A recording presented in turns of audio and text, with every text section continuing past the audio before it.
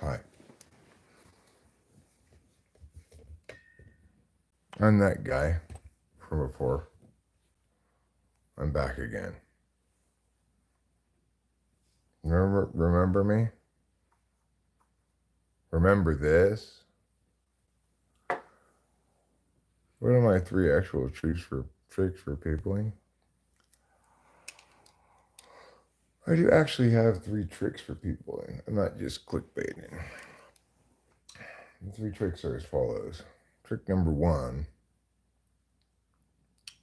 is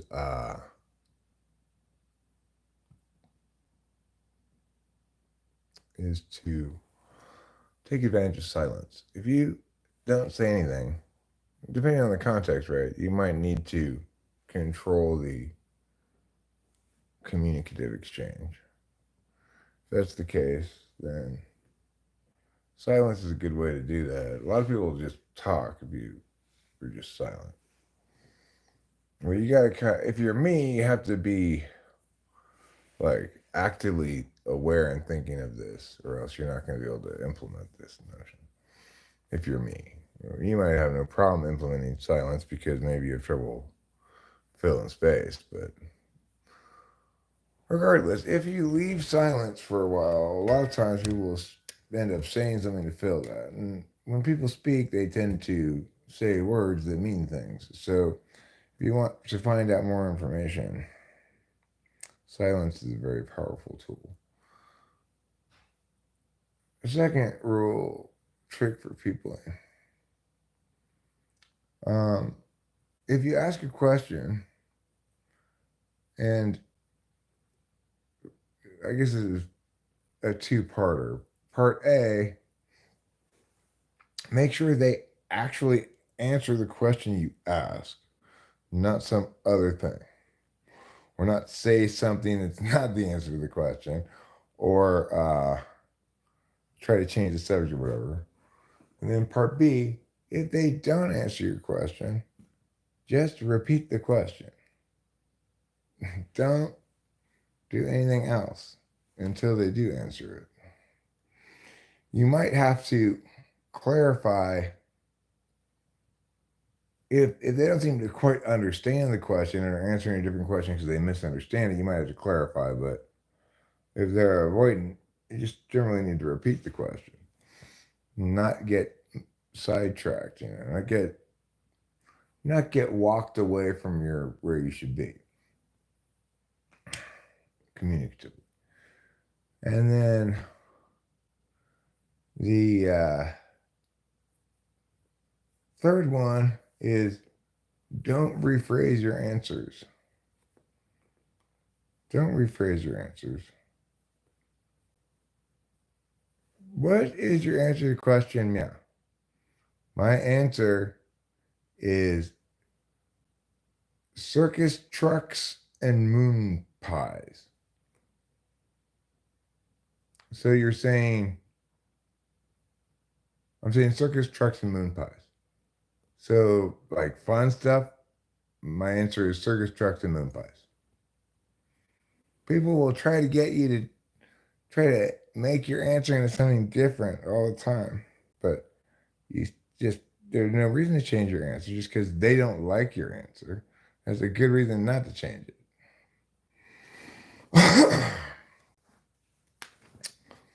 So those are my three actual tricks for peopling. Number one, silence is a good way to control the communicative event. Many people, well, not all, many people will feel like, oh, I need to say more words to fill the silence. And it's worth noting that when people say things, they typically say things. So if you're trying to get more information, silence is probably as good a way of getting information from some people than pestering them with questions. Number two, and this is the two-parter. If you've asked someone a question, don't behave as though it's been answered until they've actually answered the question you've asked. So part A, make sure they answer the question that you asked. not something else, nor doing something else besides answering the question. And then B, if they haven't answered the question, just repeat that question until it gets answered. Don't allow them to move forward from that spot. And then the third thing, so that's, one is use silence. Two is make sure your questions are actually being answered. And number three is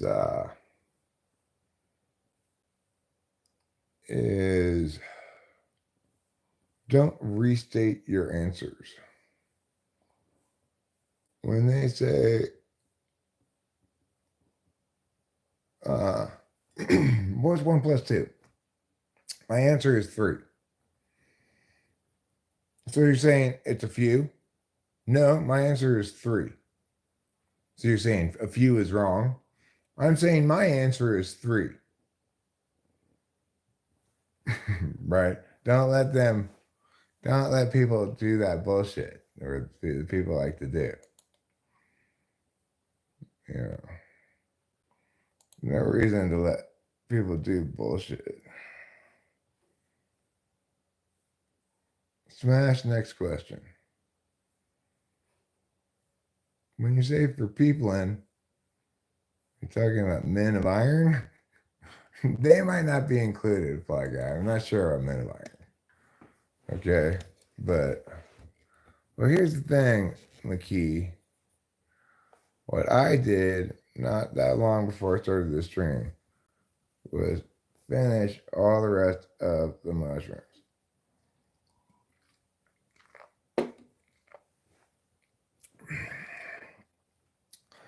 It was more than 1 dose, but less than 2. So I just did them all. Yes, I will summarize the 3 rules briefly.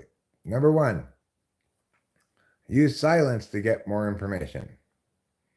Many people will fill silence with words. Number 2, make your question be answered.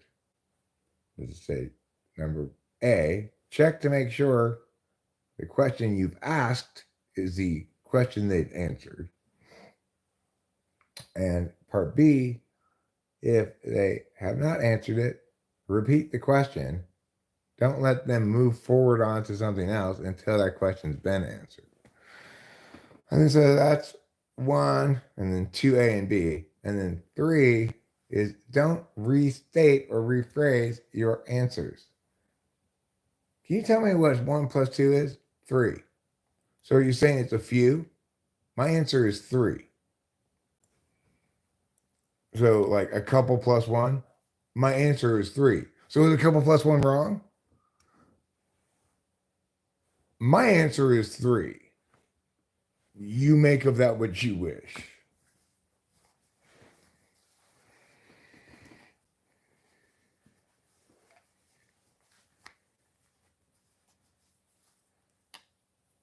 Yeah, people will often answer a question you didn't ask. When will this be done? Well, it's 4 o'clock now. I didn't ask you what time it was. I didn't say, what time is it now? No, I mean, the silence part is this, that contrary to what many people think, the instinct is to do this. You ask somebody a question and they're not wanting to answer it. They're either avoiding it or they are pushing back actively against it in some way. A lot of people will either try to rephrase that question, try to repeat the question, maybe move on to a different question and then come back to that question. And you're trying to get more purposeful information out of them than they're giving you when under questioning circumstances. Instead of repeating the question or anything, just sit in silence. until they've demonstrated an ability to also do so, or a willingness to wait you out, then you gained out all the information you're going to get from it.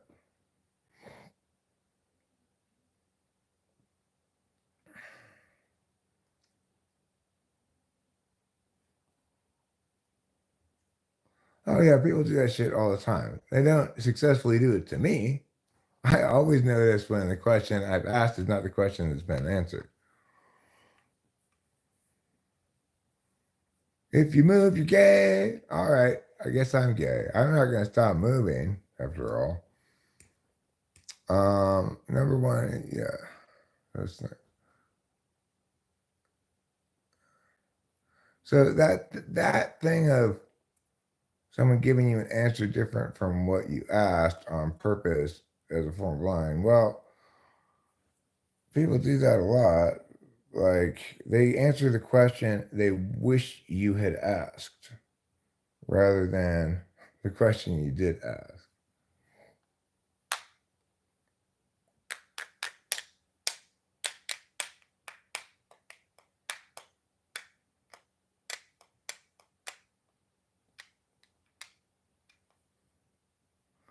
I watched the last woman you typed.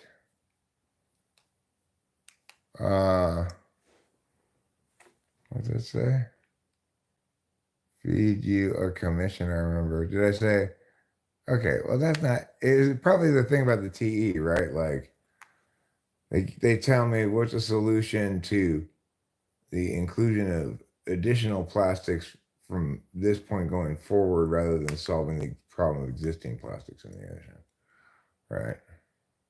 I don't always call people out on it when they answer a different question, but I tend to explain, like in that instance, because I'm looking to get more information from about their type. How did the opposite sex version of Gregory in disguise go? It would be um, Guinevere in costume. Guinevere in costume. Because men wear disguises, but women wear costumes. Any advice on how to study? Uh, it's like, it depends what you need to know and why you need to know it. If you don't have good clarity on what you need to know, why you need to know it, out beyond just because this is what's going to be on the test, right? But like, what am I, in what frame of reference am I learning this stuff? Then your best course of action is to not study and get the fuck away from whatever institution of learning is wasting your time and money.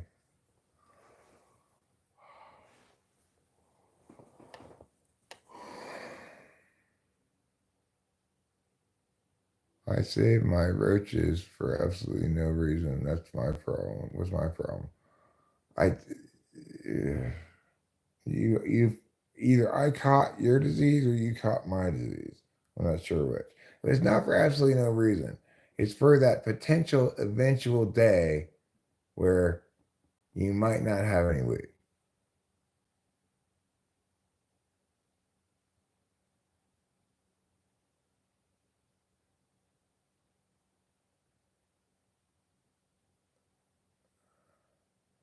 You seem to notice too. It's pretty rare that I'm not going to notice that. I pay attention to debate stuff, obviously, a lot. Like whether the question you asked is answered.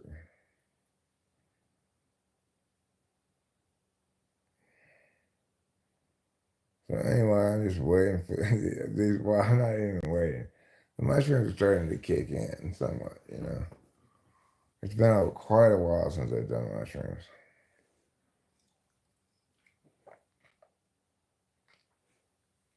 Yeah, all right, let's pull bar.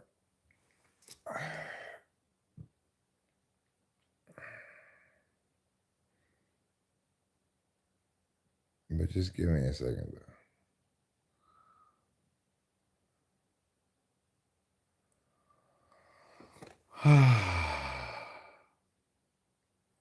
It's actually, I took mushrooms not that long ago.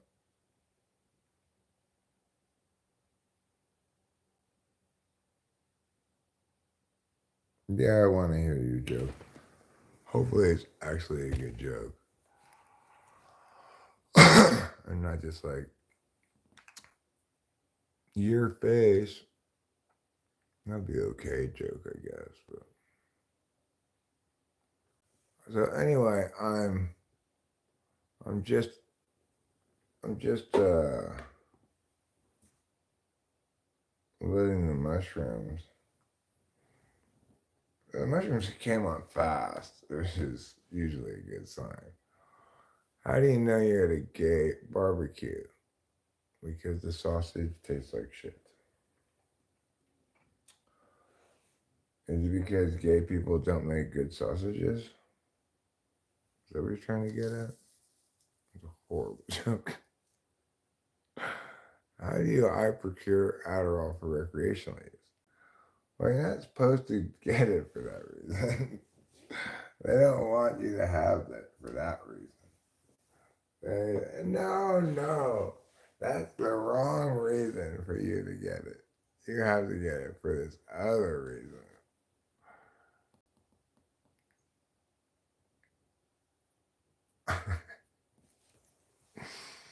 Sean L. asks, how does one keep a dummy in suspense? But I'm going to just answer him.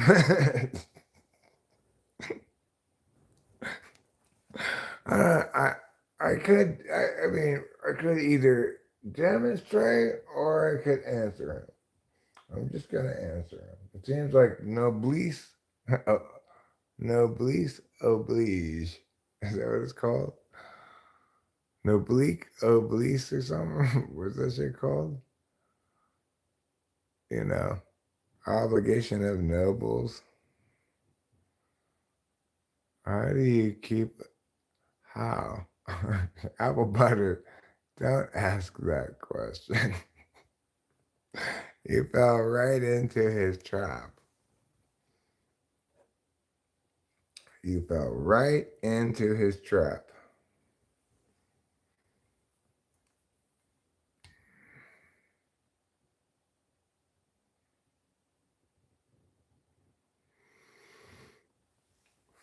Fall arrest harness? What? I don't even know what that's all about. Fall arrest harness.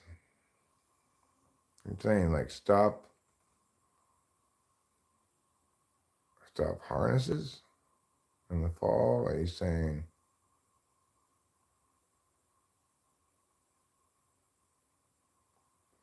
I don't know. I guess I don't care.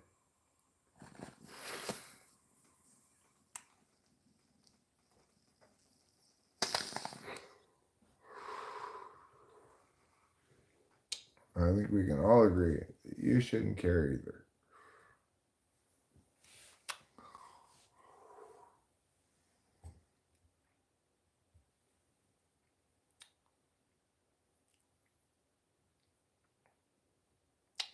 Oh, fall arrest harness.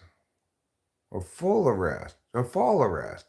I get it, because it arrests you if you're falling. And you can suspend somebody from a height using such a harness, because it not only can hold your weight, it could even hold your weight if you're falling. So it's like, maybe that rope will suspend me, but what's going to happen if I'm falling when I reach the end of it? It's just going to go snap? Right. Well, no. That's why you have your fall arrest harness. To arrest your fall using the power and technology of harnessing.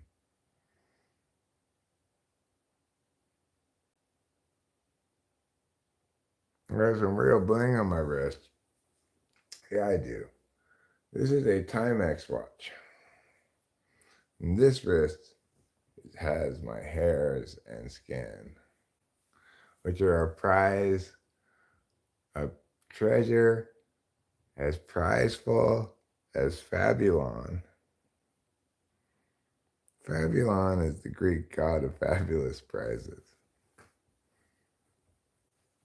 He's one of the lesser known of the Greek gods. How many carats of hair arm do I have? A lot of carats of hair arm. I mean, I don't know. My arm hairs don't weigh that much. Carat is technically not a measurement of size, though ladies tend to think of it like that, but of weight. Because, you can't measure that thing in milligrams. It's too sparkly. Why do we have to use carats to measure diamonds? Like, how many milligrams are there in 1 carat of diamond?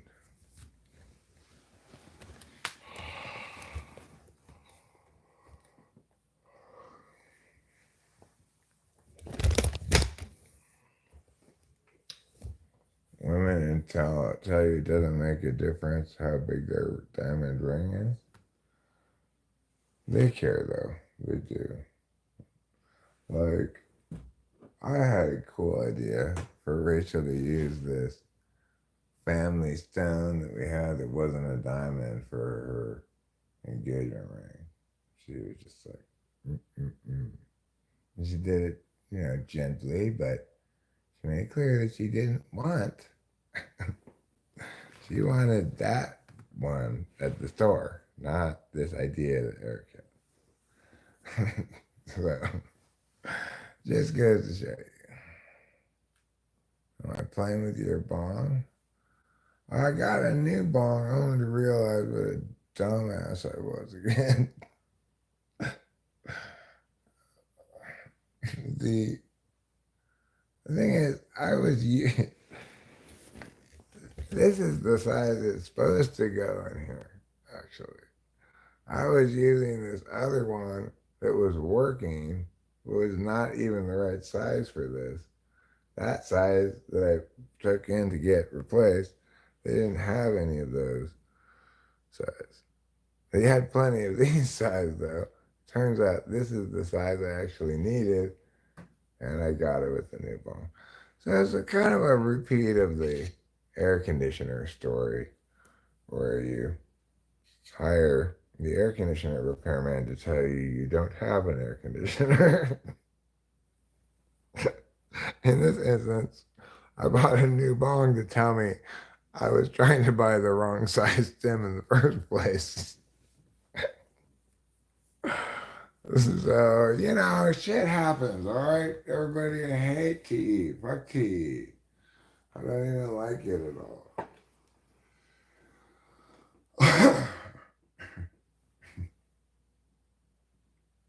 Yeah, well, I mean, nothing will ever be sillier than me hiring an air conditioning repairman to come out and tell me. And the thing is, we worked hard, me and Ruben, to fix this broken air conditioner. Only to have the person come out and tell us we don't have an air conditioner. How ridiculous is that?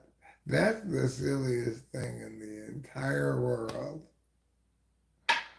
Oh, I can already tell. This is going to be delightful mushrooms tonight. I'm loving it already. It's been such a long time since I've taken them. Was I high when I tried to fix it? No. Ruben called and was like, oh, I hate to tell you this, dude, but I don't think your air conditioner is working over here. I put it on cool. It's had plenty of time to cycle on. I think it's broken. And then I went over there and he and we looked all around. We looked with flashlights and just I cannot figure out what's wrong with this air conditioner. I was gonna have to call the air conditioner repairman. And I did. And he informed me we don't have an air conditioner. It just has central heating. It says cool on it there, but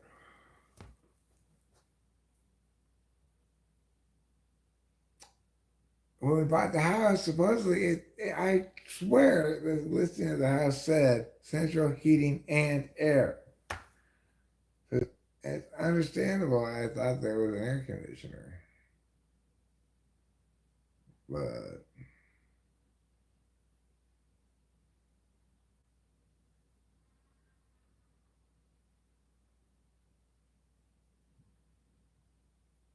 I'm pretty high now though. Like, well,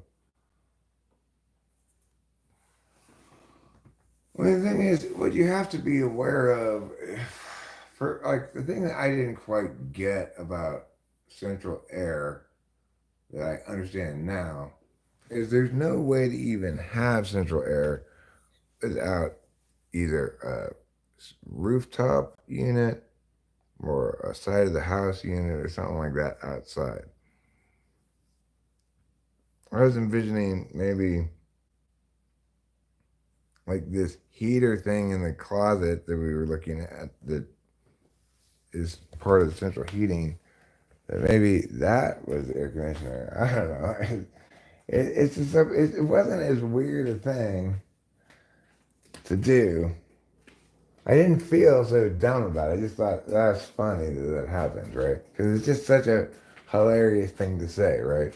I hired an air conditioning repairman to come out and tell me I don't have an air conditioner. And that would be a true story. It's great. But it actually, it makes perfect sense why I thought there was an air conditioner. I'm not an air conditioning expert. There were other things I thought maybe could be the air conditioning unit. I just didn't understand air conditioning well. And most importantly, there was a thermostat for an air conditioner.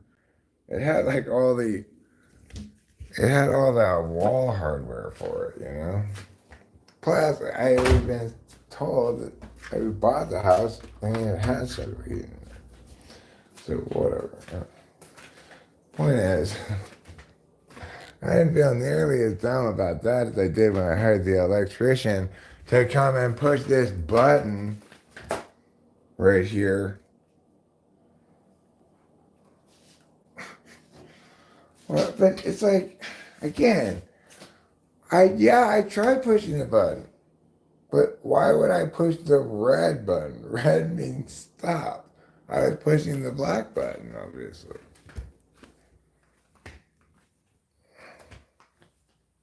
Nobody should expect you to push a red button.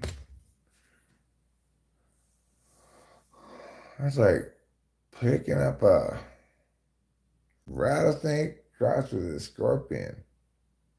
Now, it's not bedtime, it's mushrooms time. I just took mushrooms like not that long ago. And it's already hitting pretty good. So that's good news. But as a consequence, I'm not going to I went to bed last night. I didn't stay up all night. Yes. Mushrooms stuffed with psilocybin and garlic. Minus the garlic.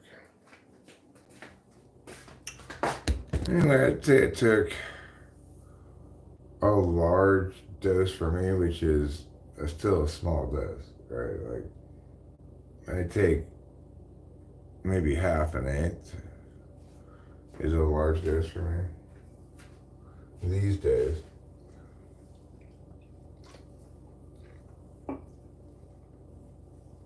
I'm trying to hit a certain sweet spot with mushrooms.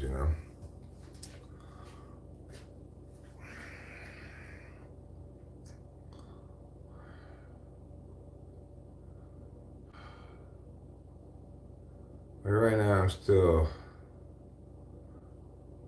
This is one way these things are hitting fast, right? It's like I'm still feeling disrupted by the go up of it, and I'm already tripping pretty hard.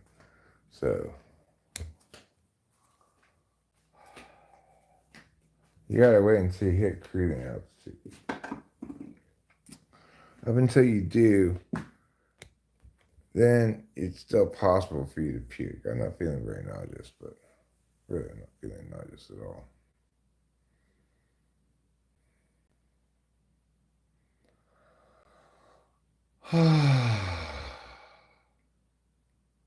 At least two of the three people tricks. Okay, let me give you the three people tricks. They actually have three people tricks. Three tricks for people in this, as I said. Number one is silence, not questions, is the best way to get information from certain people, not everybody. If you just ask your one question and then just remain silent until they actually answer it, that's a good strategy. In general, silence uh, establishes it's like there are plenty of people where you could push the matter infinitely and they would never outweigh you with silence. Right? I normally like to fill silence, but if I make the decision to use silence, then I'm looking to see if you're going to talk before me because the silence is making you feel uncomfortable. So that's one thing. Use silence to your advantage. Number two thing is make sure they answer your question.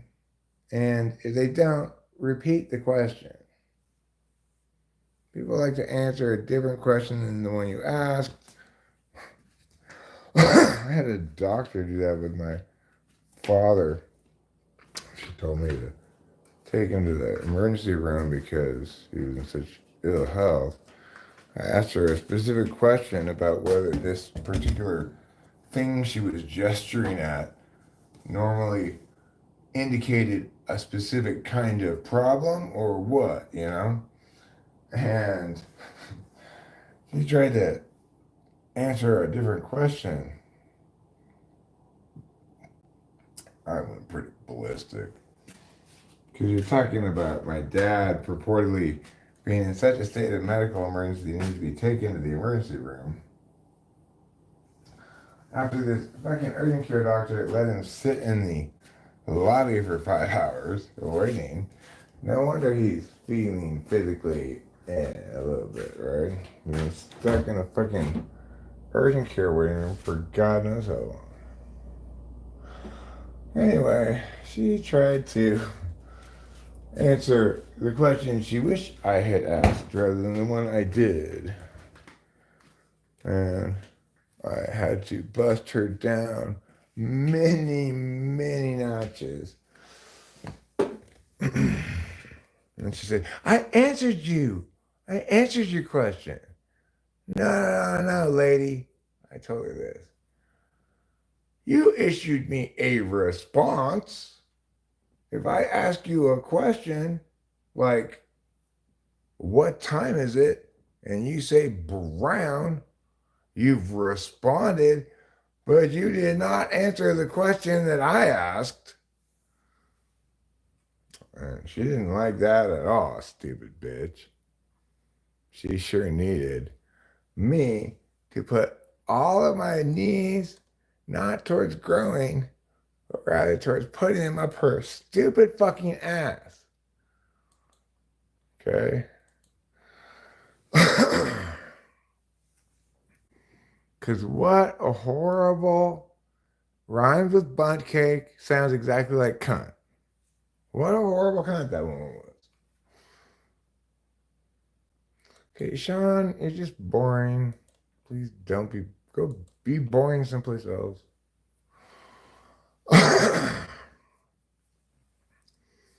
You're like disposable one-use plastic bags gathered along a chain link fence. Maybe you once had some point, but now you're just hideous to look at.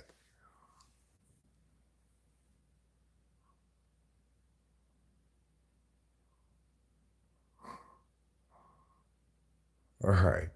Wow. I I ruined that bitch's week. I'll tell you that much. She so very richly deserves trying to lie to me about what meow means. Just you just need to listen to me and my medical expertise. She told me, like I'm the doctor. You should listen to me because I have the training. I know what I'm talking about. I said, I know. Well, since you have the training, you should be able to happily, gratefully for me, for me, to be able to answer my question that I'm actually asking. You stupid fucking cunt. I did not say that to her in the moment, but that's the only words she ever deserved. From the day she was born to the day she dies, the only words she'll ever deserve to hear from anybody are, you stupid fucking cunt. So let's be clear about that.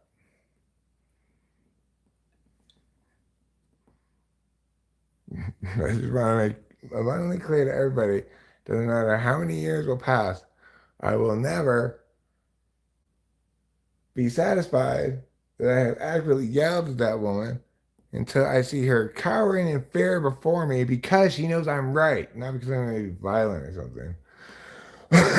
Cowering in fear of my rightness, my correctness, which should induce fear in other people, you know? Hold on, cunty warbuckle. You just pulled the most tentacular, contritionless cuntiness ever. You're not getting away with it. Fuck up.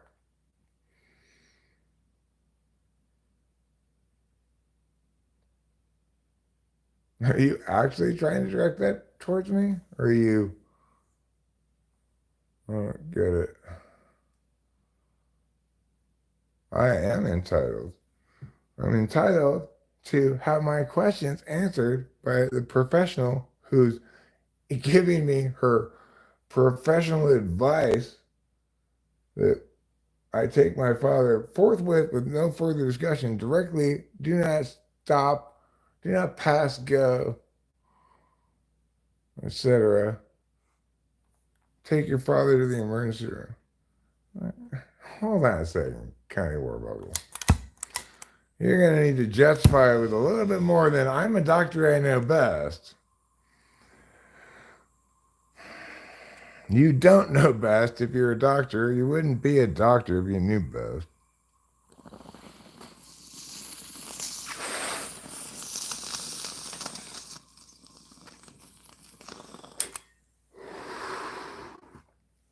Truly smart and wise people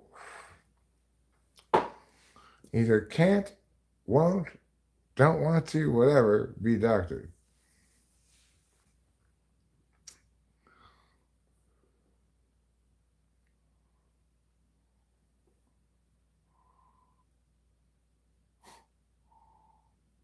I mean,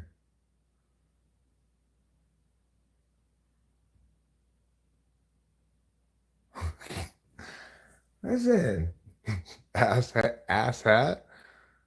She wasn't diagnosing over the phone. He had sat in the waiting room at the urgent care for 5 hours. Then she finally saw him.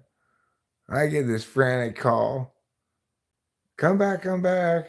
After I just gone there, like finally he got in.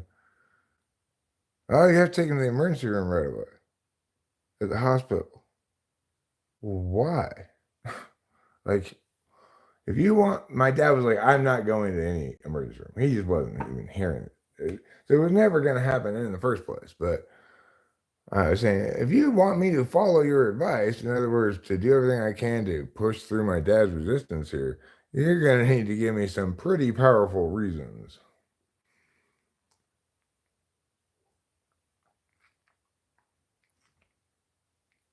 I don't drink alcohol, dumbass. This is iced tea, and so is this. They're just different brands of iced tea. I don't know, people being idiots or just trolling. I can't even really tell. I'm taking mushrooms right now, so.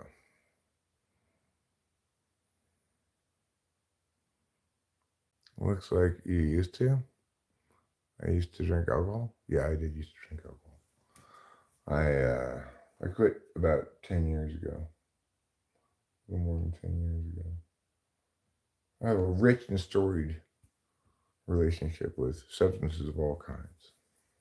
I'm currently on mushrooms. But one substance I don't do at all is alcohol.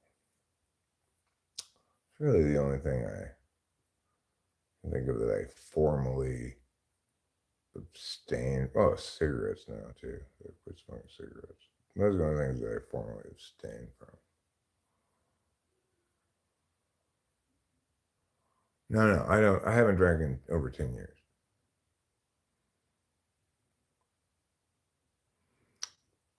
Is that a command, Helen? You're saying remind. You want me to remind you of your dad? Sean Burger says switch to mushroom. I I am on mushrooms. No, the office did not call the EMS. They told me to drive him to the emergency room. When I demanded actual justification for her bullshit, she pointed to this heart thing, and I said, "Okay, well, teach me about this for a second, then. Are these do these particular lines normally precede a heart attack? Is that what you're saying?" She didn't want to answer that question, right? This is a pretty horrible doctor, right? Yeah, I'm on mushrooms right now. I finished all the rest of my mushrooms, which was more than the dosage I normally take. And it's been quite a while since I've taken them. It's been like more than a couple of weeks since I've taken them. Maybe a month and a half, maybe even 2 months since I've taken them. I don't know. Well, you gotta pick the right moments to do mushrooms. I did a good job today. I picked the right moment to take them. This was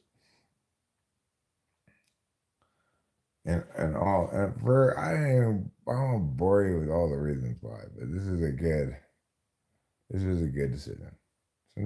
Sometimes you try to push it, like I just want drugs, so I'm just gonna take the one. Yeah, it's just fine. So I'm taking my and this was a good decision. I'm pleased to take. They're hitting hard, which compared to how like last few times I thought, oh, for one or for a couple or different reasons, they didn't really hit as hard as I expected them to. I want them to hit harder than I expect them to, although whatever they do.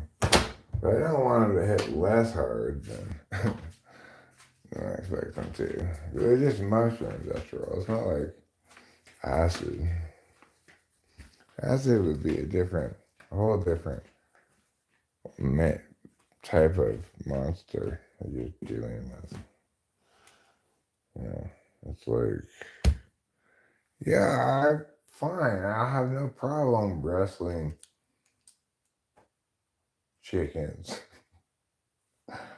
But that's just not chicken over there. That's like a chicken the size of a house. I'm not even a chicken at all. It kind of looks similar to a chicken. The point is, I could wrestle too many chickens to the ground all day long. Doesn't matter how many chickens you throw at me, my problem is always going to be the same.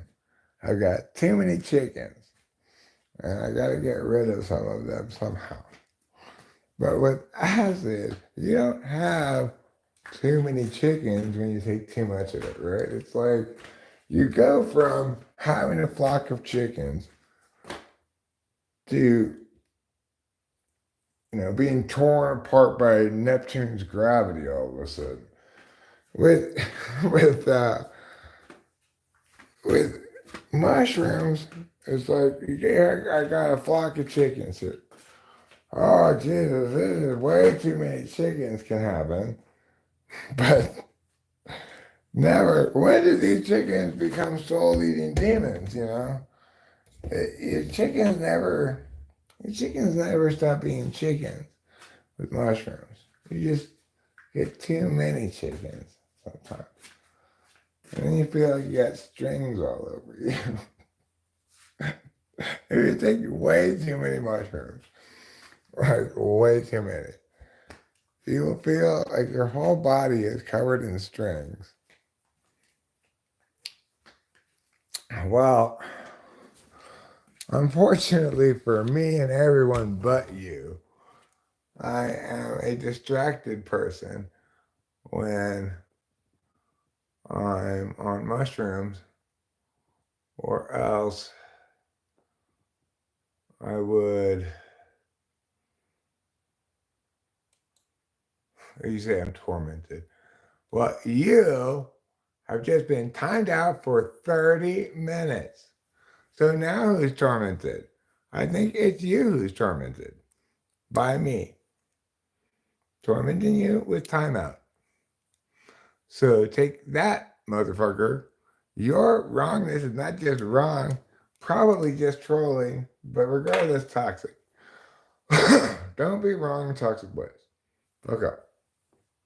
Hope you learned your lesson about what happens to stupid folks when they come around Sheriff Eric and his correctness parade.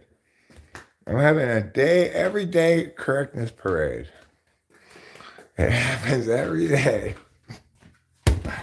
And the floats, each of the floats, imagine instead of being like flowers and stuff, all the flowers were just correctnesses. That's what it's like around here. Around Eric's all-day Christmas parade. So if you think, oh yeah, Eric, what you're doing is bad. Well, then you were wrong and fuck off. And if you're like, haha, I'm just gonna troll you by shitting on who you are and presenting to pathologize it. Well then, even more double triple fuck off, because fuck you so hard. And I don't give a fuck about you at all beyond this moment. This is the last moment I care about you at all. If you don't treat me like an equal human being, obviously you can't expect me to treat you like a human being either. So you're just one of those things that I tell to go fuck yourself. But the thing is, forgive them, Father, they know not what they've done or do. Well, obviously, they don't know shit. I'm not Jesus. And there's no forgiving stupid, right? You didn't do something wrong. You just failed to be interesting. But what's most tragic is probably it's impossible for you to ever be interesting in any way. Why? Because you're dumb. Dumb people are not interesting. They might be wholesome, lovable, lots of other good things. If you find them interesting, you're being a dick like anthropologist. Okay. You don't get to find them interesting like that, you know. You just have to acknowledge that they genuinely aren't interesting. It doesn't mean that you don't value them, you know. And you realize that tragic realization, oh my God, they aren't interesting now. And because they're dumb, they never will be interesting. They have no ability to change how boring they are. Whereas even when I'm responding to their boringness, which is the same, and issuing a similarly themed response to the boringness, which is boringly similar for me. Now, no, it's packed inside of little meaty tendrils of this flavor right here. Brand new flavor that I've never even brought to this mouth party before. Now, I don't know, you don't even remember who it was I was just slamming on, but they can consider themselves just fully avalanche slammed after all of that. No chance for recovery. And this is what they say about hell's now. Hell's here. Hell is a place on earth. Okay? Heaven is not a place on earth.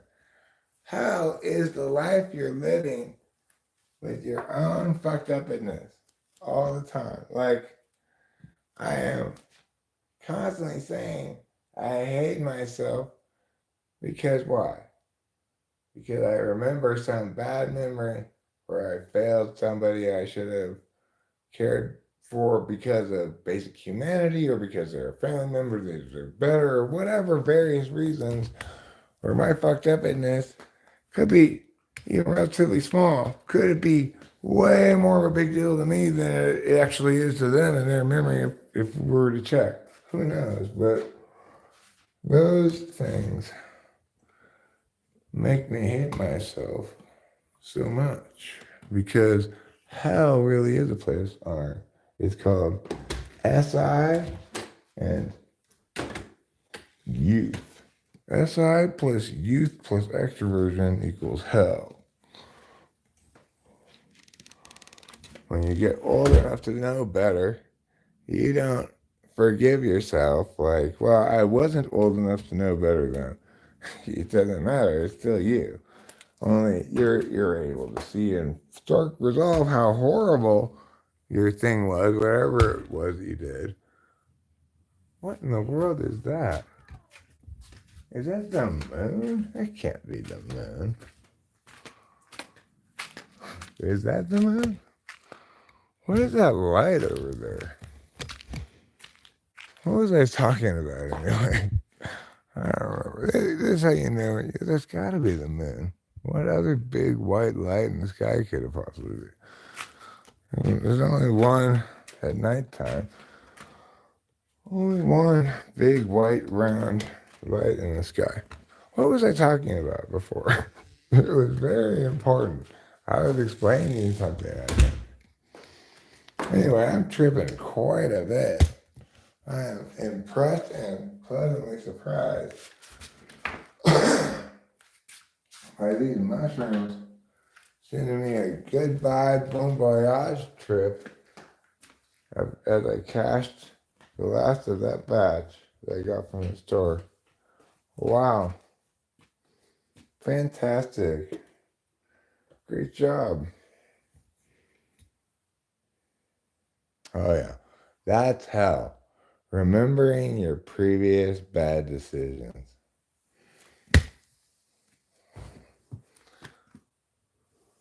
That's hell. Every time, it happens, I remember how I failed to do this simple thing for this other person when it mattered most to them. That's hell, right? And it's the worst kind of hell. It's the most unfair kind of hell. Because the SI part means if you weren't so SI, you wouldn't need to experience the shit to learn it. Okay? You wouldn't have to experience every dumbass mistake to learn you shouldn't do that. You'd use your intuition a bit. But then instead of getting a break, it's all part and parcel of how you just have to remember it again and again forever. And you go, could be from 50 years ago. Although I don't think I have any cringy things from 50 years ago. So I am only 50, yeah. I don't remember. I think it's in the range of 52 or 53. 53. Gotta be. Because even I can do the simple math.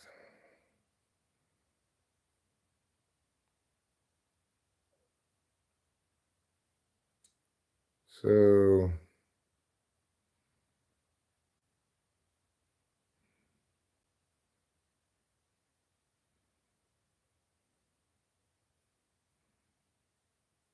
it's like not only does it suck when it happens, it then sucks for the rest of your life. Over and over again. that's that's hell, of course. So the point is, I'm trying to explain the difference between the idea that you can create your own heaven on earth versus you experience hell on earth. Hell is karmically necessary, right? You've done the crime, do the time. Time is the only thing that's unjust about it is the lack of proportionality. So it doesn't, the amount of suffering one incurs, there's no statute of limitations on it. The more heavily invested you are with your sensory knowing function, which is to say, the less conscious you are of your intuition knowing function, then the more you're already defined by what's already happened as a total loss, right? I'm very fortunate because I'm SI fourth. I just think about how horrible for people who have SI higher than that. Because almost everything you remember sucks. And why would you want to spend time in the shitty past when the wonderful present is fantastic?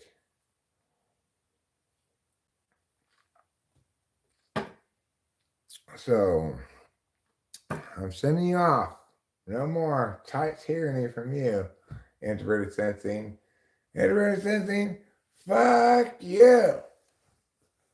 Take that. Get out of here, Baldy. Nobody liked you in the first place, introverted sensing.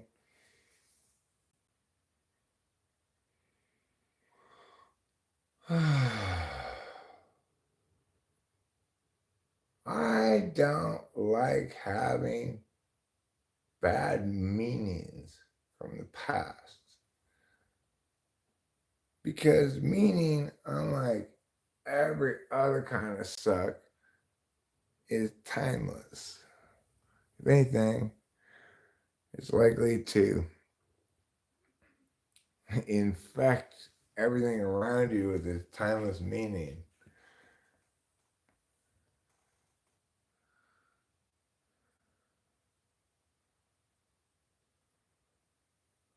What do I think of our understanding of time? I mean, I think we're beings of time, that's what we are. Consciousness is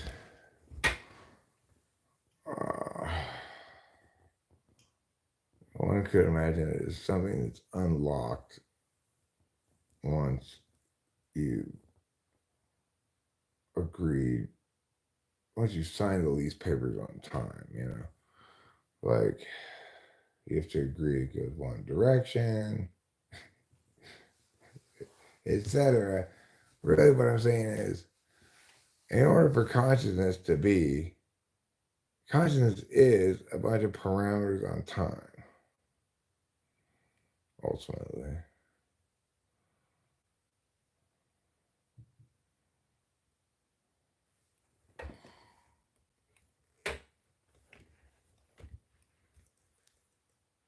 It's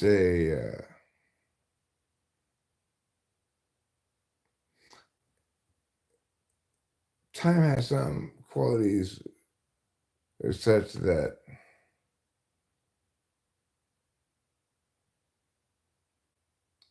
Biology has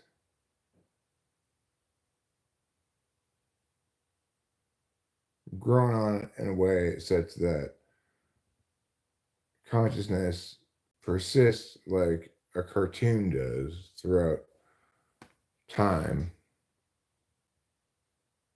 Um, but in this analogy, time is light, right? It's hard to. There's no way to explain it. You can only analogize your way there.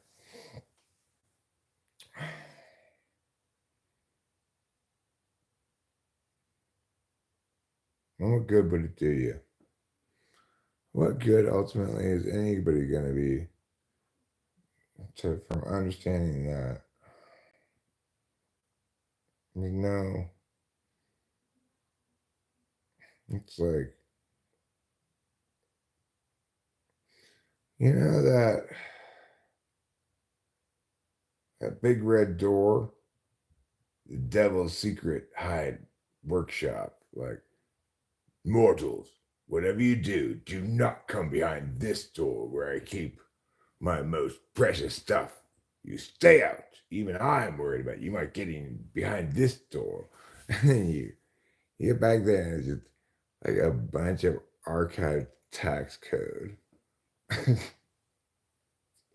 It's not even of this year.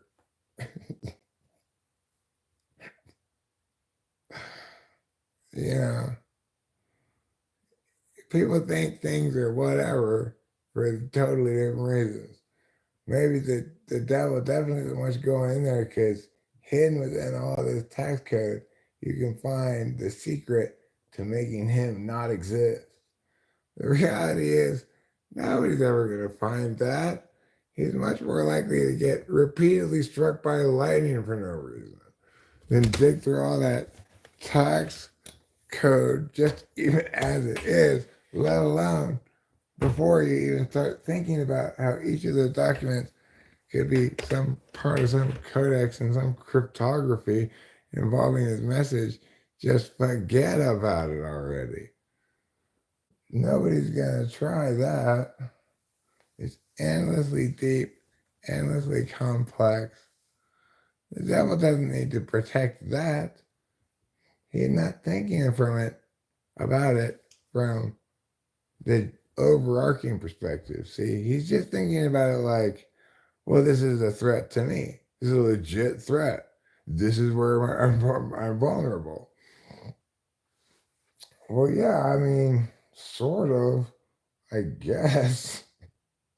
If that's your greatest vulnerability, even so, at that point, instead of putting a big red door, just say, look, I guess I'm not vulnerable. Better to be overconfident at that point than overprotective, seems to me. Well, I didn't come down here to hell to condemn you, devil, for being wrong or disagreeing with me. I just thought it'd be an interesting discussion. I don't know what the fuck I'm even talking about. What was I? I got sidetracked by discussing something. I was like gonna go there.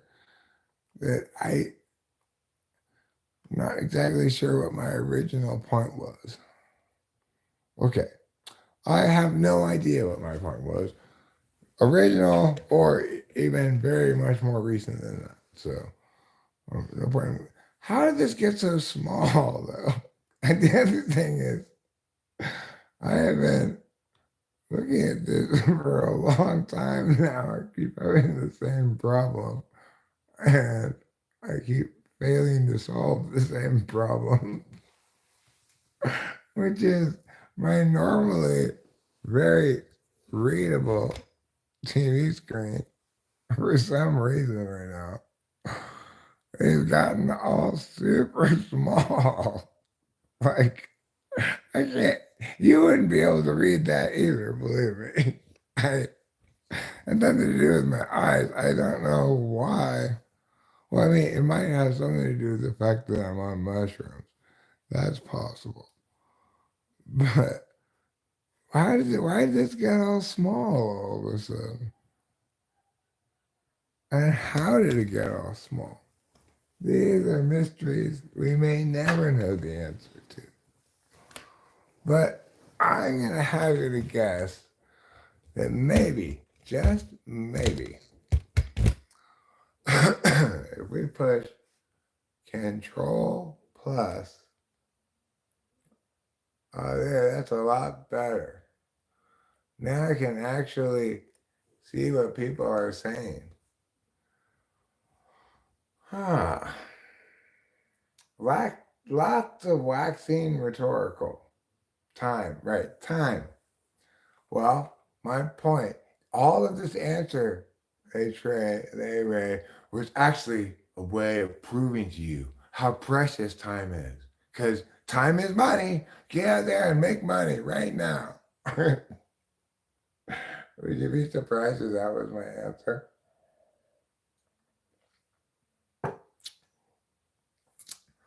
Well, I'm gonna paraphrase, I don't know, one of those philosophers who's like, here we are, thrown into this shit, unawares, and expected to already be performing when we have just barely not even been born yet. Fuck off. Whoever said that, they were right.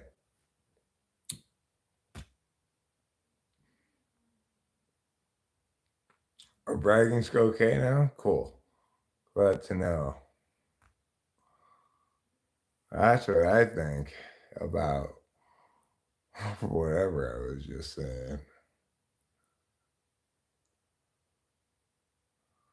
Well, 10 hours today and 12 yesterday for the VP of Communications of the Federal Reserve. All good for you. You are the VP of Communications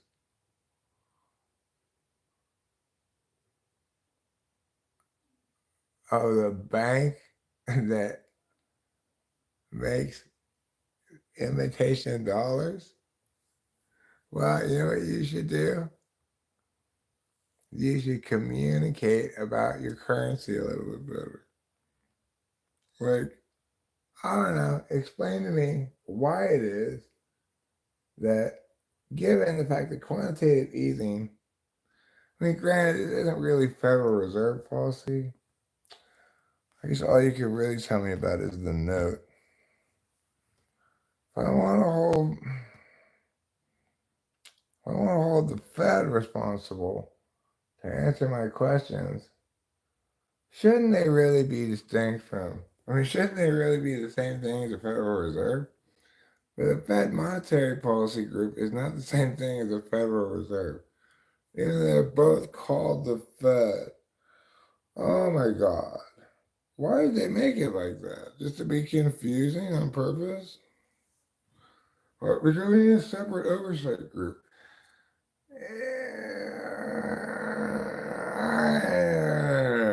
Who's going to answer my questions about why the way we do things is?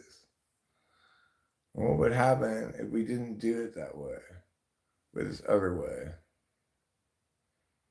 All right, well, you can barely talk through the giggles of a mushroom trip. That's understandable. You're saying you're not saying can barely talk. You're saying that your experience is distinct from my experience. But I also am not doing a very good job of talking. As you can see, I'm doing a lot of talking, but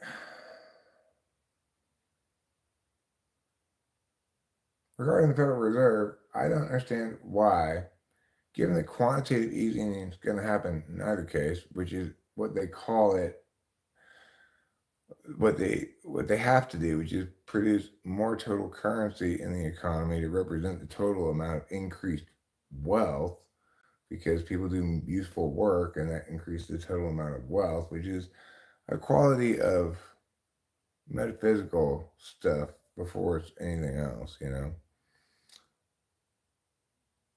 I don't understand why we have to, when we're quantitatively easing, why do we have to give it to the banks and then have them loan it to people at a rate, at an interest rate set by the Fed, when in no way, shape, or form that I can imagine it makes any sense to me, would it be any more or less inflationary to simply to split that money up, to give it to the banks to loan out, split it up among all the Americans of working age, and cut everybody a check of that new currency? Why don't we do it that way? It wouldn't be more inflationary. Unless somebody wants to convince me it would be more inflationary. Keep in mind that total amount of infused currency is exactly the same. So how could it be more inflationary? To require Americans to access the currency that represents the total amount of increased wealth in the country attributable to their collective and individual work endeavors. Why should they then have to borrow that new currency to get it infused into the economy? Is it just to give banks something to do? I mean, banks will still find takers for loans regardless. Anyway, the thing is, this is why I don't necessarily want to start going down a certain path of questions. I've got a lot of questions about a lot of things that don't make sense in life. And people just assume, well, we're trying to give people the money, you got to let it out through the banks because otherwise there'll be inflation. People think that shit. But of course, if you have the total amount of infused currency is the same either way, then how could it possibly be inflationary either way? More or less, more or less inflationary for one side or the other, since the total amount of currency infused purports to equal the total amount of new currency needed to prevent deflation. Has there never been anybody before who's asked these super obvious questions? Or are they just questions the Fed doesn't like to answer, doesn't know the answer to? Nobody really knows why this is this way. I don't know why. I can't find anybody to answer my questions. It's like, just as soon as I begin approaching the topic, basically everyone goes, oh, not every person, right? This is just exclusively the stuff. I'm personifying the stuff I read.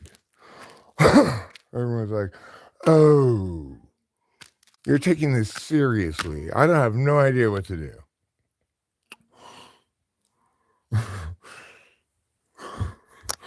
People do not know what to do at all. They think they know what they're doing, and I take it seriously, and they're just like, oh, what's going on?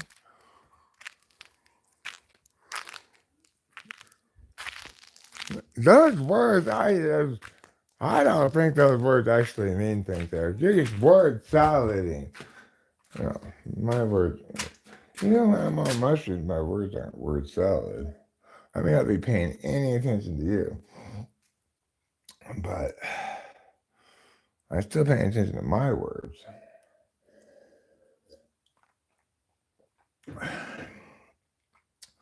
My cherished, beloved word panions, you might call them, lifelong friends, a sword on each hip.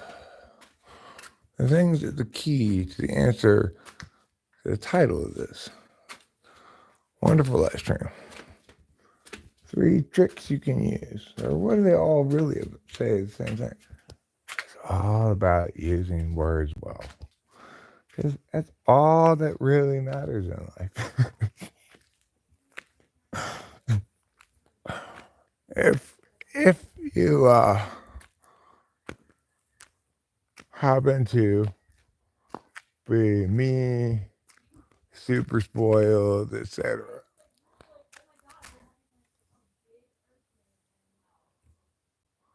It was just a small earthquake, apparently. Let's eavesdrop on Rachel. Are we live streaming? What are we even doing right now? Who are you people? And where did you come from? When did we start live streaming? I thought I had retired from live streaming. Finally here, ready to enjoy retirement from my hectic live streaming filled days. Only to, oh my God, I'm still live streaming. Ah, I tried to retire. I never realized I have the internet.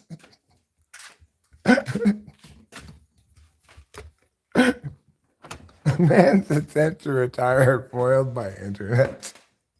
That'd be a wonderful title for a newspaper article.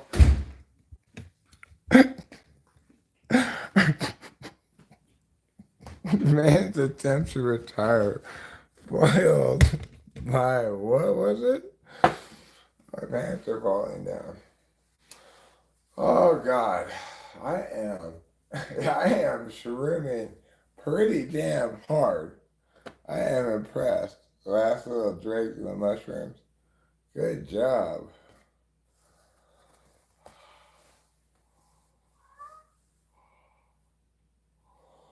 What's a question you'd love an answer for a philosophical question?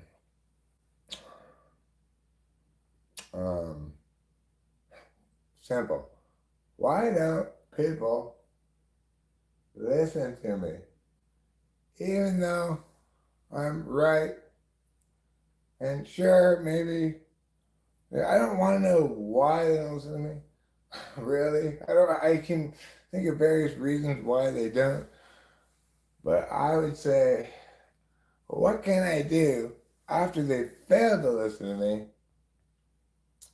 When I prove right once again, what can I do to go to them and say, get through your thick fucking retarded skulls already? What can I do to make that happen?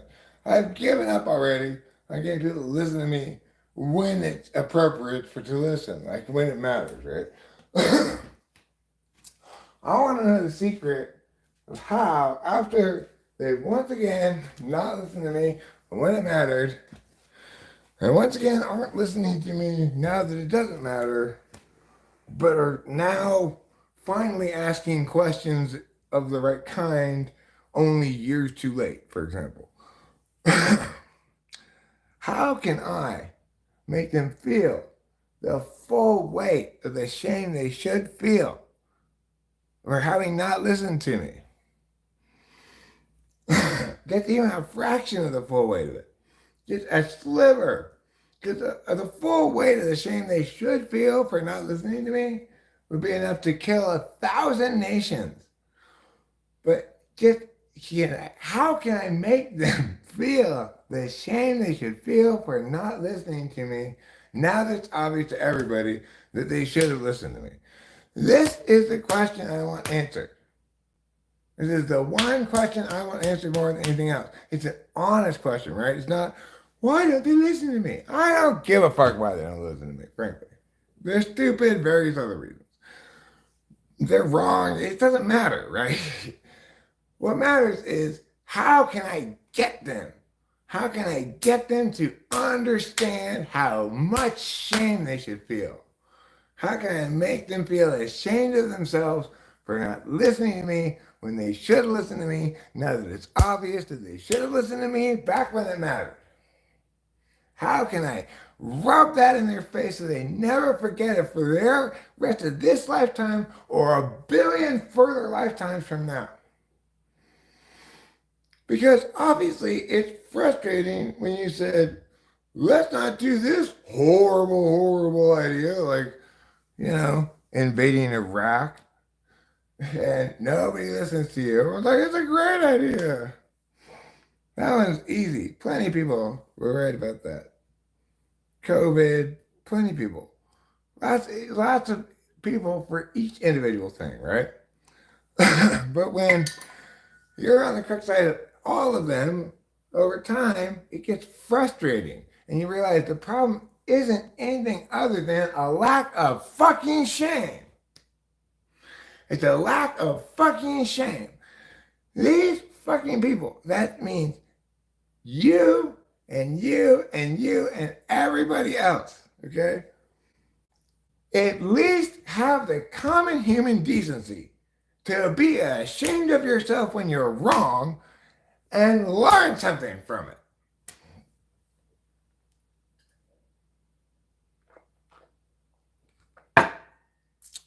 So, that's my message of peace and love from the beautiful mushroom forest, okay?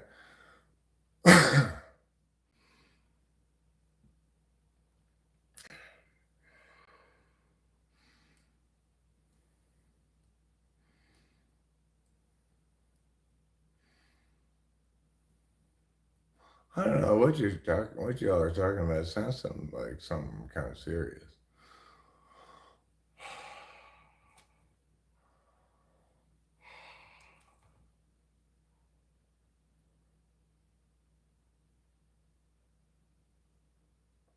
People don't relish dignity.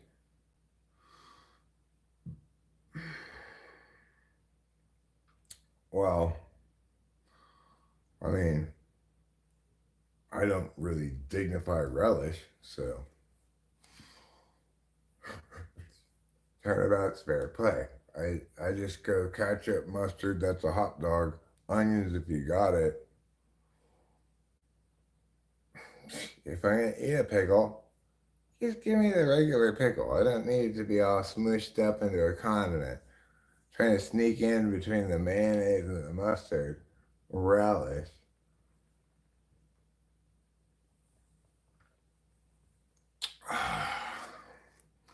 USA needs your oil. Holy shit, that's the name. What's the name? I didn't see the name. USA needs your oil. You didn't buy oil? I don't even have any oil. It must not need it very badly since if it needed my oil, my total lack of having any oil would cause some notable harm to the United States. I would not want to harm my beloved country, America land. You need to oil me up. Well, that's different than needing my oil. You mean USA needs you to oil and bend over and take it. In which case, that's different. You need to spell right, spelly. Stop being such a spell. Yeah, a speller. You're a speller. I'm not tweaking on shit, Nabby. If you think I'm tweaking, then you need to stop speaking. Okay? Because, for God's sakes, I have a hell of a lot higher standard than this for tweaking.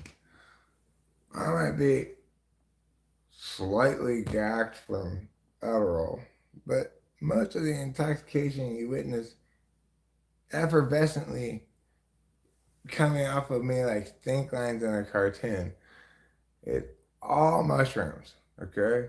So, fuck you. I don't do any perks or anything like that. You dumbass bitch. Navi, you know what you are? I've done a lot of drugs. I don't do any opiates or opioids. I don't drink alcohol anymore either. But thank God I'm not somebody who goes around either getting their jollies trying to provoke people and or goes around thinking I'm smart, making totally unfounded claims that end up blowing up in their face or whatever else. Thank God I've got something else to do with my time than what you're doing with yours.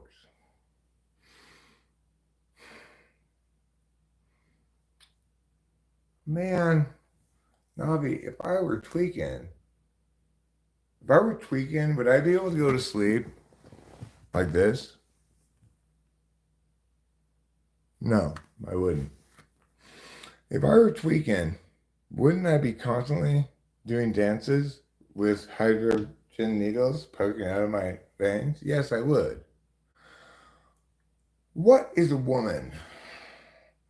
I need the answer while you're high. A woman is a thing that's got a couple of things. Couple of things, a couple of things. The things are the same and the things are the same. Unlike man, the things are the different. A woman is a thing that's got two things that are the same. And a man is a thing that's got one thing the same but one thing different.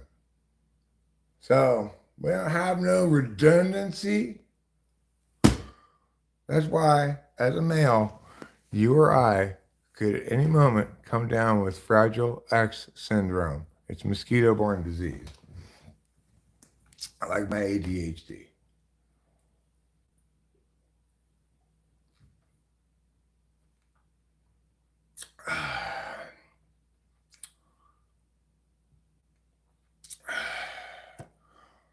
Wow. I mean, Nobby, I could say the same to you. Who flirts in all caps? Hmm? Obviously, you do. Same answer accordingly, right?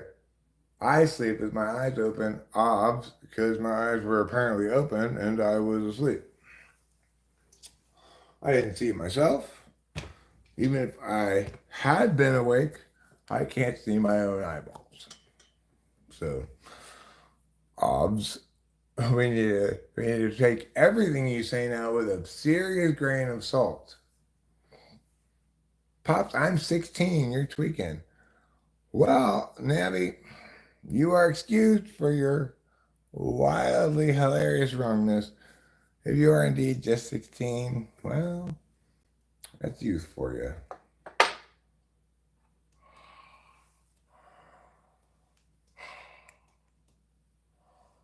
Yeah, Nabby, I got a question for you. What is the name of that fast food restaurant that has the square hamburger patties? Yeah, there you go.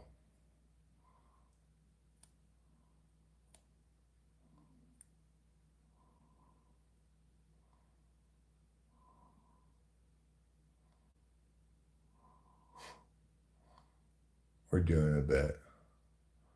I'm tripping pretty hard on mushrooms. I rarely, I cannot remember the last time except for referencing like some major trip.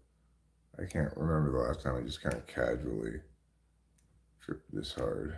This is a pretty good trip. Very pleased. Mushrooms going out with a bang. This batch. I was very pleased with it first bunch of times I took it, and then for reasons for false not attributable to the mushrooms at all. They were still very great mushrooms, but the last couple of times before this time, last few times I took it, one or another thing went such that it didn't really kick all the way. Like one time it was because I had forgotten I had chosen to just fucking around to try one of Rachel's Prozacs, which I had never I don't recall ever trying. It didn't feel like anything at all. Anyway, and I was like, why are these mushrooms kicking so weird tonight? Eventually I remember, oh, maybe it has something to do with that.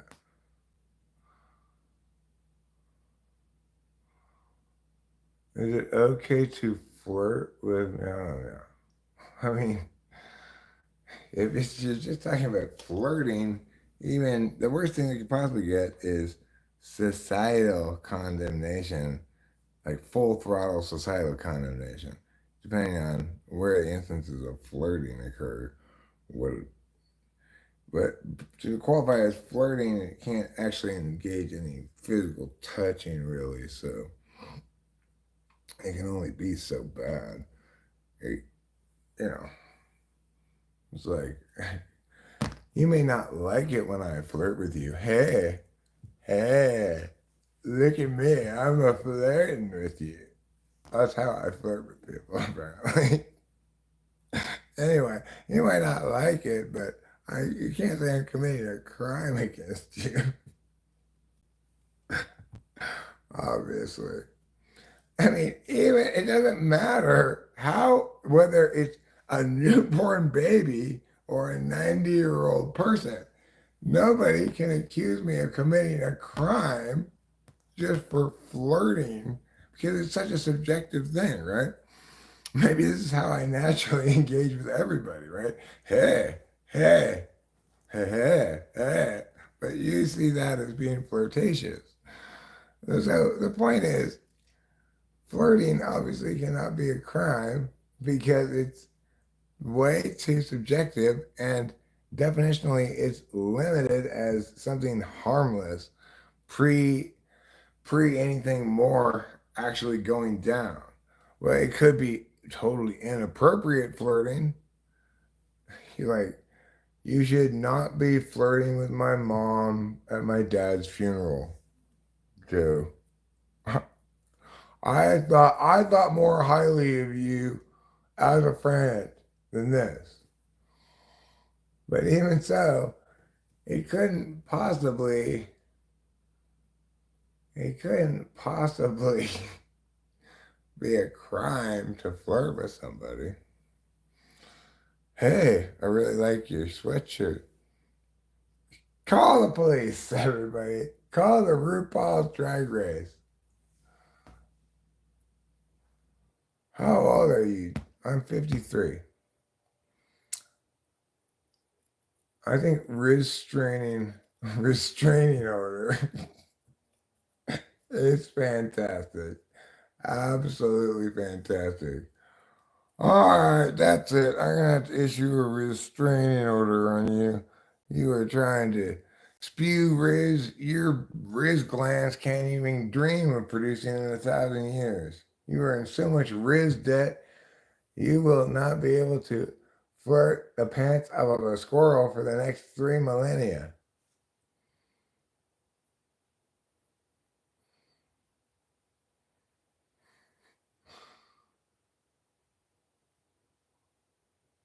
Pops, are you off a Yurko set? I mean, I don't even have any idea what a Yurko set is. I mean, Osset makes me think of Percocet, right? I've already said I don't take any kind of opiates or opioids. I think I'm allergic to them. They make me puke, puke, puke so much. I've never been fond of them. I feel car sick, you know.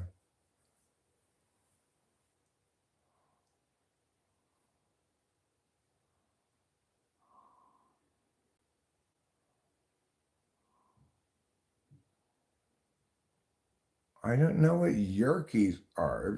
If you're talking about Percodans, absolutely not. I've already addressed that question plenty. Talking about Yerkes being something else, like, am I taking, am I abusing beef jerky? And that was when I went from sort of like, casual every other weekend, have some beef jerky, to just literally just constantly railing, grinding up my beef jerky and just railing the shit out of it.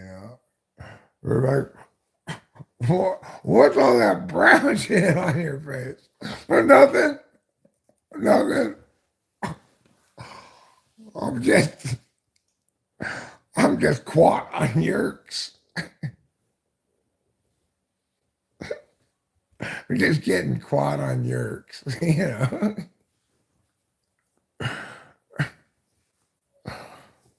I like to do a bunch of yerks and then get all squat. Or you just get over here, bro. Squat on down. Just settle into the gardening chic of the whole thing.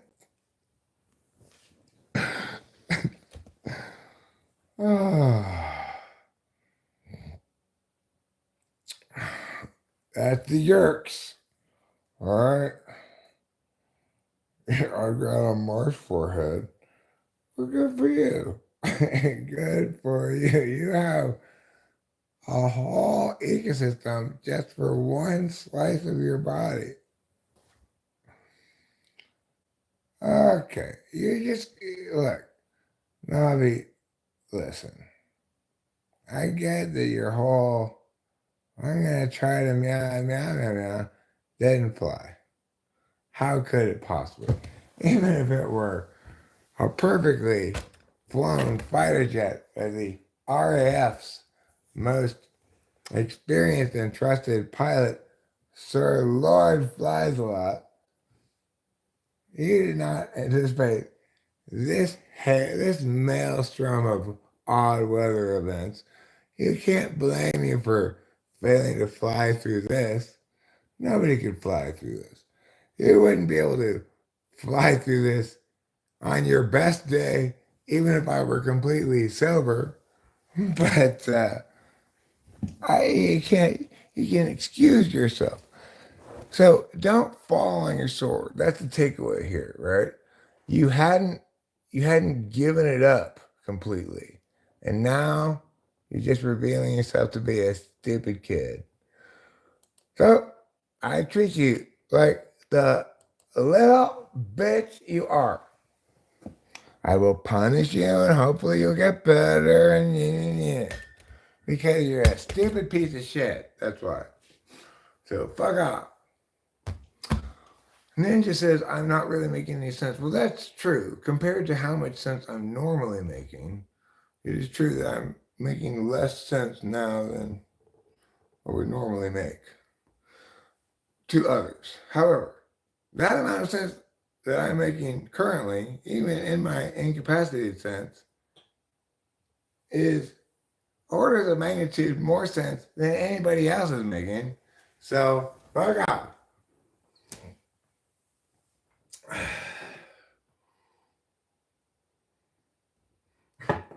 Pearls before swine, I tell you. Pearls before fucking swine.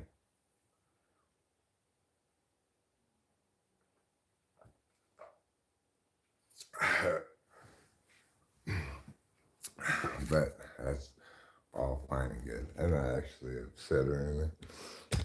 I'm just I'm just rolling in the deep. Yeah, I feel like when I'm on mushrooms, it's like I'm just kayaking. I'm just dancing. I'm just eating. I'm just sleeping. I'm just raving. I'm just repeating. And all they kept saying was, eat, sleep, rest, repeat. And all they kept singing was, and I swear to God, she started making this thing out of cocaine and it said, eat, sleep, rave, repeat. Good advice. You know, that's really, people say that they're an older man. I, young Jacob, let's call myself, young Jacob, have a question for you. What advice do you have for me? Here's my advice for you, Jacob. 4 simple rules in life. Eat, sleep, rave, repeat. Just fuck yeah, all the time. That's my advice to you. Am I tripping for real now, Jesus? Right from the get-go, I was like, wow, these mushrooms are hitting today. I'm impressed. I've got like way more visuals than I normally get for mushrooms too. Like way more like scatteries and shit, and like your kind of stereotypical visuals.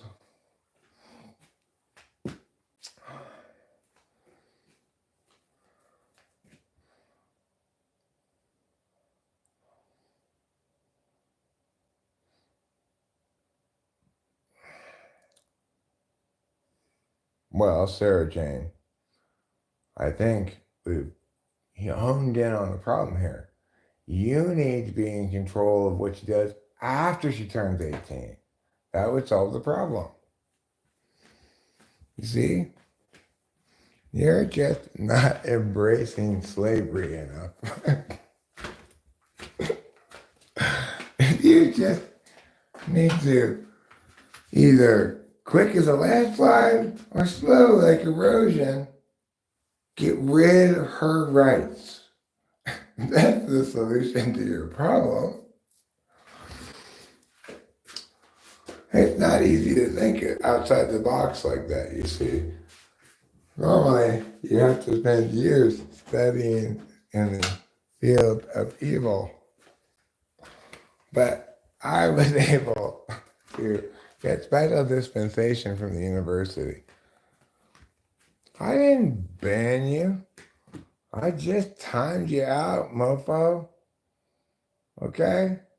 And the only reason I timed you out is because you're a stupid fucking idiot. Same reason I timed Sean Wagley out. Because both of you fucking idiots are so dumb. That's why. It's the only reason. Okay? If you'd like to try to contest this reason or appeal, perhaps speak to your ombudsman, well, you go right ahead and write a snail mail letter to my ombudsman, talking with famous people.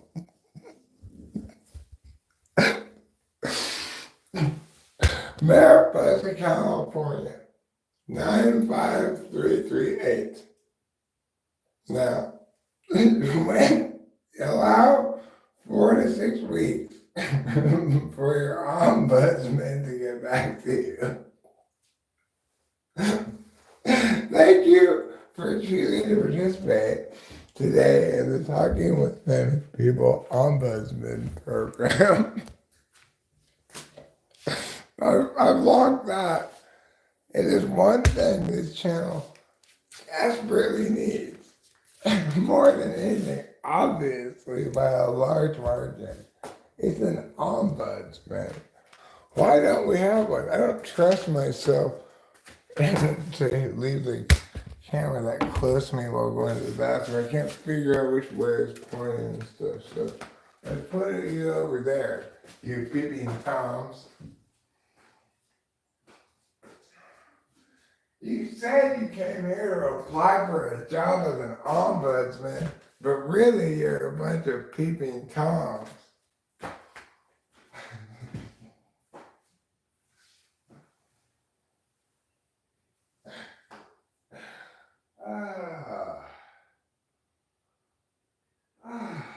Wow, the mushroom gods really rewarded me today. How wonderful.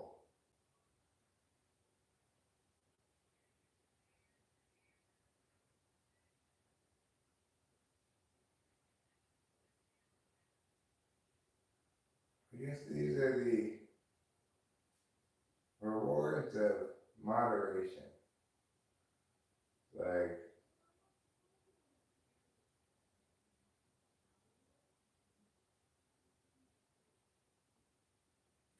wasn't in any hurry. Big mushrooms, you know.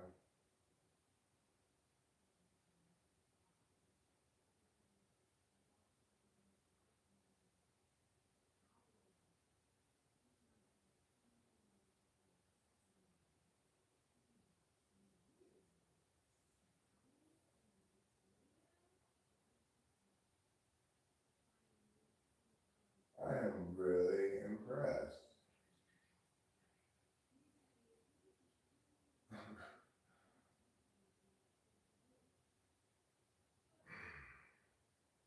I'm impressed. I need to eat some food.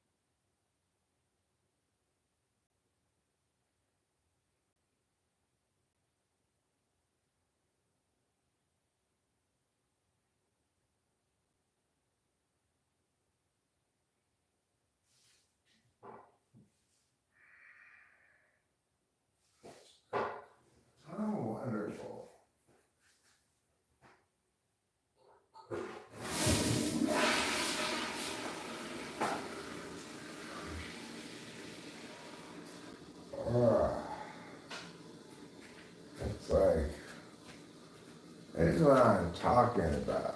I was in the bathroom and there. I was kind of taking account of myself being like, okay, what drugs am I on again? And just smiling and thinking, this is great. And you know what? It had such a strong, just general positive SI feeling of fun times like I used to have when I was in my 20s, 30s, 40s. You know. But they haven't necessarily been so typical of my 50s, in part because of a lot of things, but in part because I'm just not getting good enough drugs, right? Or I'm not doing it right, etc. You know, doing drugs is not an easy thing to do. You gotta craft your buzz. It takes you a lot of years to even accept that Jeff Piccoli stuff is true. But it definitely is. And then, once when you accept that you do have to do that, it's already too late for you. You can't do that. You can't even conceive of doing that. You can't even avoid passing out before the party starts because you're such an alcoholic. Why do I have 2 cups? Well, the answer is mixing things, okay? This is the answer to why I have 2 cups.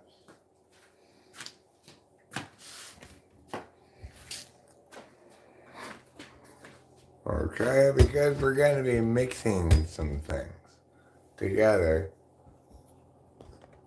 In which case, you can't mix things with just 1 cup.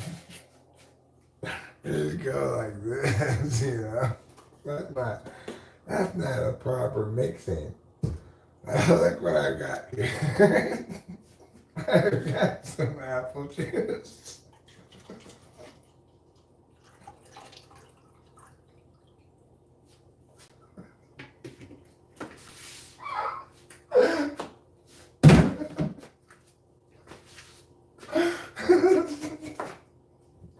Let me show you how it's done, okay?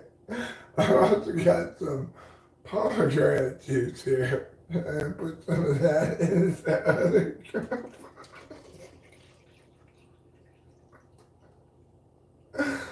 Now, I want to show you something that no 1 cup down ever seen before.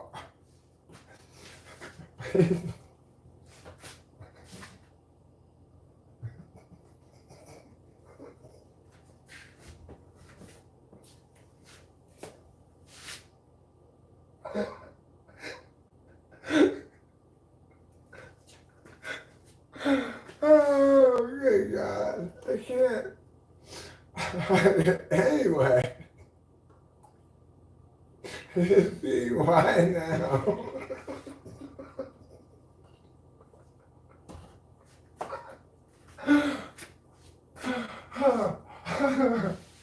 Anyway, the point is, now you see why.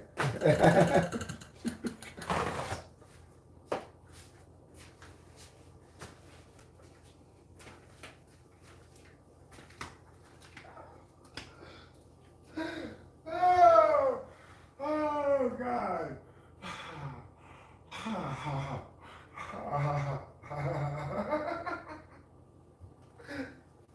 I wonder if you can actually injure yourself from laughing too much.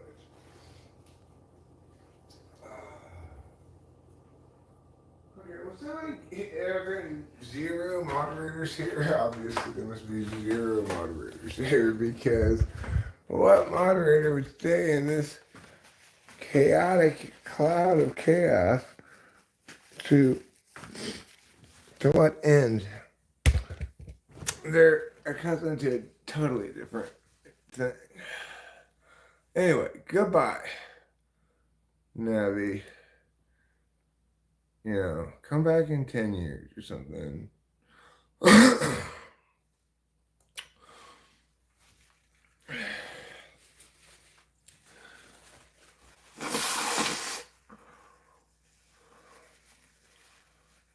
One day you'll get caught, my friend.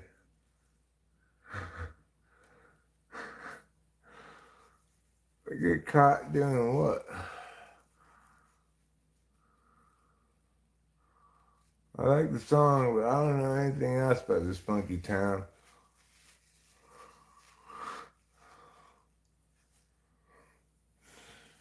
All I know is that even though neither of us is especially large, and just this particular booth area is over 2,000 square feet, there is not enough room in this town for the both of us. And you say my math is questionable. What are you doing? Let the cat in. Isn't the cat in? The cat, listen, the other thing is about this cat, the damn cat, they have cat doors. They don't need anybody to let them in or out.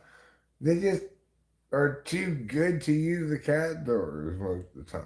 They're like, I don't use cat doors. Those are for cats. I require you to open the door for me, Eric.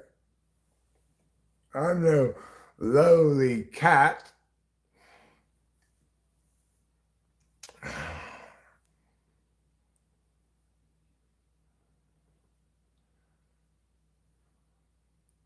I will pull out the bong on you, for sure. Otherwise, you're never going to learn anything. That's why you are going to get a stout bonging. Vicarious bonging is punishment for whatever it was that was going on. I didn't even know if it was anything bad, but the point is, I'm watching, maybe. So you need to be careful. Because I'm the kind of guy who really likes to get other people in trouble. If you're doing anything wrong at all, I am the first on the scene to tell on you. Okay, I'm what's known as a fully matured, healthy version of a tattletale. I am nothing wrong with me. I embrace my tattletale identity. Bye, genuine NPC. See you later.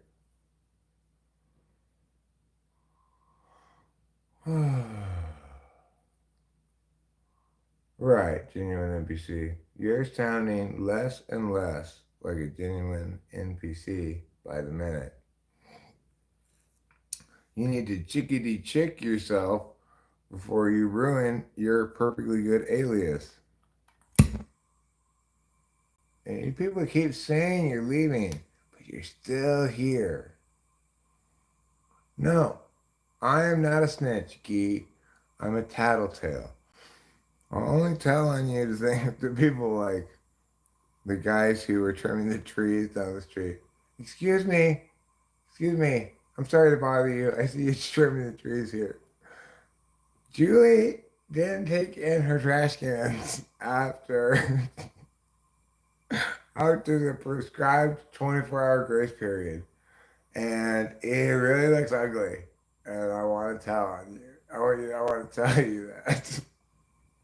And the guy's cutting the tree like, no sé, guys. Lo siento. All right, well, I just want to let you know. Anyway. Hey, snitch is a bad term, okay? We in the snitch industries prefer tattletale, okay? Obviously, I'm not a snitcher or a tattletale. Doggy, I'm making a joke. You think I'm gonna tell on you right now because you don't even get it. I'm making jokes that are hilarious all the time. How many hilarious jokes are you making, G? 0 to 10, somewhere in there, which is a lot less than 10 to 1,000, which is how many is me. Okay? I'm not being a snitch. Who am I except for tattling on you, obviously, it doesn't count as snitching. He needs to stop taking my underwear. That you get, instead of cleaning his own underwear, he goes and steals other people's underwear from the laundry lines that we all use to dry our clothes on. That's the kind of guy you are, Key. Who wouldn't be a tattletale about you, laundry stealer? God, I didn't think we were going to get so dramatic here. I thought we were just chilling, coming for a few peaceful bong rips, say our pleasantries, and move along our way. And now here we are, swords drawn, blood likely to stain the beautiful chrysanthemums from white to red. Now is not the time, young, young Ronins, okay? We have to cling to our ancestral ways stronger than ever.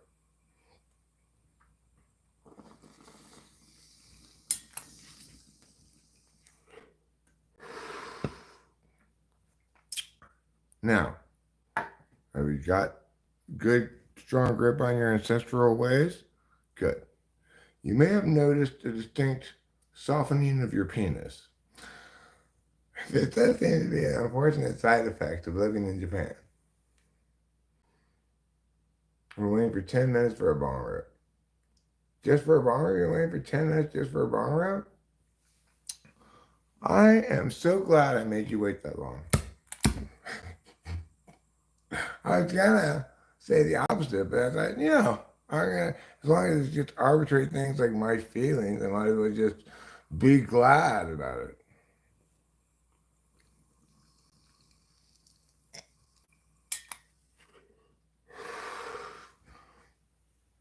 I don't feel sorry for making you wait. I also don't feel like proud of myself. Like, good job making that person wait. I don't feel that either. But I also don't feel sorry. But I feel like maybe I should be a little sorry. Now I'm feeling sorrier by the minute. And now we're through from the other side of sorry into closure and fulfillment, growth. I really learned a lot from this. That was very powerful. Thank you for whoever was saying that stuff about pulling the barn grip. Wow. I'll never forget this moment for as long as I live. Be that 1,000 years, 10,000 years, or anywhere in between. Either way, no matter how long, I won't forget this moment. But that's only true if I repeat this multiple times right now to make sure it really sticks. Like, okay, remember, you've got to remember this moment. You gotta really burn it into your memory. What's going on right now? Why is this moment so important? Well, not a lot going on. I'm not sure why the moment's so important, but I'm thinking what I think I just did to negotiate a deal with some super beings to keep us alive for between 1,000 and 10,000 years. All you gotta do is periodically complain about the right kind of things and not complain about the wrong kind of things. Like, never blame your problems on free trade agreements. General wonderful rule of life. I may have a lot of problems, but I assure you, none of them are the fault of free trade.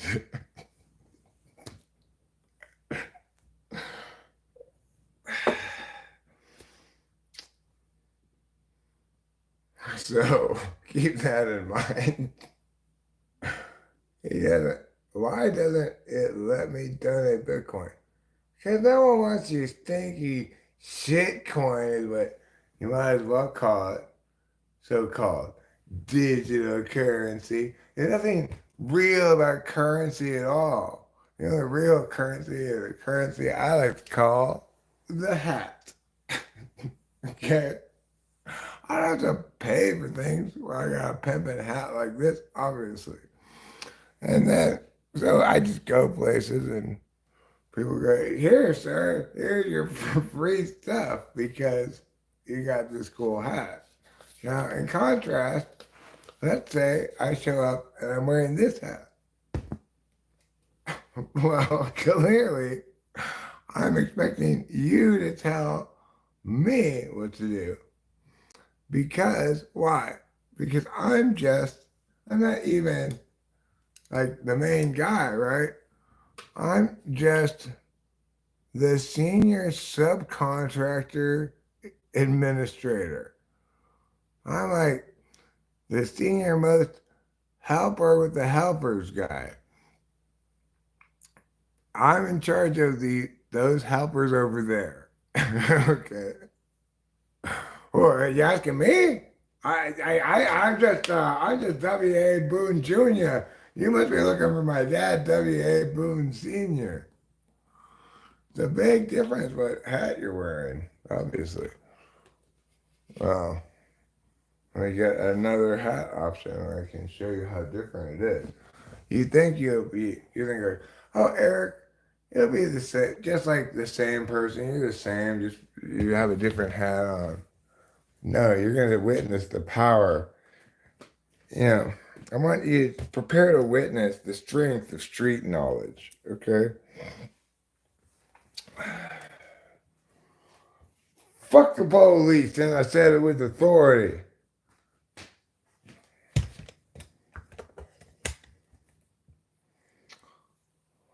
All right.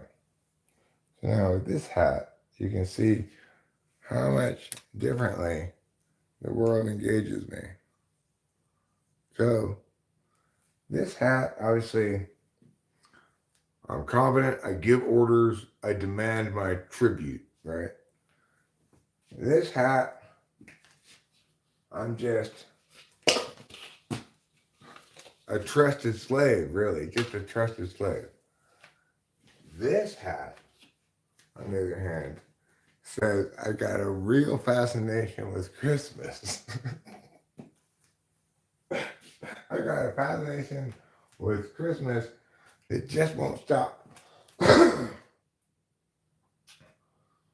Anyone don't want your stinky Bitcoin? 1UP M? It's like barely worth anything. What is it, like $60,000 or something for just one of them?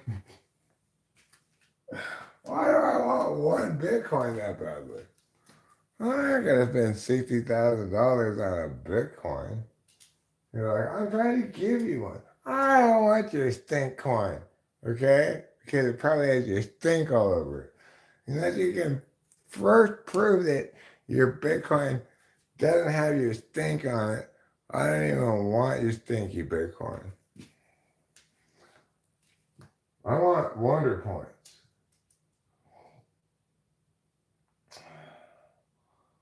Who made Bitcoin?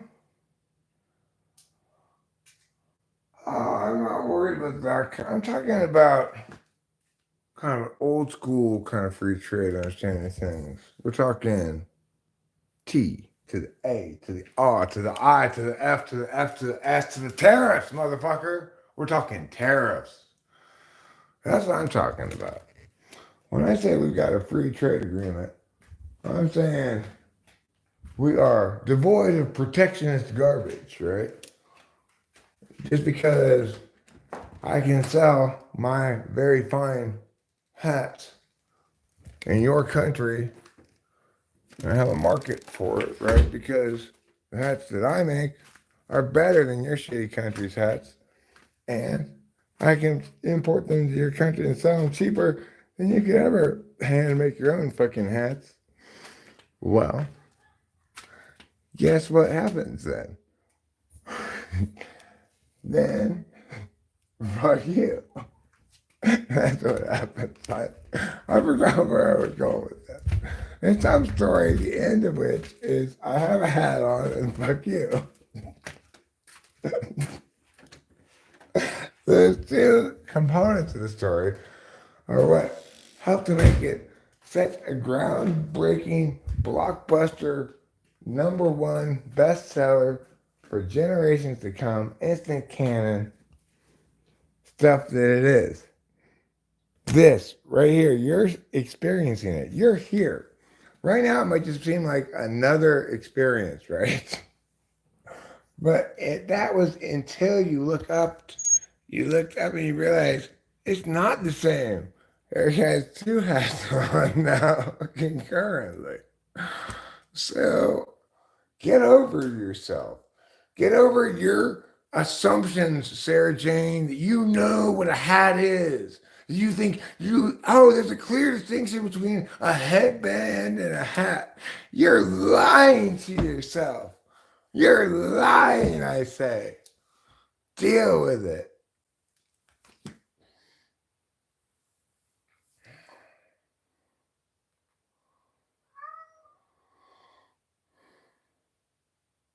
Oh, I tell you all three of the secrets. They're very straightforward. I said that all the way at the beginning before, too. These are three secrets. They're not secrets, they're tricks that you can use so that other people don't fuck you. All right? Basically. #1, use silence. Lots of people, basically all FE people, cannot stand you just be silent and apparently waiting for them to say something, right? So then they just start saying stuff. When people say stuff, they provide information. Even if they didn't want to provide information, they do. So use silence. That's trick #1. Once you've determined that you are not going to outweigh them in terms of silence, then that whole exploitable is no longer is off the table. Once they've shown they can be silent as long as you, or longer, then there's no point to even think about that. Remember, these things are not to exploit other people at all. It's because probably someone's not telling you something you need to know. So fuck them. You have to get the information out of them with these perfectly legitimate ways to do it. #2, don't let people answer a question that's different than the question you asked, and don't let them do anything other than answer the question you asked until it's answered. No, you don't get to change the subject until you answer the question I asked you.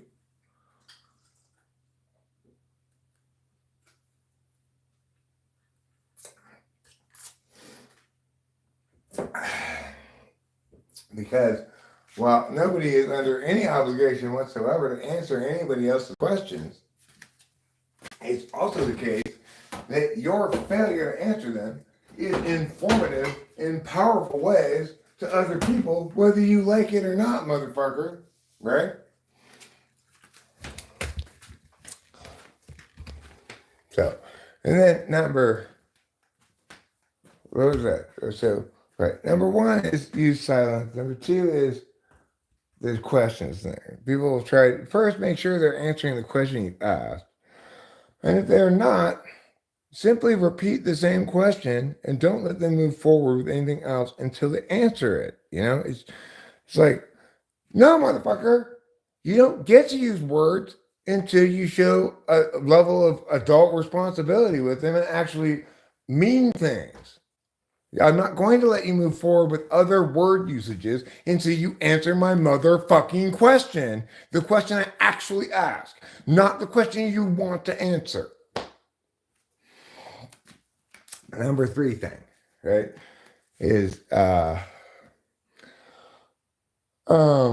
never rephrase your answer. So, what's 1 plus 2? 3. So would you say it's a few? My answer is 3. So you disagree that it's a few? I'm informing you that my answer is 3. Don't let them make meaning beyond the self-evident meaning of your statement, right?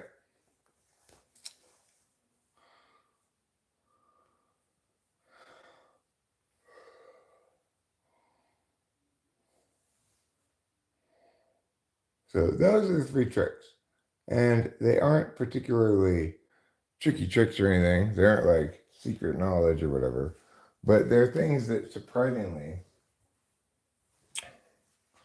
people don't actually ever, most people don't ever think about it at all. Because they're about, basically, it's about being a good citizen. It's like nobody cares about your citizenship grade, but that's what this is about.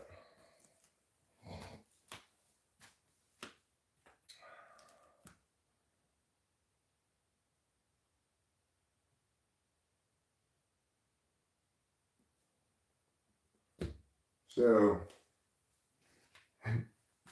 my point was simply this: I can say this, that, or the other thing is whatever for whatever with Eric.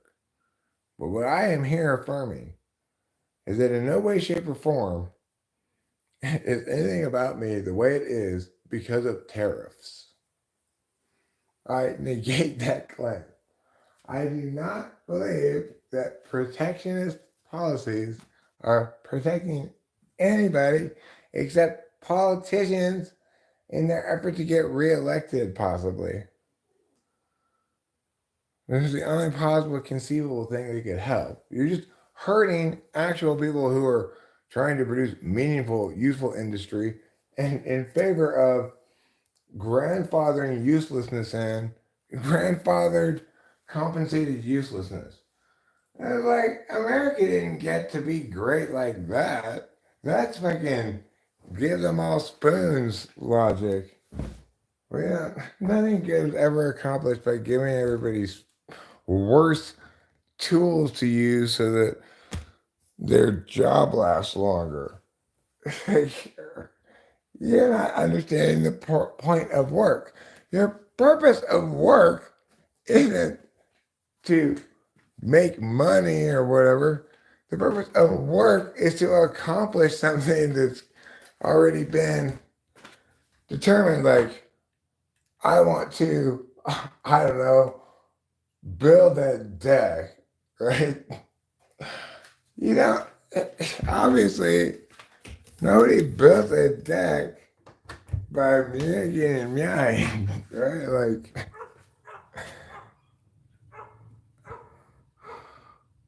nobody built a deck on daydreams and pussy, right? It's like nobody ever did anything by thinking imagination and being a pussy.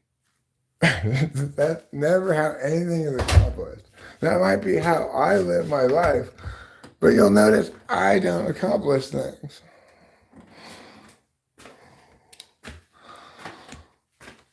My penny whistles and moon pies are nobody's sane universe. No, what I'm saying is citizenship grade. You're not. I get that. I'm just. How could? Let me just say this. What I meant by that was that I'm trying to demonstrate a horrible horribly.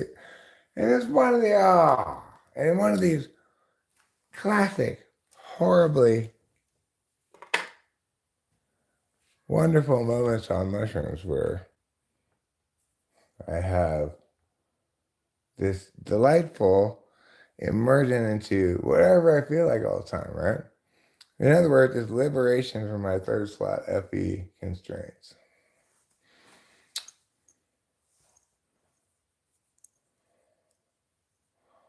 But oh well, I mean, Sarah Jane, we like if you want to hire me to type you, it costs $100. Now, if you want to say that we don't have free trade, then you could say, I say, well, since you're out of country, it's going to cost you $200 because of this tariff. Right now, do you understand free trade? Free trade isn't a thing, right? It's an agreement to stop being dicks and try to. It's an agreement to forsake grift, right? Like every time you pass a border, and that's a moment where, for certainly with nation states, they're going to claim uh, some cut of to get financial revenue and stuff like that. You know, it's just implicit in borders, and there's not anything wrong with that, right? But the notion of a free trade agreement is one that says, so Mexico, instead of you having to pay a tariff for if you're a Mexican, okay, forget Mexico, Mexican, Juan, instead of us artificially making your product more expensive to protect equivalent products made by Americans, we're going to let you enjoy your competition advantage without any artificial protection of the other parties. Okay. Do you get what it is now? It's not that complicated, right? There are some instances where you want protectionism. For example, if you've got this, your whole economy is predicated on some sort of craft shit you make for the tourist, obviously, you're going to need to prioritize for your own well-being and long-term good of whatever.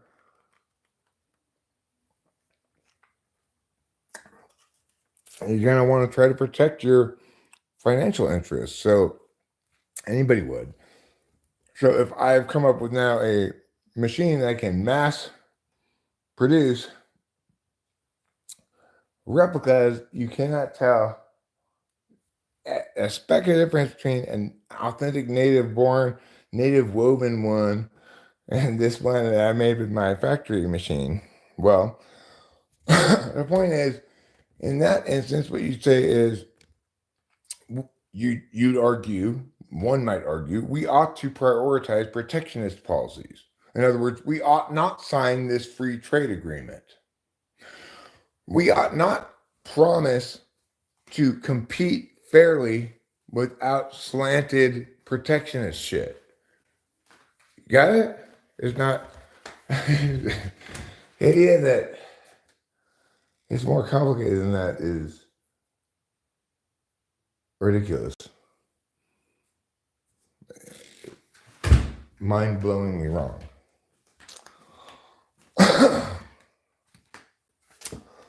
But, you know, who listens to Eric? Nobody.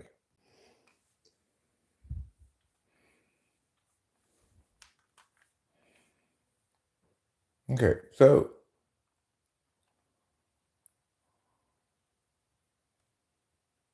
the thing is, nobody's talking about. We might be talking about, right? But we must always be careful with our terms. So a free trade agreement is an agreement to no longer levy specific tariffs to protect your own populace against the presumably might be seen as predatory superior economic advantage of the other people, right? So it's like The plus of a free trade agreement from Mexico's perspective is now they have access to American markets and their cost of production are much lower than if an American were making it, so they can sell it much cheaper. This puts American jobs at risk, right? Because after all, they're being undercut by cheap Mexican imitations, offshore labor, etc., right? All these terms, understand what they fucking mean before even beginning to think about these things. Care about what words mean. Understand things before having opinions.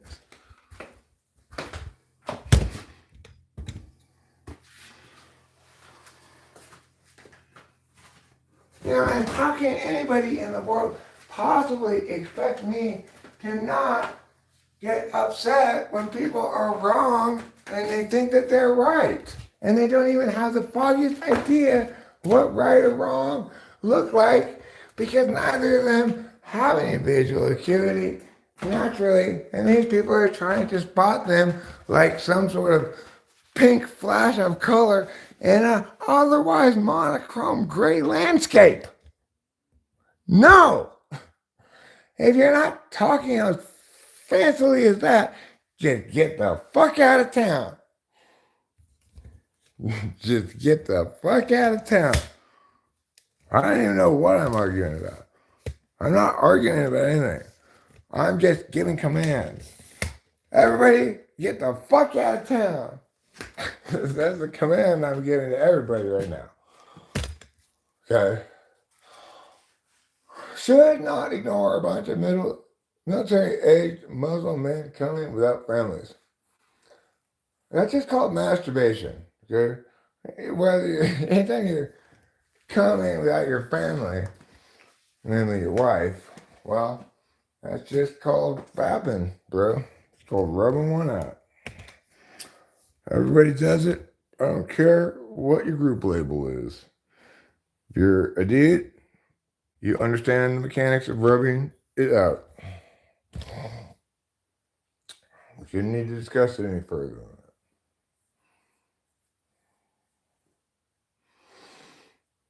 that. It's hot in here, huh? Somebody should turn on. Sometimes I think to myself, not very often, but sometimes I think to myself, boy, I wish there were more moderators around here. Ted Bundy, go to hell. You're hidden now, okay? You do not get any guidance or tips, okay? You only get tricks, hacks, and heuristics. What is it rubbing out? It's rubbing out your painful memories of a scarred life, hard-lived. Why do I feel so strange right now? Well, probably it's because I'm on so many drugs.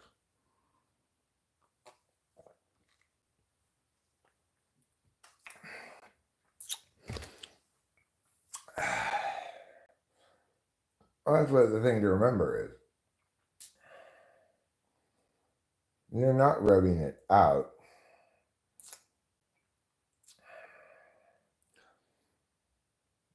It was never inside you in the first place.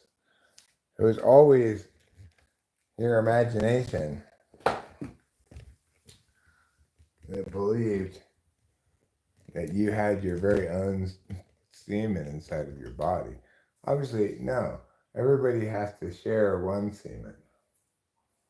All right, well, I'd rather rub it out than rub it in. You got a good point there. I'm not Jewish, no. I'm going to go ahead and admit it. You could say that my religion rhymes with bistren. You could say that my religion is not an Abrahamic religion. I reject all of the Abrahamic qualities, my Christianity is pure. Fuck Abraham. Fuck all of those people. Just me and Jesus all day long. So that's my Christianity. Reject the idea that Christianity is even part of the Abrahamic tradition.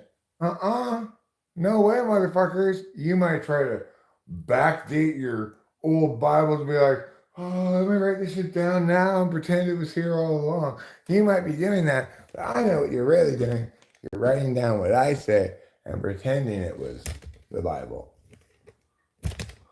You cheaters. That's how you're not,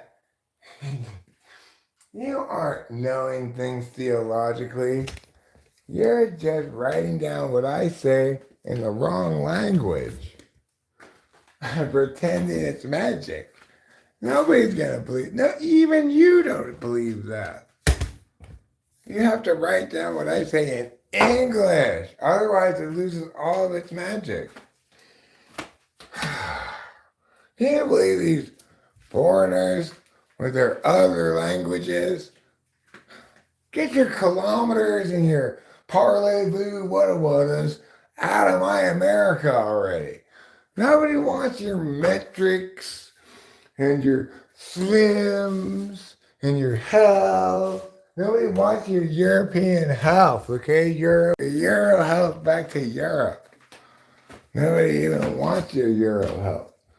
We just want regular America health. The kind of good old-fashioned America health that happens when you're in America.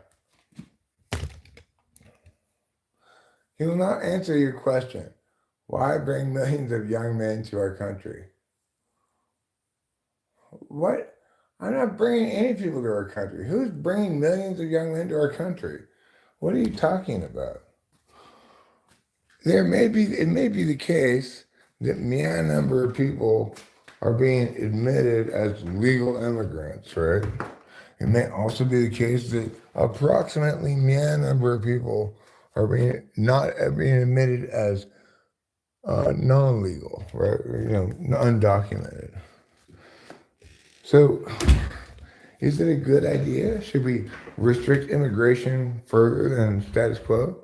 I think it is a good idea to restrict immigration further, simply because we don't need any more people in this country. We have plenty of people.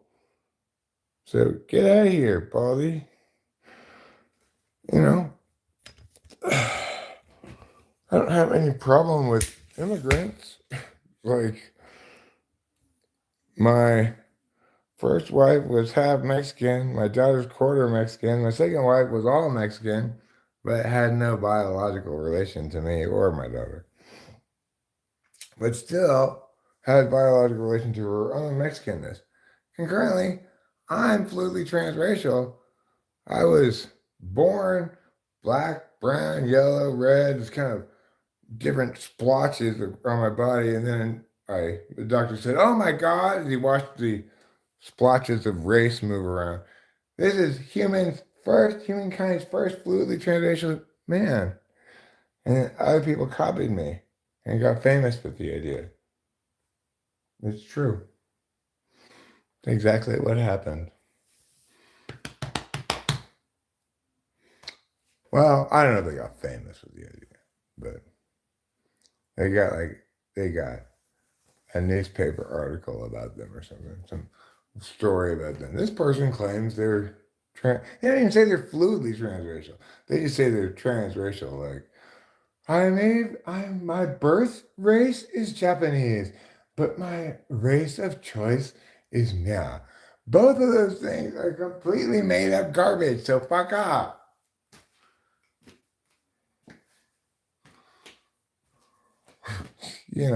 I will say a few words in Russian. Здравствуй, Vladimir. Pravda. Da. And get the fuck out of Ukraine, bitches. For fuck's sake. Is there nobody in Russia sane enough to put a handle on Putin themselves? Do we have to do it for you? I thought you Russians were supposed to be tough. If you're supposed to be all tough, Russia, how in the world are you letting this obviously fucking bonkers tard make all this call, boss all of you around? Like, who would be fooled by somebody as stupid as Vladimir Putin? The same population of people who are fooled by somebody as stupid as Donald Trump. All the tards. It's like, hey, I gotta have my, I go rub off too. My, Jonathan, I'm retarded. That's why you should vote for me, because I'm a fucking tard. And it works wonderfully. The key thing is this. You can't fake it. That's what people were trying to do before. They were trying to say, like, hey, look, we'll be the smart ones. And we'll fool those masses into voting for us. That's never going to work. First of all, there are so few people who are even near smart. So, second of all, the thing is, that's never going to work, right? Because what do even tards know? The smell of their fellow tards. Ah! Hi, tardy. Hi, tard. High five. Let's make America retarded again. Or lack even that horrible vision. Those are our two options. Let's make America retarded again for the first time.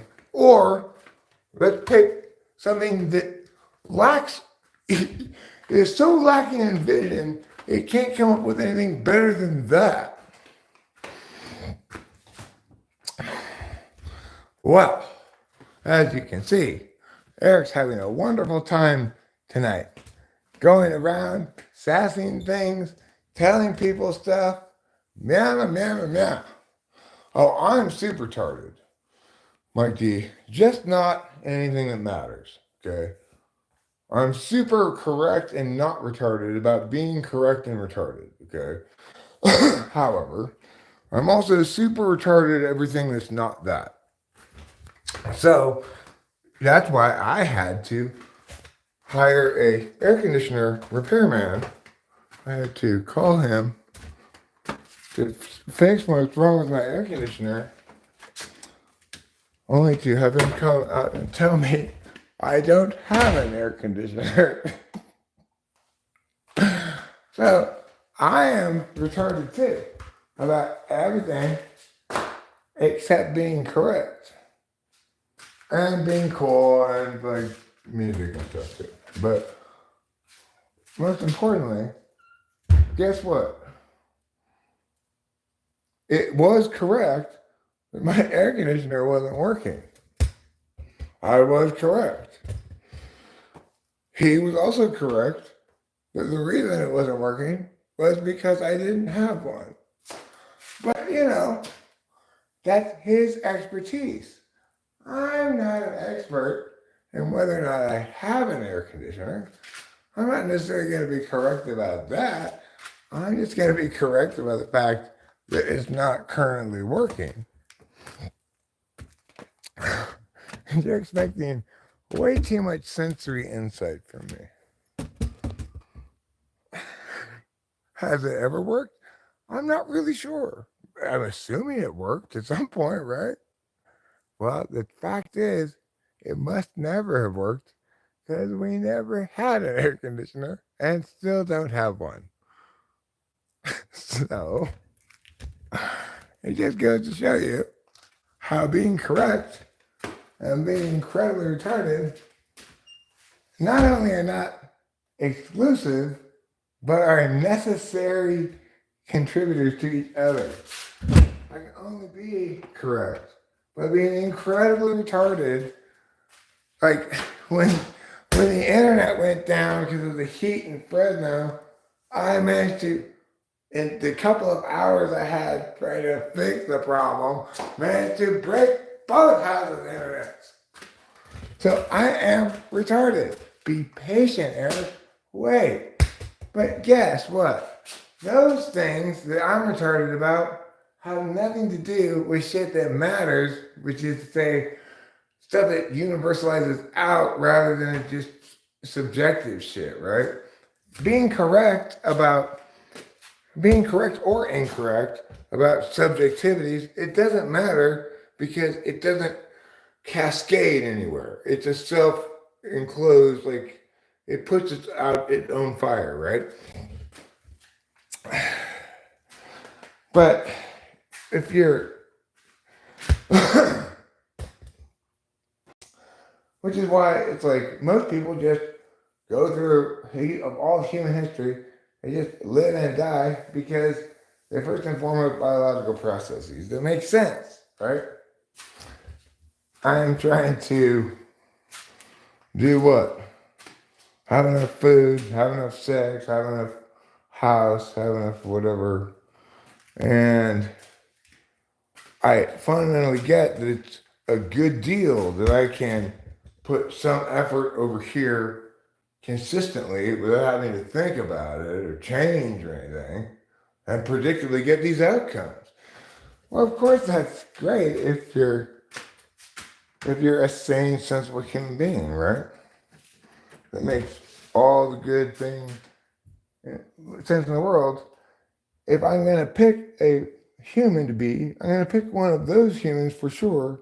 It's going to be much better life. Assuming everything's equal, like you don't know anything else except how comfortable you are with that, you're much better off choosing to be somebody who's extremely comfortable and pleased by that reality, whether they,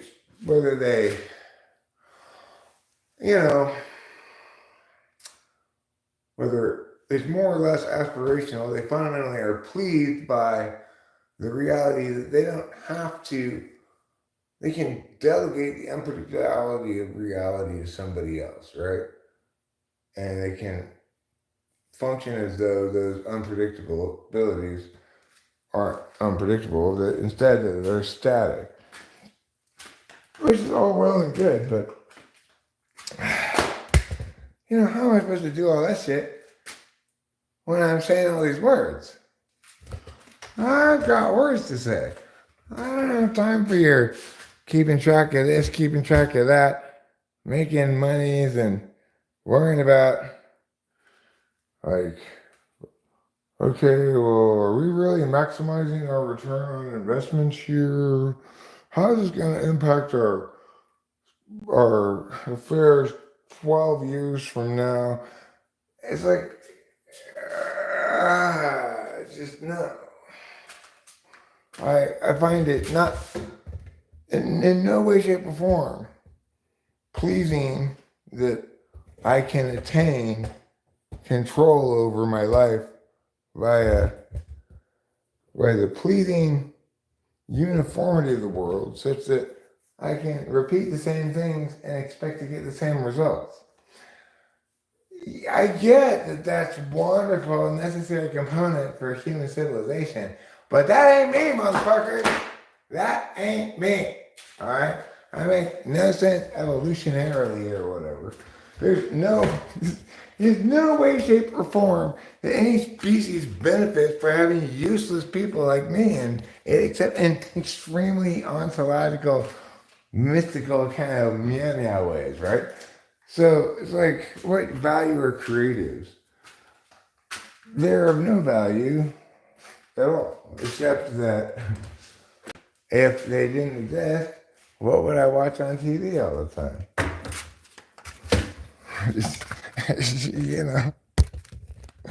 It's like cigarettes. Cigarettes aren't valuable unless you're already smoking, in which case it's perfect. It's just what you need. Right? That doesn't mean that cigarettes actually have a purpose or of any kind of value in and of themselves. except for the fact that that's what they are and that's what they do. It's just this little, I will create a need in you and fulfill the need. Here you go. Repeat 20 times a day. Um, I have no idea where I was going. But yet another random, just, does it just stream of consciousness? You see, this is the kind of thing that why you can't be on drugs all the time. And almost every single live stream, what am I doing? I'm reading the things that people say in the chat, responding to them. You know, engaging with the humans around me as though they were human beings, instead of just blithely ignoring them and meow, meow, meow, right? That's the wonderful thing about being on drugs is it gets you to not have to care about that. In fact, you can't care about that shit anymore. It's like, yeah, I'm tripping too hard to care about this shit. But additionally, it's why every good relationship with drugs involves some kind of temporal bargaining, right? It's like, if this is wonderful as a reward for me, as an enjoyable experience for me, but I also wouldn't want every single live stream to be like this chaotic, just, you know, failure to forget about reading the room. You know, it's just like when you're fully engaged on psychedelics, there's no room to read, you're just going, you know, and he's just whatever. I don't even know what I'm talking about. I don't know what my point is, why I started talking, what my point was then, whether my point now has changed from what it was then, and whether my motivation for making those points remains the same, whether there ever was any real motivation. Maybe I was lied to from the very beginning. And for why? All for the almighty dollar? Oh. Or did you do it for that sweet, succulent taste of power? Why? Why did you do it?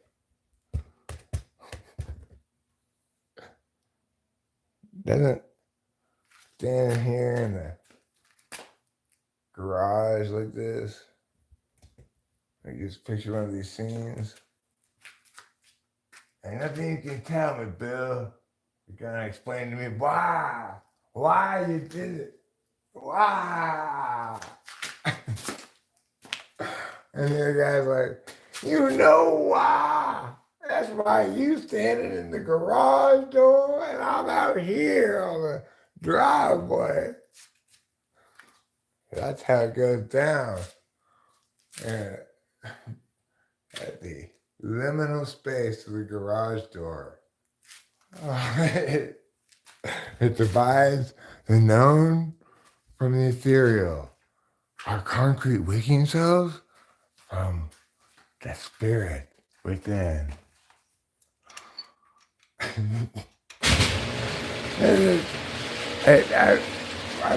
Most of what I'm saying is pulled directly from an ancient Japanese spirit text that I found that reference had a lot to do with garage doors. I was surprised too. I was surprised by how much of the ancient Japanese text was specifically about garage doors and how much trouble they went to clarify. No, I'm talking about Western garage doors. I found it strikingly odd. I still do, to be honest. Just like that part, I was translating some ancient Japanese text, and I read this one thing. I was like, it cannot be right. Don't put a table in your foyer? What? That was exactly, I'm not a great, my ancient Japanese isn't great, but I got that one spot on the money. It's exactly what it said.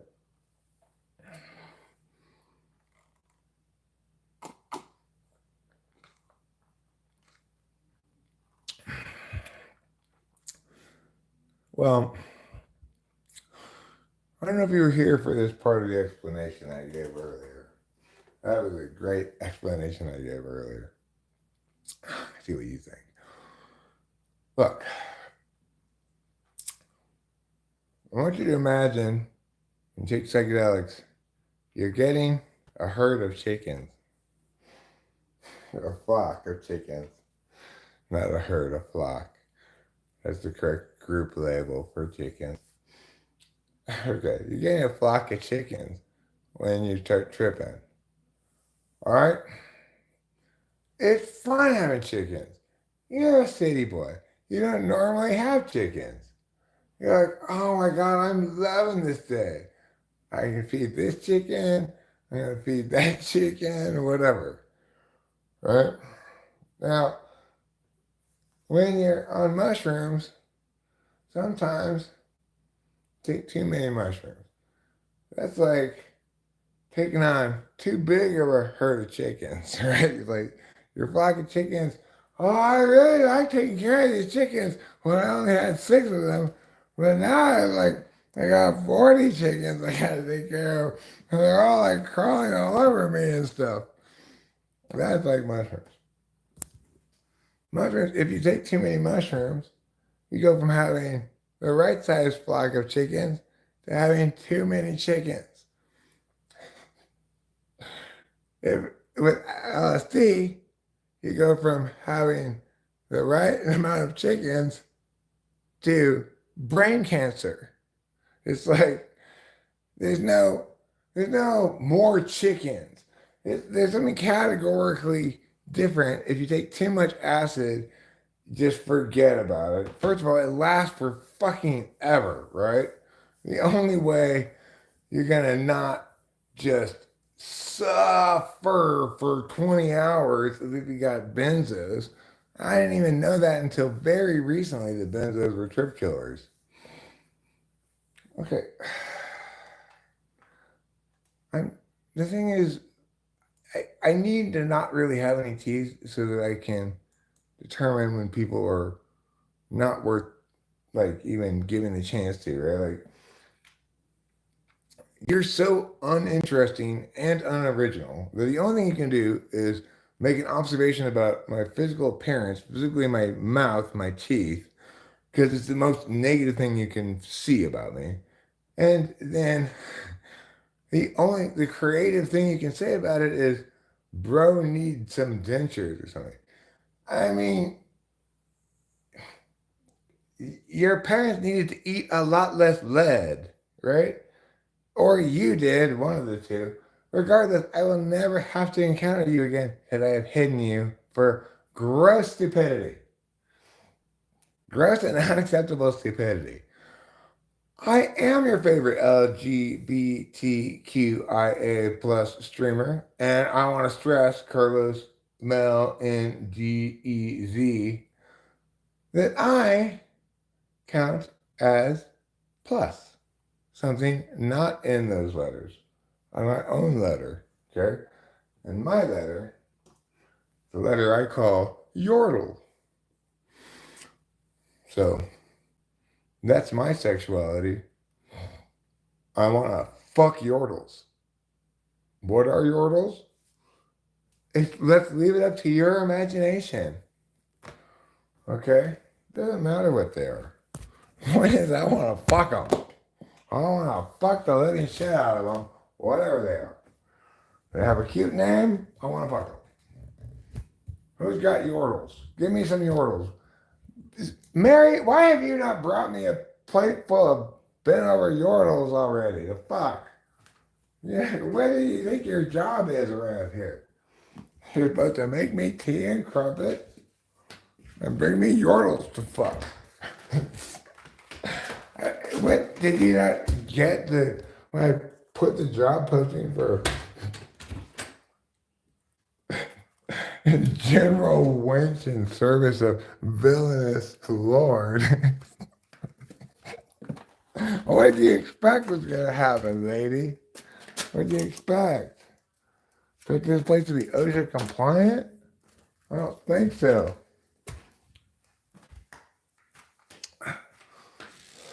I'm too busy snorting lines of beef jerky around here.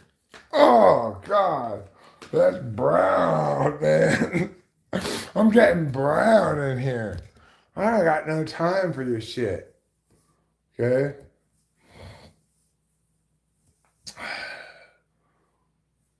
Well, you think acid's better than mushroom? I don't think it's better or worse. I just think that when I take too much of one of the two of them, I'd much rather take too many mushrooms.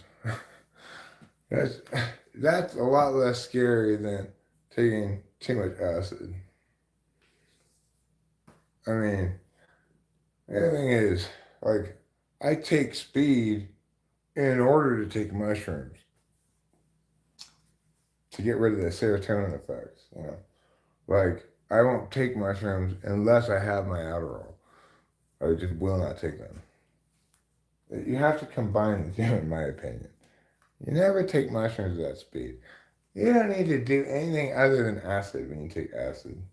It does all the drugs, takes care of the whole, it's a complete package paid to her. Hold on for your fucking nuts. Who knows how long it could last? That's the problem. If you get some strong Sid, you trips exceeding 20 hours are not uncommon. Let alone not unheard of, not uncommon. Who wants to be on drugs for that long? It's kind of missing the point. What time is it? What day is it? What's going on around here right now? Who's got some cocaine? Let's go. I have this. I I watched it for the first time in a long time.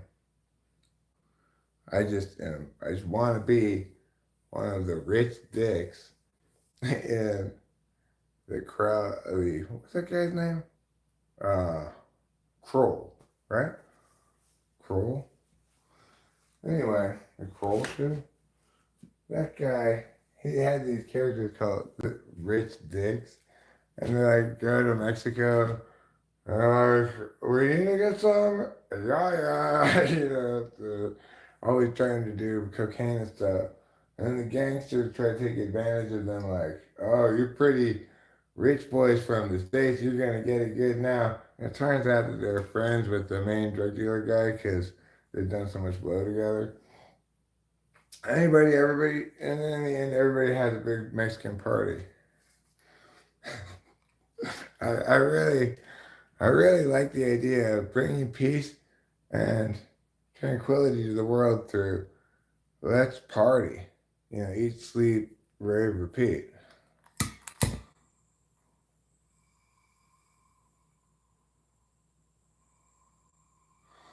Well, Black Star, I don't. That's going to be kind of specific to everybody. I don't find there to be a bad come down from mushrooms at all. I just find that I sleep better. For example, if I took mushrooms earlier that day or something, I sleep more soundly. I don't feel sad or anything. I don't really feel any like after effects of mushrooms.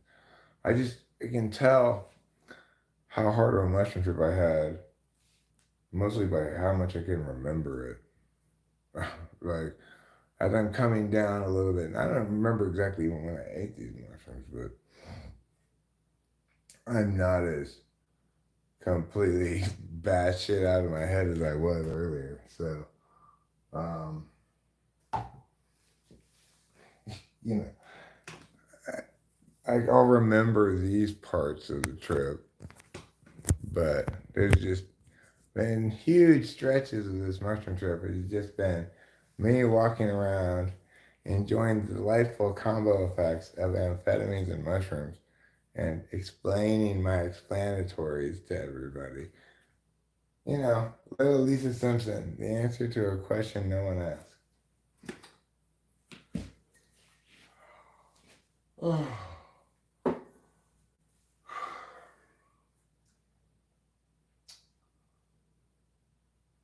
I had lots of talking tonight.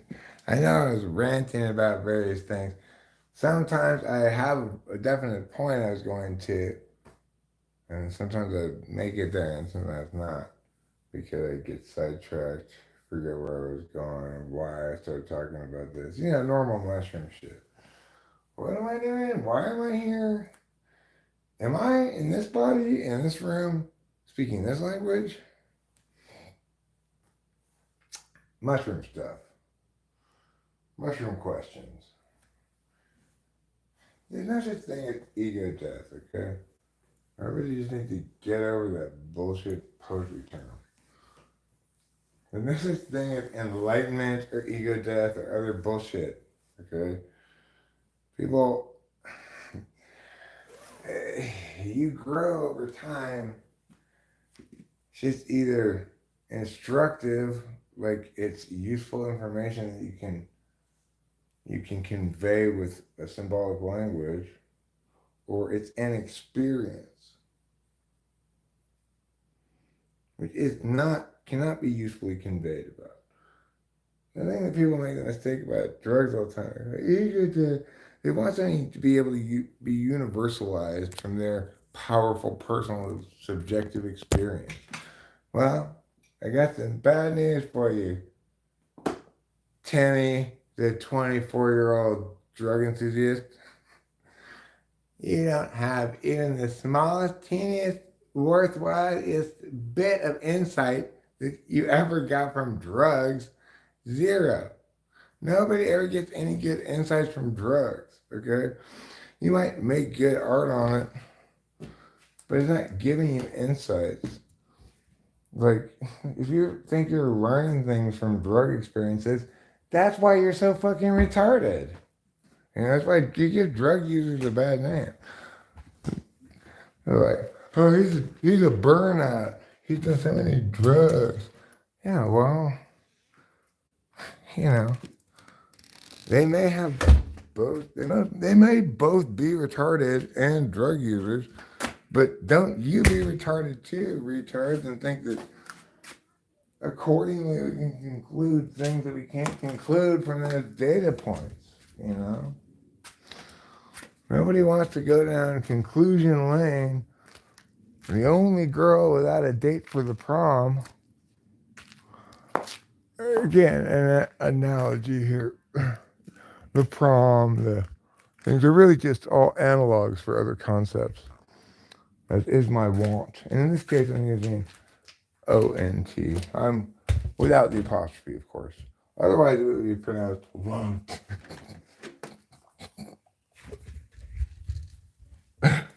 I call this just, the pointlessly dandied fluff of Eric. There's no reason for any of this. This is the wonderfully, pointlessly dandified fluff of Eric. Just wallow in it. How delightfully absurd! Like hedonism bot from Futurama. Perhaps my very favorite, the endeavors of robotics corporations are robots that are intended to do nothing but wallow in human pleasures, even though they're robots. That's the delicious irony of it. Do you see? Oh, how delightfully absurd! Who wouldn't want? If I had to pick a false idol, I'm going for Hedonism Bot. Hedonism Bot understands there are only 4 commandments: eat, sleep, read, and repeat. They're the only commandments you need. What do you have, beautiful girls? I got only one beautiful girl right here, and she's more beautiful than all the other girls combined. Thanks. Aw, he makes me feel that way. Plus at least 10 or 15. All the other girls combined, plus 10 or 15. Plus 10 and 15? Between 10 and 15. Wow. That's so special. Thank you. You're as beautiful as all the other girls combined, plus at least about a dozen. Let's say about a dozen, maybe a baker's dozen. You've been GQ's Man of the Year every single year since I've been born. Since 1971, since I've been born. Since you've been born. Yeah. They named me GQ's Sexiest Man of the Year as a newborn baby. Boom. Boom. Talk about a mic drop moment.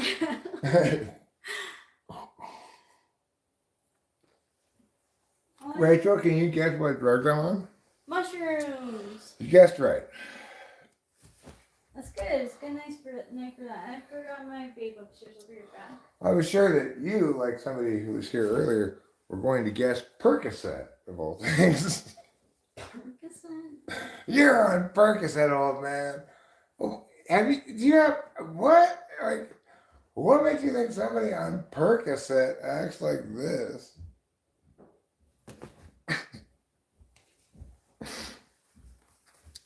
I guess it's just like the new general word for drugs, like dope. He's got some dope in him, I think. He's got some whiz bangs and some dope in him of some sort. Okay, be specific with your drugs, bro. Nobody wants to do a specific drugs. They do want to do a specific drug. Okay, Eric, no matter how much you don't want the phone to be plugged in, if you keep unplugging it, it will keep telling you you need to plug it back in. It will not be silenced. Just deal with it.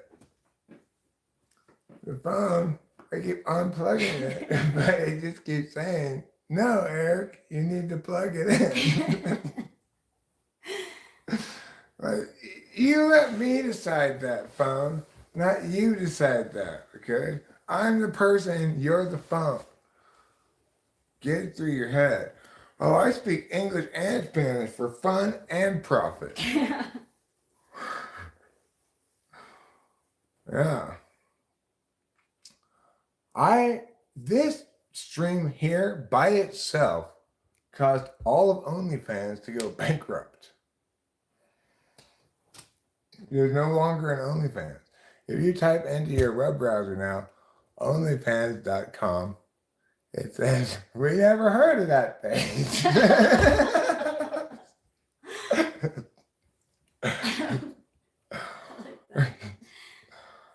First one to move is gay. I don't know. Yeah, what human being would be motivated to either move or not move by that statement? I don't know. First one to move is gay. Is that how we pick our sexual orientations? It's like red light, green light. If you lose, you're gay.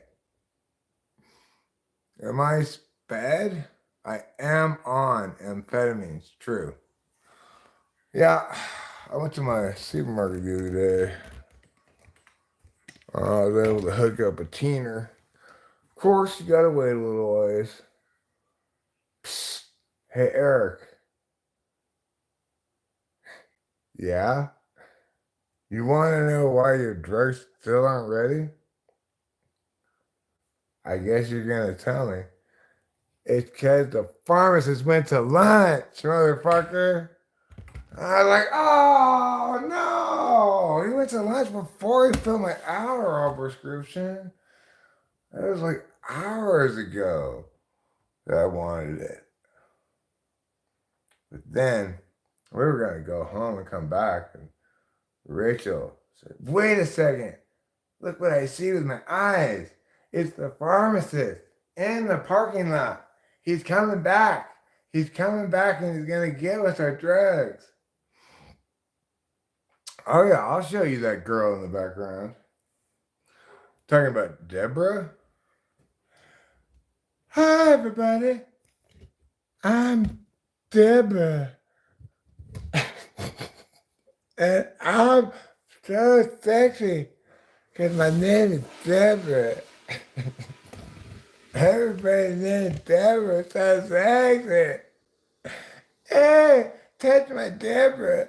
Touch me in my Deborah right here, right over there. Talking about Deborah, well,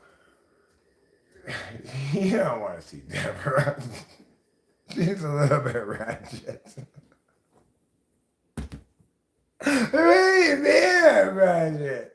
I'm Deborah.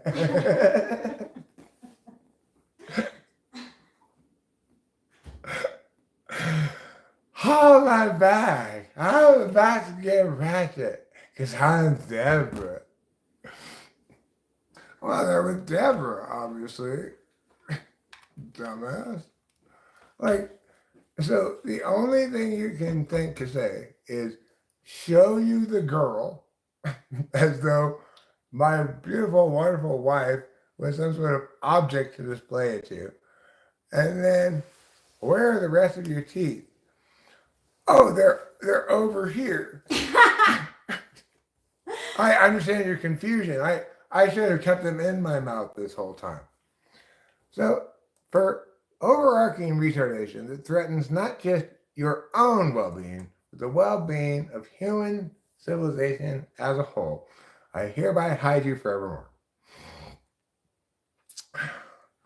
May you go in stupid forever.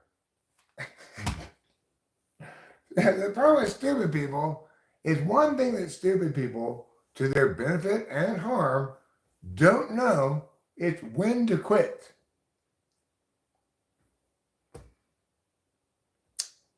I'm very good at quitting. I will quit as soon as it becomes evident to me that this is pointless. I will quit immediately. I might even quit before then. I might quit when it looks like it's going to be harder than I expected, you know. Forget about this being so dumb as to come back and like different profiles you create all just to say the same stupid ass shit to me. It's like, you have to be incredibly dumb and incredibly persistent to just think that's a good use of your time and energy, I guess. I don't know. I can't even put myself in their mindset at all. I don't know how you become that stupid. I'm assuming Eric Cartman's Vagisil and NASCAR regimen probably has something to do with it.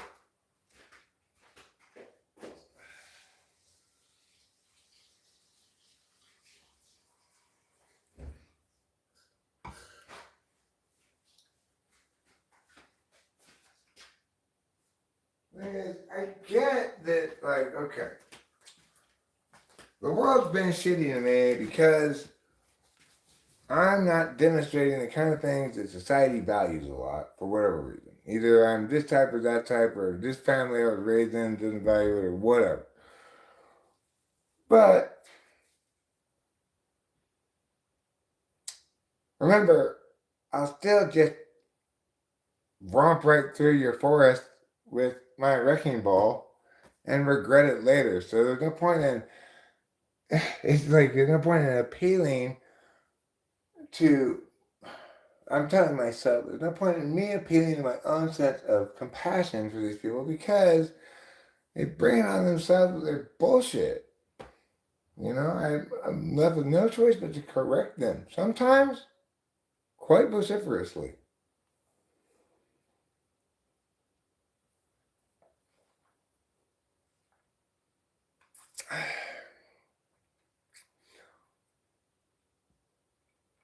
Do a backflip off the couch. Why? Why would anybody want to do a backflip off of anything? Or a front flip? Is there something that I need to get over there that requires me to be upside down for part of the time? I don't understand it. Why are we doing flips? Why are we jostling ourselves unnecessarily to no benefit whatsoever except to have successfully done something? Like, now I can say I did a backflip. Or so we can watch you and then, oh, you fell down. Like, who's entertained by this sort of stuff? Who can possibly find that entertaining? I'm going to try to do a backflip, but if I don't, I might hurt myself. Why is who? I don't care if you do a backflip, and I don't want you to possibly hurt yourself. Yeah. Right? It's definitely not worth it for you to possibly hurt yourself to do a stupid to do any stupid shit like that. Like jump off of this or, oh, look at me go. Like, what are you thinking? You might hurt yourself, and what do you have attained, even if you've done it? Absolutely nothing. It doesn't mean anything. I can do a backflip. Well, so can somebody else, and when do you need to do a backflip? When do you need to do a backflip? Exactly. I don't even need to do a forward flip, is the point. I don't even need to do a cartwheel for a single thing in life. There's not one thing in life I can imagine being made more easy with a cartwheel. No, it's not. Nothing's easier to do while cartwheeling, right?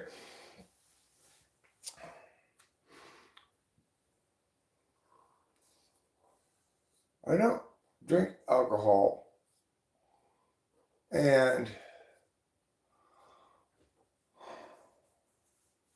I don't want to do a backflip or a front flip or any kind of flip.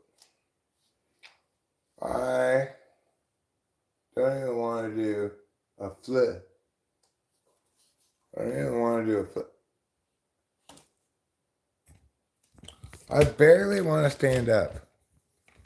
And I'm not, it's just sort of happened. I didn't even want to stand up. I just found myself standing up. I think maybe it's a residual impact of my alien abduction. Ever since I was, I think, abducted by aliens back when I was, I think, around 0 years old, I found myself just, sometimes I'm just standing up. I'm like, hey, I was sitting down a second ago. What happened? And then I remember, oh, aliens.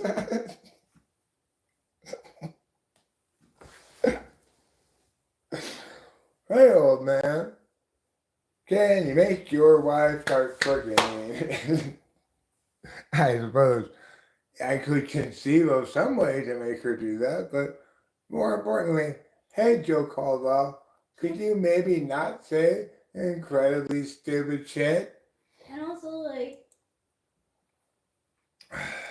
can't that be something that I choose to do on my own, not be told to do?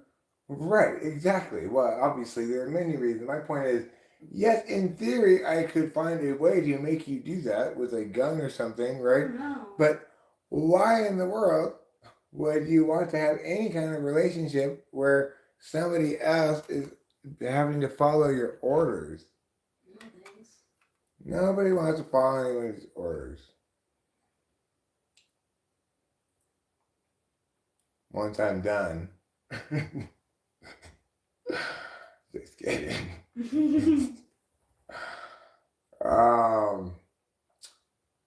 Okay. Aliens, did they probe me? They did, but what I mean by that is they probed who I am with piercing, insightful questions. Like, Eric, what do you value more? Love or something else? And I said love. That was how the aliens were with me. And then we all had sex.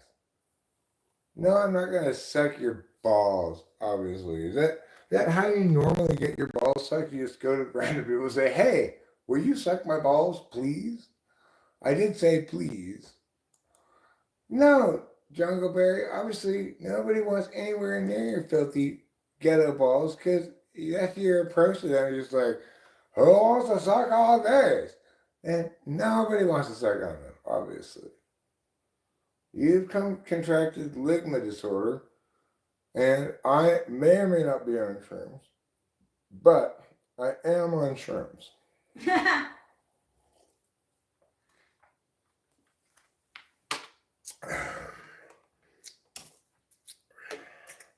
But let's not forget about the speed. Do you think I can have this much fun just on mushrooms? No.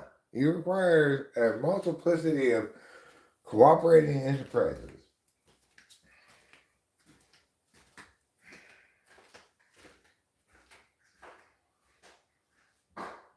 Kind of like how I can't even tell if it's on or what. I've lost the ability to use the air conditioner. Air conditioners give me a lot of problems. It's one of my weakest areas in life is air conditioning. In contrast, vacuums, I understand vacuums. Air conditioning, obviously, that's for much more sophisticated connoisseur of stuff like that than me. So let me go look at the air conditioner and find out if it's on or not. In this case, I know what my problem is. It's not that the air conditioner is broken, nor is it that I don't have an air conditioner. It's that I don't have my glasses on. That's an easy problem to fix. I just put them on. Assuming I can find them, it's easy to fix. And there. Now, soon enough, it will no longer be sweltering 70 degrees. It'll be a comfortable 67 degrees. Nobody wants your 70 degrees. 70 degrees. Not when you're hot and salty like me. I'm a young woman on the go. I've got career. I've got family. I'm bouncing husband. All kinds of things. I don't have time for regular cigarettes. That's why I smoke Virginia Slims. Because I've come a long way, baby. I've come a long way. Used to be, I was a baby. Now I smoke. I've come a long way. I have. I started out smoking sensible things. And then suddenly I found myself smoking Virginia Slims. I have no explanation for it either. Those little things aren't cigarettes. I don't know what those things are, but have you ever tried to smoke a Virginia Slim before? It's not so much that it's a cigarette as it's like it's not a cigarette in the same sense that a clutch isn't a bag, right? Bags hold things. This teeny little pouch that you're holding does not qualify as a bag, okay? That's not a bag. Same thing with the other analogy here, okay? I forget what the other side of the analogy is, but oh no. I've leaked my whole location. You're gonna go over to my house and give me Ligma. Alright, well, can you bring me some McDonald's while you're at it? Can you stop at Oakhurst and get McDonald's for us? If you're coming? I'd like some chicken nuggets and fries and a Coke. If y'all can see this, put this emoji. I can see that, but I'm not gonna put anything. So, I'm a patriotic American, but I'm also not somebody who follows instructions very mindlessly, right? Alright, if you see this, then you do that. Alright, if you hear my words, shut the fuck up. How about that? So I say it to people telling me what to do. I don't like you telling me what to do. I won't do it. I'm going to be mindlessly rebellious like a little child. So you get it when I'm like that. Are you like that? have people telling me what to do. Oh. No, you definitely don't. I was thinking, I don't think of you as being mindlessly rebellious, like a child, right? Like a mindless rebellion says, like, hey Eric, don't forget, you gotta put the paint in the house today because it's getting painted tomorrow. And if the guy shows up with no paint, what's he gonna paint with? That's one sort of thing, right?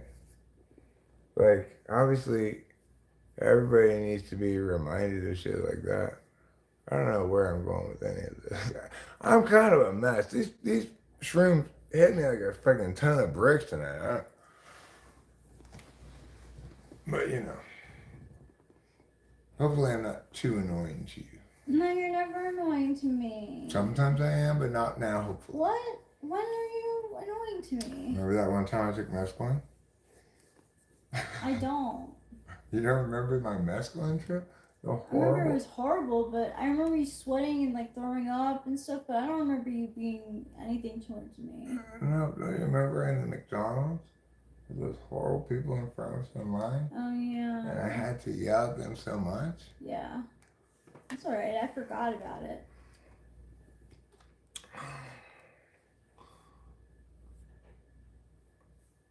Okay. Well, Carter, the thing is,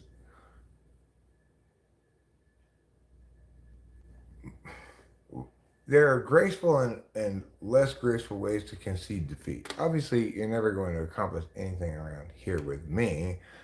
It's like you're just a little bitch in my hand. But the point is, when conceding that you are well and thoroughly outmatched beyond any potential for growth that you would ever even conceivably attain, try to maintain something that allows another person to have a modicum of pretend respect for you. Instead of burning yourself in effigy. This is how much I suck ass. I'm so frustrated. Just don't do that next time, fucking tard.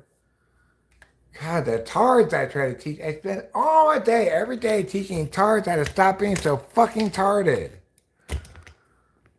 And it's a labor of love. It's a thankless job.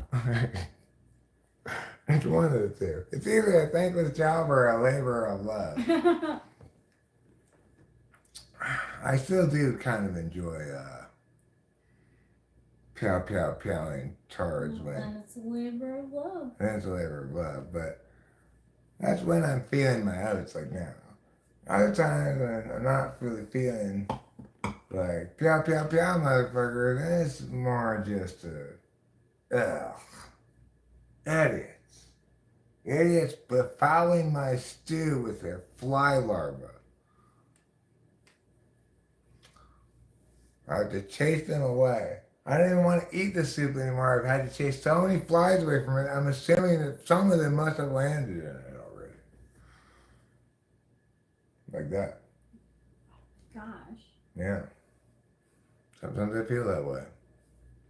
That's true.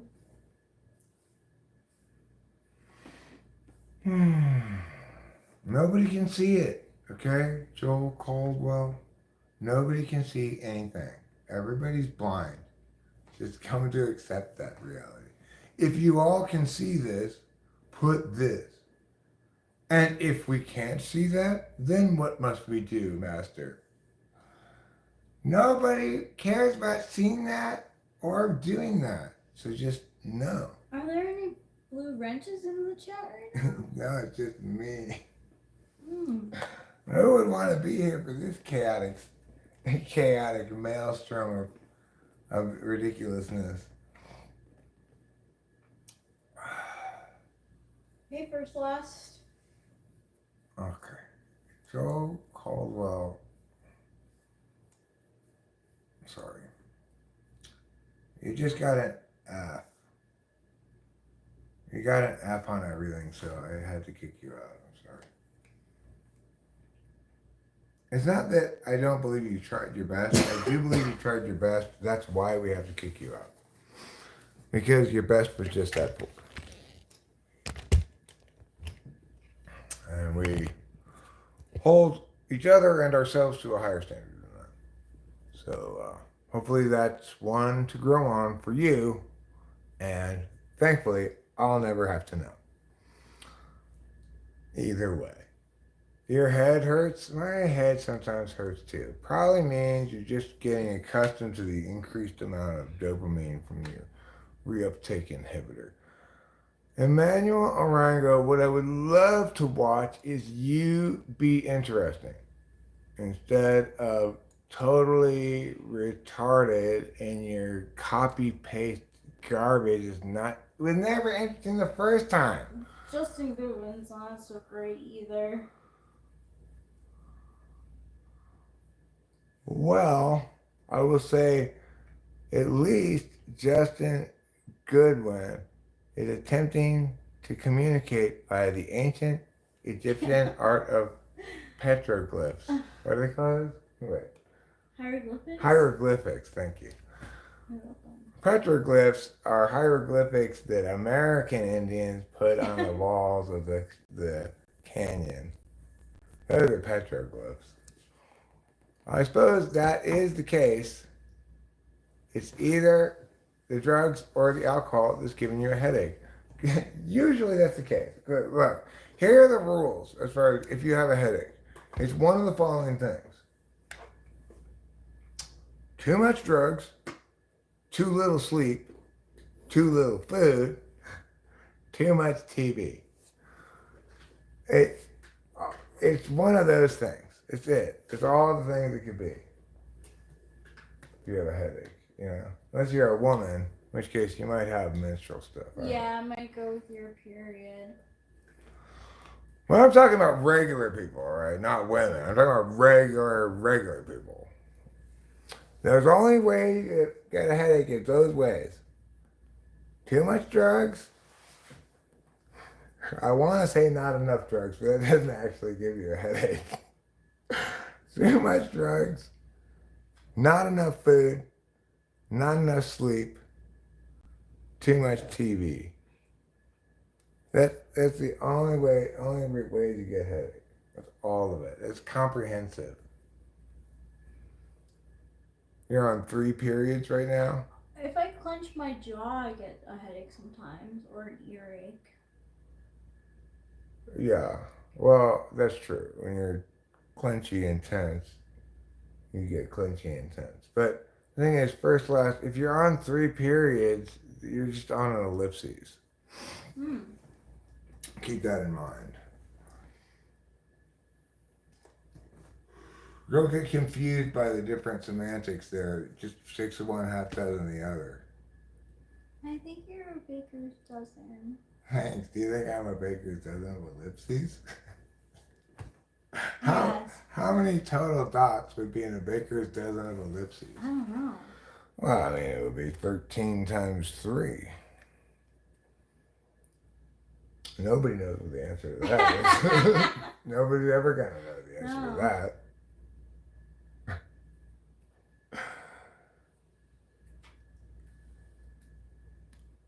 I mean, I must say, I am just knocking it right out of the park with my hilarious jokes today. You are. That ellipses shit is absolute gold. When you say you're on 3 periods right now, I'm a guy. And I say, no, you're just saying you're on an ellipses. That's exactly correct. Everybody should say, what a wonderful observation Eric has made. And instead, nobody's even here to say anything. Because why? Because the soccer is going to start pretty soon. Wait, what day is it anyway? I don't know. Friday, Thursday? Am I staying up late right now? Or, like, It's 11:54 going to be Alright, Thursday. So it's going to be Thursday. If I were going to go to sleep,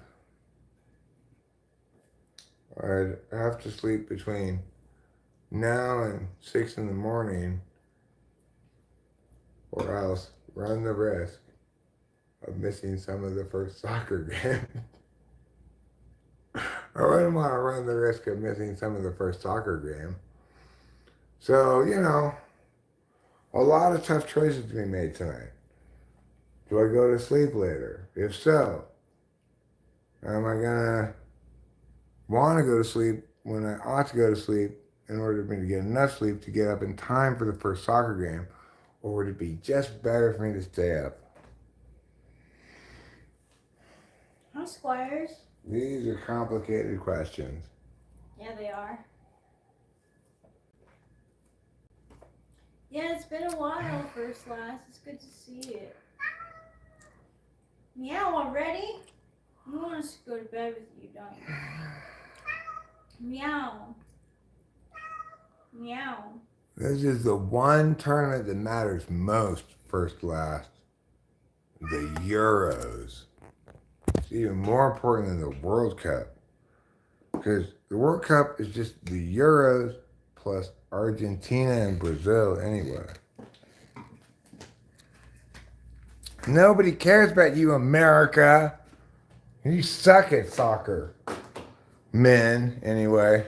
We're great at ladies soccer. That's why I like ladies soccer. Because why does America kick so much ass at ladies soccer? Well, because America is the only country apparently that understands the two golden rules. Number one, soccer is a girl's sport. And number two, soccer is a girl's sport. So, I don't know. Other people, they think it's like a dude sport or something. Soccer's not a sport for men. It's a sport for children and girls.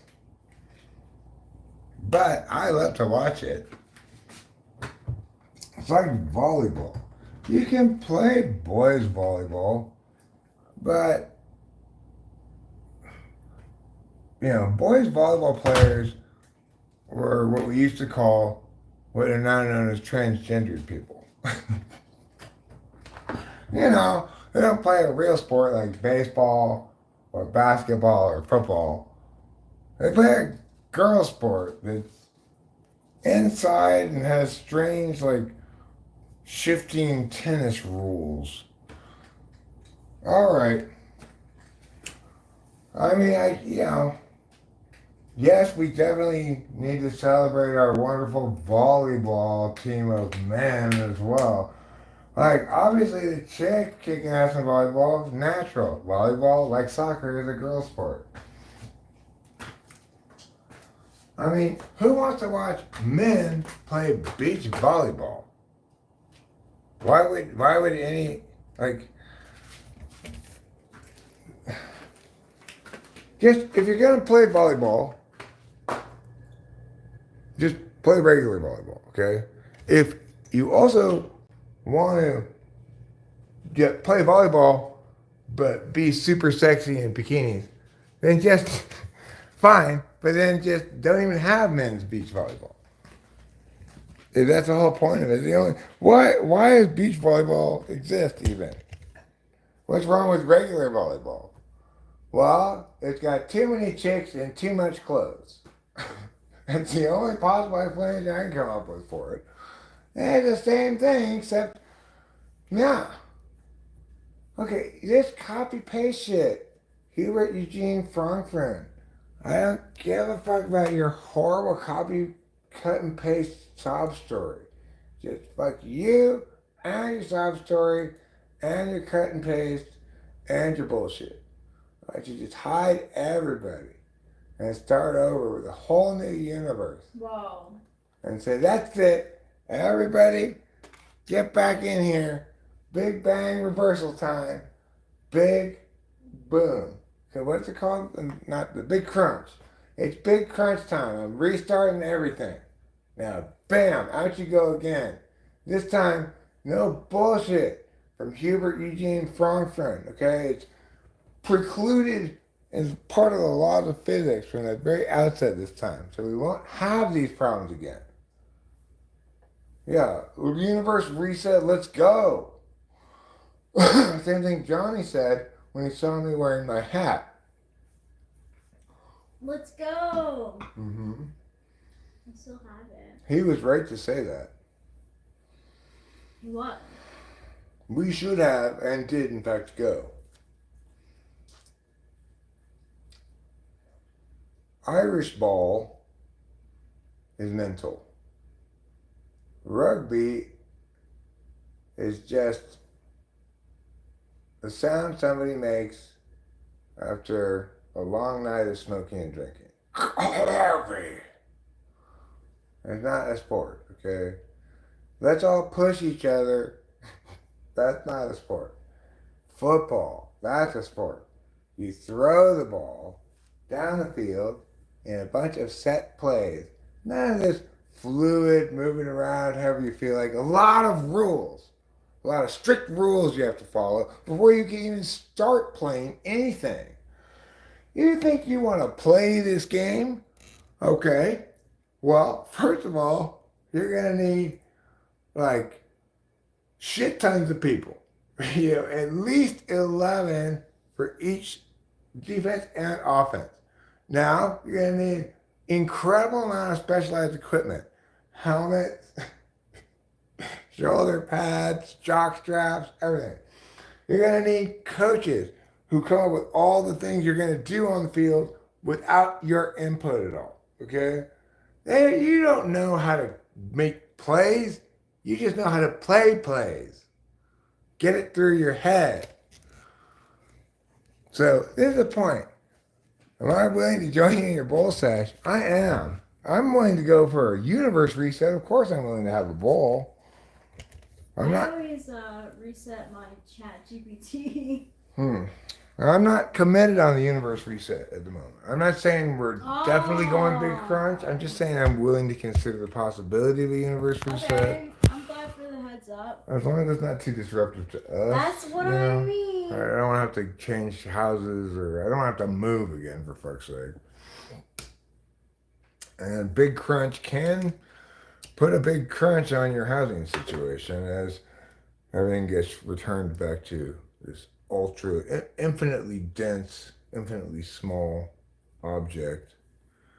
I'm assuming infinitely small still means is room for me and Rachel and our stuff, but I don't know, maybe the gravitational pull.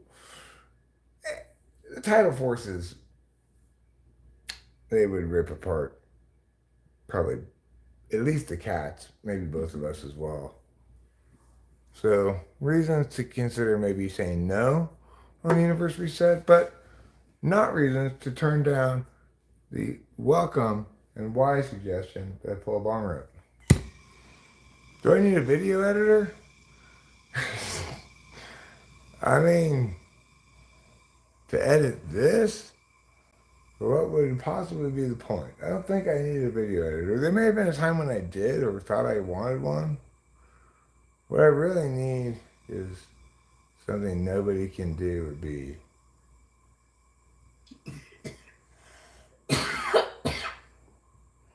I need somebody to be me with a totally different set of priorities. But I don't. But it's not actually. It doesn't look like you, right? There's some differences because I want to know the difference between that you and you.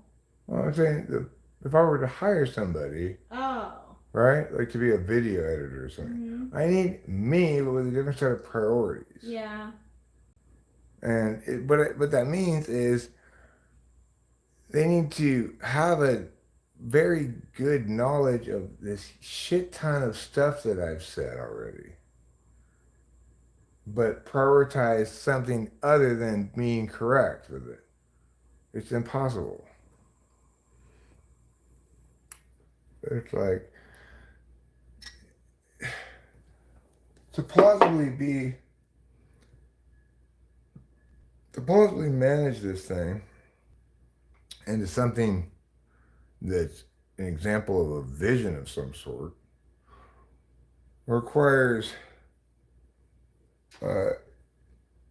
deep and profound familiarity with everything that I'm familiar with And the more you attain that familiarity, the more you realize this is the alternative to a vision.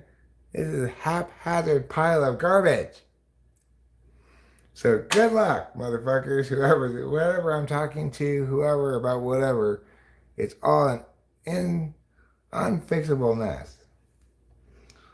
You can't fix it. It's impossible. It's self-contradictory to be fixed. It's our horrible human condition to be able to see solutions, but they're just mirages. Like, I know I saw the solution there. Yeah, no, you didn't know it. You just intuited. If you knew things properly, then you wouldn't have made that intuitive leap, and we wouldn't be having this conversation. And it's the whole fucking point about why it's like, obviously, people who are going to be correct about this are people like me who can only go in circles with this shit. So it's just this horrible, cursed reality. I have no idea how humanity made it this far. I have zero concept. I cannot understand how it happened.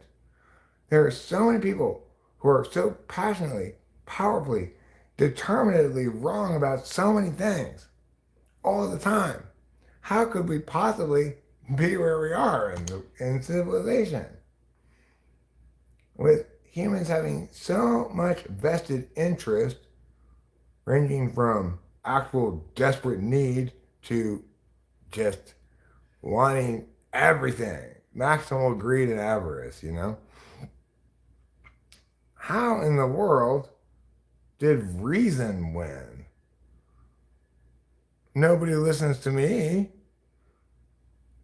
I don't understand it. It's another reason why I think a good argument for a simulation.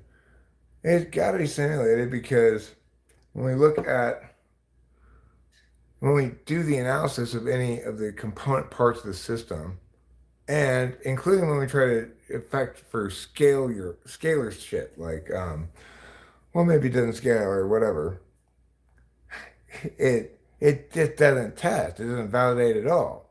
There's no possible way this level of determined self-interest as the predominant factor in all of human expression, with this tiny minority of disinterested correctness representing the possible demographics of human beings. There's zero fucking way, no matter how you explicate it, that humans haven't already, it's like, how is there any society where it didn't turn out super fucked up? Almost every society it did, from North Korea to China to whatever, has some fucking tards. Like, who thinks they're the smartest people? Two people. The actual smartest people and the complete fucking retards. It's true.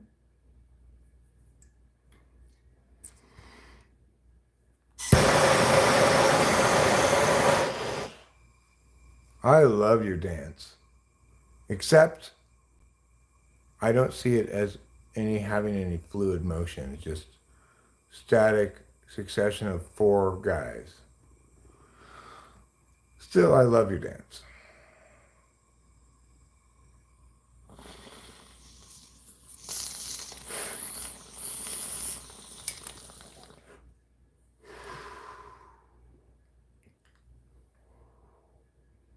Oh yeah. Well, people do listen to me. Yeah, and that's the other ridiculous catch-22 of it. The people who listen and recognize it as of value are almost entirely going to be using their intuition to understand why it's valuable.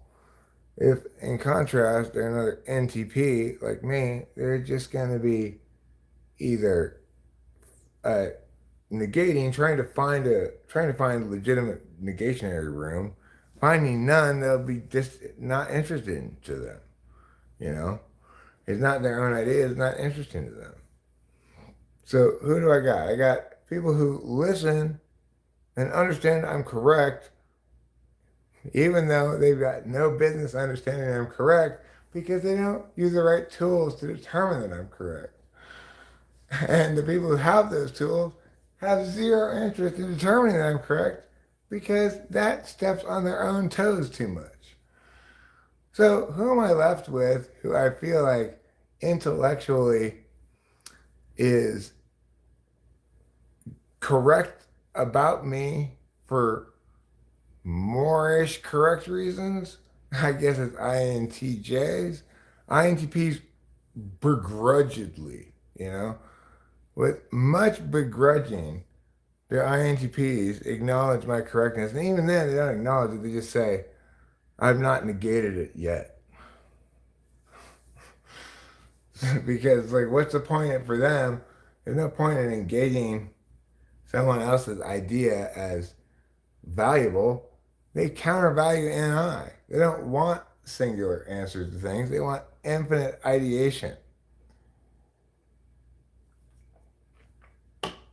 Regardless of whether singular answer is appropriate in this context or not. Just like I will prioritize singular answers even in circumstances where it's maybe not appropriate because it's fifth for me. I love NI.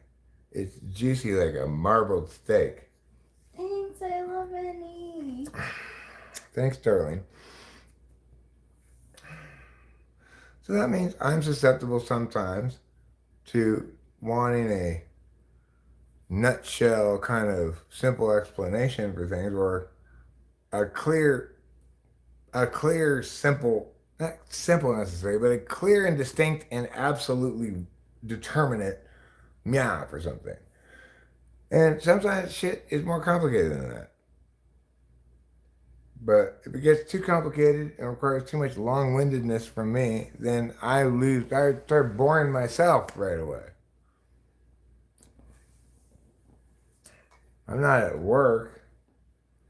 If I were at work, putting together some debate case, I'd be doing that based on that criteria.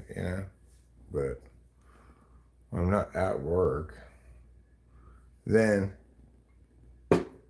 denseness and lack of point is not a useful thing to exploit any longer. It's a horrible fucking minefield of terror that we all have to wade through as intuitives every day, as people with wildly, stunningly little intuition somehow make good decisions every day about life. I don't know how. While people with excellent intuition flail around like, oh, thank God, this lucky air draft keeping us in the air. Otherwise, I don't even know how we're in the air. Well, because you're birds, you're flying. What? Birds flying? Is that what this is? What is going on here? There's no, there's no sane way to be intuitive in the world. It's just we're not meant to be, right? It's not a strategy for life to understand things objectively from a disinterested perspective, meaning no matter how much of a horse I have in my race here, I'm never going to evaluate it except as harshly about me as possible. Like, how is that a good way to be? It's not a way to be, right? It's like somebody's purposed these people to serve all these other people who are sensible beings in some fashion, but those sensible beings never listen to those of us who are supposed to do meow. So, like, what the fuck is going on? It cannot possibly be the case that it makes sense in any existing paradigm for a person like me to be prioritized by the species. In any existing paradigm that we understand, there is no way, shape, or form that this is beneficial to anyone. It's not beneficial to me. It's not beneficial to society. It doesn't solve any specific problem. It's just me tweaking out on what I find to be pleasurable or whatever, right? all do that to some extent. Well, you and me and other intuitives, like, look how difficult it is for Acacia to even tell you what day she's going to go to the store. Like, Acacia, hey, we're thinking about going to the store later. You want to go? Well, I might be ready to go to the store today. I might be ready to go to the store tomorrow. Or, and we don't know this yet, and we won't know until then, I may not yet be ready to go to the store until 2 or 3 days from now. And I'll give you updates along the way as to whether or not I will be going to any store or even thinking about it. This is not a person who is designed, like, there's no explanation for that kind of person, right? You have these explanations of evolutionary explanation, which says basically because something's advantageous in some way to the species, to the genome, that's why it exists. And you have Jordan Peterson saying, well, it's because there are times when the tribe needs you to be very hesitant, not jump into things. So you're telling me there are times when the tribe needs to not be able to inform each other whether they'll be going to McDonald's today, tomorrow, or next week, and have no ability to definitively inform each other about these things? How in the world is that possibly beneficial to anybody? Anybody at all, right? How is SE polar conceivably beneficial? Is there ever a circumstance where what we really need to do right now is hold off making a decision as to when we're going to leave?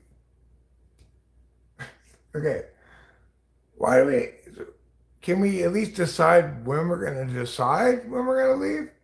Oh, okay, let's decide by 9 p.m. whether we're going to decide. Right? There's no possible benefit to it. In my mind, too, it's like they're right down the street, so it's like easy for us to just be like, hey, like, want to come over tonight? And they're just down the street. But,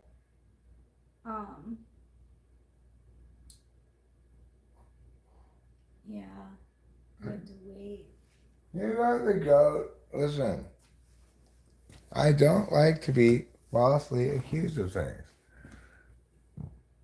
I am not racist against Australians. I probably made some meta jokes that you heard regarding Australians, which is to say, the joke was being racist at Australians is a ridiculous thing to be.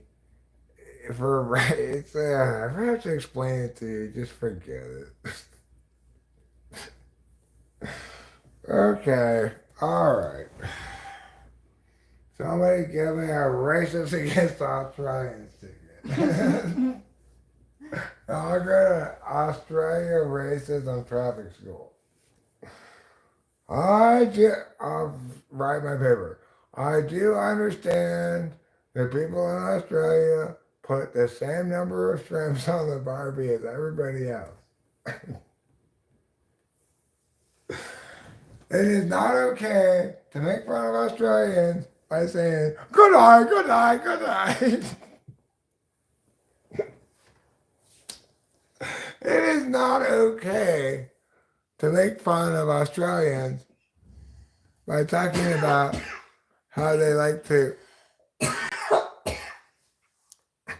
have meaningless sex in a Great Barrier Reef.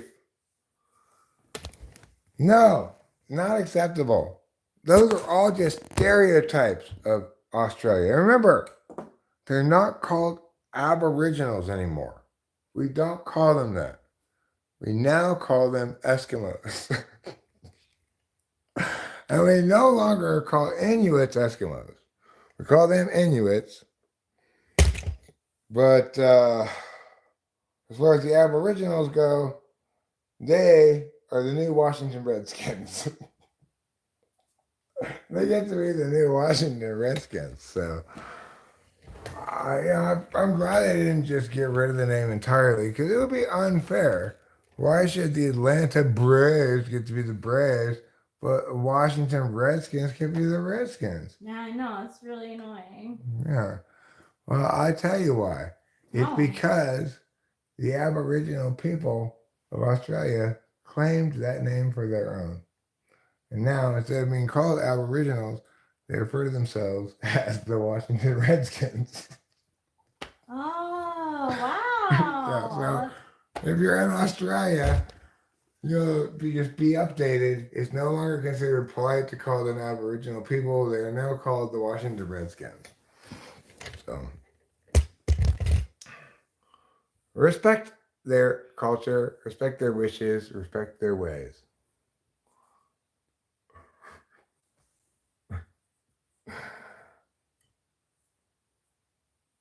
Now that is a fantastic joke, right? My so I don't know if it's a joke, right? But the idea that the reason the Washington Redskins had to give up the name wasn't because it was offensive, but because the Aboriginal people of Australia wanted the Australians to stop calling them Abos. So they decided to purchase the name, rights, franchise to the Washington Redskins for themselves. And that's why Australia is a huge Redskins country, you know.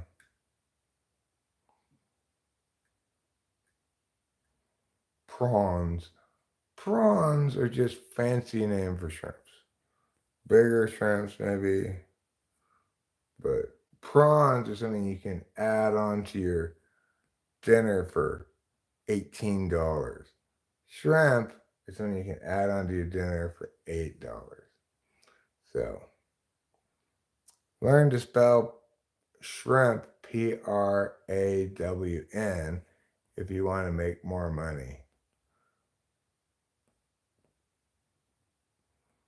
Because fancy people don't eat shrimps, they eat tiger prawns. Considered the Tiger Woods of prawns.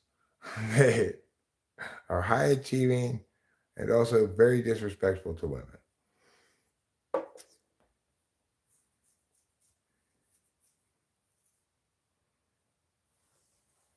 Hey there, I'm Tiger Woods. How'd you like me to pee on you? He's into that too. Okay, I guess. All right, now, just please don't be seen near me at any point. Thanks. See you later. Tiger Woods. What? What in the world is going on with you and your horrible ways? Why are so many people so horrible? What makes people so horrible? Do they take horrible pills? Do they get horrible reassignment surgery? They went from normal, where they want to be surgically reassigned, to horrible? Did somebody forget and leave the switch on this doll set to evil?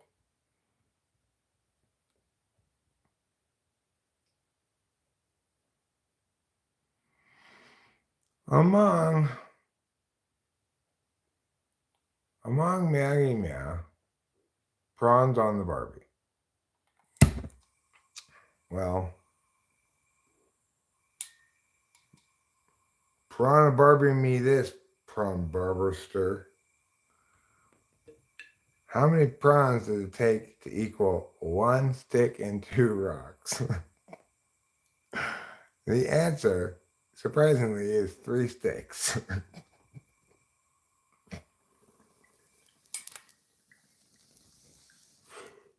For those who didn't know, didn't see it, maybe you haven't heard the news. I'm assuming it's circulating your major outlets, your AP, etc., with the world media. But I finally solved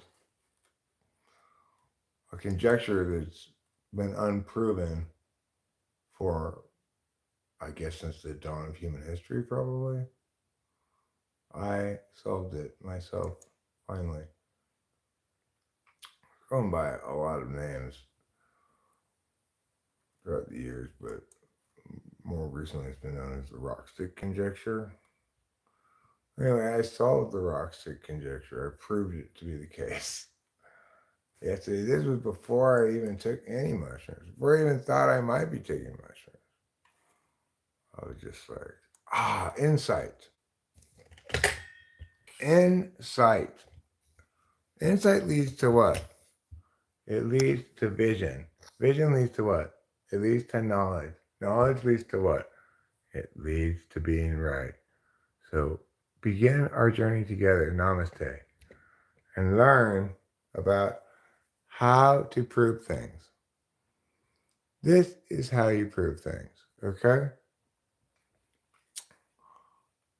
Yeah, it's exciting. After years of trying, I finally proved 3 sticks equals 1 rock.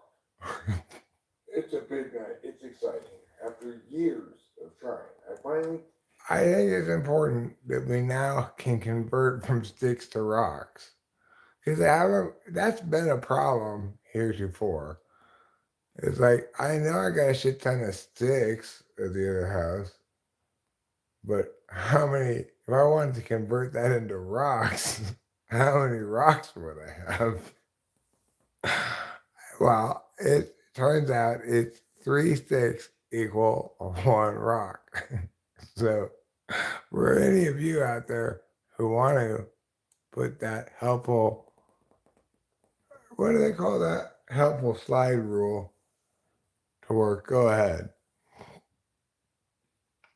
You found a sack full of prawn sticks and shrimp rocks? So, let me see. You found a knapsack's worth of prawn sticks and shrimp rocks.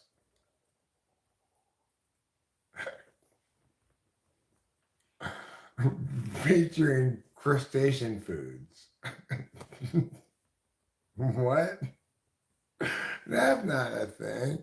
You just, oh, why, why ever you have a whole sack full of things that are already sticked and rocked?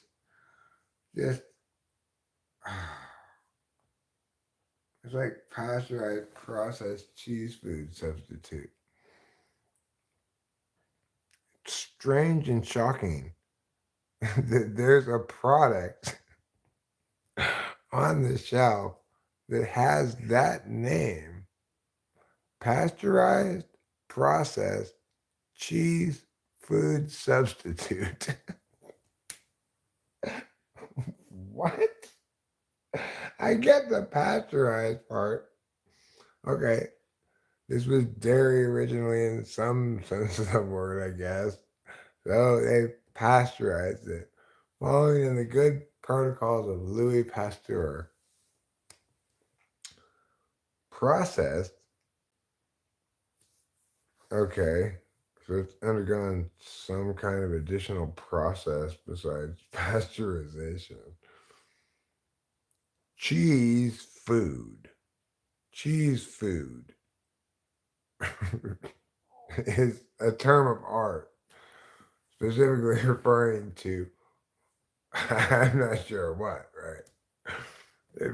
Various cheese foods that are actual cheese foods. And then, well, that was substitute. So, well, this has been both pasteurized and processed. And while it might normally fall under the general category of cheese foods, this particular instance is yes, pasteurized and processed like a cheese food, but it's actually a substitute for a cheese food.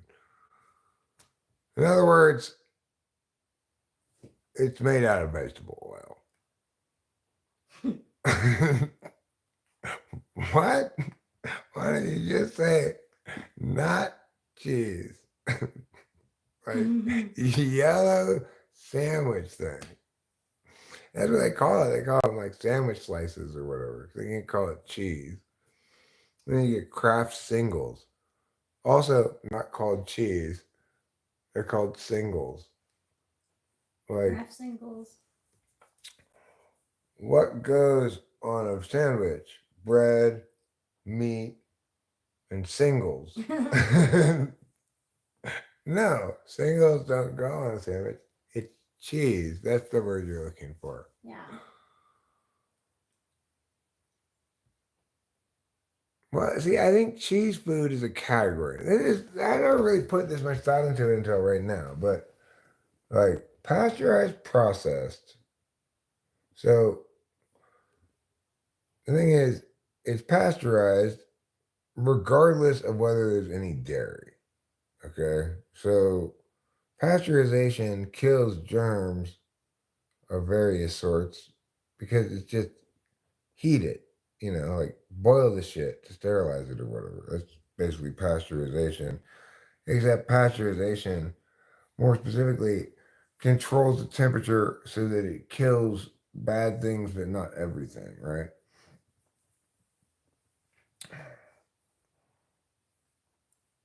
Like, you want your milk to be pasteurized, you don't want it to be cooked cooked with a blowtorch, right? Like, I don't know what would happen if you just cooked milk at a high temperature until it was all cooked. What would it become? Would it just become square milk, just solid milk? It's been cooked into its solid form? I don't know. What happens if you just keep cooking milk? Does it just evaporate? If I took even 50 cows worth of milk and made a big pool of milk and cooked it, just the only thing, I didn't churn it, right? I just mixed together the cream and the milk, make sure it stayed mixed together, but I didn't churn it, right? And I just cooked the shit out of it. Will it ever turn into something other than milk or will it just boil away? Nobody knows, and nobody ever will know.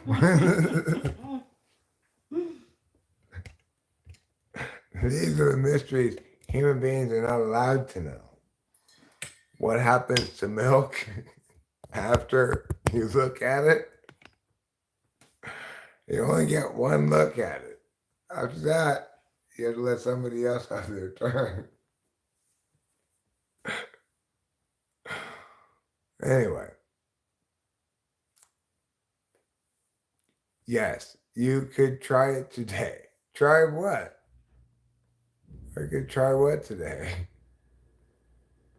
There are only some things that I could try today that I also want to try today. What? For example, I don't want to try today cooked milk. That's good. That's good. But I could try it today, in theory. Yeah, in theory, sure. I might have to go get some more milk. I might have to figure out how I'm going to cook it at this super high temperature without boiling it away. Boiled milk. My point is milk hearty enough that instead of just boiling, it'll turn into food? I don't know. Is it more liquid or more solid? Well, it probably depends on the amount of milk solids you have in your milk. Pressure cooker, you can't you can't cook milk in a pressure cooker. Milk is calm under all circumstances. And you don't get to see milk sweat, okay? Milk is cool as a cucumber until, bam, it's spoiled. In which case, you have to throw it away. Mm-hmm. These are facts. Mm-hmm. The difference between like milk and sour cream and spoiled milk are mysterious things. You don't know what to do about that. Sometimes at the store when I get coffee and I get the little creamer, half and half, I put it in, it just curdles right away in the coffee. That was a bad creamer. Don't use that one. Mm-hmm. I used to not know what that was, just like, well, I guess some creams just look like this, I just drink it. No one told you that milk curdles? Well, I didn't know why sometimes creamers you put in to coffee, like I thought, well, these creamers, they don't even have to be refrigerated. They're ultra pasteurized. It's like they're barely even milk, right? Like, surely it's just, I don't know, it looks a little different or something. But then at some point, one was like super bad, right? And it was just like big curds of grossness. And I was like, this can't be right. And I said, I'm sorry, can I get a new cup of coffee because this isn't right, is it? And the lady's like, no, that's definitely spoiled milk. Yeah, one of those kind of situations. So just because it comes in a little sealed package thing, don't assume your creamer doesn't or can't spoil. It can. Mystery cow sauce. Cottage cheese is not an acceptable answer. That is not what you cook when you cook milk, okay? The surprising response, and this is going to surprise you, when you cook milk enough at a high enough temperature, it turns into wheatgrass, which kind of got a lemony, spritzy kind of Thai flavor to it. A lot of people don't know that. I was asking the question. Really, the truth was I knew the answer the whole time. That's where lemongrass comes from.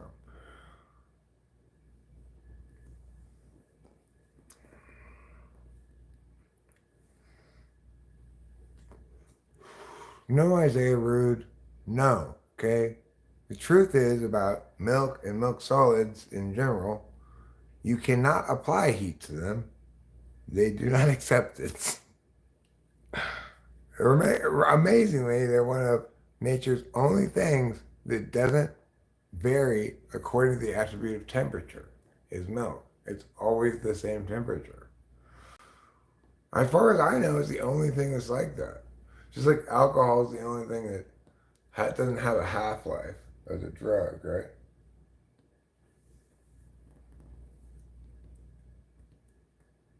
Ketchup.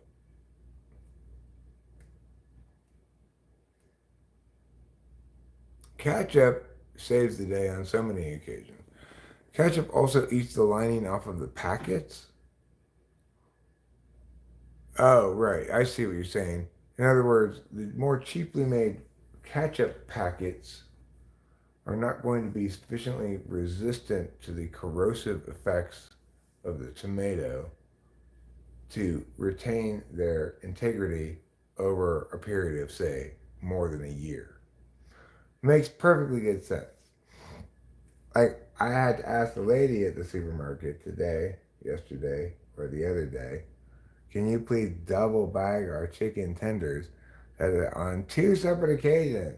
Fall out of the bag once, shame on you. Fall out of the bag twice because the bottom just rips out because it's a shitty bag. Shame on me. Go get chicken strips again. Tell them to double bag the things. And she put it in a nice 30 bag, a bigger bag than he even needed for the chicken strips.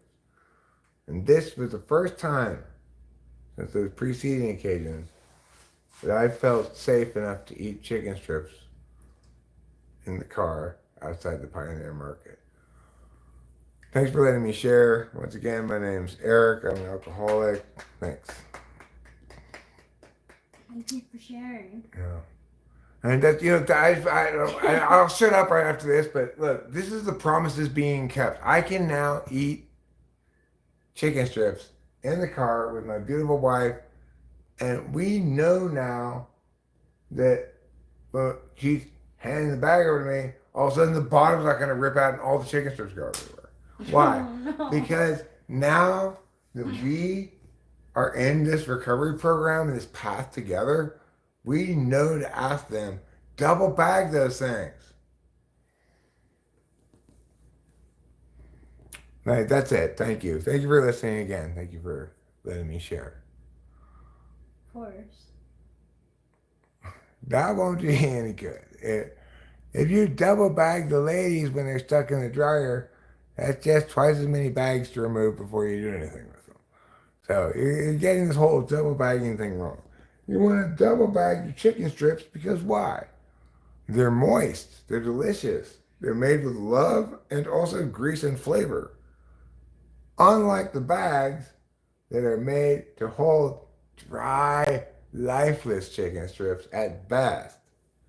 Those bags can't withstand the greasy goodness of the Pioneer Market chicken strips. The same Pioneer Market, that's right, the same Pioneer Market that won Best Fried Chicken, not just in 2024, but also in 2021. So that's pretty good. I don't double bag my tea, but it is the case, Atomic Elf, if I am going to have tea, I'm going to triple tea bag it. No point in going small. If you need to go big, then triple your tea bagging with a smooth move tea. It's just a stool softener. It's not a laxative. So you're not going to get cramps by tripling it up. That won't cause you to get cramps. You might have cramps because you're so constipated because you don't poop very well. But you can't blame the smooth move tea for that.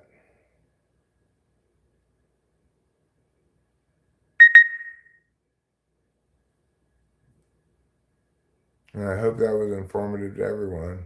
I hope you can take that and apply it in your own life.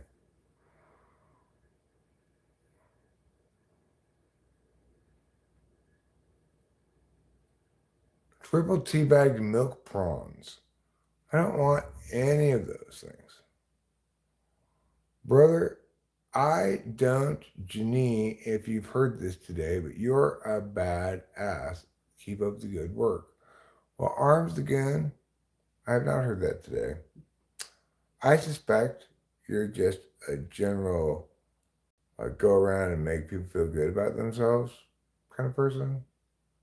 But I've got some news for you. This might make you feel good about yourself. This time, you're actually right. And you're not just blowing positive smoke up someone's ass. You've correctly identified me as all that and more. So good job, you, with your identification of badass. You get the Boy Scout patch correctly identifies badasses. Now note, badass is asterisk here. There are many exceptions. For example, anything involving travel, jostling, physicality of any sort, not getting what I want when I want it, like sleeping and eating stuff, like that kind of stuff, having to stay up or not, or having to go to sleep, either of those things. All of that stuff's out of the question. What were we talking about again? You're going to hire me to do what? For how much money? You're going to hire me to be everyone's life coach? Okay, here we go. You live like that. You live like this. You live different. and tell you life coach.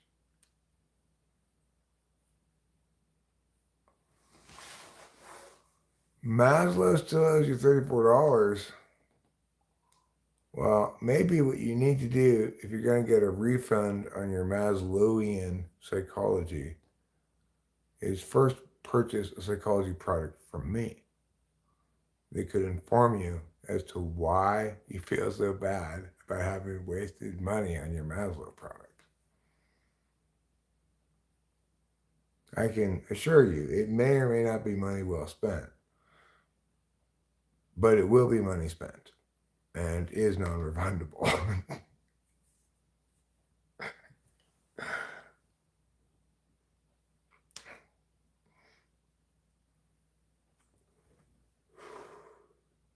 Pain, death. I can't see what's behind that heart. Pain, death isn't in the hierarchy.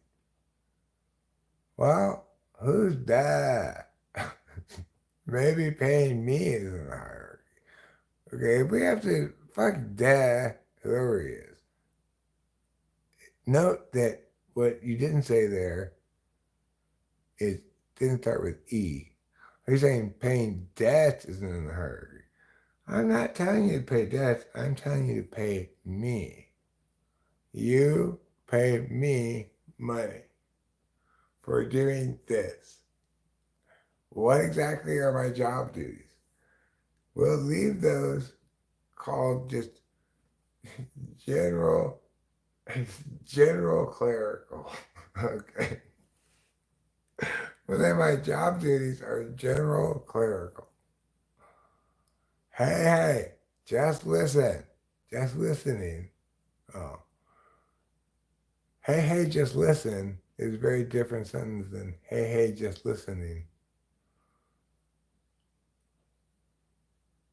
Why did Maslow, how did Maslow find a way to turn his hierarchy of needs into $34 worth of debt for you? That Maslow, he was such a shyster. Hierarchy of needs. More like hierarchy of grades, you Maslowian Maslow.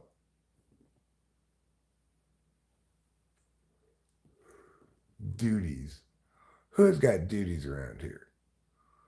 A lot of people got duties. Most of them are duty to not interfere. It's like almost all of our duties are negative.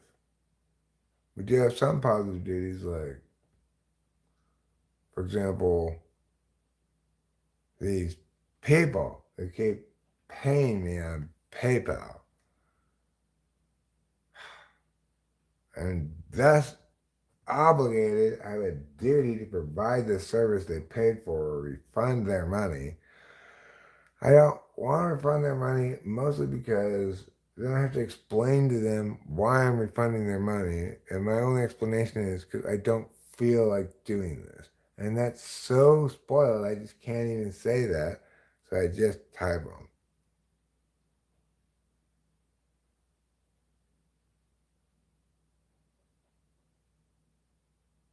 I feel your frustration. The point is, that's a duty I have, right? That's not negative. I have an affirmative duty to type them once they pay me.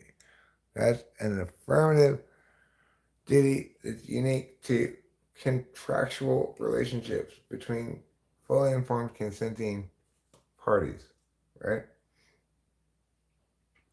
That sort of right to something exists and is totally legitimate. It's just always specific between two contractually entered parties, right? There's no such thing as like a generalized affirmative duty to help other people or something. That's insane. You couldn't possibly generalize such a duty. And any test of such a generalized duty ends up with you deprioritizing your own interests until you're just as shittily in such a just as shitty a state as the worst of us. To no benefit whatsoever, of course. The problem with injustice in the status quo is not that some people are treated justly. The problem with, you know, wealth or income disparities is not that some people are prosperous. This is something that people have a lot of trouble understanding for some reason.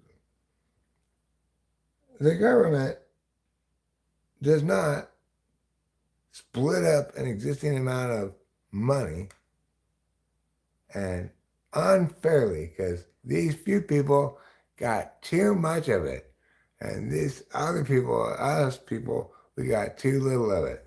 The government needs to split up the money more fairly. Some people genuinely think that, right? They think that's how it works. How do you engage with people who think that? Like, I don't even know where to begin.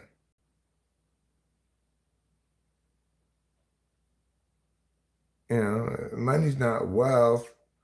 Money is the symbol of wealth. It's a quality, it's metaphysical first, not physical. We have various kinds of fungible, tangible, divisible, non-counterfeitable, etc. shit that we can use as currencies like gold or silver or whatever. But the confusion in so much of our economic understandings stems from one simple failure, a failure to understand that new wealth is generated in non-corporeal form first and is nevertheless just as real as, if not more real than, its corporeal placeholder, money, silver, gold, whatever. But because people can't grok the idea that things that are purely metaphysical might be more real and important than things that are physical, they get everything about money and wealth backwards, including like Nobel Prize winning economists and shit. It's like, the other problem I have is because people don't understand the process, how it works, they think I'm making some sort of big claim. It's easy to shoot down wrongness whenever you see it, and it's easy to shoot down wrongness in fancy people with prizes. It's easy to shoot down wrongness in economists who win prizes for their novel thinking about economics, because why? There's nothing, there's no need to have any additional understanding of it. It's completely and fully understood and explained by everything that I say about it. Namely, that once you accept that wealth exists first and foremost and most legitimately and in a real sense in its least corporeal form, then all of the economic confusions just become perfectly clear, right?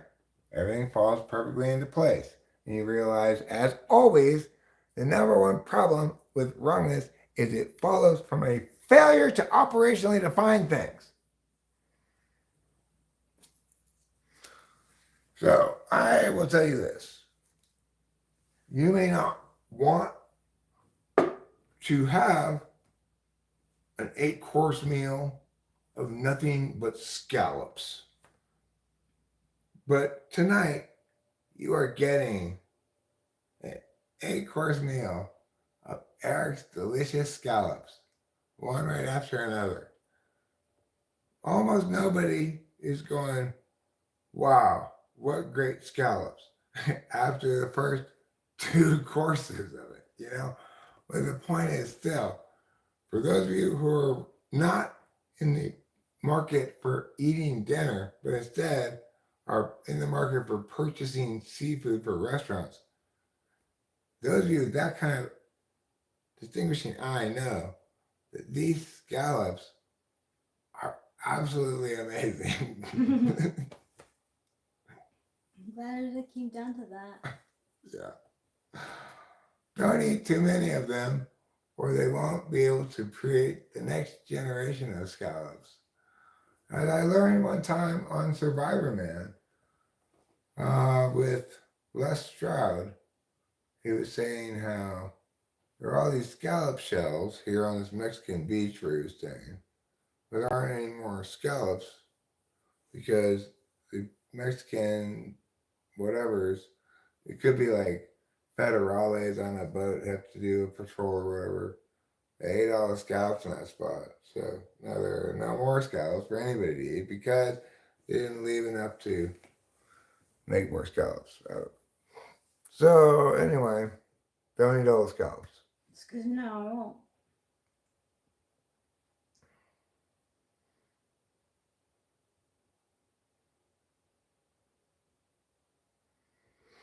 It was like this when I found it because of the way your name is and the kind of like font or whatever you use. I continually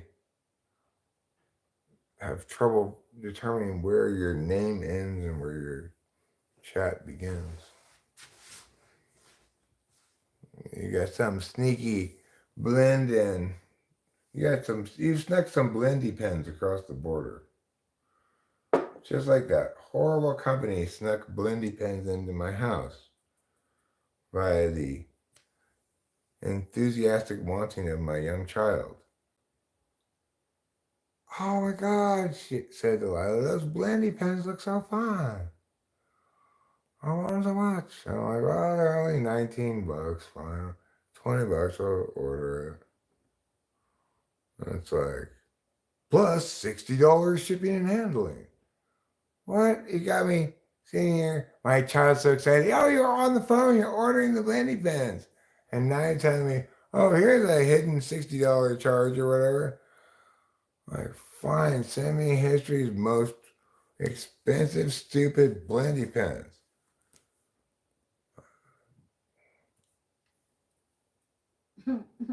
Play with them. Oh Hardly, my maybe a gosh, few times. really? You know, like a few times, sort of.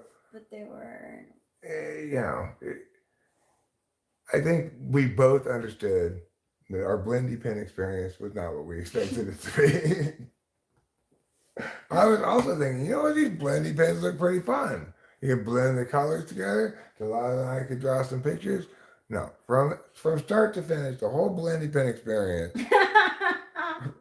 it gets 2 stars. Wow. Not great eBay. Wow. I look like Homer Simpson. I don't look very much like Homer Simpson. No. I I I do have a blue shirt on. Does Homer Simpson have a blue shirt? White. A white shirt on. Well, I believe my shirt's white. This part's white. That's pretty Homer Simpson-esque of me. I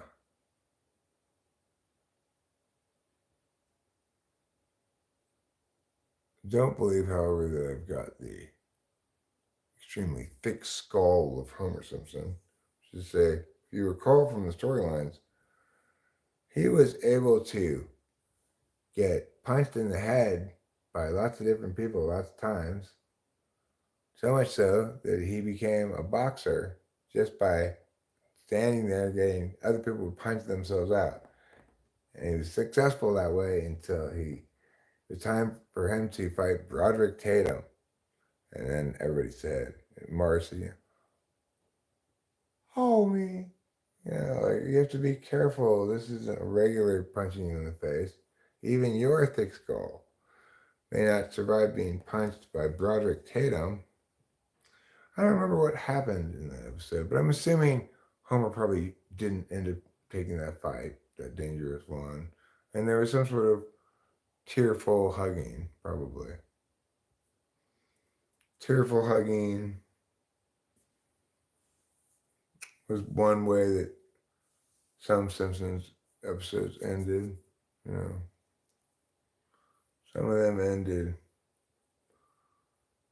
in less heartwarming fashion. I like the episode of Simpsons where Homer says, "And I haven't learned a thing." Because really, isn't that what we all want to say at the end of a half-hour TV show? Ah, I haven't learned a thing.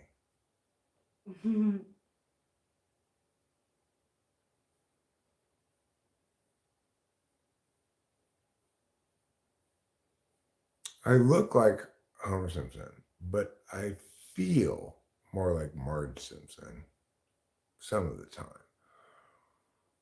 And I suspect that my feelings are lying to me and that I'm actually probably Maggie, possibly Bart, or possibly Abraham Simpson, or some unholy combination of them all. Chimera. It is the Shroom Stream, Putty Cat. It's not intended to be that, alright? Basically, it's not like I'm taking shrooms and live streaming. It's more like I was just walking around and I fell down and some shrooms got into my body somehow, and that's when I accidentally pushed the live stream. So that's how it all went down. Okay. These mushrooms, I'm assuming, were growing on the ground somewhere where I fell down. And that explains how they got ingested. And as far as your claim that this stream is some sort of poisoned stream accordingly, well, there's a lot of normal stuff going on here today, too. Not just partying and wild drop out, drop in, tune what. No. A lot of regular stuff, like getting dressed up in a suit and going to work at an aerospace company. Things like that.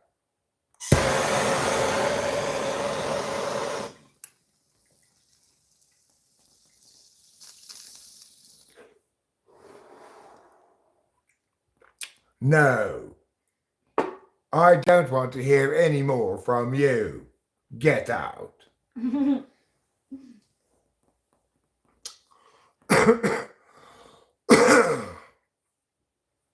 Julie. James, if you're new, I want to introduce you to a character named Julie. Not my character, but sometimes we all understand the concept of, oh, that song's my jam right now. But we don't necessarily get the concept of that. I guess we get the concept of that meme is my jam right now. But right now, my jam is Julie. And Julie, I don't even think Julie qualifies as a meme per se. It's just this thing on this guy's YouTube channel. Julie is my jam. Julie's my jam too. I have Julie as my ringtone on my phone, in fact. Mm-hmm.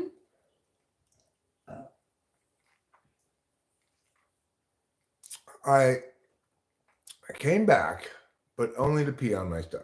Okay, well, as long as you just pee on the stuff in the please pee on these things pile, we should be fine. Don't get that confused with the other pile. Most of our things don't need to be peed on, but there are some of the things that we have that are totally covered in poison oak and need to be peed on.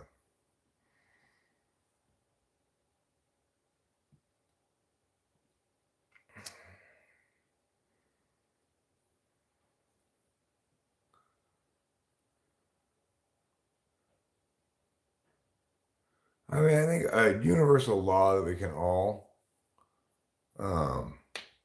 remember and learn from is don't bring a pee on someone to a poo party.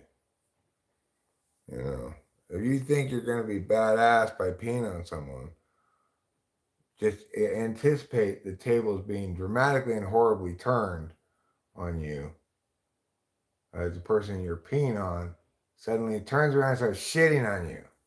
Think about that, Mr. Pee on people. Stop peeing on people, everybody. You have plenty of other places to pee. You can pee on the ground. You can pee outside on the ground. I mean, not inside, obviously. You can pee in the toilet. You pee in the sink. You could pee on the ground inside, but you really shouldn't do that. I don't. I mean, not very much pee on the ground. It might be the case that, like, sometimes if I stand up from the toilet, might be a couple of drips of pee that make it all the way down to the ground. But that does not qualify as peeing on the ground, okay? That qualifies as some of your pee ending up on the ground. Big difference. If you had poison oak on your penis, well, fortunately, it's not like your eyeballs. You know how you can't see your own eyeballs? You can pee on your own penis. No problem. So at least the solution's so close at hand. It's, apparently, urine is the miracle cure for poison oak that cures all poison oaks.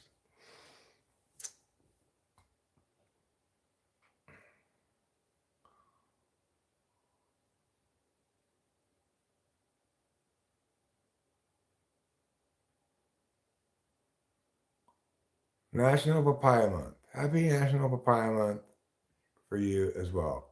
Okay, mission accepted. Looking for the poison oak right now. Check your penis. I'm pretty sure that's where it is. Justin Goodwin. If you're looking for the poison oak, either check your penis or check a bucket of pee. People typically keep their poison oak inside of their pee since it cures it. This is wisdom, right? Is it true that shrooms can grow on cow poo? I don't know. Just don't bother trying to worry about growing mushrooms, right? Mushrooms are not plants. Mushrooms are gross fungus. So just go to the store and get it and don't ask any questions about where it comes from. Don't think about it. It's not like growing, weed's super cool plant. It's a very convenient, easy plant. You don't have to do anything except water it, and it'll grow just fine. If you put it in the ground, it's like, hallelujah, I'm so happy. If you don't, you have it in a small pot, it goes, I guess I'll just get to be this big. It's super cooperative. Mushrooms are not plants, they're fungi. We could get rid of the mushroom part entirely and just, if I never had to see it as mushroom, just saw it only as the powder that I make out of the mushroom. Well, I'd be happier, but I wouldn't trust it if I didn't make it myself.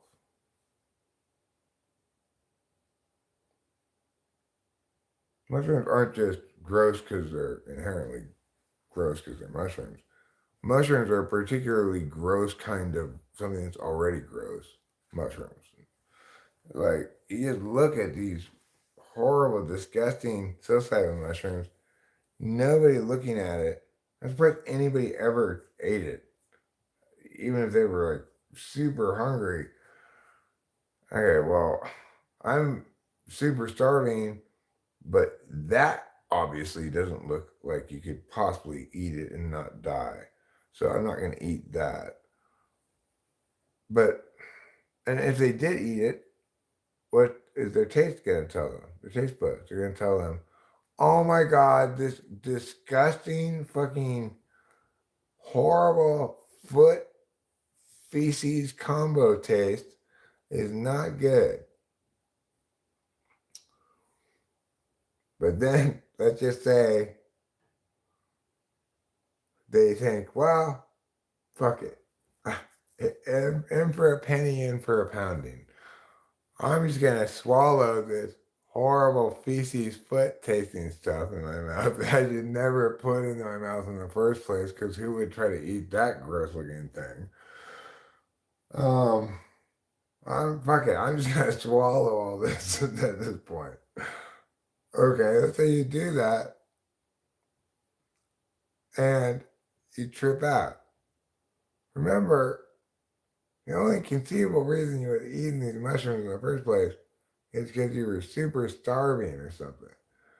The last thing you're going to want to do when you're super starving and running from, a hostile tribe of Indians or whatever, is start tripping out on mushrooms, make you all cold, want to go under a blanket. It doesn't make any sense that people ever found mushrooms in the first place to take.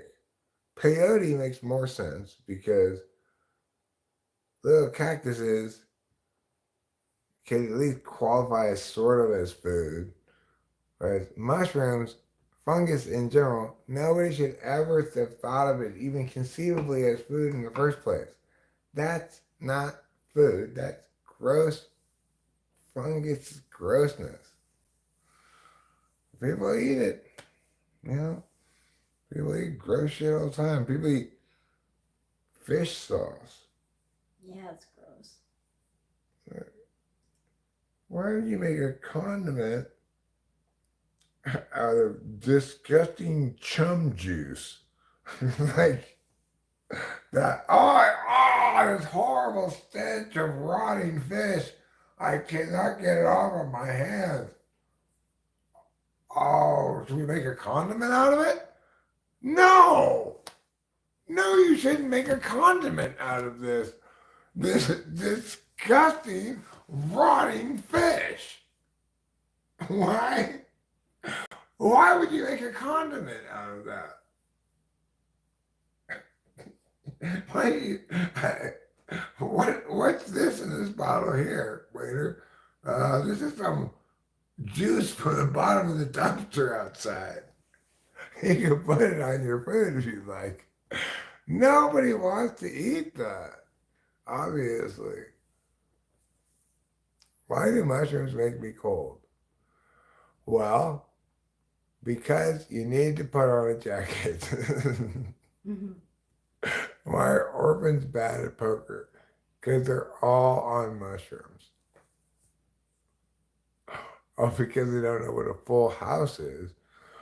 I mean, that would only conceivably make them bad at poker if either they or their opponent had a full house. They were assuming that they're, I guess, three of a kind plus a pair just comprised two different hands. I don't know. It's hard to imagine being anything at poker and not knowing what a full house is. Like, you have to say basically they're not bad at poker as so much as they don't know how poker works. Because can you really know about poker unless you know about all the hands? I don't think so. Can I be irrational? This Of course, darling. this different form of Chinese astrology said that you and my sister would be like good together. Uh huh. Okay. Well, does it say why your sister and I would be good together? Yeah, but I don't fully understand it. Is it because I like the way she travels all over the place? Because I'm into that kind of stuff, like traveling and stuff, and being uncomfortable and being like, oh, we're so cool in a foreign country. No, I hate that shit. It just sounds like a bunch of posturing, discomfort, and unwanted jostling. Thank you. Mm-hmm. I've got some ancient Chinese secrets though myself. Did you know that recently unearthed ancient Chinese and Japanese texts? I was referring to them earlier. They talk about our garage door opener. Hmm. Apparently, we've been using it wrong.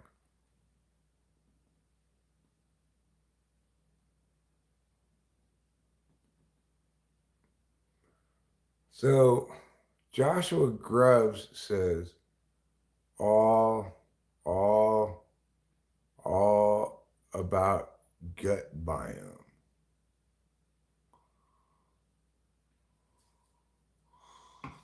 Okay, well, yeah, obviously there's special dispensation for marital jostles.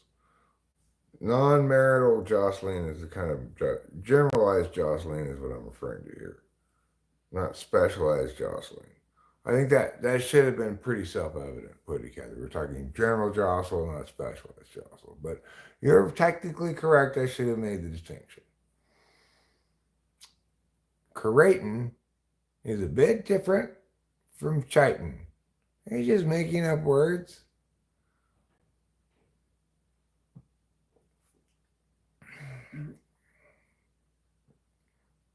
Yeah. That's what people have trouble believing sometimes is that the entire manual for their garage door opener is coded in ancient texts. Nobody's entirely sure who coded these messages or how they could have been so precise about the operating procedures for a Genie automated garage door opener thousands of years ago. But the answer is aliens. I am an expert on the HVAC subject matter. I'm aware of air conditioning, whether it's working or not, and who to call to find out if it's not working, why it's not working. Note, I'm completely open minded. I'm available and open to the idea that the reason it's not working is because it does not exist. Mm.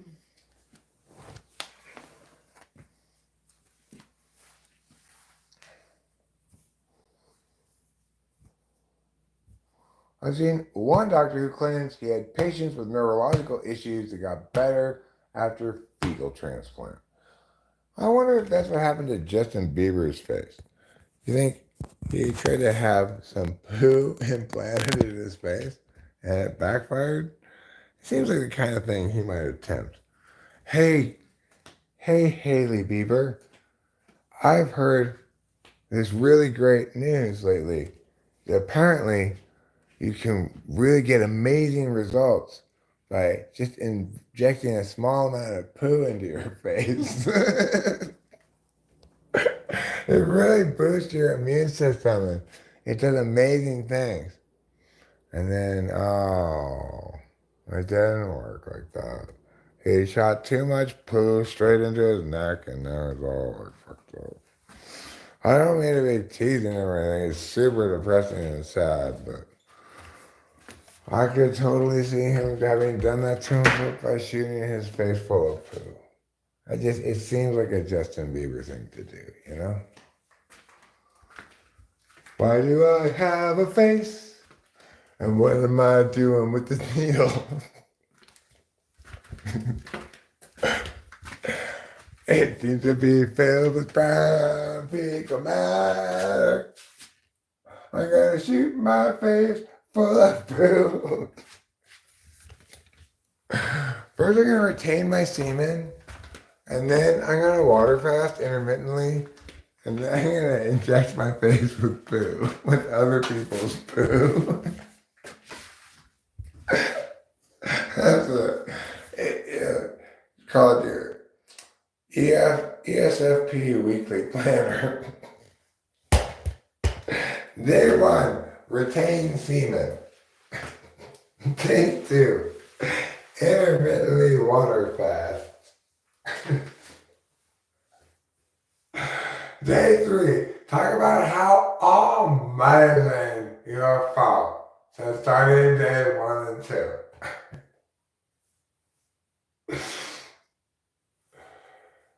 Yeah. It was kind of cool how this ESFP guy that I retyped, I guess, or he got a second hour. And of course, I didn't recognize him until I saw him. And I was like, I've typed you before. I actually remember you. Because he was this ESFP guy who worked at a car dealer I remember the first time being thinking, could you do that with TI Polar? But then I heard him explain his method, and I was like, oh, yeah, I guess you can just TE the shit out of it. No problem, actually.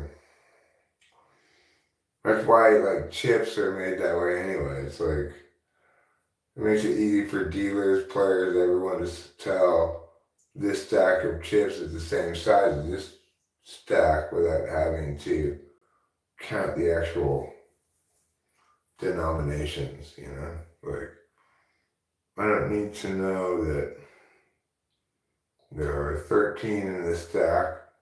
It's paying out the bet, but the stack just needs to be the same size.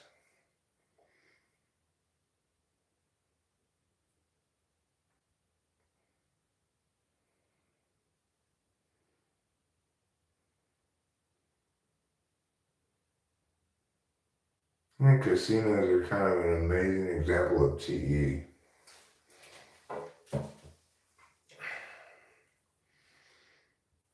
Like,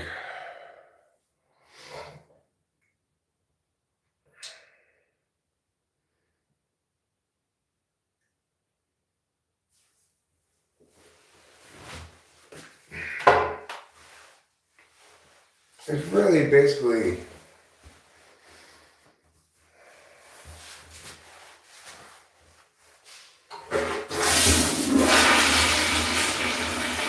well, it's such a strange kind of thing, right? It's like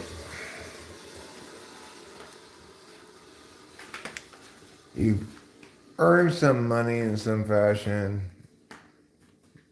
and now you've gone to the casino because you want your amount of monies to be bigger than that. You want it to be, 10 times as much money or whatever.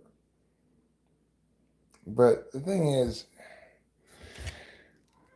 it just the economics of it just makes zero sense at all, right? Like, even if you are great at gambling and always win a lot of money, then it still doesn't make any sense because, okay, well, now now you need to do something with that money besides just gamble to try to get more money again. If it's just endlessly like that, then what's the point? Isn't the point of having money to do something with it, not to use it to hopefully get even more money that you can use to hopefully get more money or it's like the whole gambling thing is weird. It's very difficult to have the correct understanding of it like that. I occasionally find it entertaining, but because of that kind of contradiction and reality that barring a stunning jackpot of some kind, there's no actual satisfaction in gambling. For people who are gamblers, I'm not really a gambler, but people who are, it doesn't matter how much money they win. What are they going to do with that money they win? They're going to try to win even more money with it. They just keep gambling. It's like their entertainment. It Whereas it doesn't make any sense as entertainment. But it's fine every once in a while to go. Because then you might actually get lucky because you go infrequently enough, etc., that it's conceivable that you could at least not lose your shirt going every once in a while to the casino. Maybe even win. If you're good at gambling, you got a better chance of winning when you do go. But being good at gambling means you need to not go very often.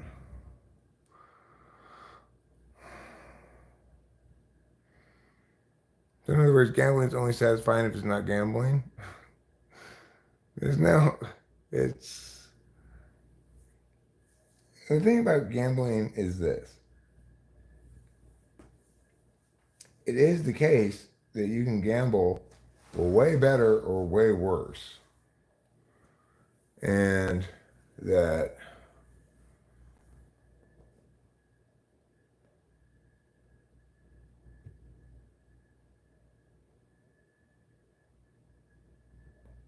it makes a lot of difference. The gambling is like taking psychedelics. It's not so much about what drugs you're taking or how much, even. It's about everything but that.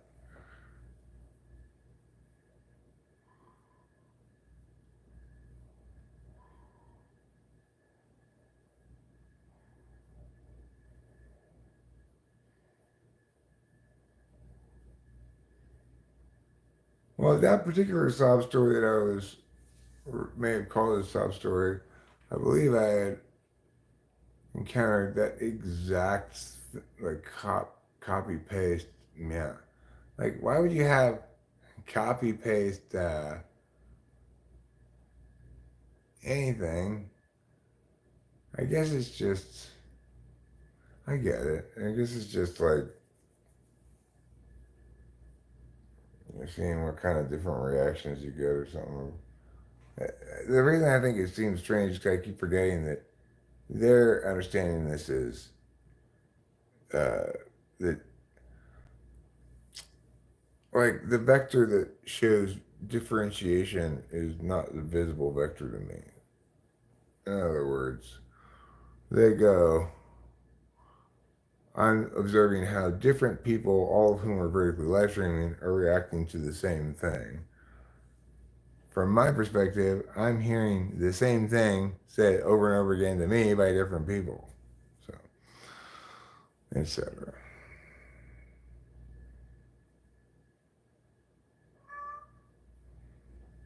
Worrying works.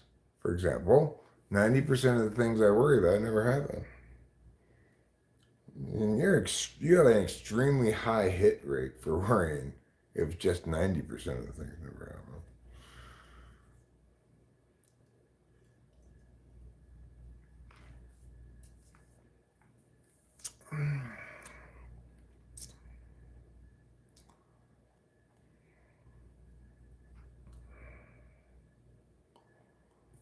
Where is Rachel? Rachel is here.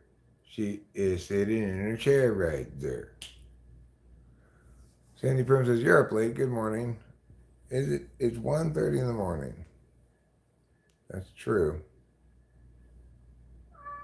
It was like this when I found it.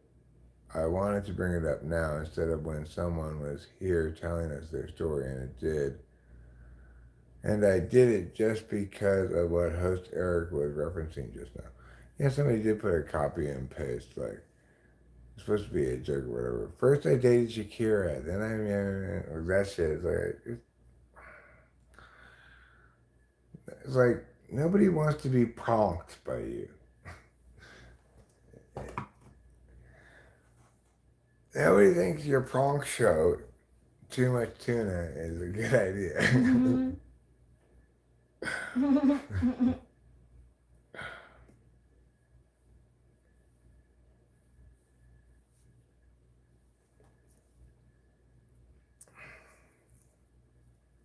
It's not a it's not a good way to engage with other people. It's not a creative way to engage with other people. It's not an interesting way to engage with other people. And its greatest attribute is that I'm talking about it so interestingly right now. It's really the only thing it's got going for it. Whatever, I don't even remember what it is we're talking about. Just the fact that I'm talking about it so well. That's the main takeaway, I guess. If I can just nutshell it for you, I'm doing an amazing, amazing job. That's all you need to know. Well, you got more questions than that? What part of amazing, amazing job are you not getting? How does it feel to be ugly and bald? Well, it feels fantastic. actually. I'm loving every minute of my life right now. Ever since I decided to go, I said, I have always been a curve surfer. Looks maxing was so 1974 for me. I was done with that when I was 3 years old. I'm going the other direction now. Looks meaning. So accordingly, I yanked out all my hair, knocked out some of my teeth. I chose to get old, like get some wrinkles, add some more wrinkles. I got opposite Botox injected, and that's what empowered me to celebratorily embrace your high five. Damn right. I'm ugly and horrible and all those things you said. And this is an opportunity for you to learn. So, what do you get to learn? Well, you get to learn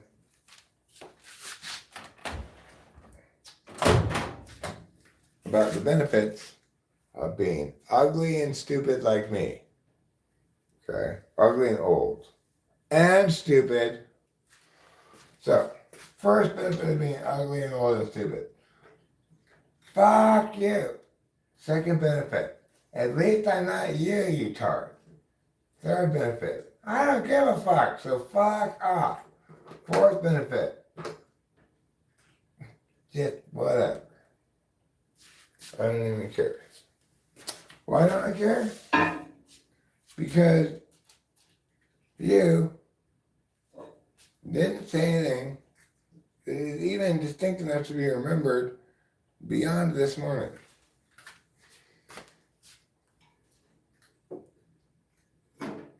Even if I tried, it just blends into the wash of undifferentiated idiocy that apparently comprises the mists of discourse these days.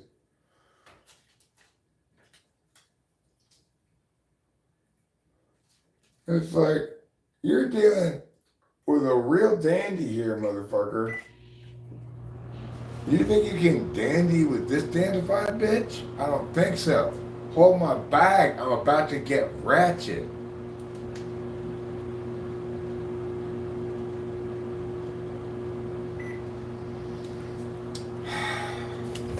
Well, I'm so glad I did those drugs.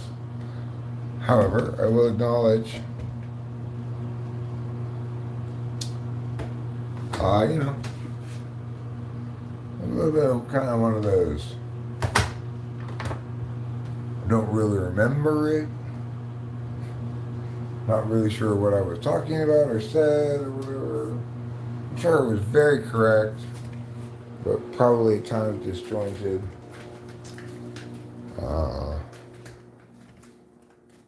Nevertheless, really wonderful drugs times for me today. That's great. The mushrooms were a real treat. A real treat. And they represented the end of that batch well. It's like after a few ones that didn't really hit the way I wanted the last few times, Yeah. And this one hit hard, like right from the get-go too. As soon as I ate that, it didn't seem to eat that much more than I normally do, the powder stuff, but man, these things started hitting like bam. And with crazy amount of visuals for the same mushrooms I've been taking, and without me taking a particularly larger amount of them. But sometimes when everything just hits proper, then it hits proper. And it's a congregation effect. You can't isolate exactly any component of why it all came together. And that's something to think about in your own drug journeys, in our ever endless search for the perfect rave. If you weren't constantly searching for the perfect rave, you wouldn't be human. Okay? Nothing to be ashamed of. We all want to party. If you don't want to party, well, there. Be ashamed of that. That's something you should be ashamed of. Failure to want partying enough. It's like, it doesn't deserve you a scarlet letter per se, but maybe a mauve W for wet blanket. Blah, blah. I don't think drugs are good. Blah, blah, blah. Well, I don't think you're good, party pooper. Scarlet letter. Mauve W. Mauve W is the name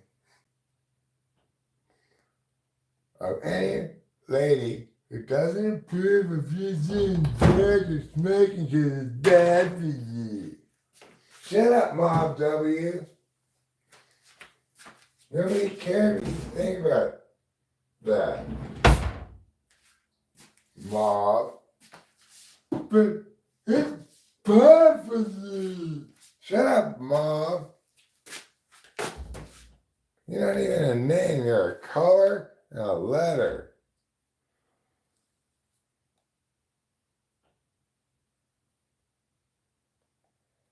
It's like if my name were Purple J. That's not a good name.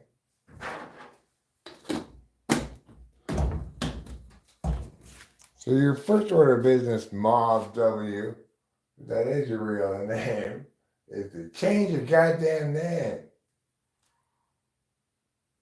So a real name, like Betty Stevens. I know hundreds of people named Betty Stevens. Nobody would dispute that that's a real name. I think I usually pass 4 or 5 Betty Stevens before I even get out of bed in the morning. I'm so cluttered around here with Betty Stevenses.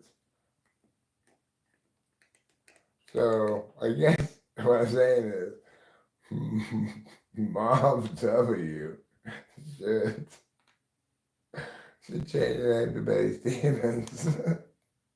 Or she could just take one of the existing Betty Stevens' names. And then that Betty Stevens could become Mom W. That'll work out perfectly.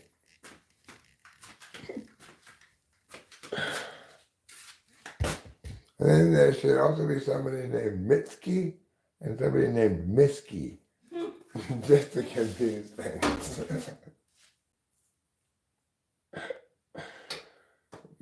Now, as far as Mitski and Misky go, one of them is from Slovenia and the other one's from Slovakia, but neither of them can remember where they're from.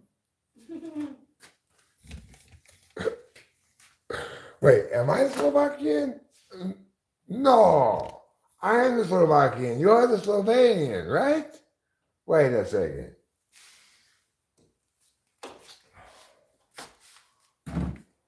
So, now that we're all enjoying the adventurous story of Mitski and Mitski, famous Eastern European immigrants who went on to become, one day, eventually, the famous Sears Roebuck Company. That's where Sears Roebuck came from.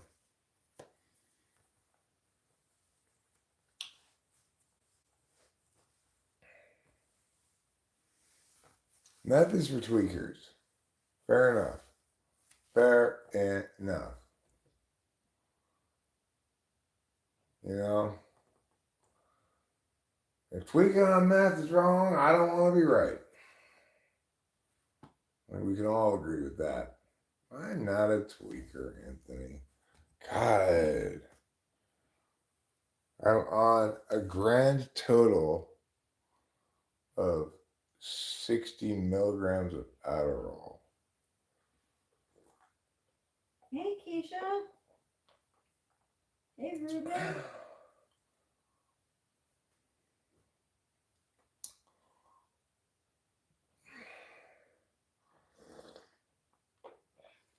What do you think I'm gonna OD on, Anthony? I don't do the kind of drugs that one ODs on. Well, my teeth may say tweaker, but my fingers say fuck you. So there you go. Well, today I'm on mushrooms as well this evening. Is it morning? Oh, it's morning. Morning trolls.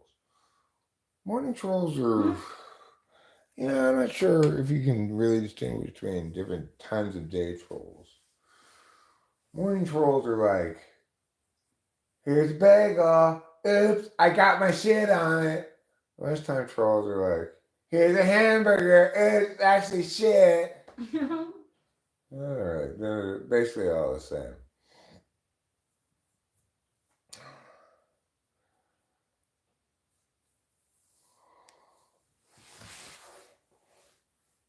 Rachel Pahiper Gahurl Rahod Rahaj Rahod. Wait, is that what is that? Rahash. That's what it's called. Rahod Rahash Strauss. Okay. Rachel Pahiper Gahurl Rahod Rahash Strauss. Wow. That's her full title. Do they have shrooms at the dispensary? I get the shrooms from the Church of Ethnogenic Plants. It's called something like that. It's called Zydor. It's in Oakland. It's much better than a black market shroom get.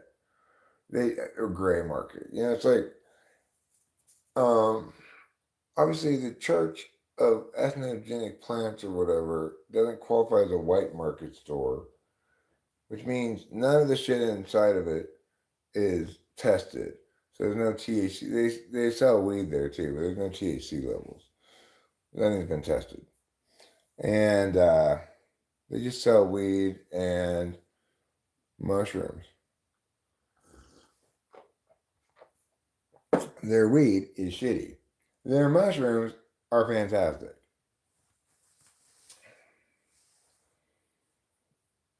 Whatever it's called, entheogenic plants or whatever. So anyway, you before you're allowed to go to Zydor, um, you have to send them like you have to fill out this thing online, right? And basically send them a statement saying, "I need to take mushrooms as part of my spiritual journey," right? And then, but it's like they say it will take up to 2 weeks, but they get right back to you. You shoot them a picture of your ID, proves your age or whatever,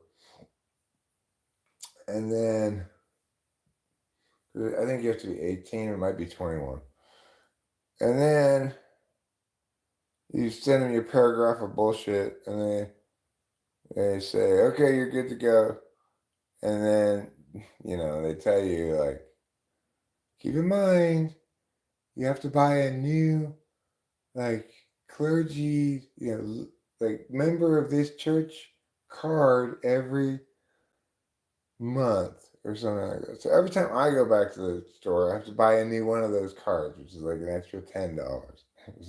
But whatever, it's still so much the best way to get mushrooms. Who could even begin to complain about it? Even though it's in stinky, horrible Oakland, I feel scared to even leave Rachel sitting in the car for 1 minute. Wait, why? Because Oakland's so Oh, dangerous. yeah, I know. I don't blame you.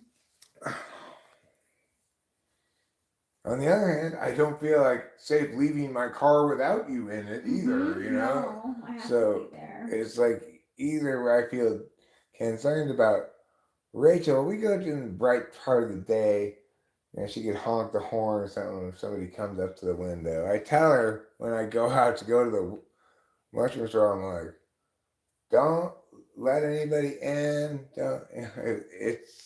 It's crazy to be in such a the stark difference of like the post-apocalyptic crime scape of Oakland, and then when we get back home here, I can move through the world and breathe.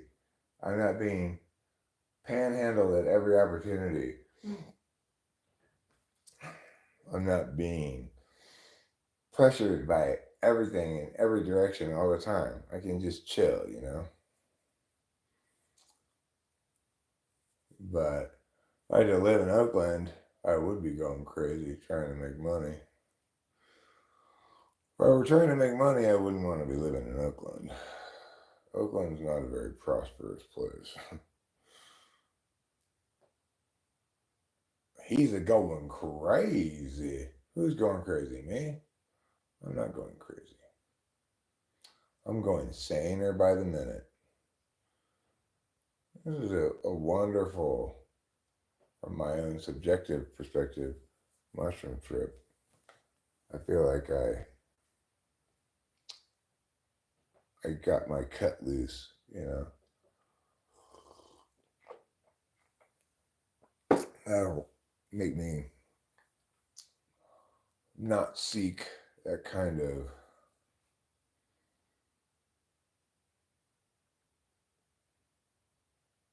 drunken abdication of control for a while. You know, that's really what mushrooms do for me is they provide me that kind of drunken abdication of decision making that alcohol did, but it's vastly safer. You know, I'm just gonna be. I'm likely to be self-absorbed, maybe rude, maybe self-aggrandizing, maybe think things are funny that aren't as funny as they are, etc. But I don't have to worry about making actual bad decisions like I did with alcohol.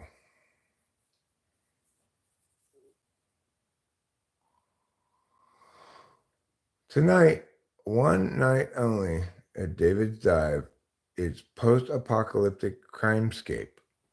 Yep. For those who didn't know, we finally have. And this is no psychobabble here, Mid-Atlantic Express. We finally have a way to convert between rocks and sticks. And it turned out the answer was right in front of our faces the whole time. It's a simple 3-to-1 ratio. 3 sticks equal 1 rock. Is it the longest day of the year? Not today, right?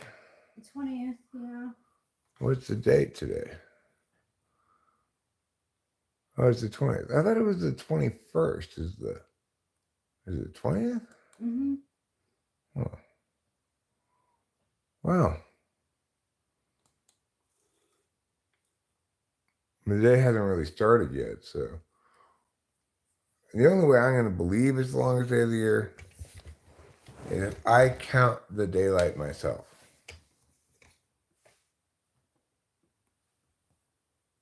Your milk calms the shakes. Sounds strong.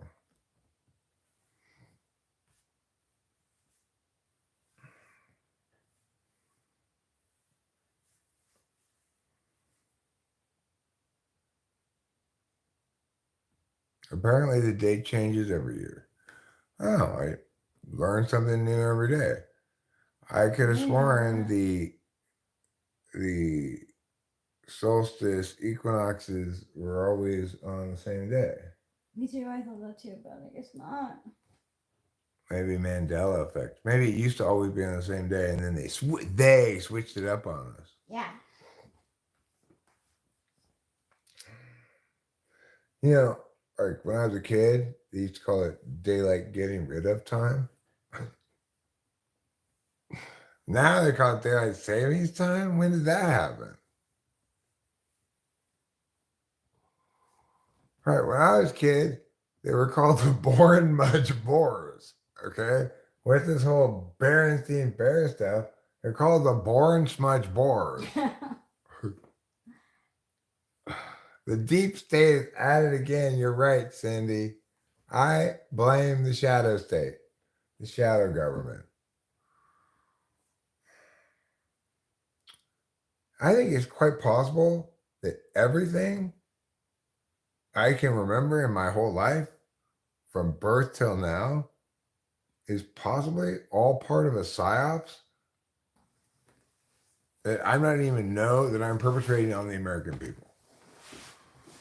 That's how deep this goes.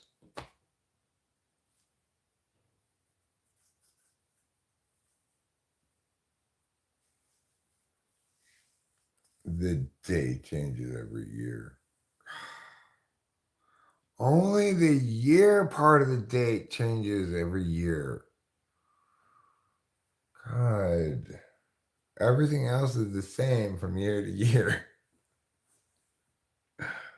Why even bother changing the days around? Just keep the same calendar every year. Except for leap year, of course. Those years you get to let February out of its cage. You go February, you're getting so close to a regular month. Even with the extra day and everything, it still doesn't even make it all the way to a regular month.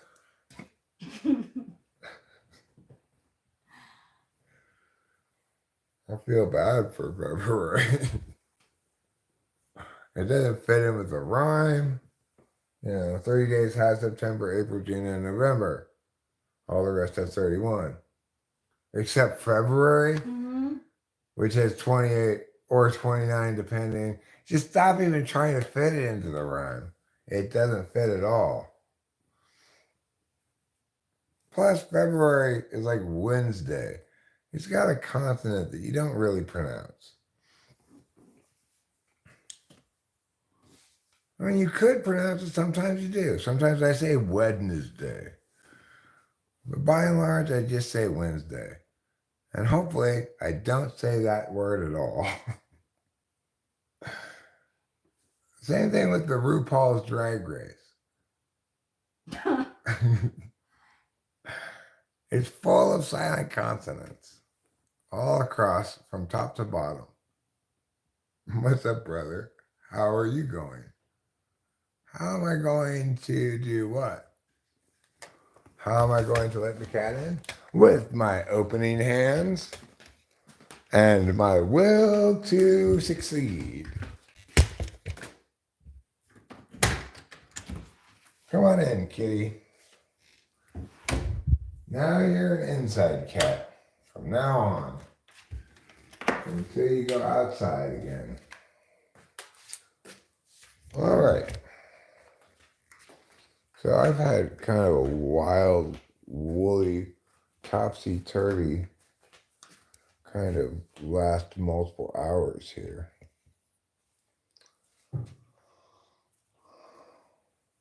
I came from a universe where it was actually called 7-Eleven. When two 7-Elevens were launched at two identical jet planes on July 11th, 2001. What a lot of people don't know about that universe is that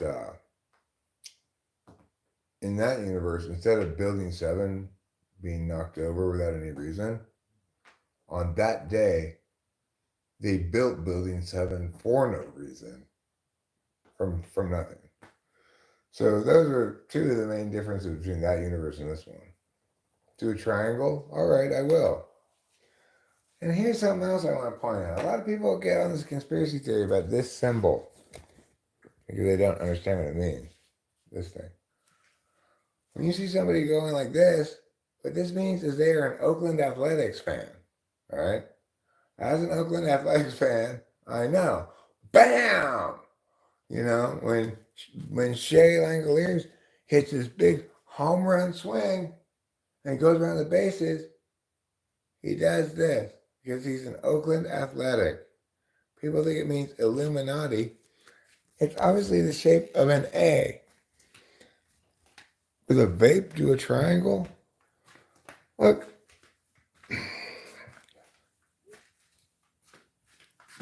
just putting random words together is not how to communicate. You're not making any sense. Obviously, vapes aren't triangles. Triangles aren't circles. And get on the rhombus. We're heading out of town. Do you need more food, Kapil? I say yes. After evaluating the current state of plate, you might call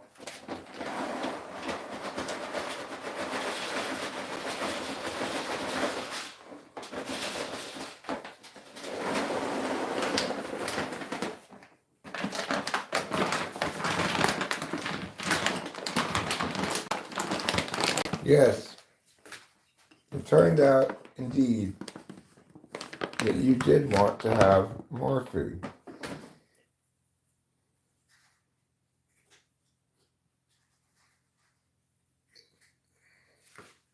I was right to give you more. Okay. What am I doing now? I'm going to the bathroom.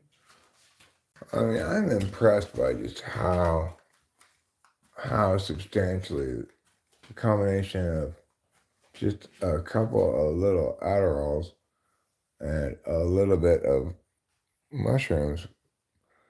It was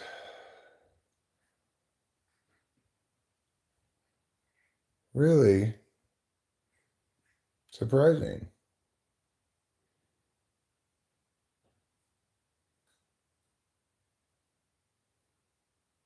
Pleasantly surprising because I'd gotten accustomed the last few times to being unpleasantly surprised and just being like, okay, well, maybe I'm just getting used to this strain of mushrooms or something. Or there are a few other factors that happened.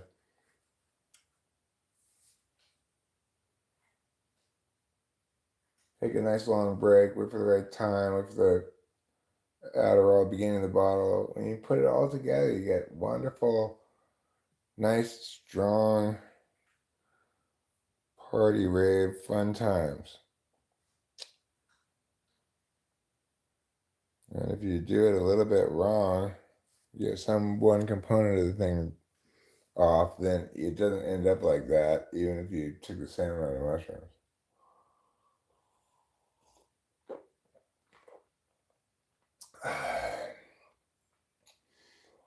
It's the same old story. Boy finds girl, boy loses girl, girl finds boy, boy forgets girl, boy remembers girl, girl dies in a tragic blimp accident.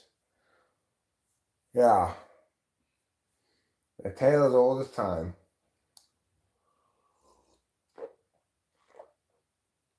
Boy meets girl and introduces himself. Girl responds, "Pardon?" Because she's Canadian.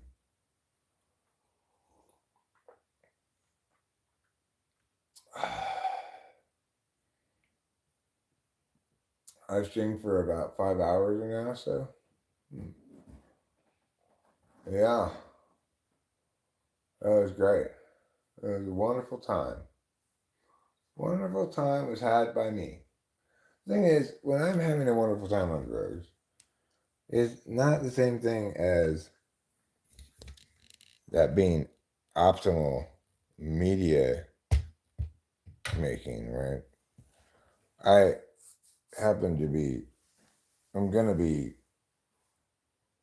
live streaming while being on drugs because just how I roll. But successfully partying is exclusive of attentively making media. And I'm okay with that deal.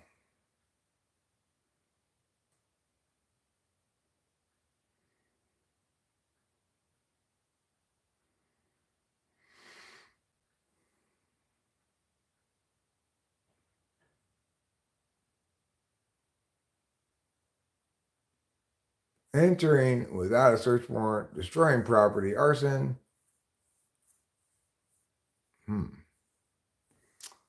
Wow, that sounds bad. My three actual tricks for peopling. They were number one, use silence. Number two, make sure that the question they're answering is the question you asked. And if they're not answering the question you asked, don't let anything else happen until they do answer that question. People will constantly want to try to change the subject, whatever. You're fine with getting the answer brown to the question, what time is it? No, I'm not fine with that, actually. Anyway, so don't let them get away with not answering your question. Simply restate the question until they actually answer the question you ask and not the question they want to answer. And then the third thing is,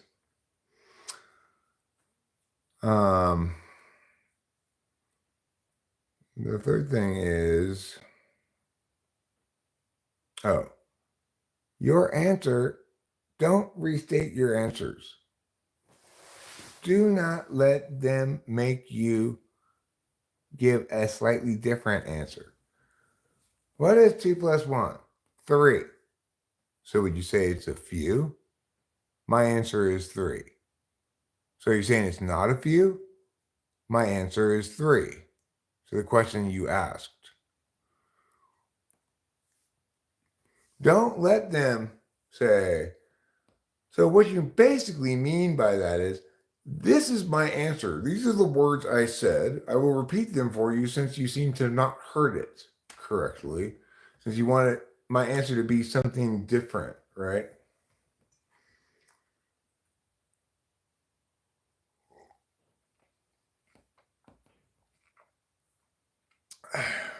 Don't restate your answer to any question.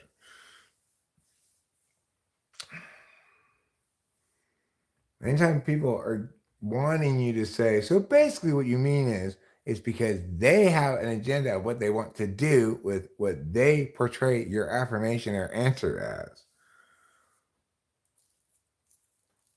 They're playing some sort of rhetorical, maybe it's shampoo that washes right out.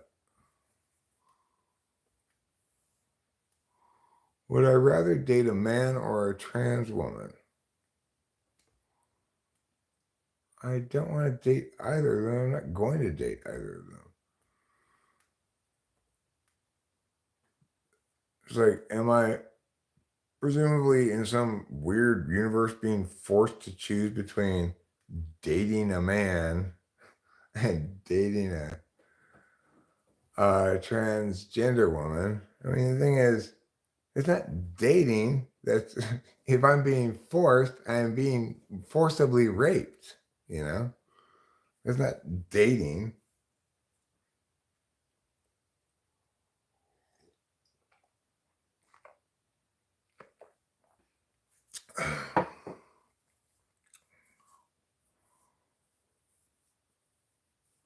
At one point, how many Illuminati are actually Ace fans? Okay, well, fair enough. It's likely that being a member of the Illuminati is going to correlate strongly with being an athletics fan because obviously Ace fans are super cool and Illuminati people are going to want to hose in on that. Because, they're Hogers. They don't know how to be cool by themselves. They have to hose in on other people's cool.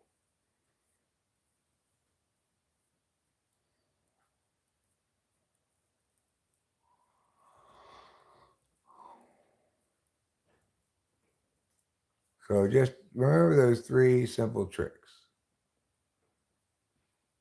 You are in control of any discursive exchange in normal life if for as long as this happens.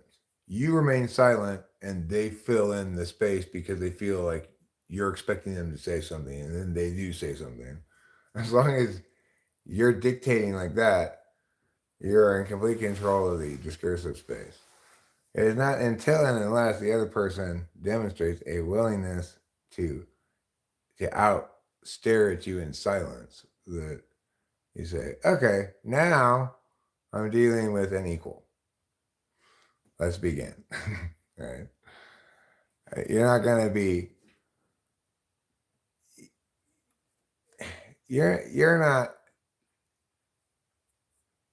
you're not you're at least you're at least have learned the importance of being careful in what you say to some extent.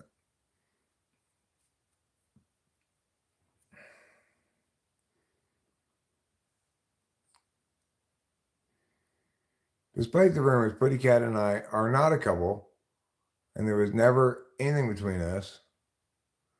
Despite the rumors, Putty Cat, Doctor Who, what were never part of a so-called South German secret police, uh, ultra specialized paramilitary branch of the East German Stasi. All those records were destroyed, and everybody who read them was killed. So it can't possibly be the case that I know this. Ergo, it's not true. We'll just leave it at that. That's how you save yourself when you're telling secret history that the intelligence services would like to keep hidden.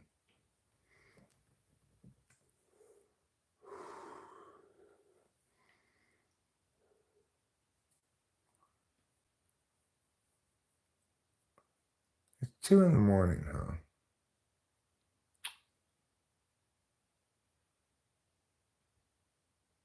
Feels like I'm waiting for something, but I'm not waiting for anything. I'm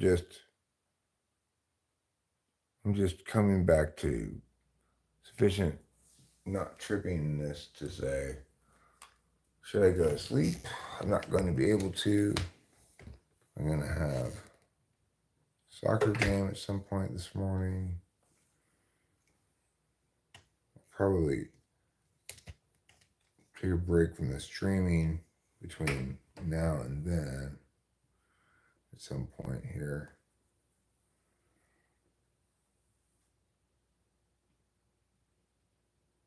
Basically, coming down off of psychedelics for me is regathering all the SI stuff. Like, okay, where were we before I took all those drugs? What was I doing before I took all the drugs? What's the best advice for the younger generations? Um,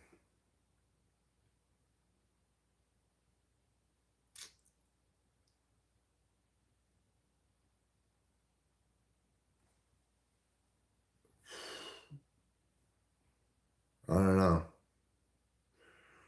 I would say that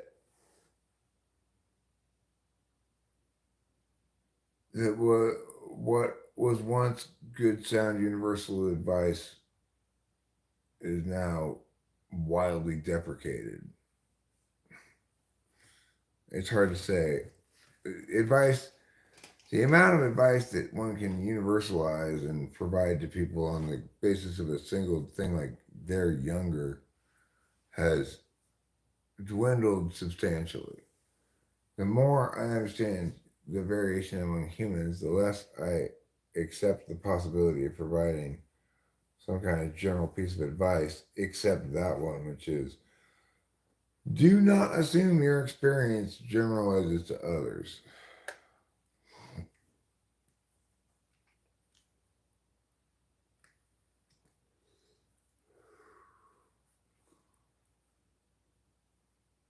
Or here's a simpler piece of advice.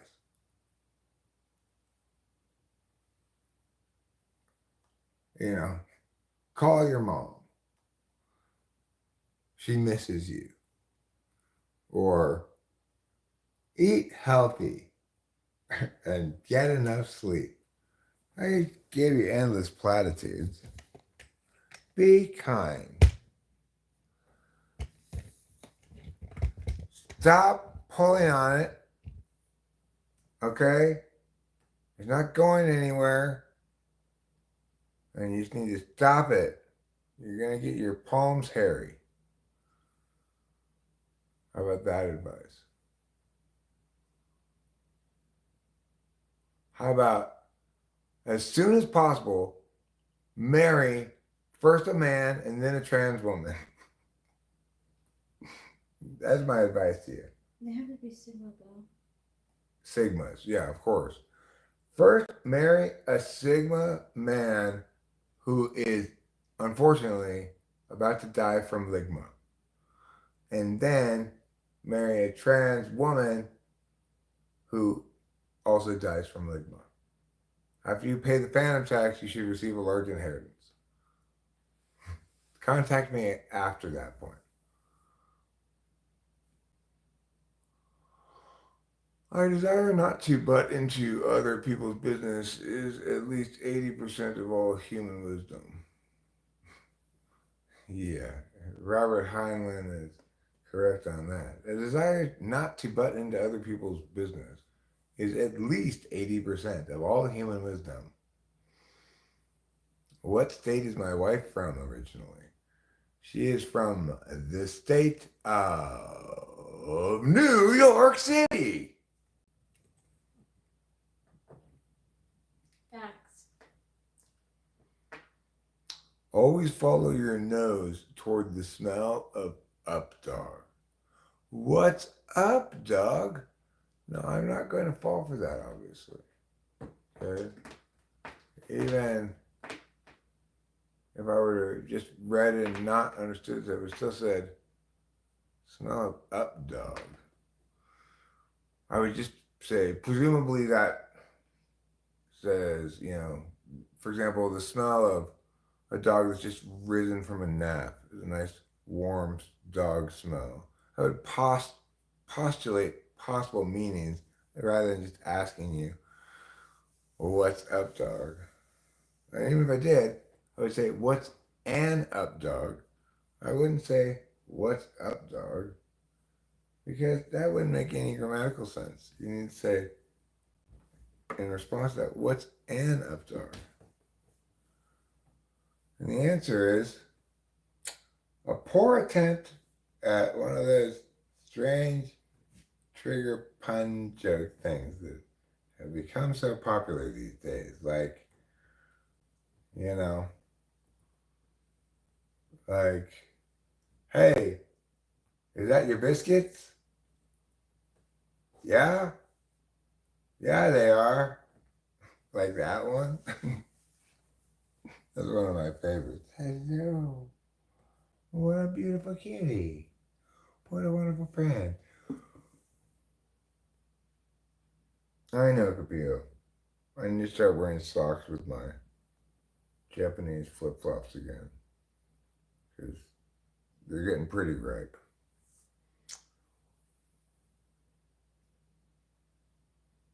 Capio likes that. She likes the strong smell of my shoe.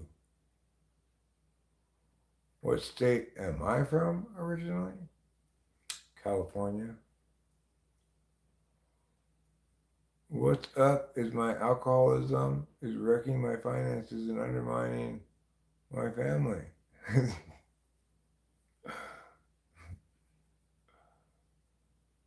So it's like, hey bro, what's up? My alcoholism is wrecking my finances and undermining my family. Okay, well, my bad for asking. Yeah. I just want to know what was up, meaning like to try to elicit from you this response. Not much. Now you just depressed me.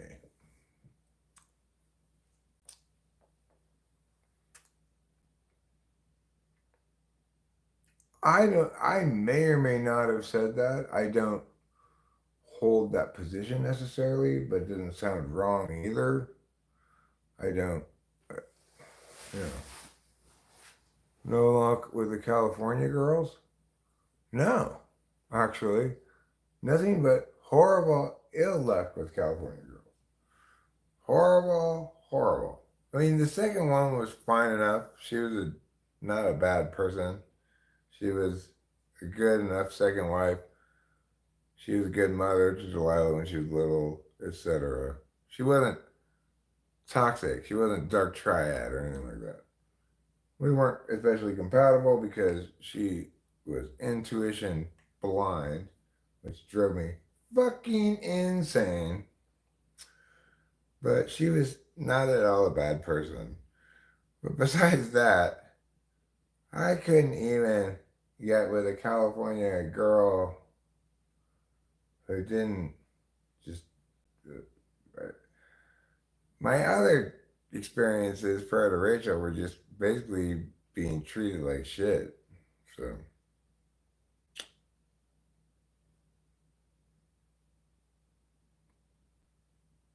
I'm figuring, well, what I can contribute to a relationship is that my feelings don't matter. That's helpful. That's not helpful. I think you've been awake 24 hours and high 48 hours go to sleep. I've not been awake for 24 hours, actually. I got up around 5 yesterday. We're closing in on 24 hours. But I've not certainly been high for 48 hours. It's a crazy notion. Because I took mushrooms. Uh,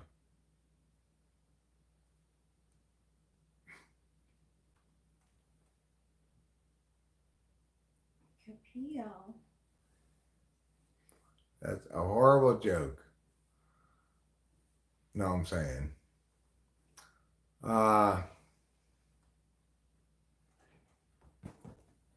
the thing is, if you were paying any attention, the Baron, what you would have heard me say already is that I did mushrooms tonight.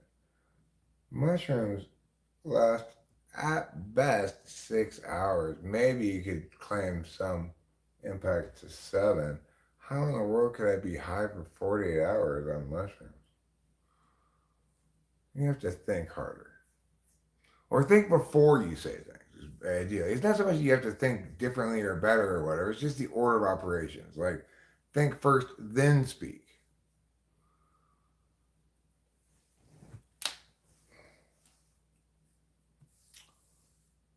Hi, Phil McCracken. I'm not delirious. You're delirious. You and your pack of shadow prawns. Listen, didn't know it was so bad for guys who live in California. I don't think it's indicative of any of those things, right? It's not that California girls were bad, New York girls were better, or anything. It's just that I was shitty at getting with somebody I actually liked until I finally did the sensible thing and looked for somebody around the channel who already liked me, actually without any sort of romance or whatever, chose to spend time around me instead of me having to say, hey, new person, let me mention this thing kind of. So I got this YouTube channel. It's kind of important to my life or whatever. Uh, I just did a sensible thing. Said, fuck geography. I'm not going to try to get somebody local to me. even though that might be more convenient and I don't want a long distance relationship, I'm going to try to find the best person for me and we'll figure out what happens after that later. In that instance, then I got with Rachel, and it's Rachel being the perfect person for me. It has nothing to do with her being from New York, me being from California, or anything like that. It has nothing to do with anything except the fact that we're typologically compatible and personally super compatible. It's a good way to start a relationship in the sense that Rachel felt with good cause that she knew me because she'd been watching my videos and engaging in live streams and stuff for quite some time before we ever even considered anything romantic. And I also had good reason to believe that she just liked me as a person outside of any kind of relationshipy stuff. I had plenty of good reason to believe, for example, that she told me, I like your media, Eric. She wasn't just blowing smoke up my ass. After all, she was liking my media, commenting on it, etc., before we were ever even remotely a couple.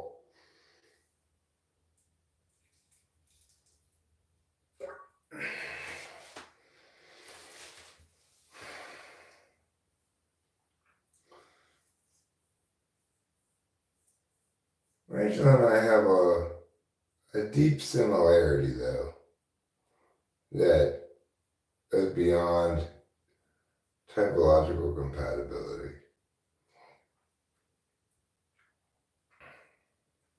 We're both spoiled babies and also totally unspoiled team players, right?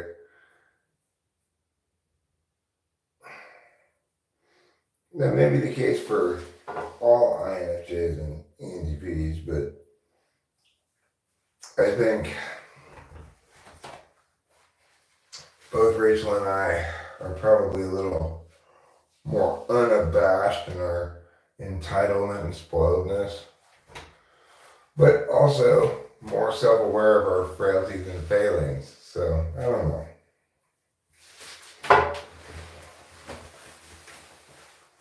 Regardless,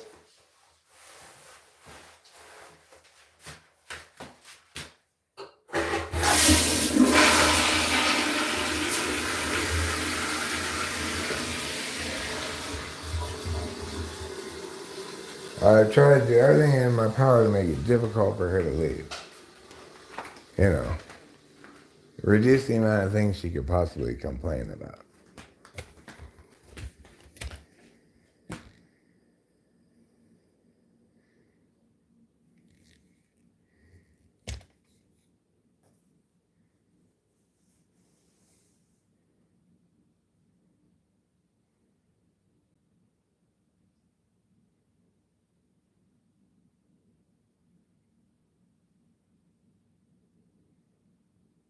Well, I got my jacket right here. It's 64 degrees outside. Iron lining. It's true. It works both ways. 3 sticks equals 1 rock. Accordingly, if you break up a rock, you will discover 3 sticks inside of it. It's a universal law. Take any rock of any size, hit it with a hammer, and you will see 3 small sticks fall out of it.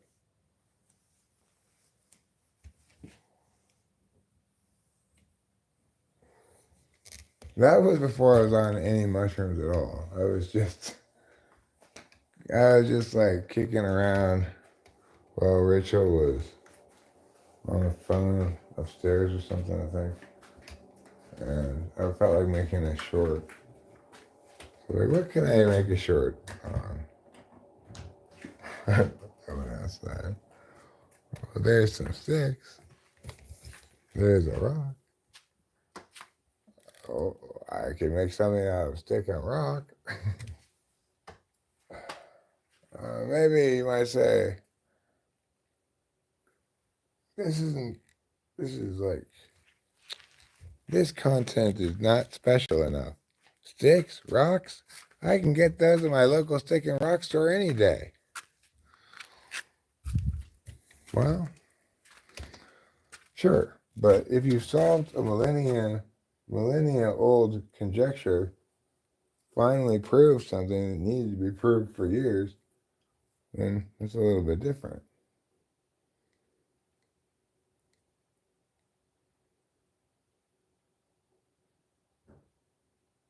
And I hope someday to figure out the much more complicated question of what's the conversion ratio between rocks and sticks and dirt.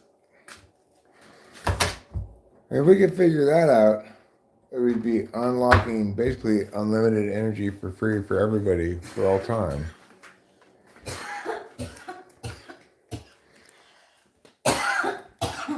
Because deep within the dirt's 0 point field is an unlimited well of free energy. I'm gonna go to bed. All right, my darling potato pants, I love you. I love you too.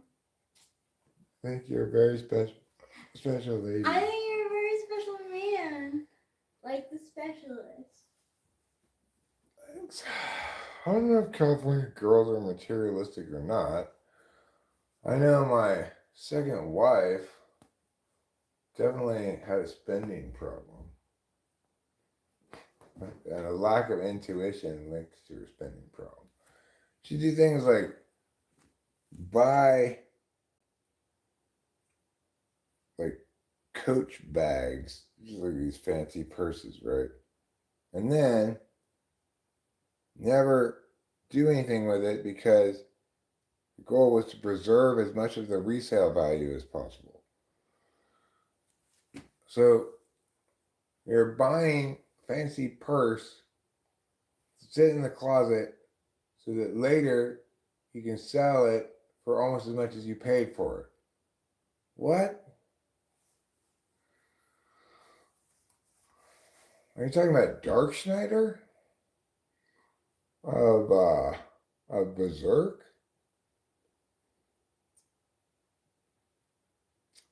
Well, the reason my second wife didn't work out ultimately is because it was a relationship of utility. My daughter needed a mother, and she took very much to that wife. That wife had been my assistant at work, and I brought Delilah to work on some occasion when I had to. I don't remember why. There's something I could get away with sometimes, you know. And Delilah took right to her. You know, the relationship wasn't a failure. It did what it was supposed to all the way until Delilah was like 14, at which point she just started butting too much heads with Candace, and it was inevitable the end was coming to our relationship because the only thing we had in common really was our shared interest in raising this child. But we were also so-called activity partners, which means in some sense we're speaking the same language, right? And ESFJ and ENTP both have F's and N's as absolute values. But it doesn't work because neither party wants to afford the other party legitimacy in their expertise. So, third slot, childlike, selfish, extroverted intuition doesn't value my robust intuition at all. Concurrently, my third slot, extroverted feeling, doesn't want to defer to her perception management of me because she's not perception managing me, she's perception managing her husband as she wants that person to be. you know. So it didn't work out. No, no, I didn't say the second wife treated me like shit. I was saying basically everybody but the second wife treated me like shit. The second wife, we had our difficulties associated mostly with me trying to be like, I'm just gonna be a drunk and I deserve it because I work hard and I hate myself, but anyway, etc.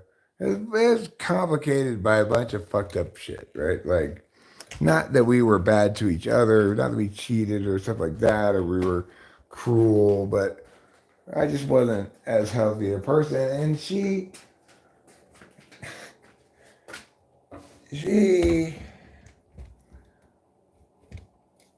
lacked intuition so much that it was no possible way we could stay together. It drove me crazy. You never get anywhere. It's just endless circle arguments. I'm trying to make a point here about Mia specifically. And she'd be like, well, you, Mia, we're not talking about that. We're talking about this and this only. She just didn't get the idea that anything would have determinate relevance. That's anti-polar. It's crazy. Obviously, it depends on what you value as to whether or not that bothers you or not. It bothered me ultimately a lot, even though I had no concept of understanding in terms of cognitive functions at the time. I didn't have the lexicon of terms to properly articulate and therefore to properly understand um, the distinctions that I understand now. I just saw her anti-polar as at the time as what the fuck is wrong with you? You are actively preventing me from accomplishing anything with my words, but you don't seem to be willfully ill intentioned, like you just don't get it. Well, the answer is total lack of intuition. That's why they have signs up like, today I choose joy. Joy is not something you choose like that, dumbass. Obviously. Your sign isn't going to make you choose joy.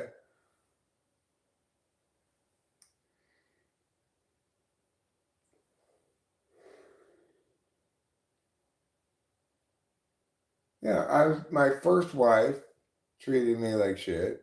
And the long term girlfriend I had after my second wife before Rachel. Plus, I had shit that was not a long term relationship that just didn't work out in various ways unpleasant, you know?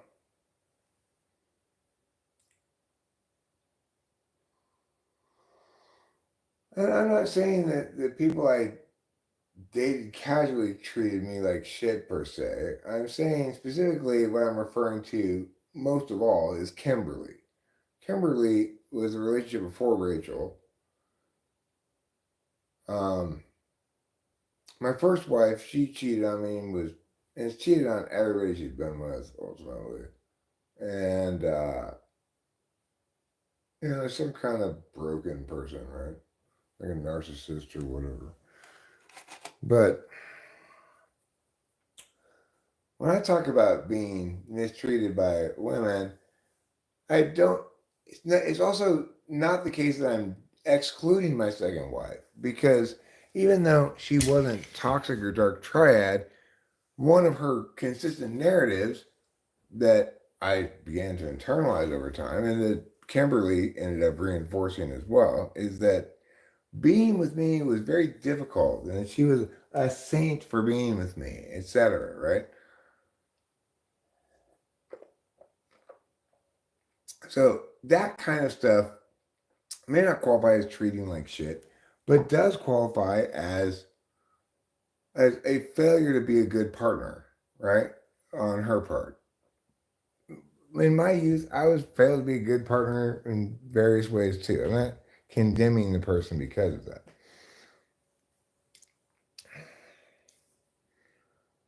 Were those two girls Californian?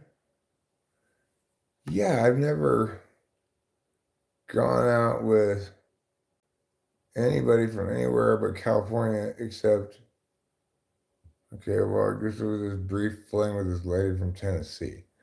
And Rachel, and that's it. And the rest of everybody I've ever gone out with is from California. I've lived in California my whole life, except for a few months I lived in Shanghai. You know, I've been to spend some time in Taipei for work, but basically I lived in California my whole life. Yeah, I love BoJack Horseman. It's one of my favorite shows. It's very smart, very intuitive, holistically, rather than just smart. Like, like the smartest show on television is obviously South Park because it's the most correct show on television. But it's not as deft as BoJack Horseman by any stretch of the imagination, which is a powerful treatise on the human experience in a way that South Park is never going to be because South Park is too busy being correct, which is a noble enough endeavor, don't get me wrong.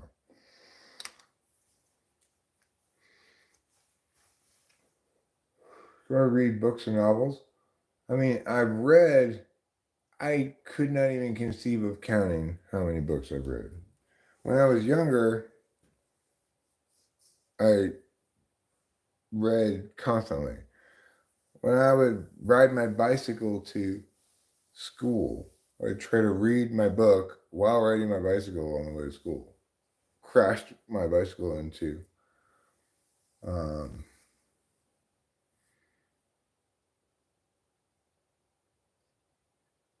I mean, look, my first girlfriend was fine. We were both kids, you know. I fucked it up, but whatever. It was kid stuff, right? It was like a healthy relationship. It was our first, both of our first love, right? That was fine. And then it's not like really that girls treated me so badly as I was so bad at knowing how to serve my own interests in relationships.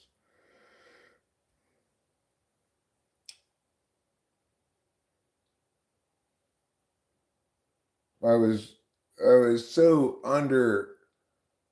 underestimating my own potential dating capital, for example, that I got with this first wife that I didn't even like because she had childbearing hips and anticipated her providing me a child, which she did, you know. That's not a good reason to get with somebody because, well, I haven't gotten with any chicks in years, and this chick seems capable of producing offspring.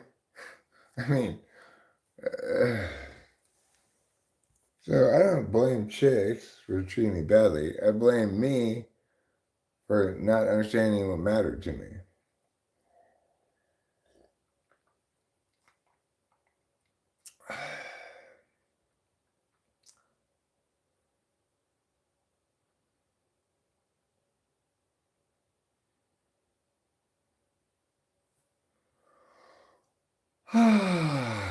So what I'm gonna do now, we're gonna play a game called Settle In, Relax,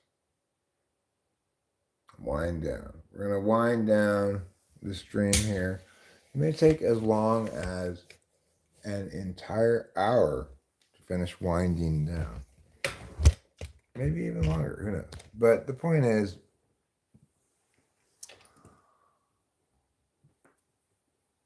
I'm more or less back to normal-ish. You know, I'm not flavor waving. Flavor waving is a good term for fresh Adderall plus mushrooms, fresh mushrooms. So in other words, your head's fresh for the Adderall, your head's fresh for the mushrooms too. I mean, you got a full blast flavor wave like I got last night. It was wonderful, experientially. Am I baked? No, but I am coming down off of, mostly down off of mushrooms. And I tripped quite hard last night. Shockingly, delightfully, pleasantly hard.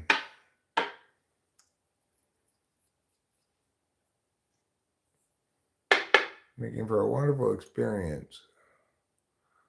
And no doubt, plenty of insightful things in the stream, either insightful or funny, but unlikely to get converted into anything because I'm unlikely to watch this. And I don't remember well enough. I might skim through it because I don't remember.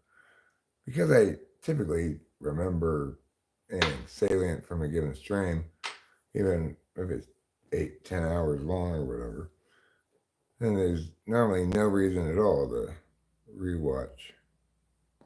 For me to watch my own streams after I've made them. However, this one, I have very little recollection of large swaths of it. So, man, I don't remember anything, man, except for a vague general feeling of happiness. And the beat drops in it was boom fucking boom, man.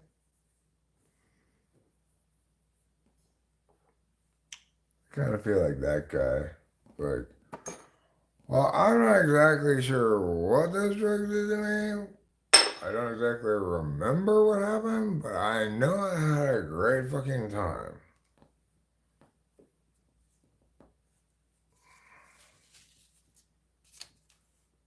It's so wonderful. I feel like that guy in that song, even though in that song he's lying because he's dead. I can still get high. I could play the guitar like a motherfucking riot. You know that song? He says he's happy because he can still get high. Well, guess what? He can't still get high. And guess why? Because he's dead from getting high too much. So let that be a lesson to you, drug lovers. If you get high too much, you might make it so you can't get high anymore because you're dead. And that's a real buzzkill. So don't do that.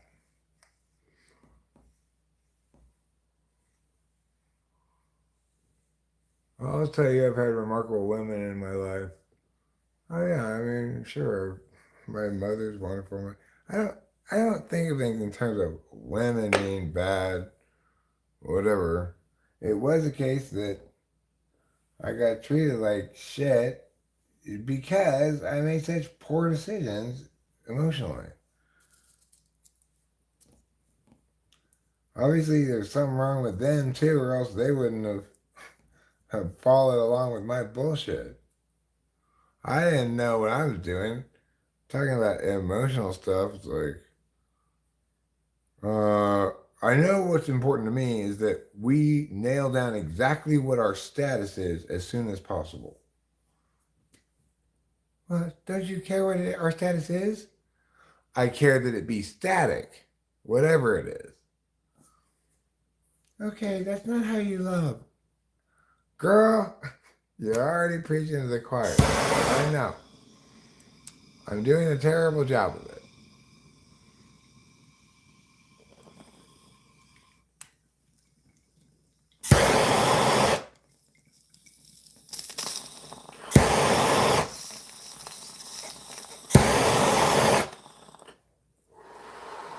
You dirty rat.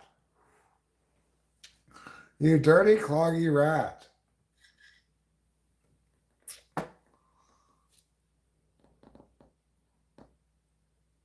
I think that's my favorite Norm MacDonald joke of all time. And it's not even any joke to it. It's just like, I was driving, and my wife said, I think you made the wrong turn, and I turned to her, I said, "You dirty rat." That's it. That's all the joke to it. Yeah. Who would call their wife? Who would say that to their wife? "You dirty rat."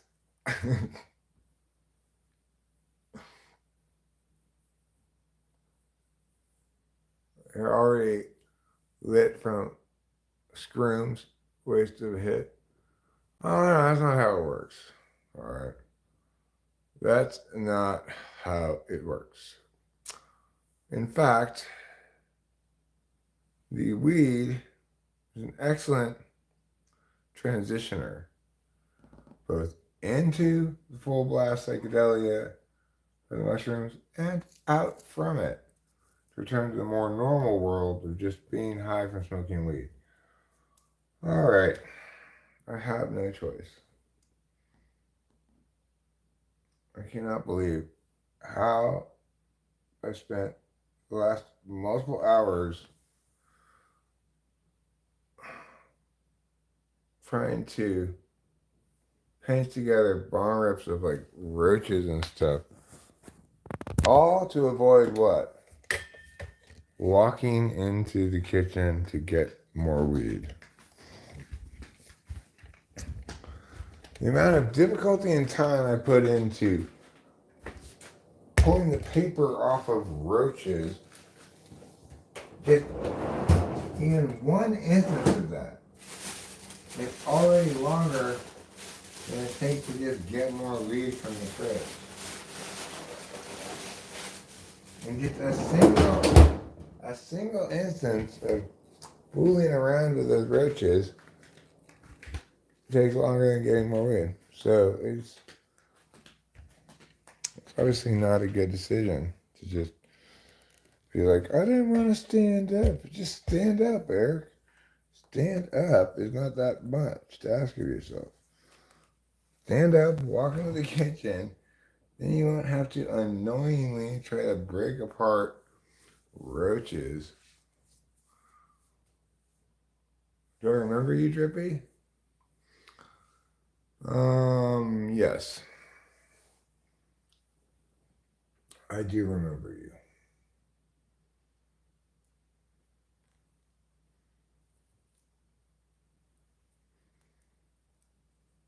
I believe your full name is Dripsy Wiggins, right?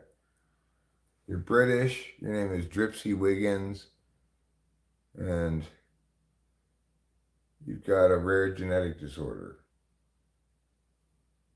that makes you refer to all manner of bread as waffles.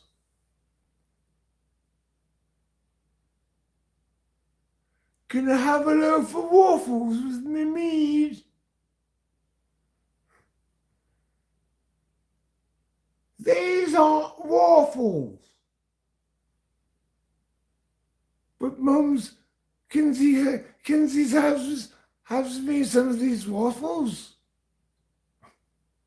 Those aren't waffles at all. That's bread and biscuits, not waffles. There's a whole three-act play, but the person who's British has a rare genetic disorder that causes them to think that all manner of dough products, anything with gluten, basically, that it's all waffles. Kind of like face blindness, but it's bread blindness. And instead of being blind to bread, it's bread mistake C. It might look like a dinner roll to everybody else, but to you, it looks like waffles.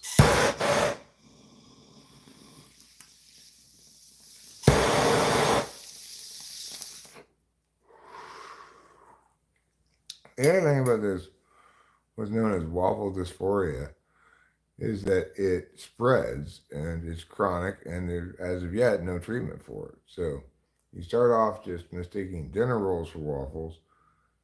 Within a couple of years, you think most everything is called a waffle.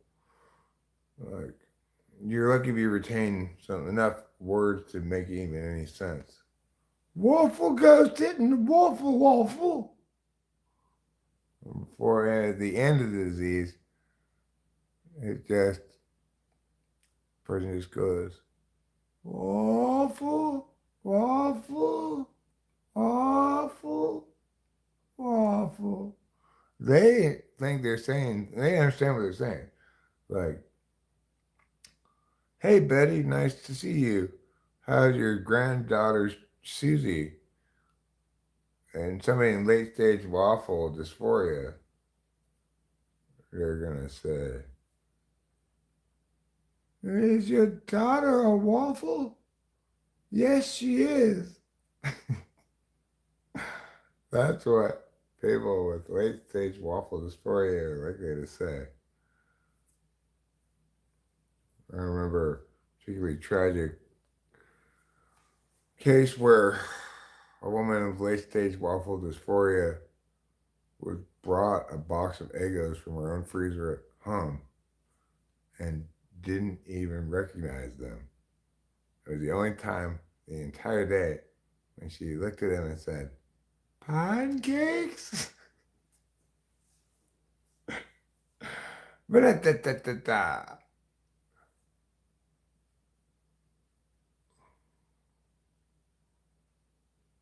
Drippy says I need to quit drugs.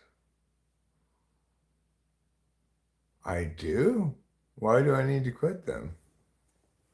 Are you sure you don't mean do more drugs? Because if you're saying you need to do more drugs, Eric, then you and I can be in agreement. Then we don't even have to argue about anything. Wouldn't that be a lot easier for you? Agreement? I'm giving him advice for Hive to live a long, happy life. I mean,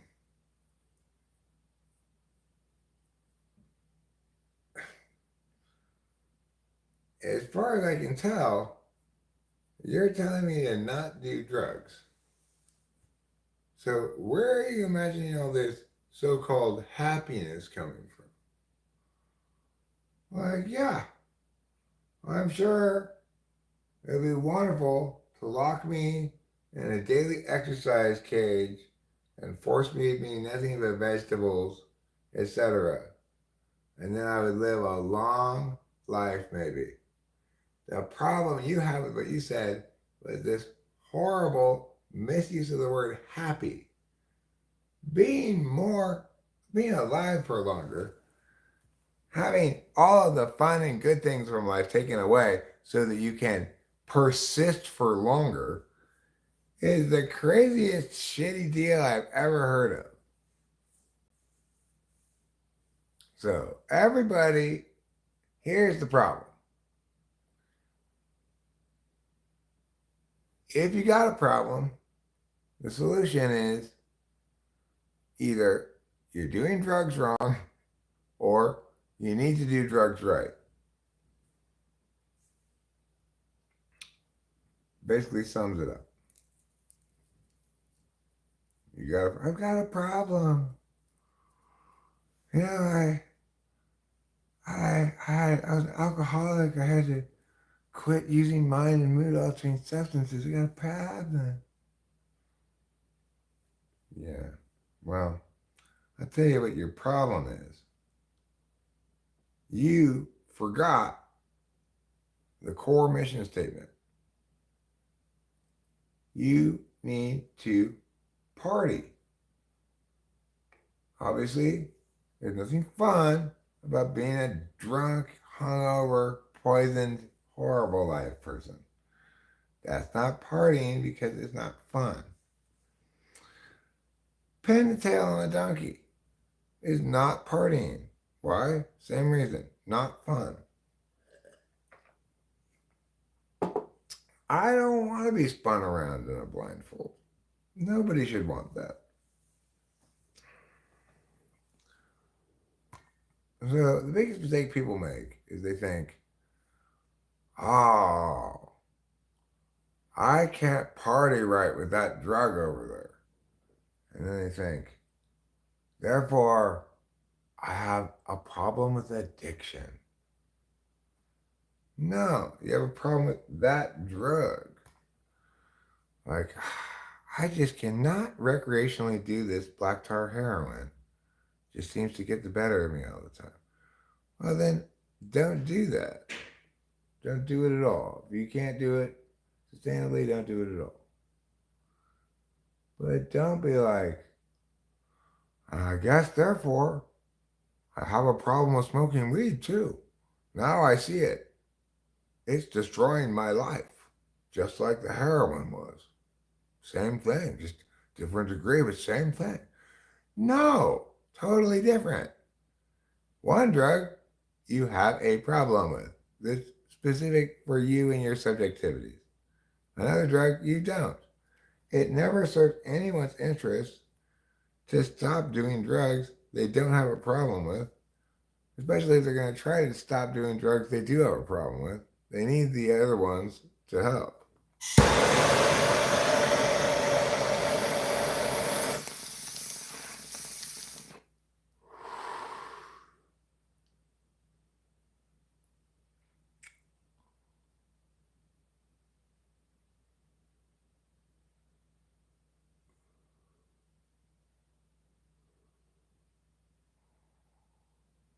Oh, no, I don't mean to be shaming you. It was like this when I found out. You're not the only person who's got a severe, almost crippling pin the tail on the donkey fetish. But what I'm saying is that being spun around until I get dizzy feeling just makes me want to puke. It's like getting car sick. Not fun for me. Even if you're submissive, nobody wants to be dominated by being made car sick, I would assume. Oh, yeah, spit in my face. Make me car sick.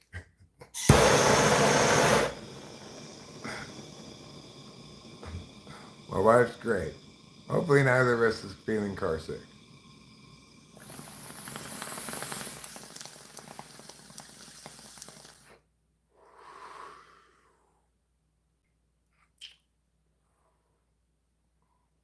Okay, well, I'll give you some advice. You want me to give it to you randomly? Go left, then look up, and then do a little jig. Oh, yeah. We talking about She Boomy. It's a book that's very important. It's called Trevanian's She Boomy. Now I have something. You have something what? I need your advice. I have something. What the hell do I do? What do you have? Do you have a cure for cancer? You're worried about the big pharma killing you? Do you have the answer to the question, why don't people listen to Eric? Nobody's going to want that answer. We already know why. Or it doesn't matter why.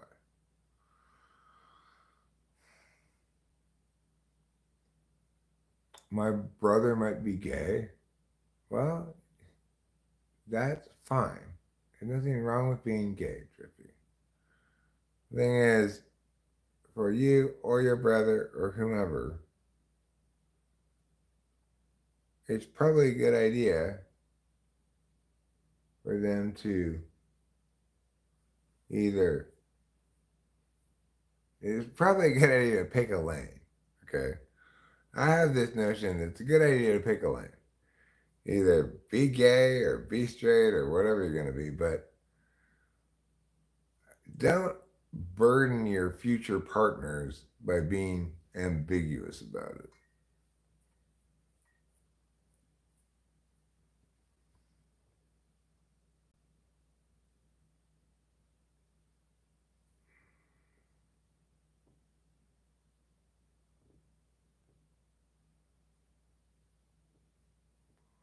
Why do you think your brother might be gay? Well, because every time Drippy's brother goes to look at regular heterosexual porn, he keeps staring at the penises for too long. Oh, I'm looking at the penis for too long. I should be looking at the vagina more. That's how you know you're gay. Drippy, drippy, drippy.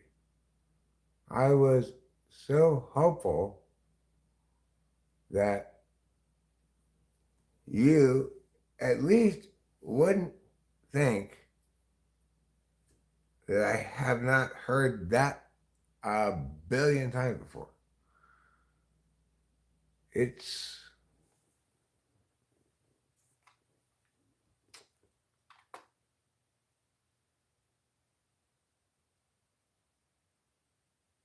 it's like you're walking in and saying, "Hey, get this, guys! You gotta have to hear this hilarious new jam I got. I just flew in from Detroit, and boy, are my arms tired. Get it? Like, okay. I want you to get injected with relevant serum. Understand that repeating something someone else came up with is already weak sauce. More importantly, if you're going to repeat something that someone else came up with, at least repeat something smart. If you're going to use someone else's ideas instead of your own, nothing wrong with that. For many people, it's a good idea to do that, provided you pick somebody who has good ideas. In other words, if you're going to copy someone else's ideas, use mine. I have good ideas. Don't copy that tard. It's like you don't need to be smart yourself, but at least be smart enough to not mistake that retard as somebody who's smart.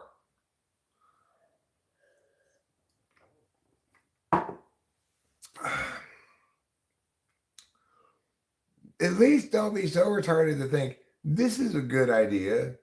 I'll copy the same thing that somebody else has said a million times before, that I've heard a billion times before, that is zero originality from my authorship's perspective, from your own authorship's perspective. In general, reject the idea when it comes to you in the future that citing this thing you remember uh, is a good way to engage intuitively. You cannot intuit by referencing what you previously learned explicitly. It may inform your intuition, of course, but if the intuition is the alternative to that. So do better, or actually don't do better, but just feel horribly ashamed of yourself. Yeah, I know. You have to live with it.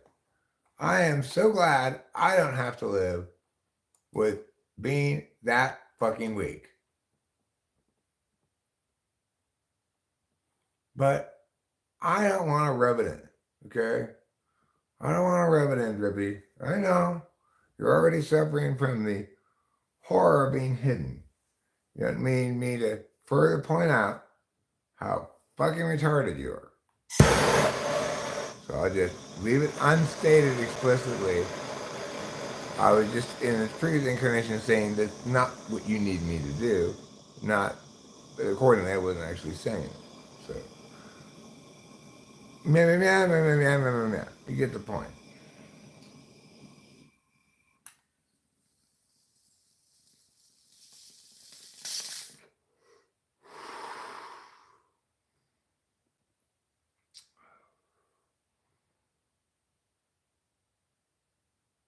If it were just that easy, right? It would be that easy. Meow, meow, meow, meow, meow, meow, meow. Ever get it? Yeah. What did we just say? couple sets of variables. Yeah, it has to be replaced by whatever we're talking about. Does it matter what the specifics are? Depends on the specifics of the specifics. Does it matter in this instance? Obviously not. That's why we don't have any specifics. It's just a general example. It's self-populated only with that fake Latin writing they do for blogs. Ipsum coram or whatever this shit's called.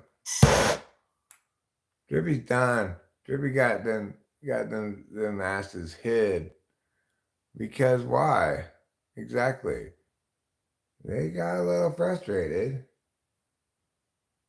by losing. But maybe if they hadn't been playing that a horribly ill-advised strategy in their game, they wouldn't have lost so embarrassingly. Once you embarrassingly lose, try to exit the field of play as gracefully as possible. Don't double down on your wrongness by burning bridges on the way out or whatever, incurring further harm to your dignity, self-concept, etc. However, such denting of falsehoods about you believe about yourself may be ultimately beneficial to you. So we'll see about that. I mean, we won't because fuck you, you're hidden. So we won't see anything about you.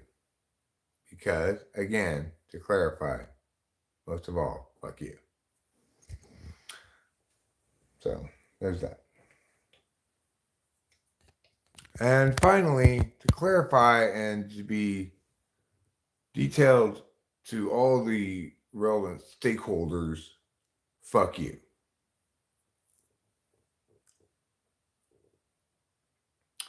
I would like to additionally add fuck off, go fuck yourself, and fuck you and the horse you rode in on. Metaphorically, if you actually did ride a horse, we wish the horse no ill. But fuck you.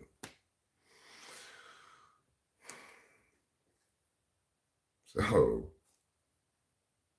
I hope my message is clear. That's why I'm the vice president in charge of telling people to fuck off. I'm senior management in fuck off industries. So, fuck off.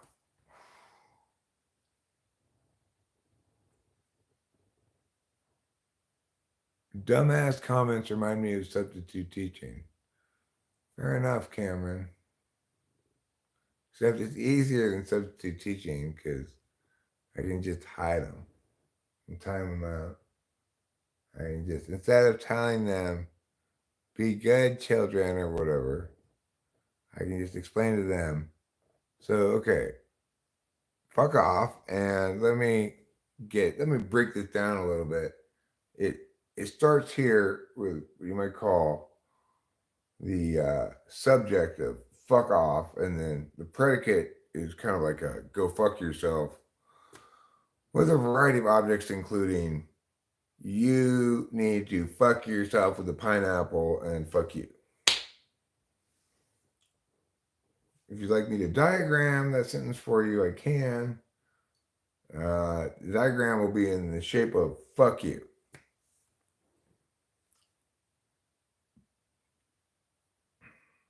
This is how I engage with our most important clients because I want them to know that I'm serious. I'm not a take any kind of nonsense guy.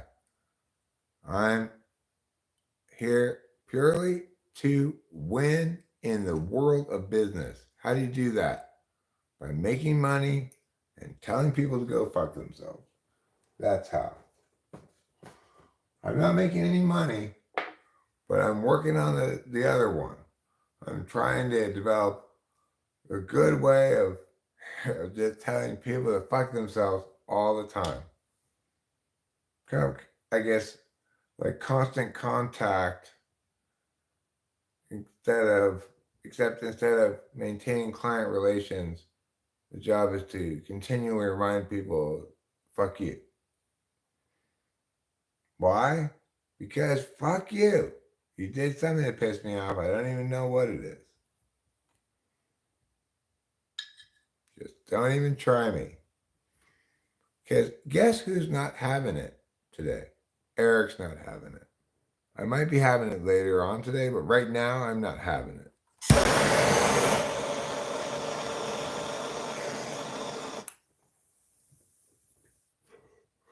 I mean, quite saucy and sassy against an unnamed and imagined opponent that deserves every bit of my saucy sass. I tell you what deserves every bit of my saucy sass: contempt, anger, dismay, and dissatisfaction is this horrible bong that clogs so much all the time, right away, instantly.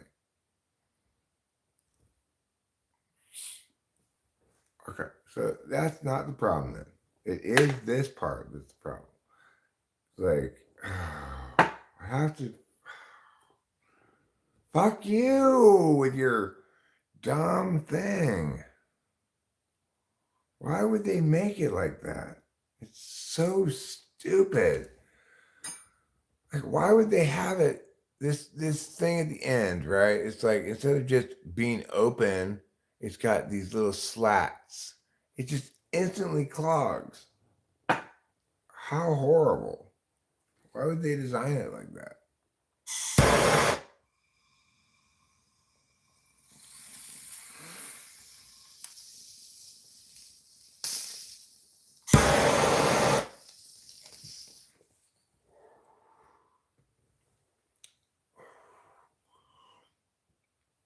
Well, if Harry Potter's taught me anything, it's that Latin can in fact be used to get laid.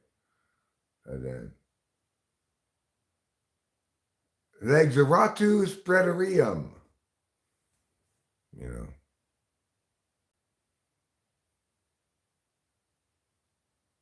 That's their claim anyway. The little slats help diffuse the smoke more in the water. I don't need it to be diffused in the water. It just needs to be pulled through the water, right? Regardless, horrible, horrible design flaw. Inexcusable.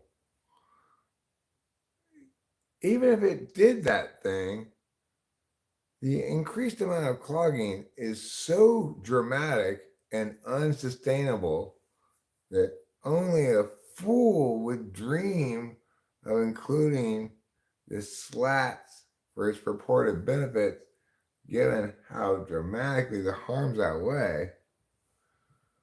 Only a fool or somebody who didn't care about any repeat business, right?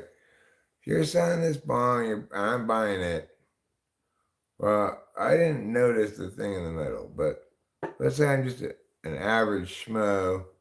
It's like, oh, honey, we're in California on vacation. Let's do it. Let's try some of it.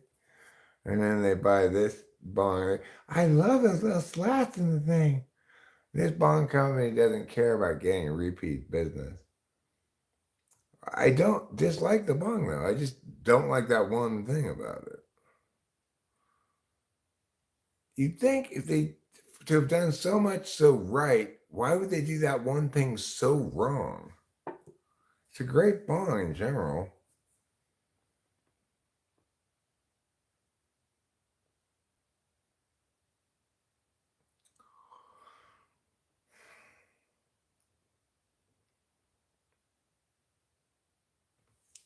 This is a good design bong too. I really my appreciation of fire crotch grows and grows over the days. As the days turn into weeks, as the weeks turn into seasons.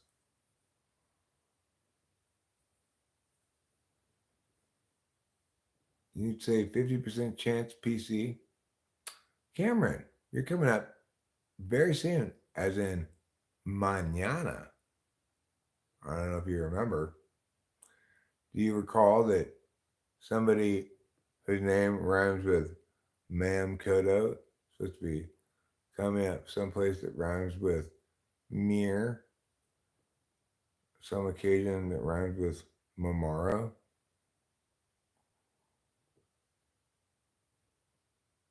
Spock's MA was freak. Spock's mother. Spock's mother was a freak. Manana. Cool. We'll see you, Manana.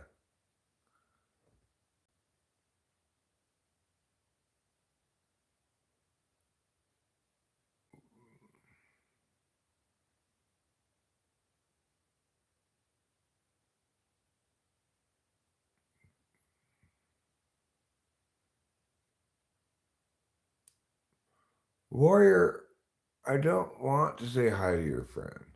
Okay?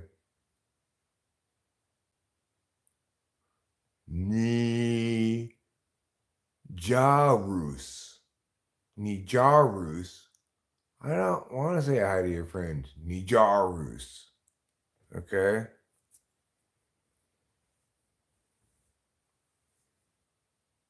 You're about to smoke. I'm about to smoke. We're about to smoke together. I don't got no dabs, but I do have some dabs. But they're over there. And there's not that much left. But they have a little concentrate left. I could put it on this bowl, but I don't want it. So just let's leave the dabs out of it, Dab Daddy 99. Let's just both just smoke regular bowls. I'm sure we can be perfectly civil about this.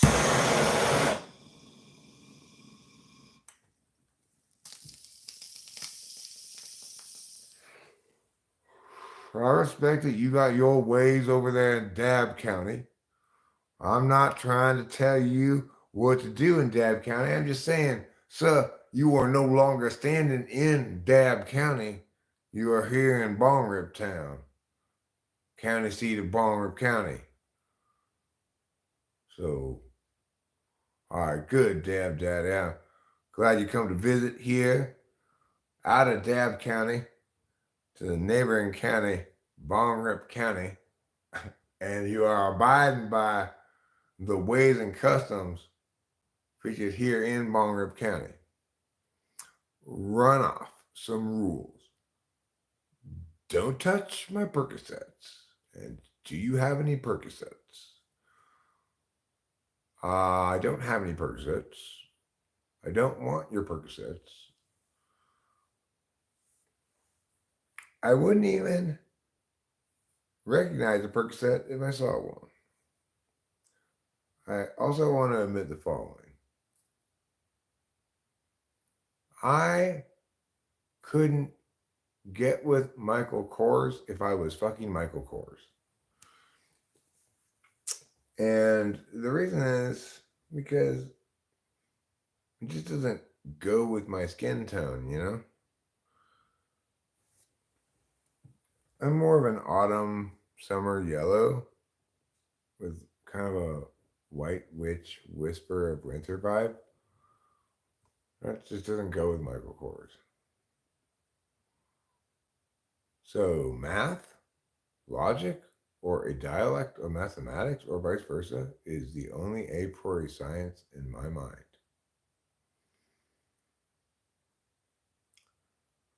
The idea that things are a priori is a silly distinction.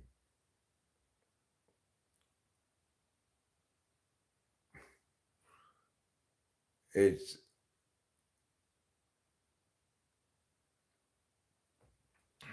again trying to position things as though they weren't examples of human attention. No, I'm not a Coach fan at all. I feel kind of traumatized by that brand, Coach. In retrospect, I cannot believe how much money that woman spent on handbags, all of them, almost all of them from the same company. You know, they looked a little different from each other. They were all expensive, but what the fuck?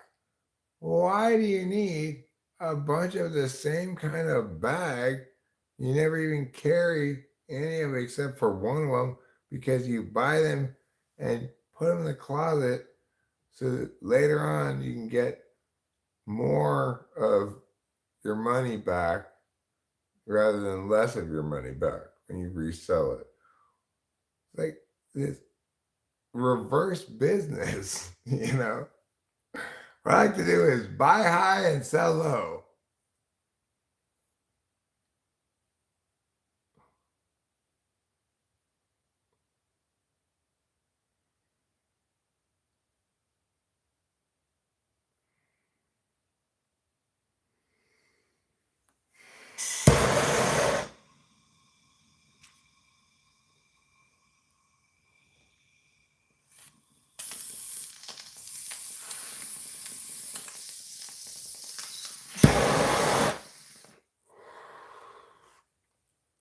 People go,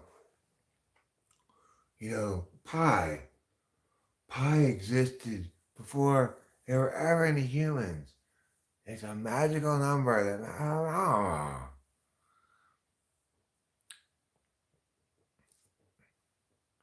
Pi only exists because it allows us to easily scale circular rugs.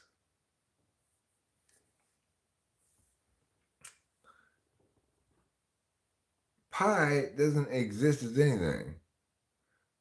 It's used for something very specific because circles have a different math than other things that aren't circles.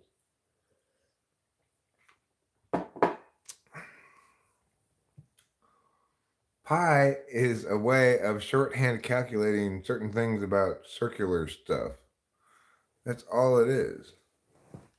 People get all weird about it, like, it's magical. It's not magical.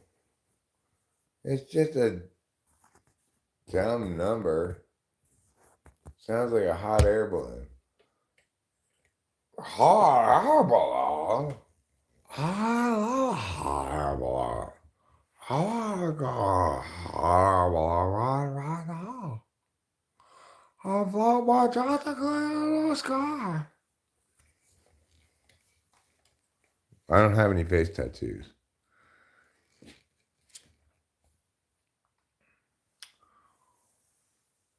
Unless you want to talk about the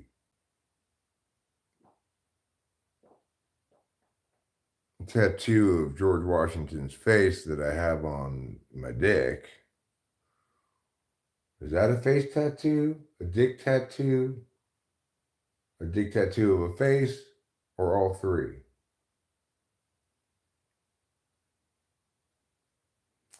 This guy looks like my dad and I'm 40. Well, I could be your dad if you're 40. After all, I'm 53. And in theory, I could have fathered a child at 13. I didn't. I definitely would have remembered that if I had had sex at 13. I assuredly would have remembered it. But,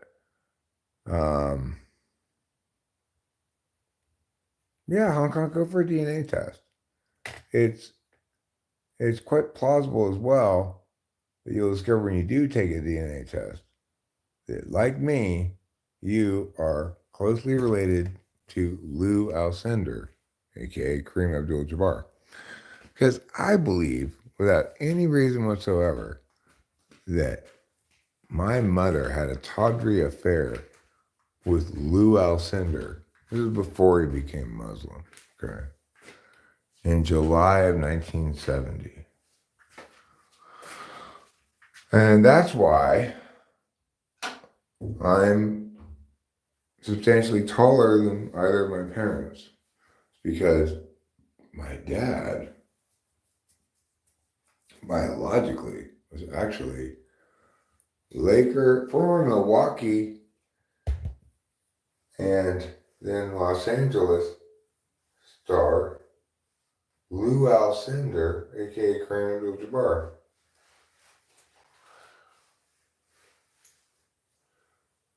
Once I get my paternity tested and prove that I am, in fact, Kareem Abdul-Jabbar's love child, then I will sue him for child support. Namely, I'll sue him for the back child support he owed my mother,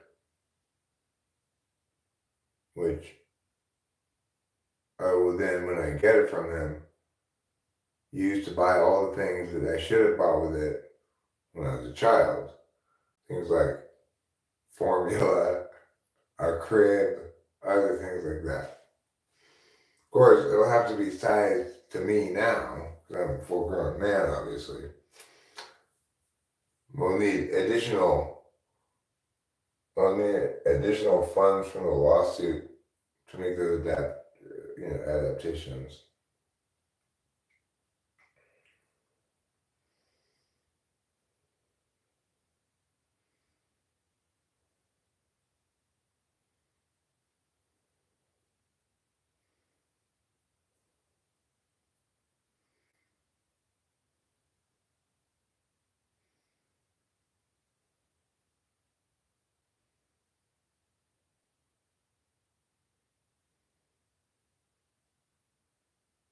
That's a nice urine.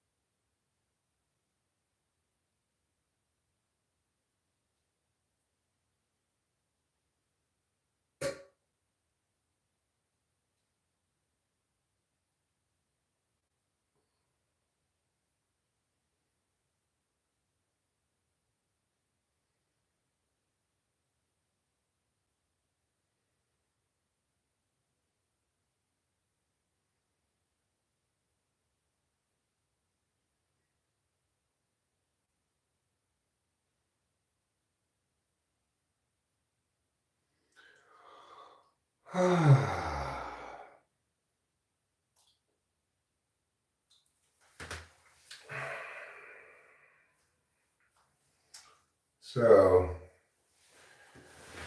it's time to return over there and make and then implement some sort of plan. Now, what I'm thinking of in terms of planning is something like this. Determine what kind of food I want to eat.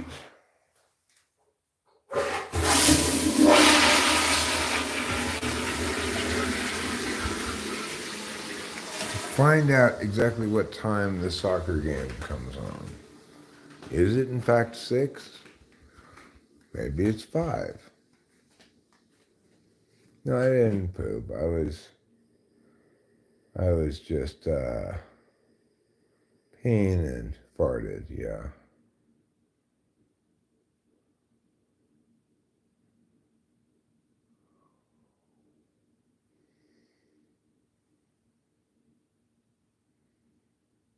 "3:28 p.m. Is that your favorite time of day, Warrior? Every day at 3:28 p.m.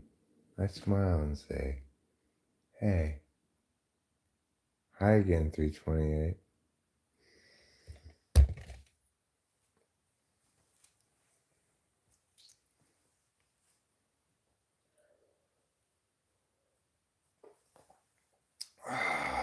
Oh, it's 3:28 a.m.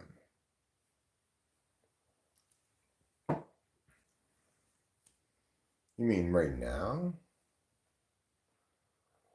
Well, I got a news flash for y'all. It's actually 3:29 in the morning. This basement apartment is the mad notes, bro. What does that mean? This basement apartment? This is not a basement apartment. This house doesn't have a basement. I cannot possibly be in the basement of a house that doesn't have a basement. And if this house did have a basement, we would not make it into an apartment. I would just use it as a basement. I wouldn't have any particular reason to go in the basement because I don't smoke cigarettes anymore. So, as you see, this is the ground floor. The ground floor of the house, not the basement. There's nothing remotely subterranean about my current location.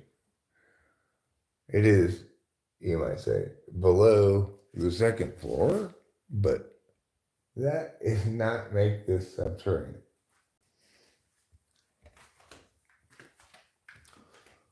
So maybe you got some queer biscuits in your pail this morning that have caused you to go a little loopy in the head from your food poisoning. Maybe that explains it. I don't know. What light is that that's on over there?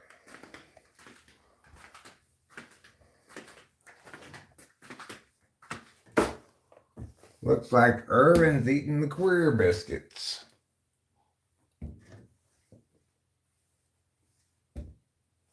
They're called FIBA biscuits up where I'm from. It's likely to give you a vision of heaven as of the devil himself, they say.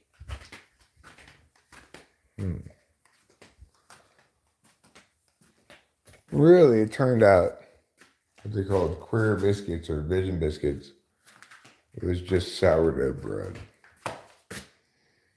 Pretty anticlimactic.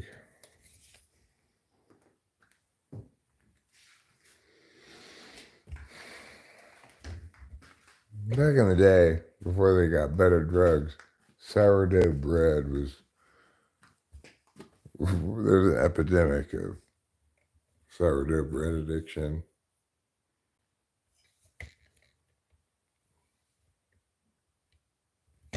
If you ever, I was trying to figure out which light was on outside. I'm just meowing around. Have I ever played mailbox baseball? No, honk honk. I've not engaged in, hey, let's destroy that person's property. Fortunately, I've not done that. While there might have been an age where I thought the notion was cool in some fashion, I cannot recall that age. Nor do I recall ever thinking that it was a good idea to do something like that.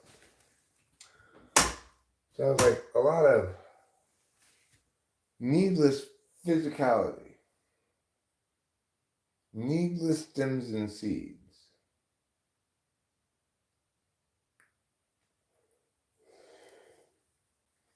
Do I have a hole right here? No. This is actually a small circle of stomach colored cloth put here to fool you. Look how fat I'm getting. Look at that. I'm like a pregnant lady. I'm gravid with child. Me and Lightbow can go into the delivery room and be in the delivery room next doors to each other. We can be birthing sisters.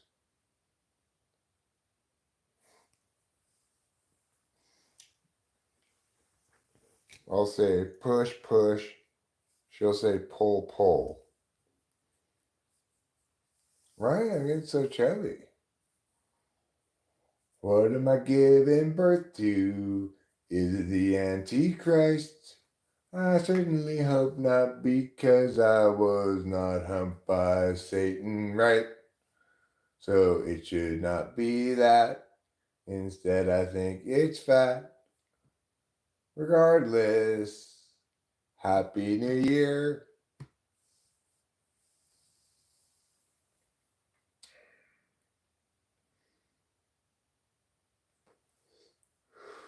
Well, I'm getting back into the flow of doing things, you know. It's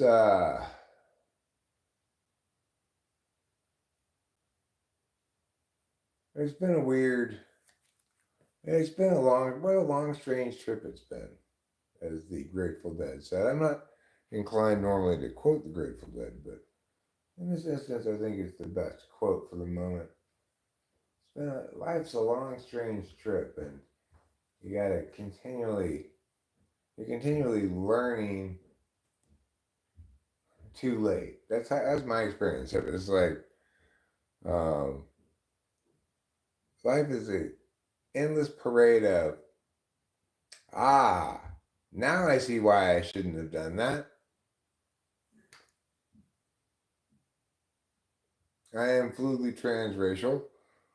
My pronouns are mm, uh, flu, and which is a slightly different intonation. Sometimes I'll go by themselves. Right. If I want to get intensive and reflexive up in my pronouns, I'll go themselves. You got to check with me. My pronouns change on the hour, sometimes on the half hour. Woof, woof, woof, woof is one of my recent pronouns, yeah. But, you know, like meow, not meow, dollars, woof, woof is a fine one. Meow, not meow, dollars, woof, woof. Just because I'm wearing pants doesn't mean my pronouns have changed. Oh, panties. Just I'm not wearing panties, okay? My panties. Let me show you my panties. Okay, they're these. What are these? Regular boxers, not panties. I didn't even have my bun huggers on today. The football match is almost time. I believe what you meant to say was the soccer game's about to start. The soccer game held on a field rather than a football match on the pitch.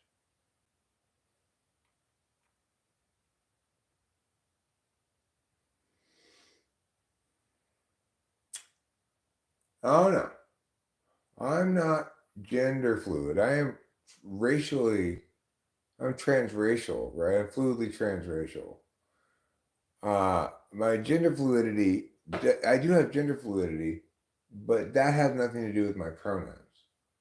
My pronoun issues are actually a genetic disease. The gender fluidity, that's a choice. I usually go from very manly to super manly, but occasionally I'll slip way down into like ultra womanly, like bathing in estrogen. Sometimes I'll be kind of in the middle ground, like I'm I'm kind of a tomboy, but I like to have fun, like that kind of woman, you know. Depends on the day, depends on the moment, depends on what I feel like saying right now. Thoughts on the UFL championship, meaning the Universal Frisbee League championship. Well, my thoughts are they're lucky I decided not to compete this year. It would have ruined everyone else's chances. Slip down to a woman. Am I degrading women? No, I'm just pointing out that in physical space, women are consistently lower in elevation than men. because they tend to situate themselves more southward, which correlates with uh, location closer to sea level. So, just like how moss grows on the north side of the trees, women gather in depressions. Women gather in depressions just like puddles do as well. Men tend to grow on top of high ground, rocky spots, like standing up there, like, oh, what are we doing here? The women, meanwhile, are found down there in a scoop, all sitting in a scoop. What are they doing? They're all watching the RuPaul's Drag Race. You're right, Hong Kong. Congenital antecedent and sensitivity syndrome. I like that name. That's great. I'm going for Kennedy. Yeah, well, when I'm bathing in estrogen, I do sound like Drew Barrymore impersonating Marilyn Monroe, singing Santa Baby. I do sound a lot like that. As part of I worked so long on my act to try to get onto the RuPaul's Drag Race, but when I went to try out, I learned apparently you're supposed to dress up like a chick. Like, hey, I'm not doing that. Put tape where? Uh, it, I, excuse me, no. So they wanted me bad. They said, Eric, of course we want you to be on the RuPaul's Drag Race. And I was like, I would like to be on this. Assuming there's money to be won, right? If I'm the best at, I guess, walking the runway or whatever, I'm gonna win fabulous prizes, right? The RuPaul's Drag Race. Alright, I didn't even know the half of it. Do you know that most of that whole show is fake? That's right. Those aren't even real ladies. Shit you not.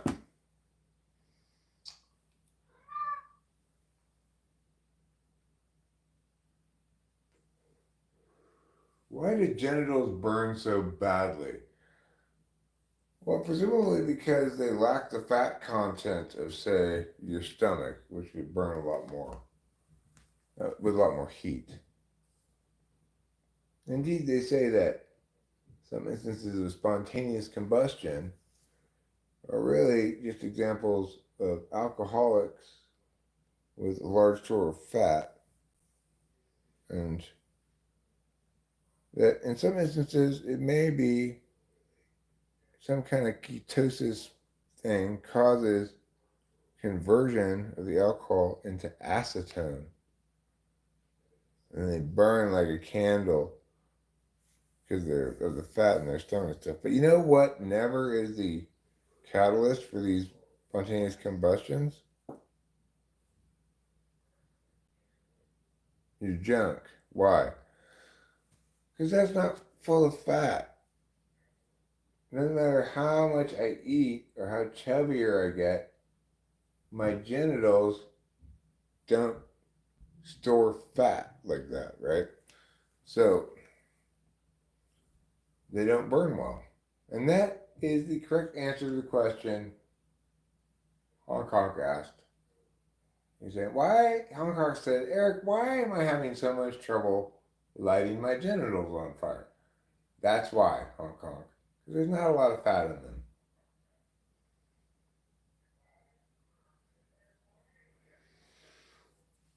Am I getting man boobs? Uh, my boobs are just boobs, okay? They don't qualify as man, woman, whatever. What they do qualify as are the perfect example of spring break. Spring break! They're an example of a man who, despite years of training in his training bra, has never successfully mastered it and is left today entirely braless. No, warrior, I'm not going to oil up. I am not going to be anybody's femboy baby, all right? There might be moments when I channel my inner Lisa Marie. Have you got Mardi Gras beads? If so, then Mardi Gras, right? I might channel that person occasionally, but do understand that fuck no, all right? Fuck no. Why don't you call a real American man of the masculine variety, the kind of man who likes to eat steak and drive trucks, have sexual intercourse with his female wife. I like to hold a flag and I have a rifle. I'm an American man. Did I ever think about joining a boy band? Hell yeah, I have. Which one am I? The bad boy in the band? I'm too cool for this boy band I'm in, but I'm still a really good singer. And the girls who like the bad boys like me. What do you think? You can call me like Scar Scarloni. Like the last name Scarloni. And I'm Bradley Scarloni. I'm Brad Scarloni. I'm a bad boy. I'm from either New Jersey or Long Island.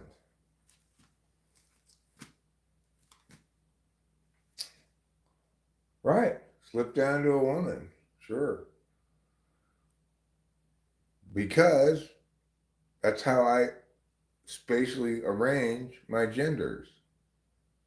Males up here, females down here. Eunuch is over here, eunuch males, and hysterectomized women is over here. That's how I organize it. I mean, it may not be your organization, O schemata, but that's fine. I don't expect it to be. Here's how I organize seasons. Instead of going like winter, spring, summer, fall, I think of it as being like winter on top and then spring on the bottom. Obviously, summer and fall go in between, but it depends on which year it is as to how they stack. It's just how I conceive of it. In the end, six of one, half dozen of the other. Which was better? World Wrestling Federation versus World Championship Wrestling? I'm going to say WWF because that's the one I remember more from when I was a kid. I think that's what it was called. It was the one with, the Iron Sheik, Hulk Hogan, Andre the Giant, Rowdy Roddy Piper. That one. That was the best wrestling. Listen, Warrior, you'll always be a woman to me. Up, down, left, right, every direction. Doesn't matter.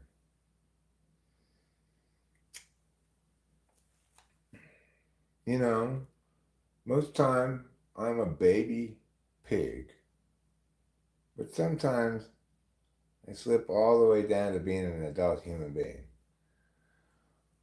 Ah, the horrors. The horrors of looking up from the slop, turning your head around and realizing, once again, I've been thrown into this unawares. I just find myself thinking about complicated things, just yanked from a stream of pleasantness, like reality intruding upon a dream.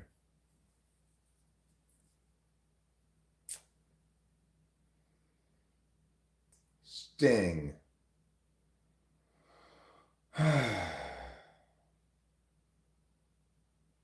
Oh, Sting.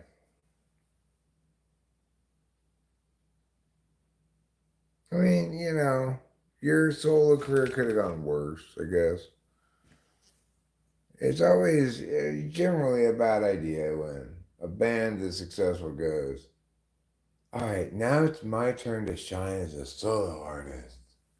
Generally doesn't work out well. Sometimes it works out better than others.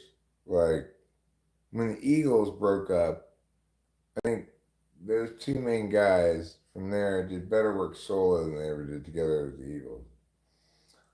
So good for them. But I don't love any of this shit anyway.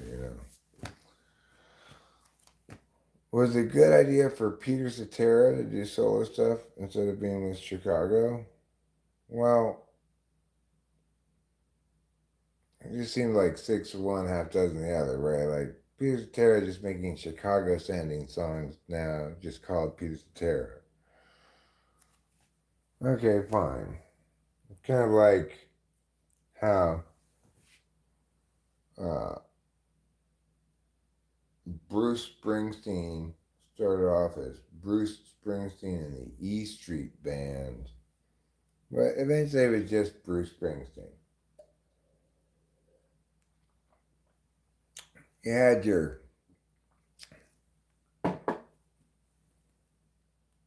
Gloria Estefan and the Miami Sound Machine. But you know what? Pretty soon you just have Gloria Estefan, and nobody's talking about the Miami Sound Machine anymore. And at the time when you agreed to be like, okay, we'll be you and us, you thought it was a good way to compromise. Now you realize you just got yourself written out of history. Now, if you look on Wikipedia, it just says Gloria Estefan in parentheses. There never was a Miami Sound Machine.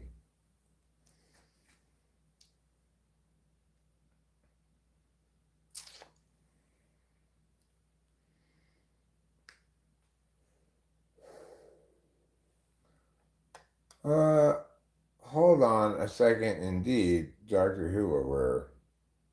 First of all, good, congratulations, and thank you for reminding me that we were planning to make a plan that involved eating something. So let's start there. Second, let me point out, don't put mayonnaise in your tuna. That's your first mistake. First, worst, and unovercomable mistake.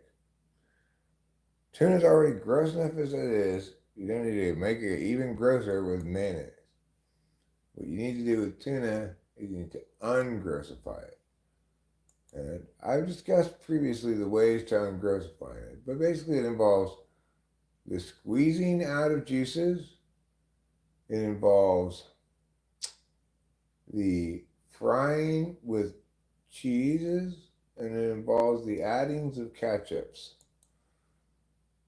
If you do it all properly, then your tuna does not taste like tuna anymore. It just tastes like undefined ketchup cheese meat. So it's kind of tuna-ish, but not in a gross fish way. But you got to do a lot of work to make any kind of fish not gross. Fish is not really intended to be for human consumption. That's why it lives in the water. You'll note that in contrast, we humans live on land. Oh, sure, you get an occasional old sea dog who, come on, come on now. You gotta be kidding me. How dare you? How dare you even put top soccer as the category and not even have the Euros, just have MLS games? What? That's bottom soccer. ESPN, you're lining up a storm, you liars. Top soccer. Never will there be a day when MLS is top soccer. That's crazy. I want the full scoreboard. I want the scoreboard that has the dates too, so I can change the date. All right. What day is it? Thursday the 20th. But today, yeah. So, what do we got here?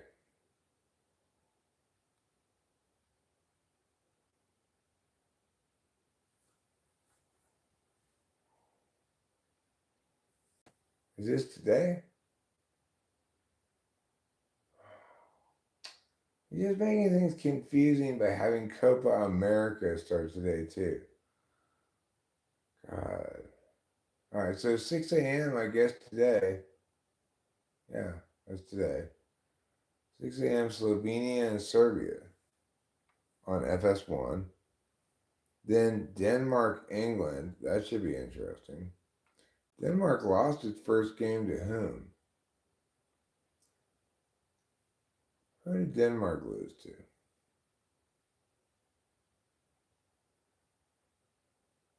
Oh, I see. They drawed. They didn't lose. Denmark drew against somebody. England won a lackluster performance in their first game. That'll be cool. The England game's coming out at 9. That'll be a fun one.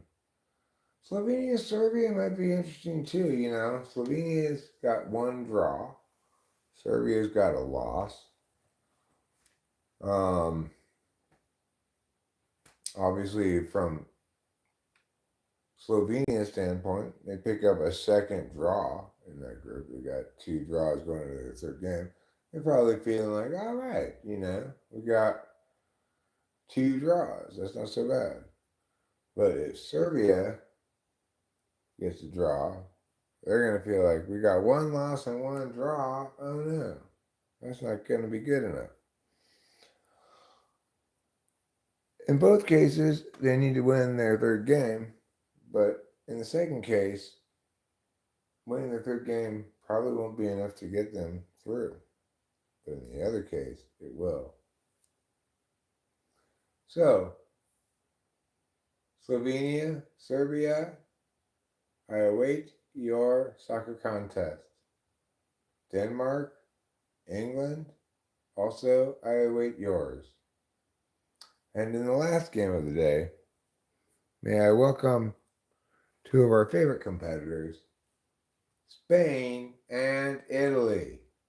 Big matchup, big group stage matchup between the defending champions, the Italians, and the eyeball favorites, the dashing, dangerous,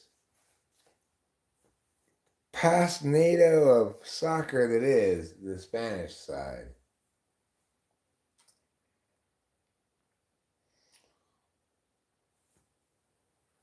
They're my pick to win. Like, if I'm predicting which team is going to win, I'm predicting Spain. I'm talking about which team I would like to win. I'd like England to win. Okay. Boba Fett, are you doing that too now? Like, seriously? You just... It's like... I want to be that idiot. Just because. Fuck you, Eric. Is that why? I don't know. What would be your biggest defense tip? If I was walking naked home and a bigger naked dude was in my path, Um, well, you've already passed the point at which my defense tips would have been relevant. I would have said, for example, defense tip number one: don't walk around naked outside. Defense tip number two: if you run into regularly large, naked, strange men, you need to rethink your home's location.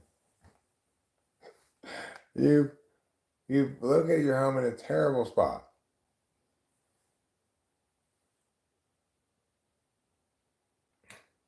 Win if you can, lose if you must, but always cheat. I love that quote. I think it's great. Do we have milkweed? I don't know if we have any milkweed or not. We've got milk. We've got weed. Milkweed, I'm not so sure about. Sagittarius goddess, you're here and you're Sagittarius. Now, I want to remind you of something you may easily be confused about, as I have been confused about this many times. You might think Sagittarius, that's the one for the sea goat. Sagittarius, sea goat, they seem to go together. Actually, Sagittarius is not the sea goat. Apparently, the sea goat is the Capricorn. I don't know what the Sagittarius is instead of being a sea goat, but I think it's Capricorn that's a sea goat.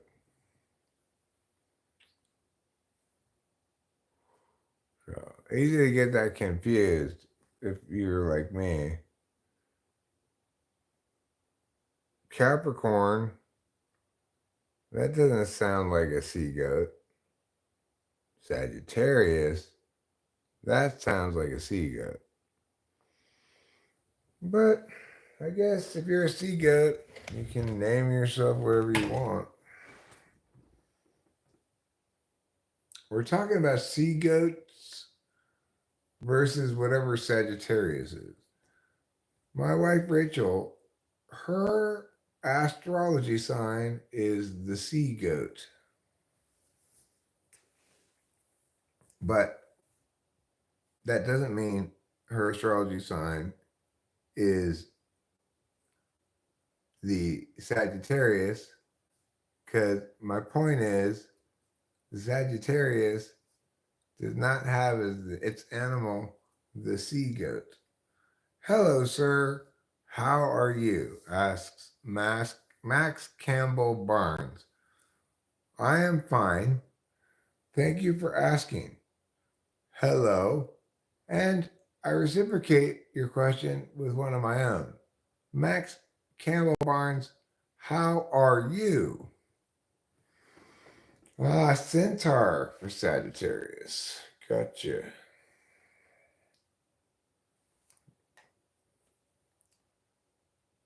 Well,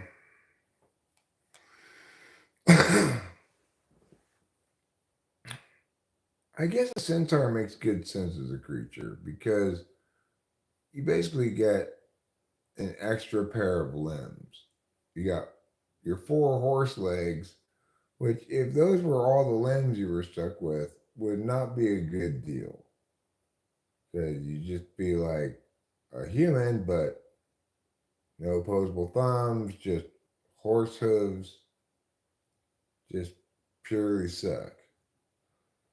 But because you also get human arms, it makes sense to be a centaur. Now, contrast this against the sea goat. It doesn't make any sense to be a sea goat. The advantage a goat has on crags and rocky outcroppings is entirely negated if those outcroppings are submerged underwater.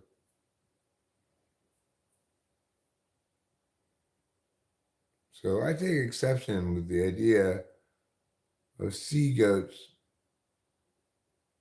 being a sensible thing.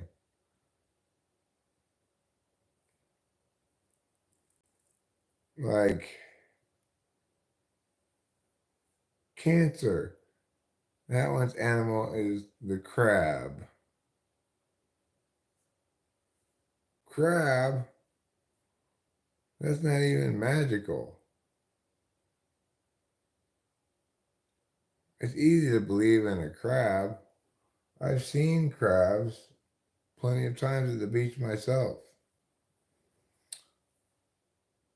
Taurus is a bull.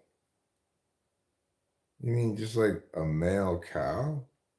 Yeah. Just a regular male cow? Yeah. Okay.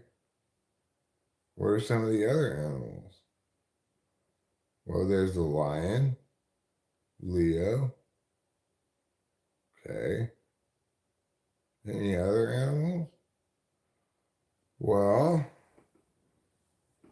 there's the fish, Aquarius. Okay. I gotta point something out, everybody. All these animals that you keep naming are actually animals, except for which ones? Centaur, and most disturbingly, the sea goat. As we can see why it's most disturbingly, because you can contrast against between the centaur and the sea goat. Centaurs make sense. You get an advantage. You sacrifice something. So what is the thing you sacrifice? You sacrifice the straight up bipedal leanness of human perambulation with two legs, right? But you get in exchange much more speed, tougher feet, etc.,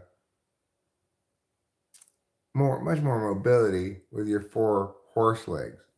You additionally get two extra arms. So it's win, win, win. Of course, all of your qualities are suitable to where you are. Centaurs live on land. They can use their horse abilities to run across the land. Note, if the centaur were underwater, it would not be able to run across the bottom of the ocean because it would just run into water all the time. It would just start going real slow and it would just float up into the water. So now let's return to this question of sea goats. And we're going to get to my central thesis here finally at long last. Is it possible? I know my thesis shouldn't be a question, but is it possible that the Knights Templar combined with the Illuminati at some point, they rewrote astrological history and created this purported sea goat, where previously had been perhaps, I don't know, a manatee, perhaps perhaps a stingray, maybe some other creature appropriate for the ocean that's not a goat, you know? Why did the Illuminati put these lies in place to convince us that the real creature of the Capricorn, the real creature of Capricorn is a starfish? Because they're hiding the biblical truth of the star. A whole bunch of conspiracies here.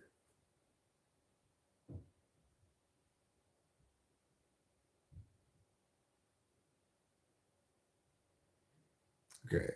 Capricorn is symbolized by the sea goat, a mythological creature with the body of a goat and the tail of a fish. Okay. How is that a good thing to get? Like, talk about getting a raw deal at the Chimera Festival. Okay, Chimera. God.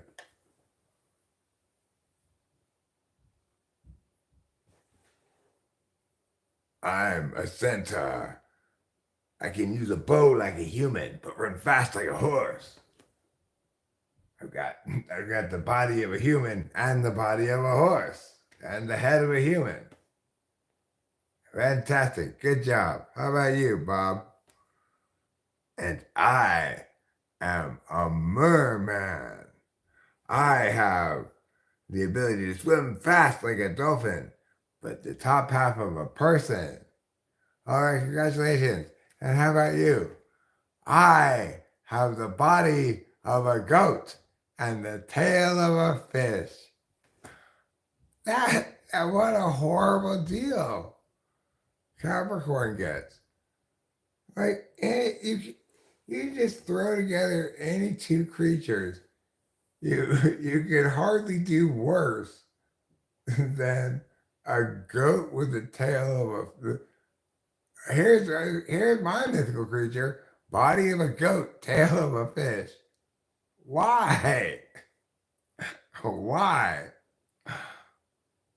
My point is, I don't like the idea that Rachel's astrology sign, its animal is sea goat, because most all of the animals are just actual animals, and the other one is not an actual animal, namely um, a centaur. Well, that's a good thing. Makes sense, right? I feel bad for Rachel. She's already got a bad name for her tri-type for Enneagram. It's called like the I forget. It's some horrible name, like the um self-doubter, or like the the quivering the quivering turd. So you get some horrible name for something like that, you know? So obviously I don't want her to have to not only have a last name that means hairy woman, which is kind of a horrible thing to be as your last name, even though she's totally not a hairy woman. Quite to the contrary. But additionally, she has to have a bad tri-type name. So I don't want her to have to be a sea goat. If she wants to be some kind of mythological creature, go for griffin, maybe. Griffin would be fine. Pegasus would be fine. You could go for some kind of sea serpent. That'd be fine. Combination of, a giant snake and a fish. That'd be fine. But body of a goat, tail of a fish. It just reeks of somebody put on a spot to chime in one of their own and having no ideas and just throwing a couple of random things together. Like brainstorming around the table. Great, Steve. I love your idea of the flying lion. Cool. I like your dragon inspired uh, aviary of reptile birds. It's a wonderful idea. How about you, Joe? Body of goat with the tail of a fish. All right, okay. That's good too, Joe. I love that you're not afraid to make mistakes.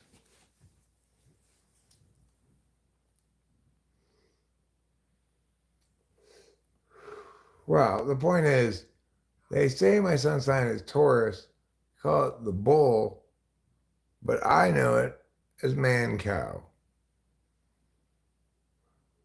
It's a boring sign. Nobody ever said, ooh, ooh, let my spirit animal be man cow.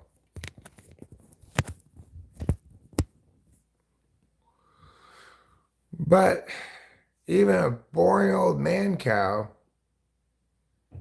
I have to admit, is better than body of a goat, tail of a fish. Now, it may be the case that I might have, no, I've got Gemini and something. Who knows? I might have sea goat in somewhere in my thing too.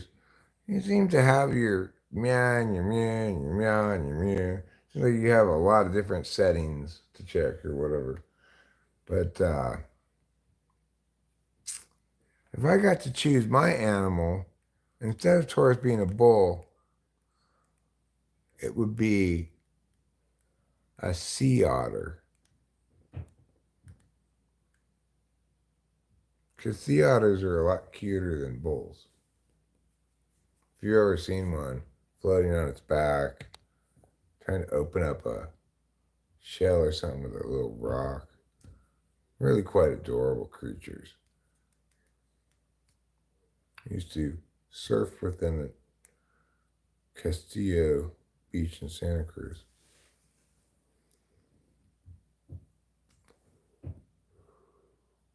Caps are known for being boring too. Dang, he's still on here?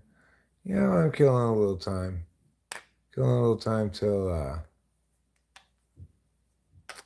right. I'm now being reminded I'm supposed to have had a plan in place to make myself something to eat. And perhaps Rachel would like something to eat as well. Lizard people are real? Okay. Well, do they pose some kind of problem? Are you saying we need to be aware of this because an increased risk of salmonella when coming into contact with them? If so, I appreciate the warning. Let me see if Rachel wants to eat anything specific. Oh, Rachel says no food for me, thanks. Well, I guess I could eat whatever I want then. I can make anything, including tuna fish sandwich if I want. The world's wide open. The world's my oyster. Unfortunately, I really don't like oysters. I might want a sandwich. I've got a couple different sandwich possibilities. Fear the crab cat. Jonathan Earl, I appreciate your fluency with the Y-Files. We share mutual enthusiasm for that channel, obviously. I don't necessarily love Hecklefish, but sometimes I guess I appreciate the consistency. I just see it as kind of like part of their branding or what have you. I don't expect him to say anything particularly funny, and he doesn't. But it's pleasant, I guess. It's like this pleasantly sanitized media experience.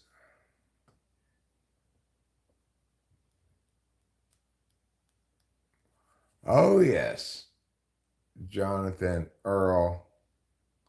I am very fond of the Y-Files.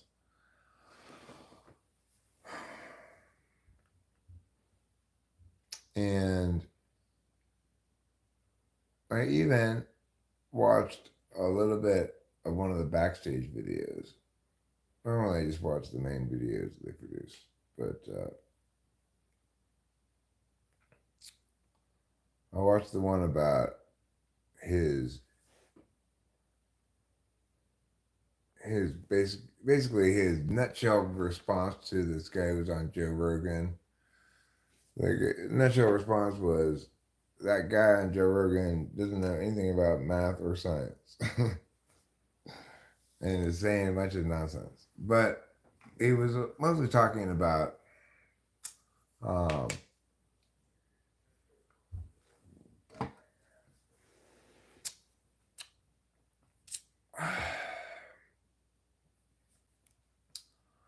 he was mostly talking about whatever. Who cares? I feel like my brain has been infected with Stuxnet at the moment. Do I have any suggestions for preventing hair loss? Uh,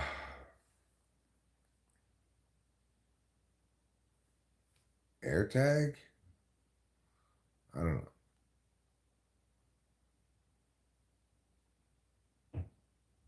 I mean, I'm not even thinking about the Crunchyroll lineup right now with his mom.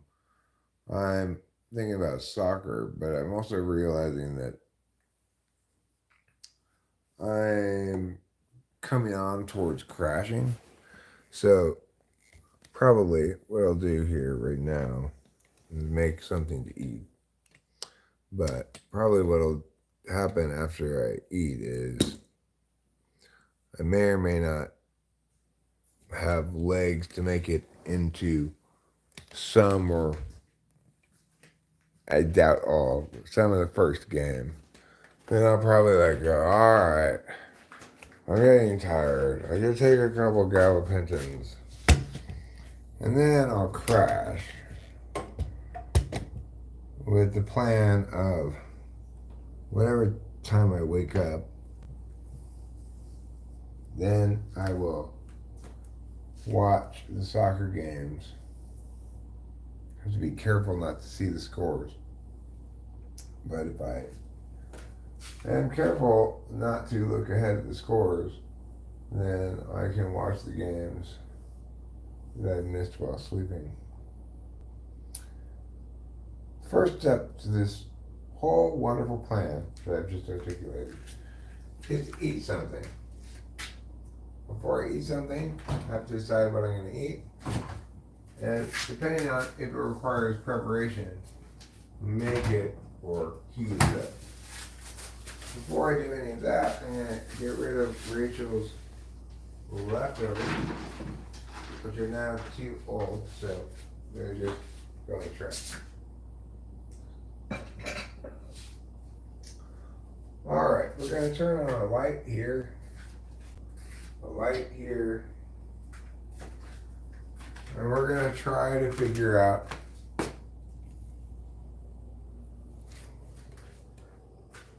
why Ben Affleck got back together with J-Lo. We're going to try to figure that out. But in addition to that, we're going to try to figure out what we want to eat. And how much working on food do we want to do?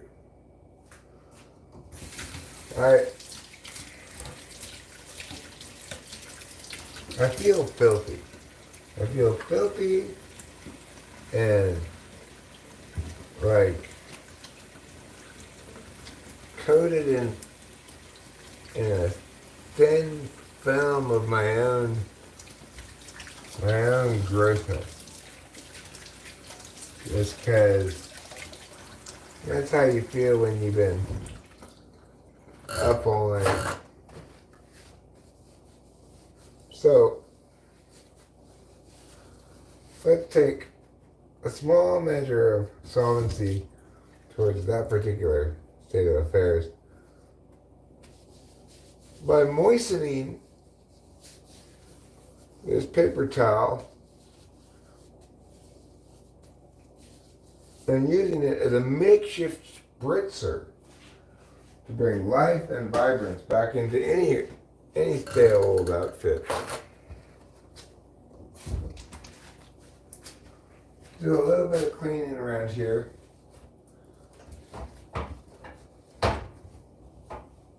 Okay. scoot these things into here. There. You too, Mr. Spot. You get cleaned as well. Well, I couldn't have done a more half-assed job if I had tried.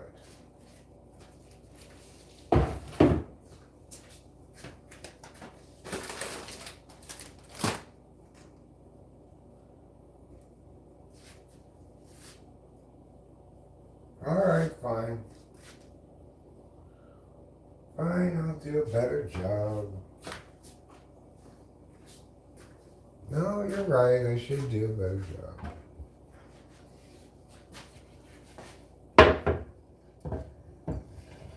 I agree. The kitchen's gross. I don't like it when the kitchen's gross. My fault. The kitchen's gross because I don't necessarily clean up after myself when I make a mess. But you'll note I'm cleaning up now, days later. So, it's all just a matter of letting the timings of nature flow through us. Sometimes nature doesn't want you to do the dishes for a few days.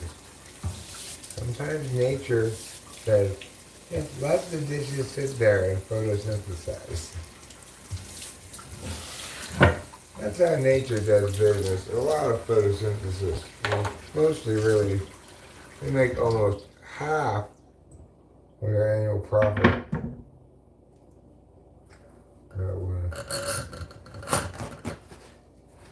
Photosynthesis and then selling photosynthesis credits.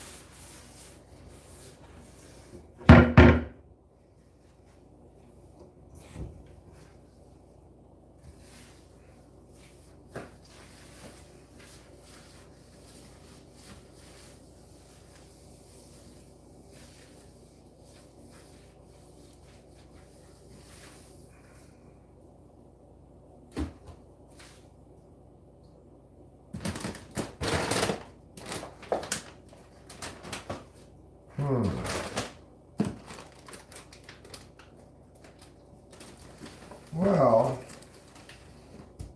there sure are a lot of bags of chips here. I think, for the moment, let's put this here. Now this chips, we can just throw these away. These goldfish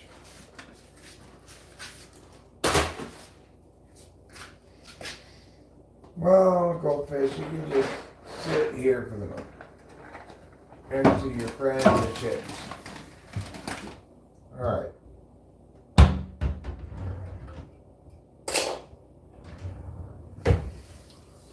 I got this knife set here. I guess we could just take it out of this and put it on the counter.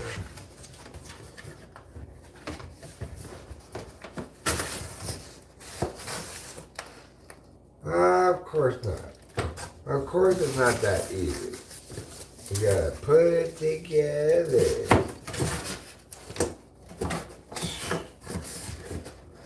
You put it together at the factory, you lazy nice people.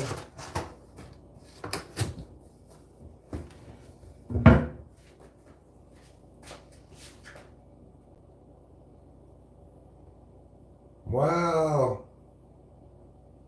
Another fine mess you've gotten us into.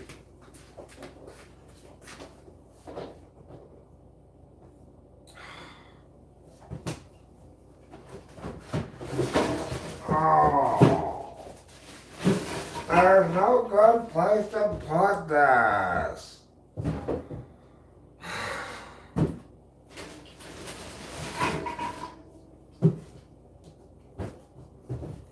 Fine, go there then. Fine. Be that way. Alright, now we're making some progress. This spray is called 409. Formerly called, or still called, Formula 409.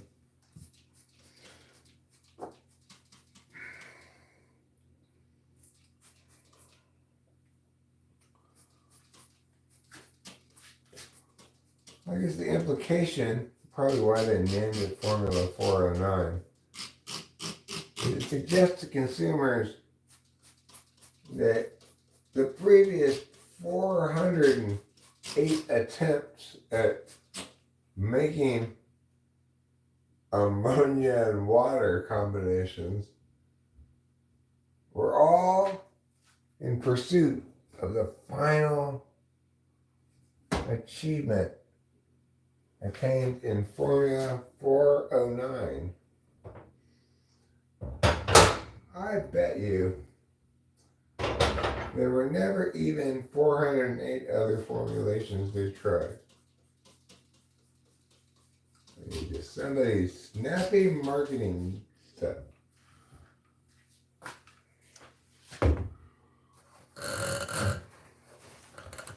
Alright, let's clean goes the trolley. Clang, clang, clang goes the bell.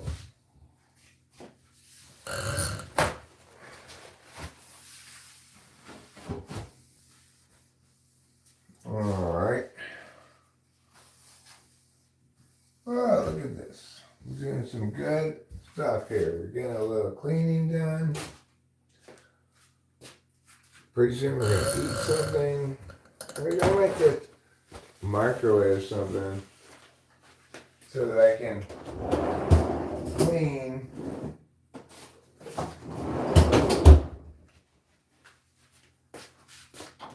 but not have to wait until I'm done cleaning to cook. Time, cook, 7 minutes. Start. Alright, so we'll have manicotti in a bit, but right now what we're having is a clean kitchen.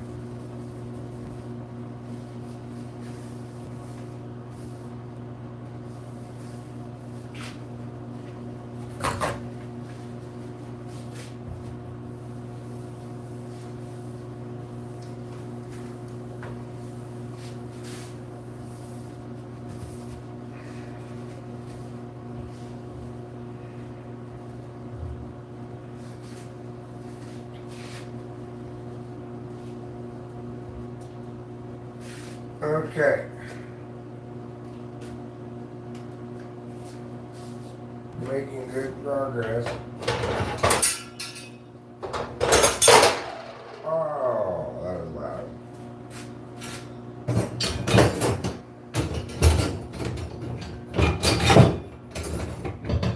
Remember this. Don't bother getting your stovetop too clean. It's gonna get dirty again right away.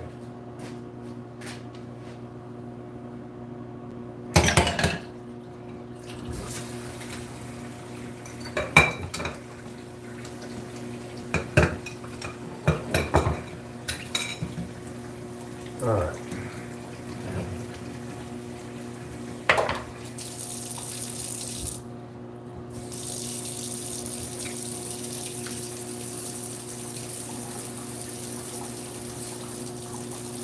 Go on now. Clean up, you. Alright, this, I'm not using this anymore because I make microwaving, so I'll put this away.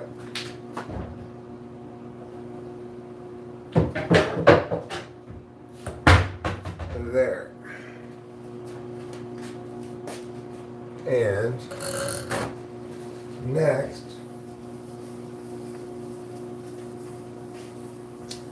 I'm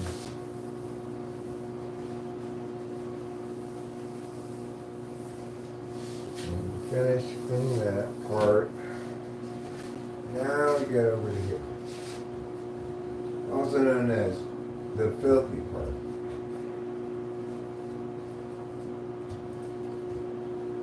guess, one of several filthy parts.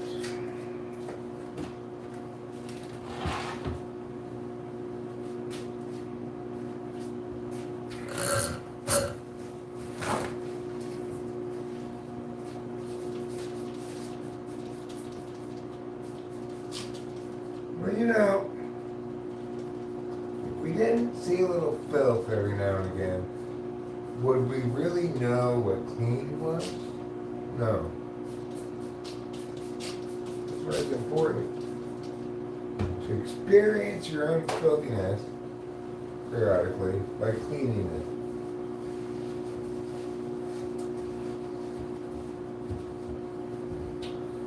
And to try to not let your filthiness actually be filthy.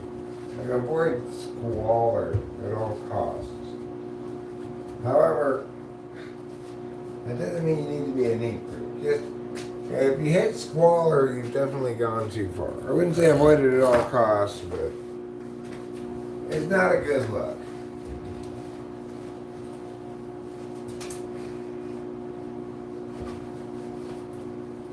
It just doesn't play very well. Not to mention being overall hard on one's self, dealing with such a unpleasant environment. It's nice to have a clean house. Obviously, we never get close to actual squalor around here, but I have lived in more squalid conditions before.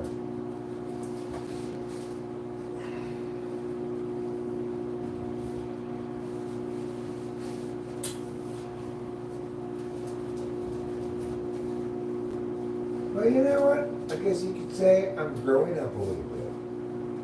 Nowadays, I clean the kitchen sometimes.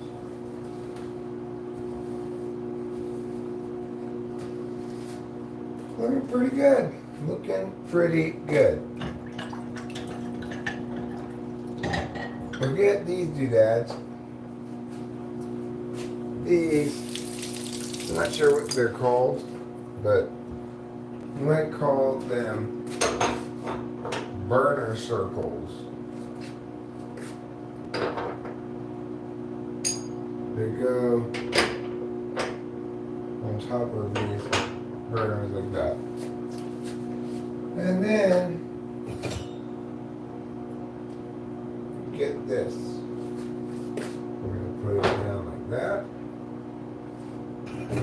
We got this, put it like that. Wow. And you get this, you put it like that, and put it like that. There. Good job. Now,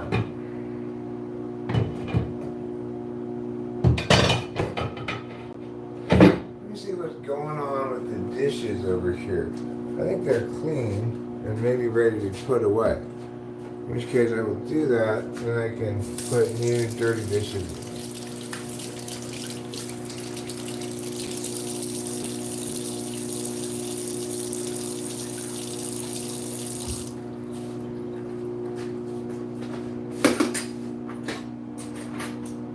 Yes, this is all clean. So,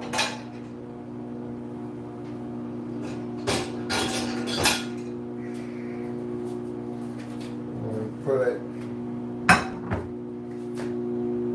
this pot here.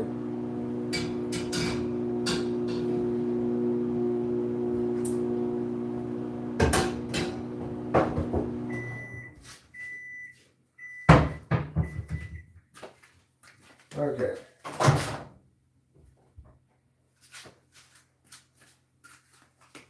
So before we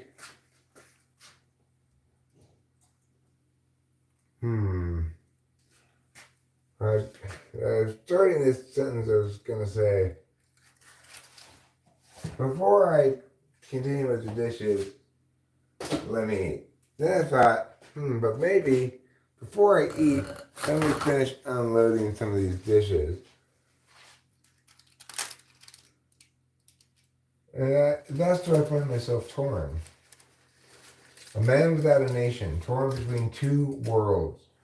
A world in which I prioritize unloading the dishes first, and a world in which I prioritize eating. I'm doing the dishes first. Here's my reasoning. I need to wait for the food to cool down anyway. It's currently pushing 5 a.m. So it's timing out fine. We've got some bowls here. Some wonderful bowls.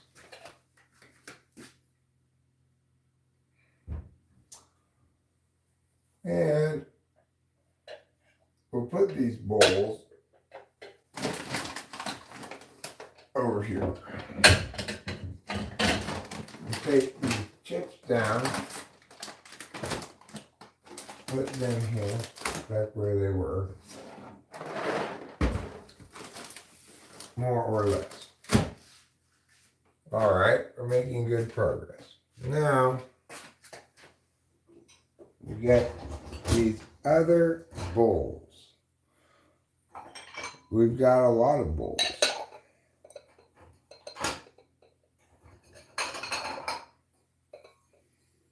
And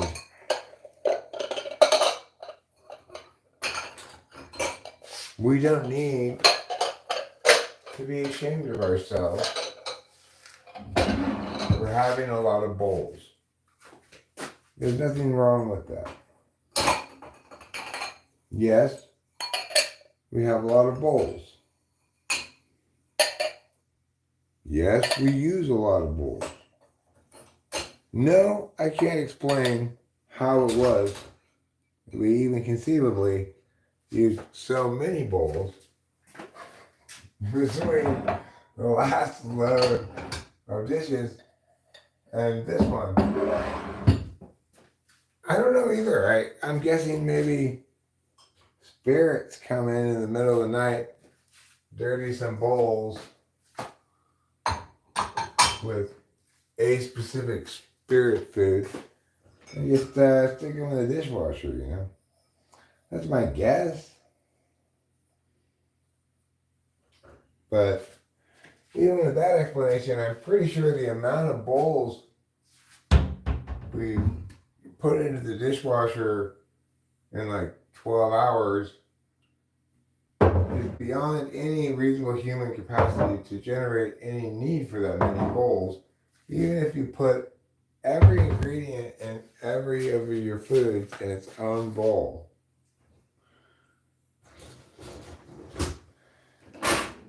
You still wouldn't be able to use as many bowls as we did.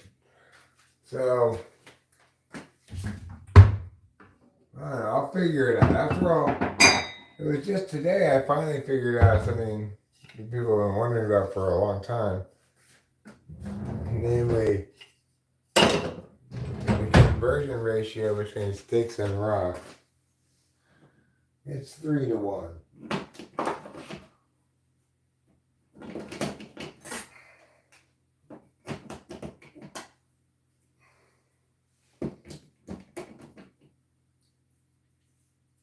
Okay, here's some knives. Watch out, Pepe, that's the sharper cutter. And here's one of these things. Now, I'm gonna cue you, I'm gonna let you guys be insiders on a pretty nifty little trick here. I'm gonna show you. So, what you can do is take out this whole thing, put these away, and put this whole thing back. That way you don't have to bend over to get each thing one at a time out of the dishwasher. So, what do we got? Well, we've got spoons, like these. They go where the big spoons go. We've got forks like these. And these go where the big forks go. Because they qualify as big forks. This spreader goes here. This goes here. These knives go here.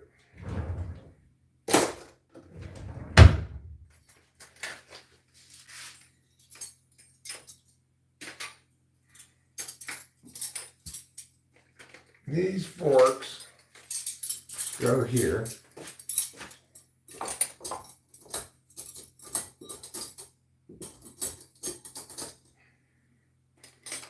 And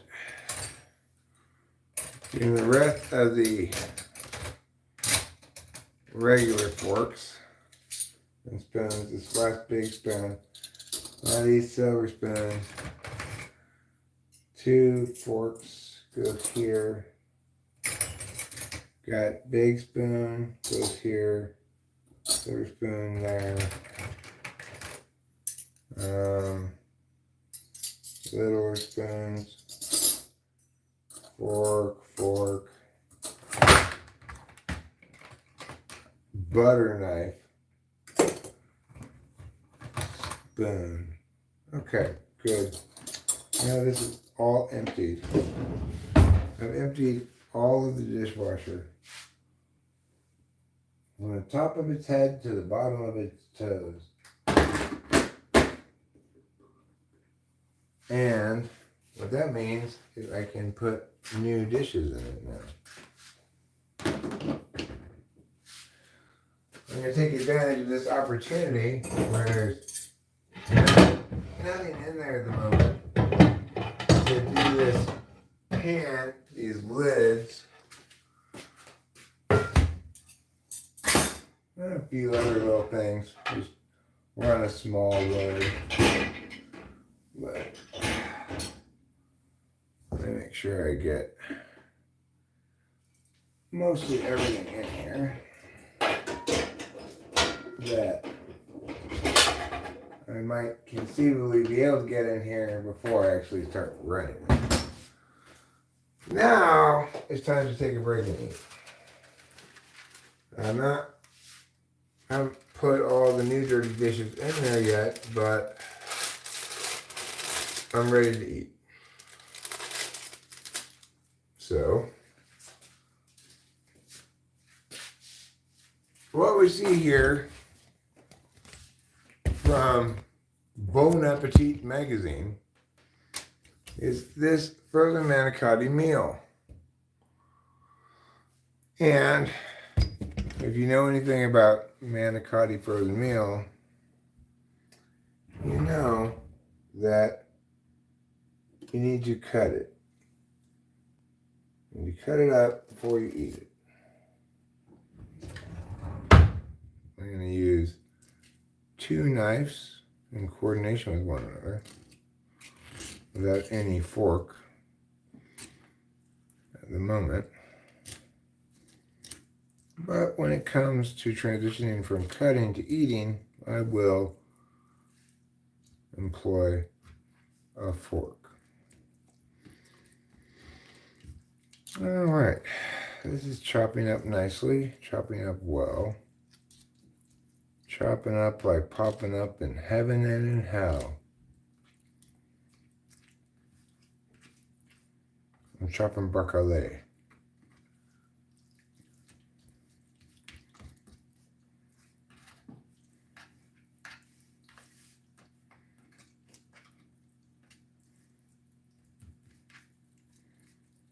All right, good. Well done with your choppings, Eric. Good job. Now we're going to get a fork.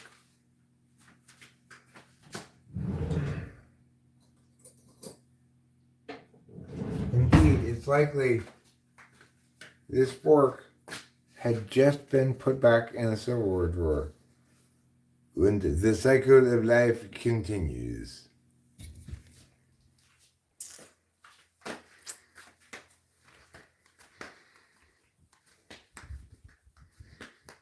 All right. It's got to be closing in on soccer time pretty soon here. What time is it?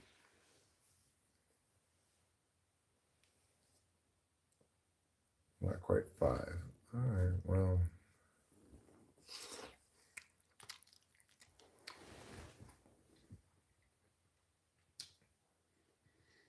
Oh, sweet holy Lord of all that is heavenly and good and just and true.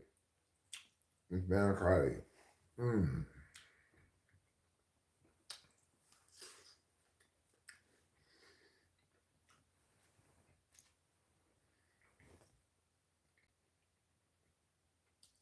This manicotti is everything we always dreamed it would be.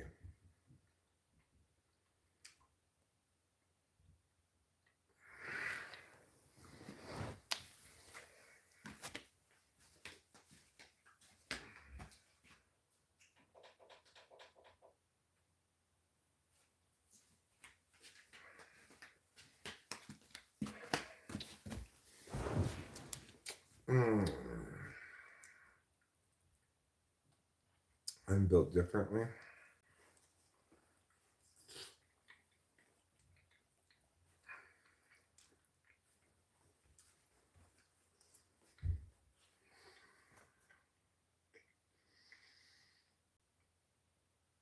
Mm. Oh my God. It's so delicious. I'm just having my mind blown by it right now. Mm.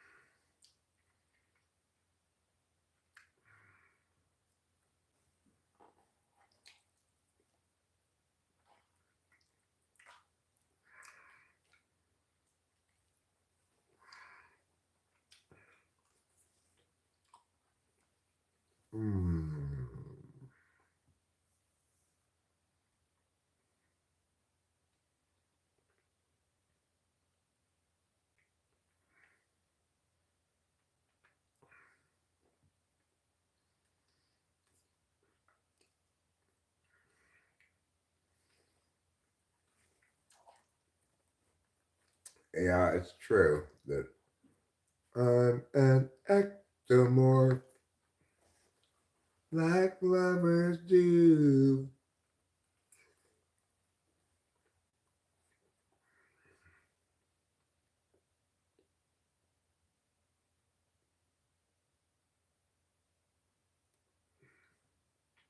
Well, I think more or less everybody knows about Saturday Night Live.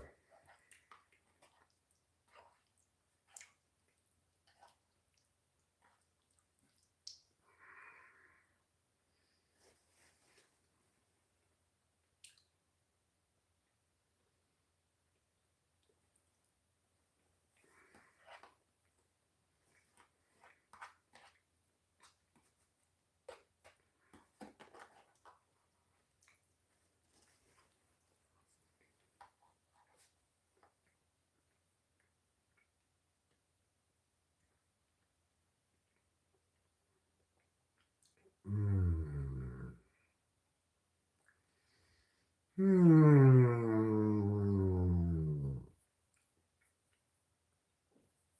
Well, Matarazzi Sound, given that you're asking the question, I'm definitely picking Serbia.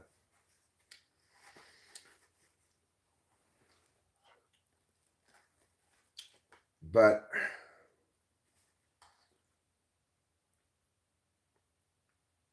I don't know. I need to watch the first part of this game to refresh my memory. I don't think I've seen Serbia, but I think Serbia is one of the teams that I missed their first game.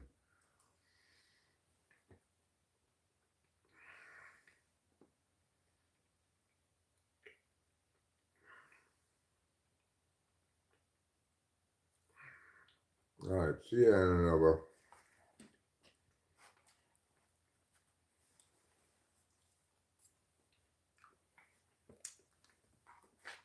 Mm-hmm.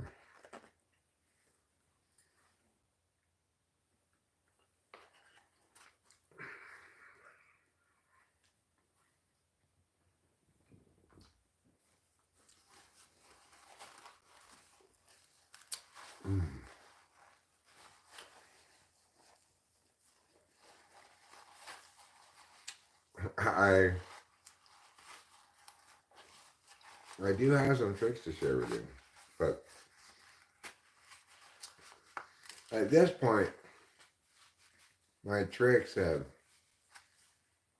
they're they're not very new tricks because I've been streaming for such a long time.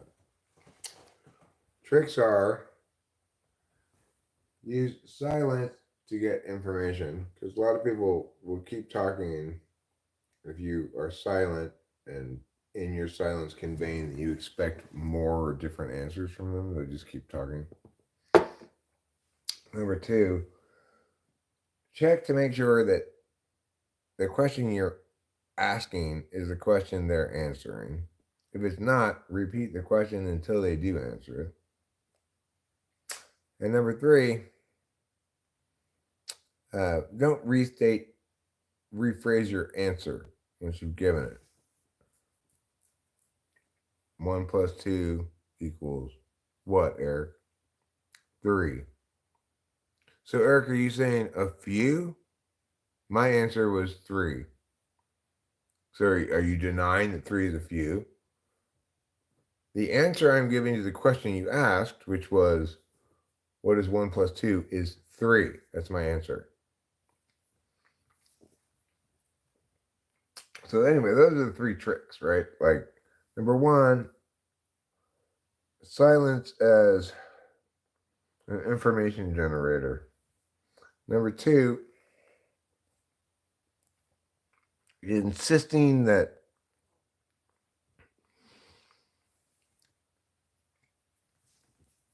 things be done properly when it comes to questions and answers. Number 3, not letting yourself get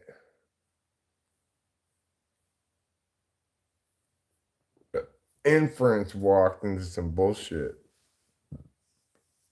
Basically, number 1 is about not speaking. Number 2 is about asking questions.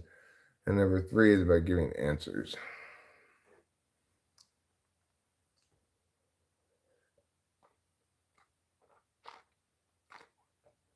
Don't interrupt somebody during their lie, but additionally, it's saying that with the silence thing, to the extent that there's going to be a dominant party in the exchange, if you sitting silently and looking at them causes anything from them other than silence, you are dominating and directing the course of that engagement. Whether that's a good or a bad thing, it depends. It's like, I'm not trying to teach people these tricks as ways to exploit, deceive, or whatever. I'm acknowledging that life is a series of discursive battles, and better to render others cannon fodder than to be it yourself.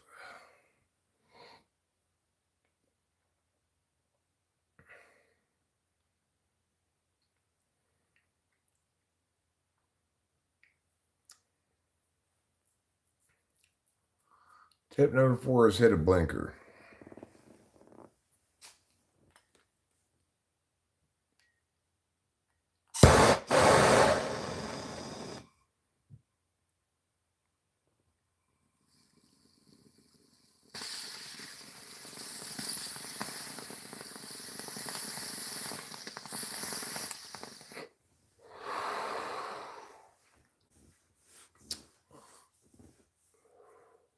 The thing is, all of these tips that I'm providing are really debate tips. They're specifically tips for handling contentious discursive exchanges.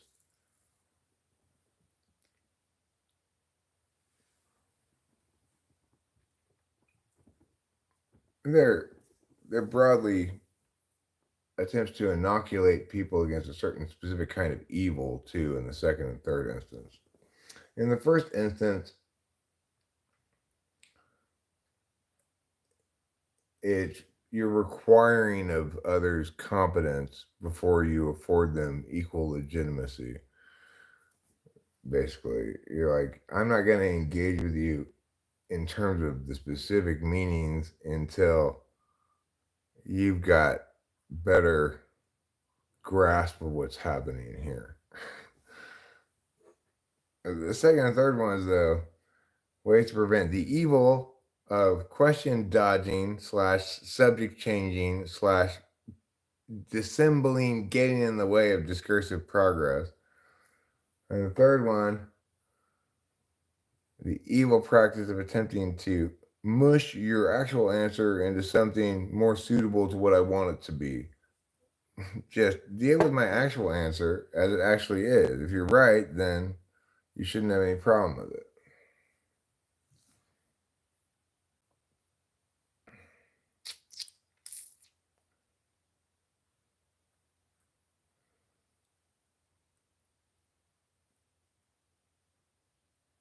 Whose broad stripes and bright stars? Mine. Well, at least the broad stripes are mine. I'm not sure which bright stars you're referring to. I do have some bright stars. Those might also be mine, but they might be somebody else's.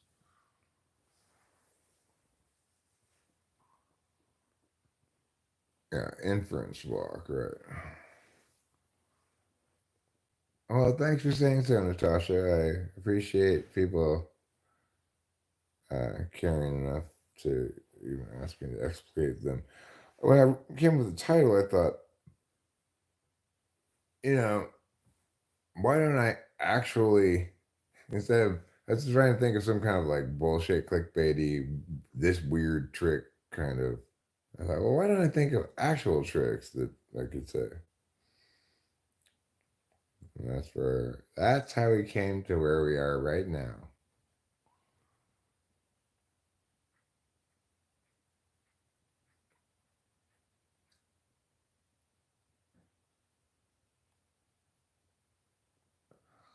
Question: if you could choose any time after your meeting with you and the remaining balance of the following week, if possible, Rev 14N.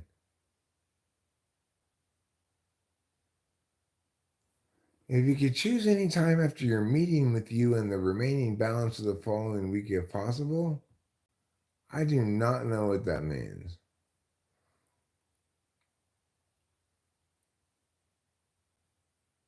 Listen, I'll do a lot of things gallantly, but one thing I won't do gallantly is stream. Just personal preference.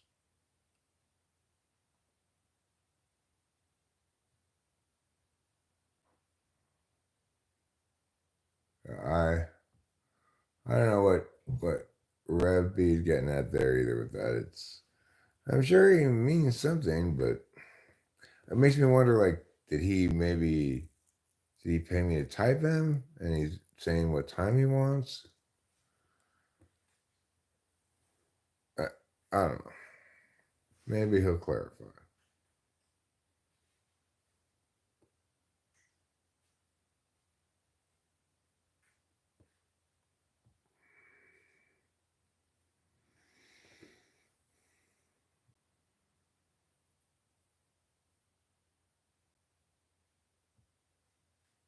Well, here's what I want to sing to you, Jason Alves, while we're singing such kind of songs. This is my current old fashioned song jam. It's a beautiful day for a ball game today. The fans are out to get a ticket or two. From Walla Walla, Washington to Kalamazoo, it's a beautiful day for a home run, but even a triple's okay. We're gonna cheer and boo and raise a hullabaloo at the ball game today.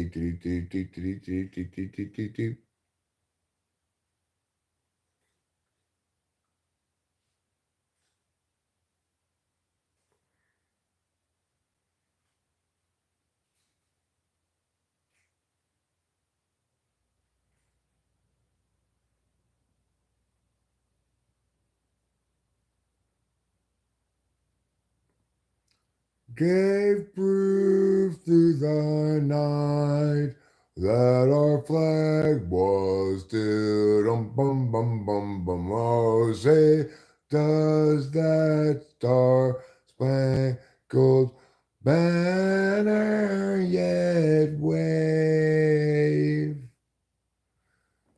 o'er the land of the free and the home of the brave?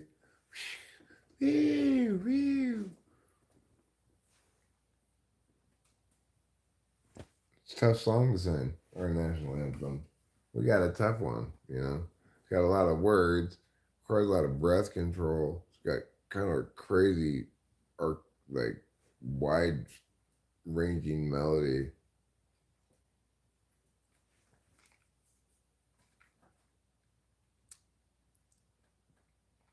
Oh, Canada, we are a country too, filled with trees and stuff just above you. Is that the tune to Oh Canada?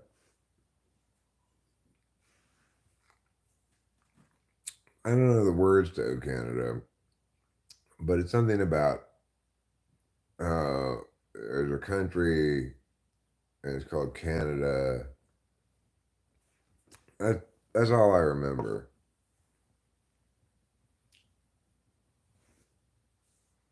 Praise the power that has made and preserved us a nation. Then conquer we must when our cause it is just, and this be our motto. In God do we trust. Because why? Because fuck those British. We're America now. And our flag is better than theirs. Get out of here, Baldy. Get out of here.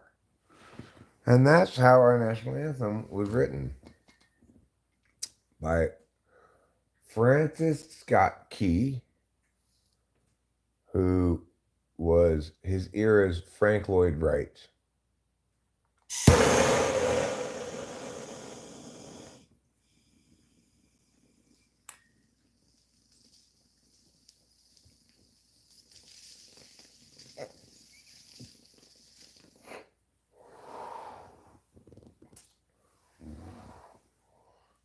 Canada, we really do our best to make our Indians like us. Yeah, well, I think you might be over empowering some of your First Nation populations.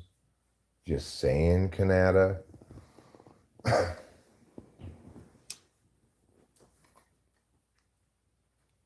Instead of treading so cautiously to show respect for your Inuit neighbors,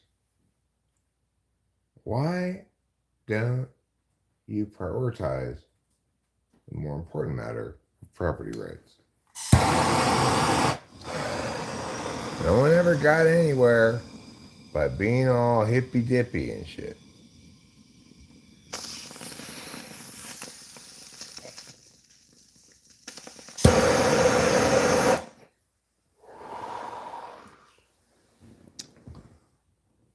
That's why it's been God knows how many years since Canada's even won a hockey game.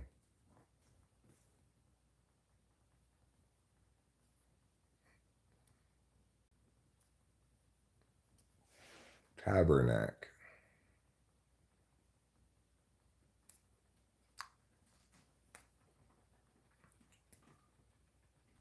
Anyhow, I have the spirit of Canada in my heart. I had it there a long time ago. It was placed in my heart by a strange movie I watched in health class. It was about the dangers of cold water, and it had a wonderful song to drive home the point. And that song went like this: cold water, it's a watery grave.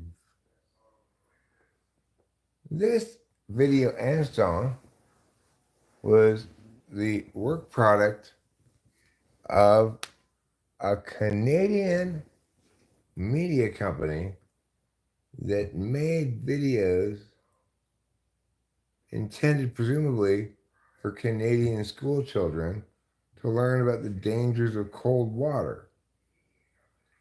For some reason, my high school, Arcadia High School, had decided at some point that it would be a good idea for Arcadia to get that specific video to show to their students in Los Angeles. This video we watched about the dangers of cold water. It was intended for Canadian children.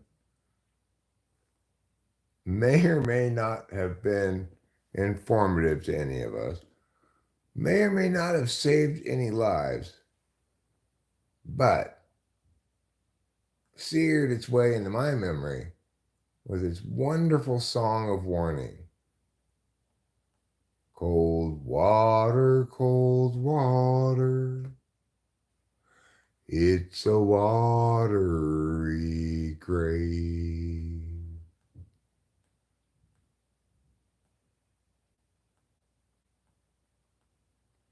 You have looked for that song many times.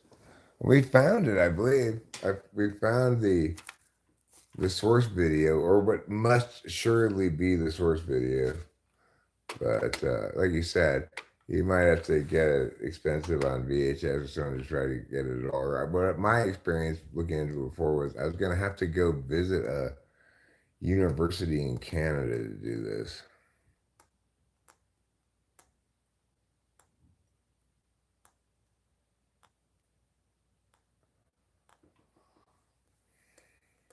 Oh, don't worry. You'll freeze to death long before you're drowned.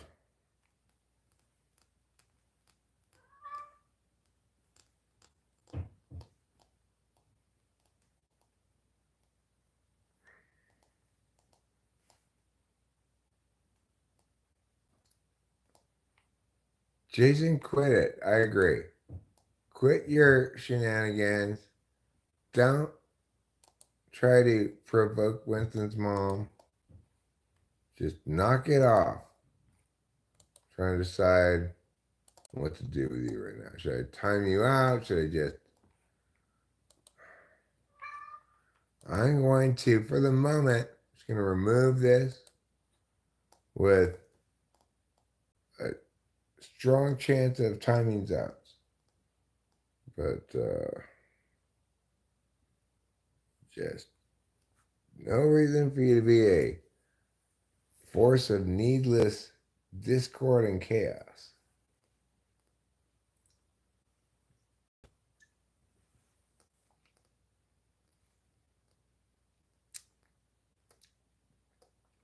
That's the only part I know of the song. Cold water, it's a watery grave.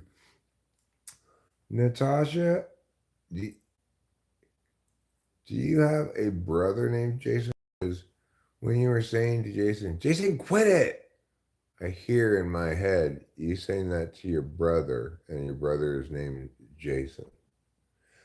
Jason, knock it off. I'm serious. Quit it. It just seems that way. Could do a short asking about that song. It might pull some review. That's true. I could do a lost media. Could pretend like I hadn't done any. You do, huh? I could smell it.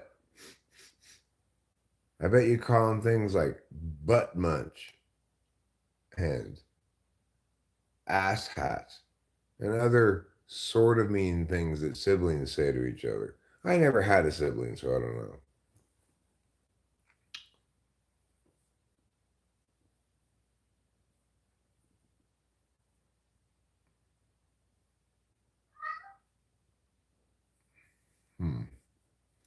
Well, obviously, this Jason is not older than you, Natasha. This is your other brother, Jason.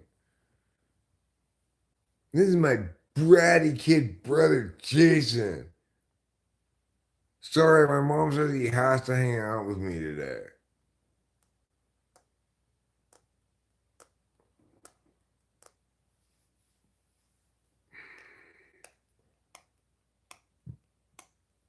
I could position it as a help me find this lost media. Lord and Master Savior of washing machines. I did not need to help anybody at any washing machines today. Okay. Um, Today's been a busy day. A lot of stuff got done today. Ranging from yeah to yeah. Today's been a long day. I slept last night and then I got up at some point.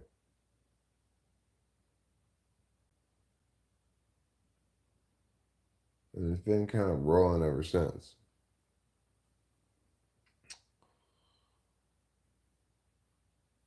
Uh,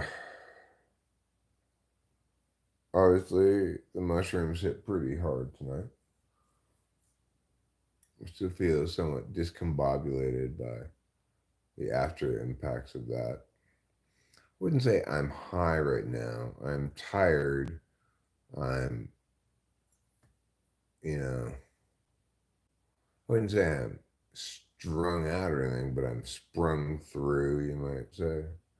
The best way to get the internet to answer your questions is to confidently state a wrong answer or that the answer cannot be found. Well, um, is is this lost media unfindable? Question mark exclamation point as a shorts title, hashtag shorts. It very well could be very successful. I think I will do that when I free up my phone. Why is Natasha being a marshmallow? What does that even mean? What does it mean to say somebody's being a marshmallow? Does it mean that they're soft and squishy like a marshmallow? Does it mean that s'mores? Or what? What does it mean if my spirit animal is marshmallow? Am I destined to have a great life?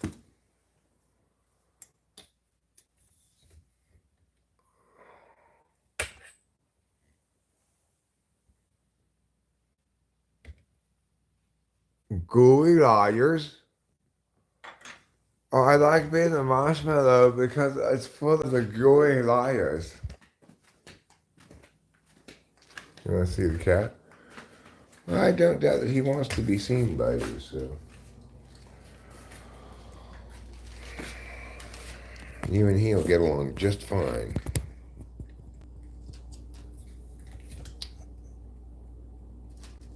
Here you go. Face my cat. This is my cat.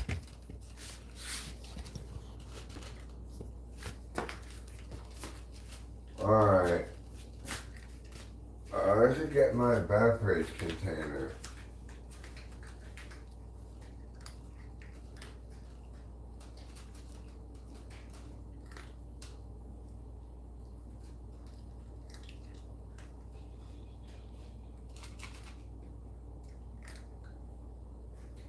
Thank you, Winston's mom.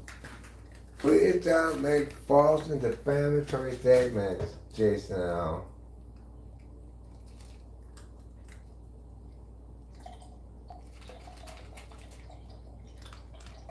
For example, under no circumstances should you defame me with any lies about these pants making my butt look big. That would just too obviously be contrafactual. My butt looks fantastic.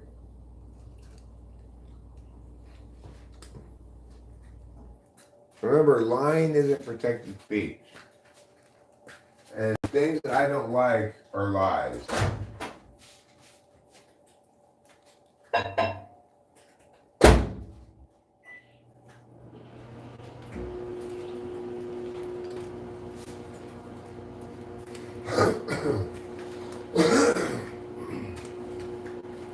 Alright, let's turn off a few electricity lights.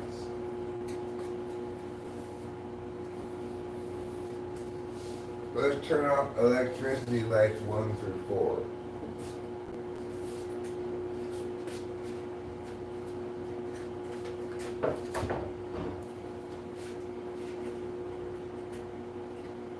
Alright. Squirty squirts helps to clean.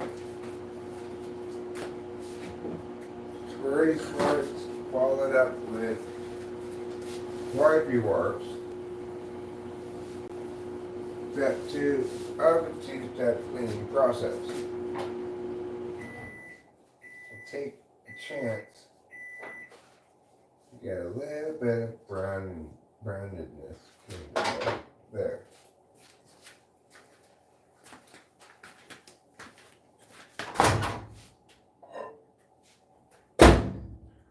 This is my coffee and I'm going to pour some stuff into it. When making coffee, step 1, pour creamer. Step 2, stir it.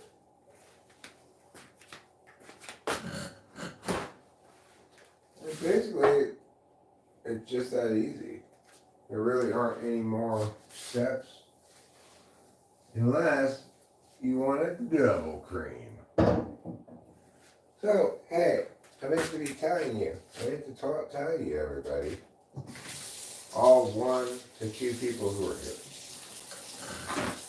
I had an interesting chat, or not especially interesting, short-ish, kind of interesting chat with my friend Dave Porter. But most notably, what did that conversation yield? It yielded a piece of information. It was a bit of a bombshell to me.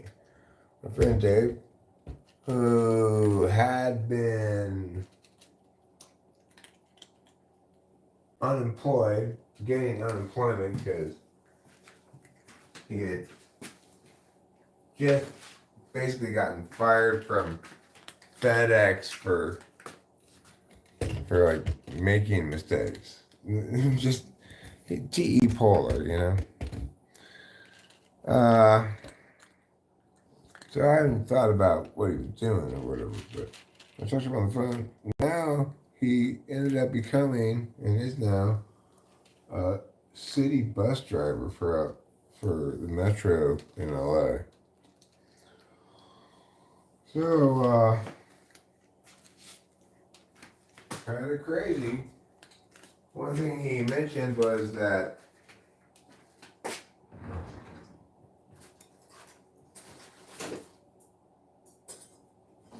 bus drivers in major cities comprise among the professions that suffer from the highest rate of assault of any profession. Like city bus drivers are constantly getting assaulted by people. Yelled at, crazy people come in, and whatever. So, anyway, now Dave's a bus driver. I thought that was interesting. I'm looking forward to picking his brain more about the bus driving experience.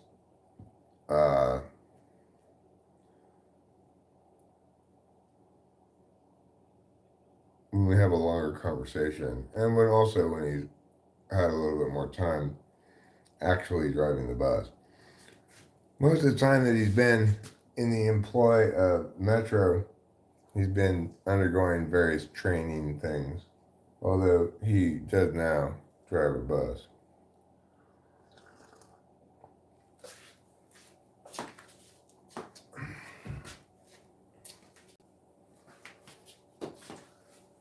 Anyhow, I don't want to drive a bus, but I could also think of worse jobs than driving a bus.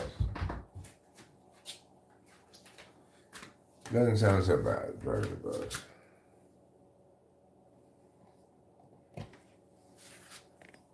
I believe that I can imagine myself driving a bus, though.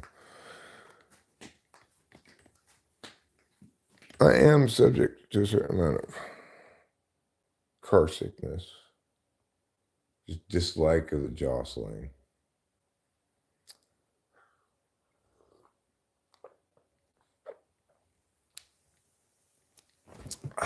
Oh no, I am not going to get any job as a bus driver. Hell no. That sounds horrible.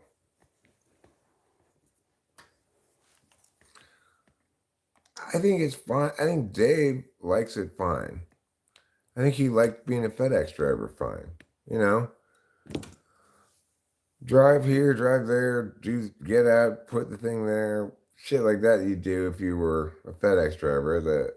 As a regular Metro driver, all he's ever doing is opening the door, like maybe extending the bicycle thing to put your bike on it, shit like that. He didn't have to get out of the bus. Whereas when he was a FedEx driver, he was constantly driving up to a place, jump out, put the package, take a picture, drive to the next place, jump out, you know.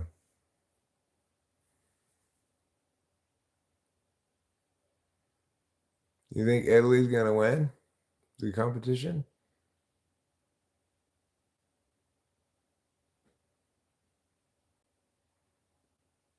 Your son Eric just took a job down the street. Hmm.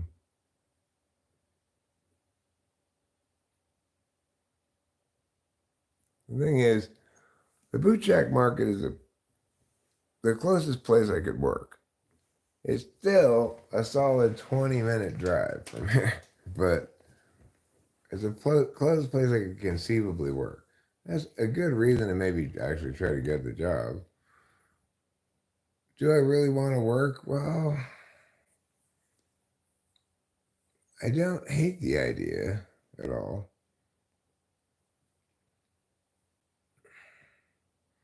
It seems like I would get some interesting stories, some fun experiences, stuff worth talking about.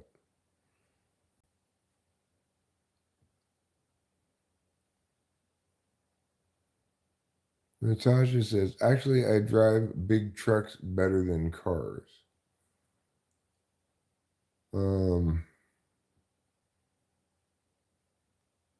okay.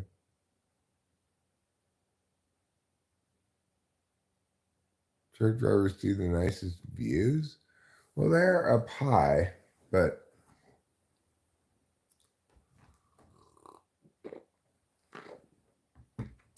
I'm not sure that. Like if you're driving down a freeway in the city, it doesn't really matter if you're higher or lower. I guess in between cities, middle of the country might be cool. Well, if you are you Canadian, huh? Well, I'm sure Canada truck driving is pretty chill.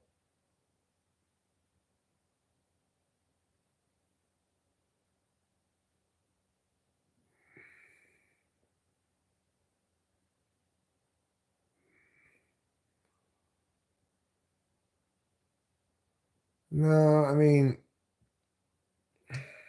I've thought about that plenty, Winston's mom, but I'm not going to fall into that trap again. I've made that, I've walked that line of reasoning plenty of times in the past. I don't need this job at the moment. I'm not trying to make extra money for anything in particular. Although I do like the idea of bringing in some kind of steady wage income just as kind of general good practice to have some steady, reliable revenue coming in. But really, it's, I think it would benefit me to have specific blocks of time that I have to schedule around.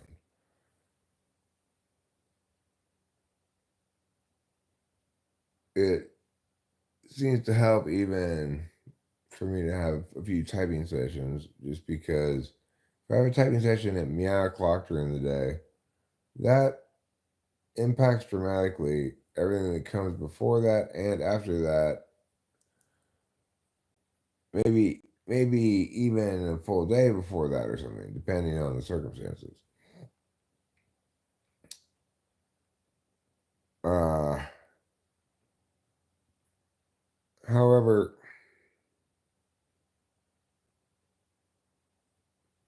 the thing about working at the bootjack market that's appealing to me is I already know how to do that kind of work, like be a cashier person. I did it when I worked at the deli. I've worked cash registers before, and I like the idea of it being so not demanding. You know,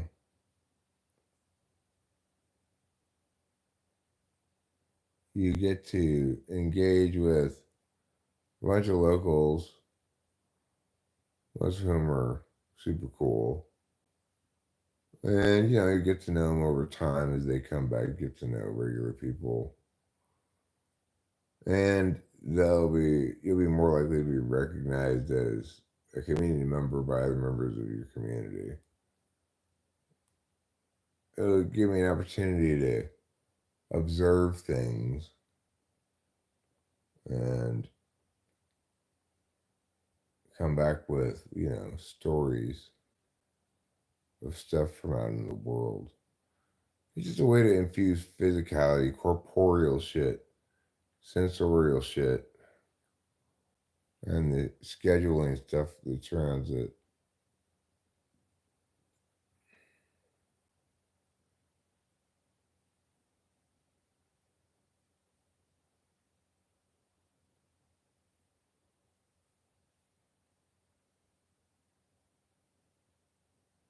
Right. If it if I were to, I guess at this point I'm kind of talking myself into doing this, but the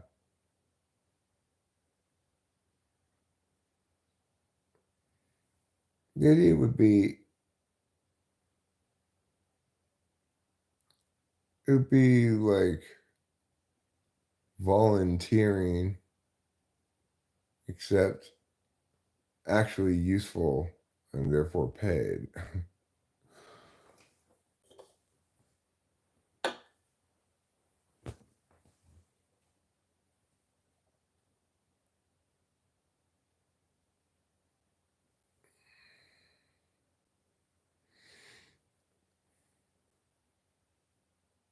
Maybe I'm romanticizing the idea of it.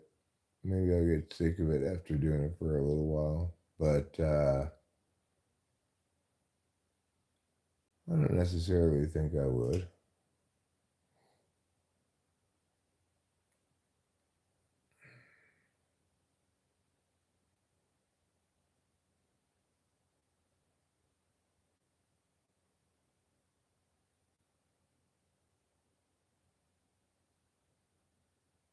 Good morning, Mean Bird.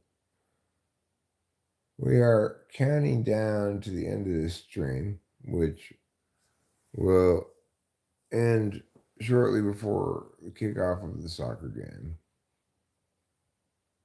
I will probably end up going to sleep around halftime of the soccer game.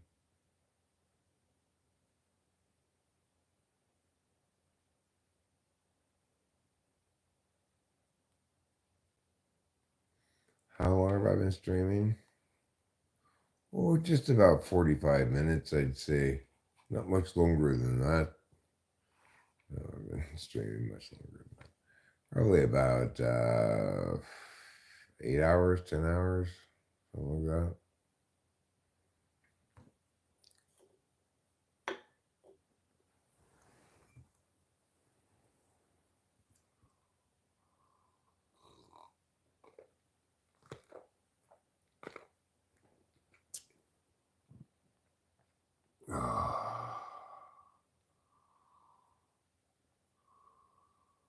YouTube reads 9 hours.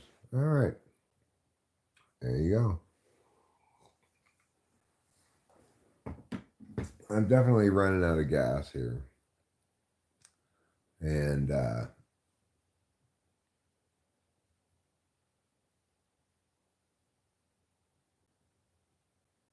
I need to get sleep. But it's also the case that I'm not going to get sleep right now.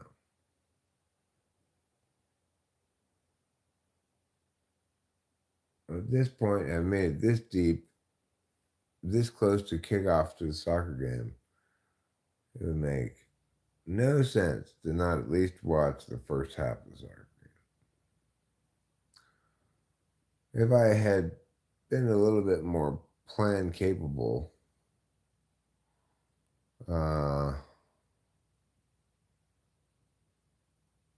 probably would have said, set aside a little cartoon time between stream and soccer game. And although I did not plan it, it's not too late for me to execute that plan now. But yeah, I'll be able to watch one cartoon. Assuming it's out already. Let me see what the release calendar looks like.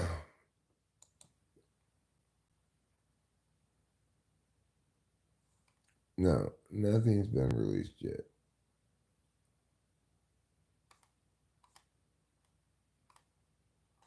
So I cannot watch any cartoon. What does get released on Thursdays?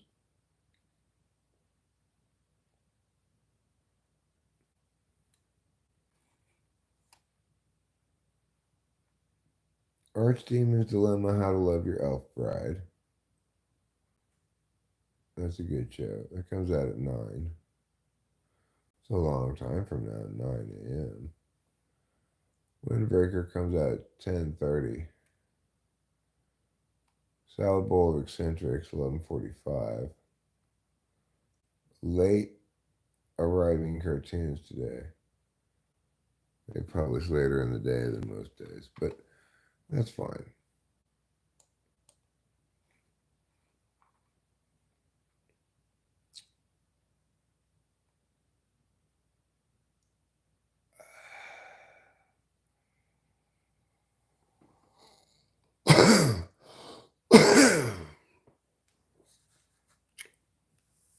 All right. So we got that house bathroom painted over there. Good for us. Good job, stuff doer.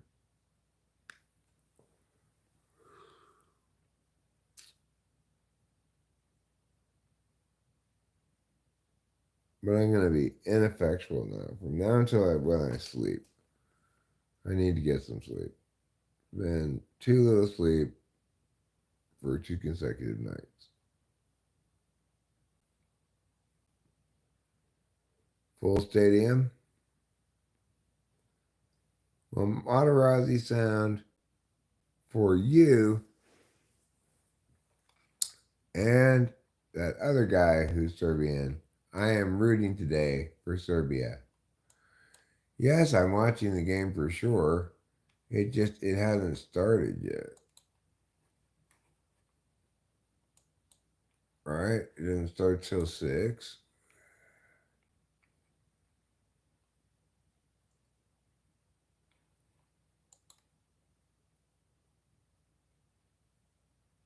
All right, Euro today. That's the pregame show. It's still on. It doesn't come on until 6 o'clock. That's another 20 minutes. Michael Timsy Thames here at the river in Frankfurt Fan Fest. Tell us, Timsy, how is it there in Frankfurt? It's wonderful, Jules. I'm Timsy Thames. Nobody wants to watch a pregame show. Not interested in your pregame show. I'm sorry. I am going to watch the game. Jonathan Earl, for you, for Materazzi Sound, and for everybody else in Serbia, I today am throwing the weight of my sports rooting behind the Serbians.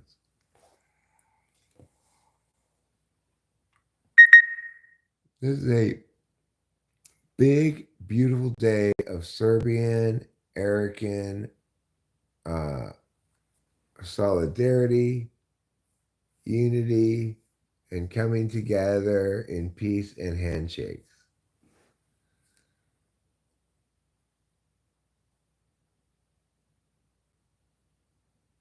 He's no longer around.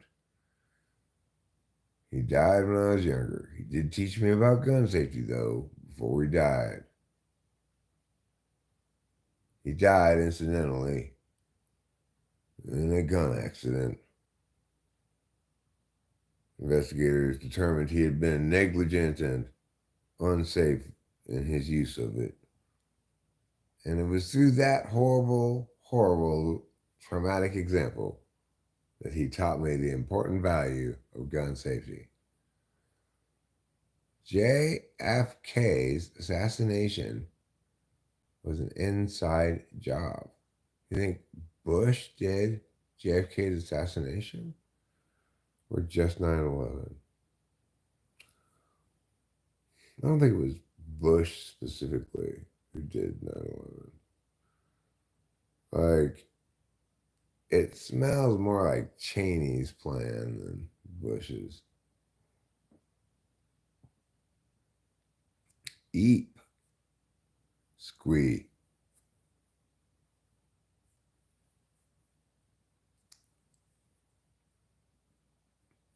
He loved America because you could damn near own anything you wanted when it came to pass. When it came to guns. Who loved it? Oh, your grandfather? Well,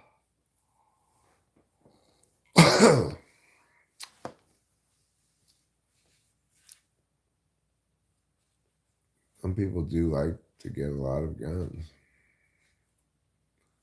I I understand the urge, value, and potentially getting a gun or two, but I don't have a whole bunch of them. Like, why? I don't understand the point of having a whole bunch of them. Never point any kind, or never point any kind of firearms at a person that includes Nerf, and you never pull out a weapon unless you are forced to use it. Never show off your weapon. I think that Nerf does not qualify as firearm. Okay. It's purposefully made to be soft enough to shoot at somebody. That's the whole point of a Nerf thing. So,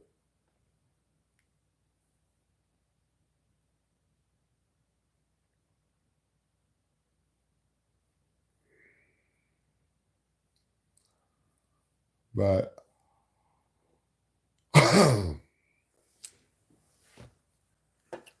I agree with you.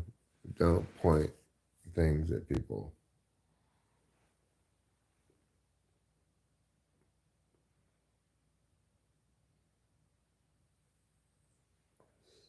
Don't point.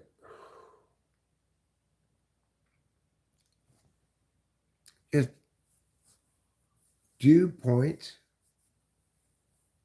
with your fingers, but only point when you point.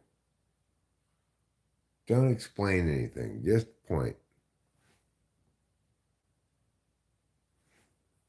Let them figure out what you're pointing at.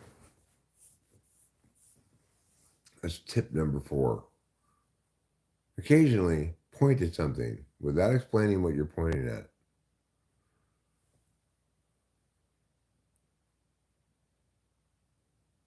Yeah, well, that's how come I have a rifle that I inherited it. It's not collectible or valuable or anything, but that's why yeah. Jonathan Earl's grandfather is correct about pointing a loaded anything, even a Nerf. Yeah.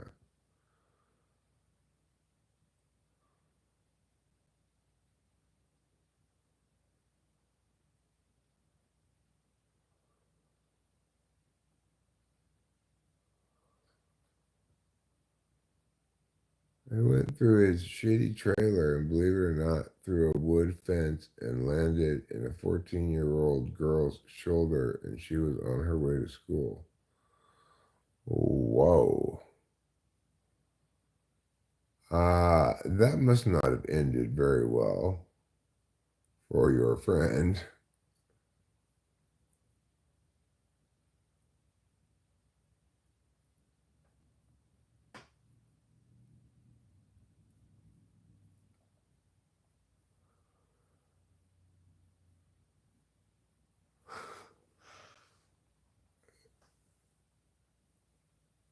I'm sure that girl was just like, well, I'm on my way to school today.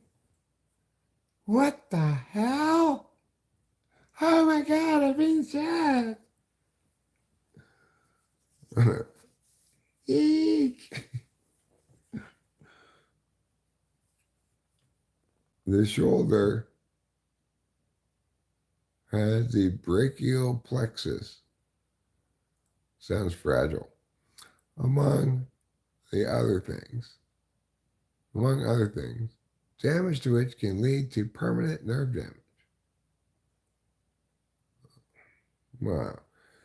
Contrast Sashu's alarmism with Jonathan Earl's clear headed thinking. Thank God it was her shoulder. Could have been worse, you know.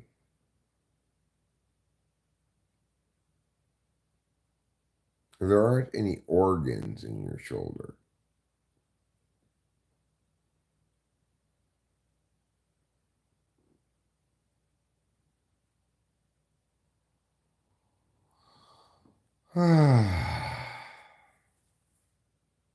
Yeah, I can do pretty good impressions of all the bodily organs.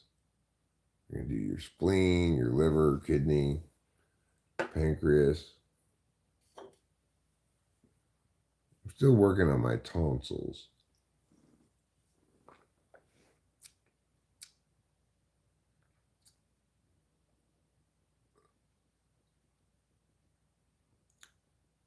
Well, Jonathan Earl, a recent update to the live stream rules in YouTube says you are not allowed to live stream any use of firearms or you will lose your live streaming privileges. Like basically they'll say you don't get to ever stream again because they want people streaming shootings of any sort, right? Like, be it target shooting or any other thing that involves firing guns.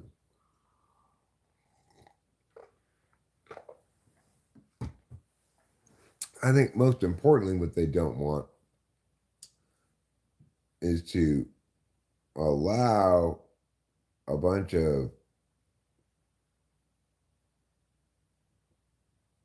like harmless instances of it,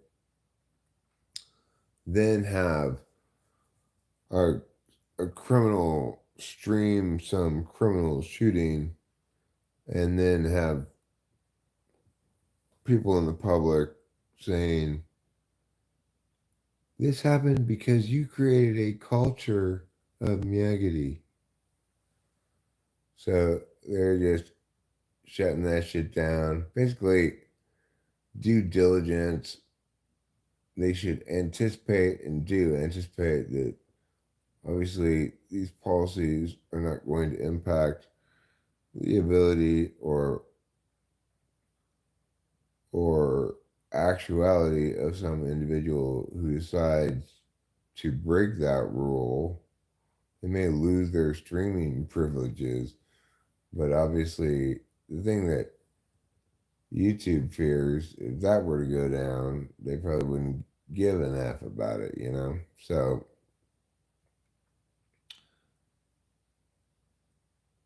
but they basically want to make that necessary paper trail to address prospective liability concerns down the road and shit like that.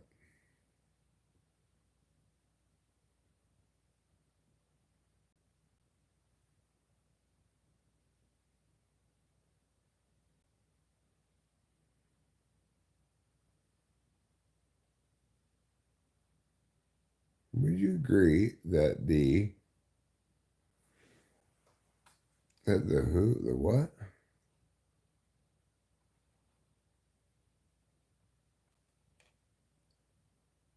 That the army pretty much used to modify 22? I don't know.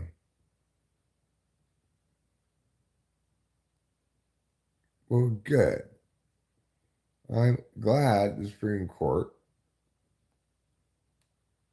declared unlawful a federal ban. After all,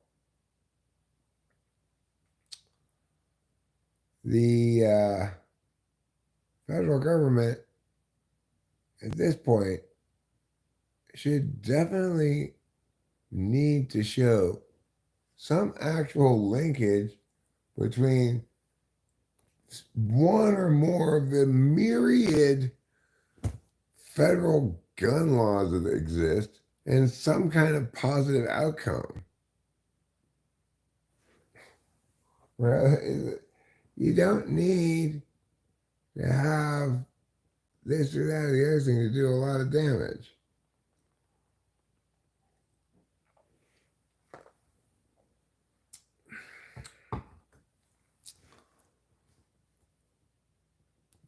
Anyway, I'm proud of the Supreme Court, which has stood surprisingly stoutly with gun rights, in contrast with most other rights, which tend to get pecked away at along the margins until they're down to some minimized expression of it. I have a 22 bolt action rifle.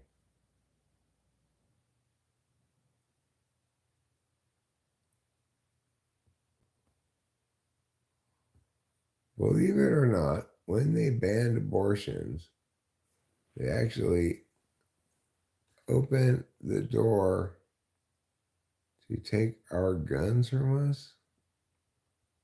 Who's they? And what do you mean when they banned abortion?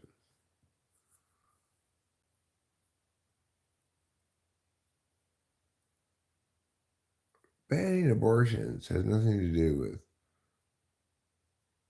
with gun rights.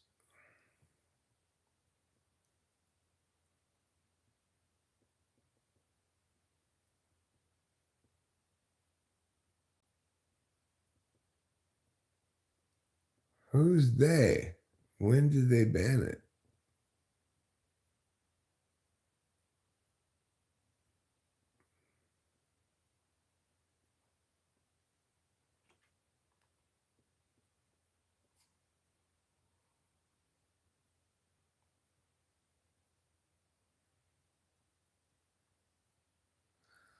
Oh, Jonathan Earl, the Supreme Court didn't do anything banning abortions or anything like that. The Supreme Court just correctly ruled that it's not a matter of federal jurisdiction. Different states take sometimes wildly different approaches to it, ranging from legalizing abortion until 1 second before it's born to making every form of abortion in all contexts, including Plan B, illegal. So you get the whole range of possible approaches to the question at the state level. The federal government did not, in any way, shape, or form, ban abortion.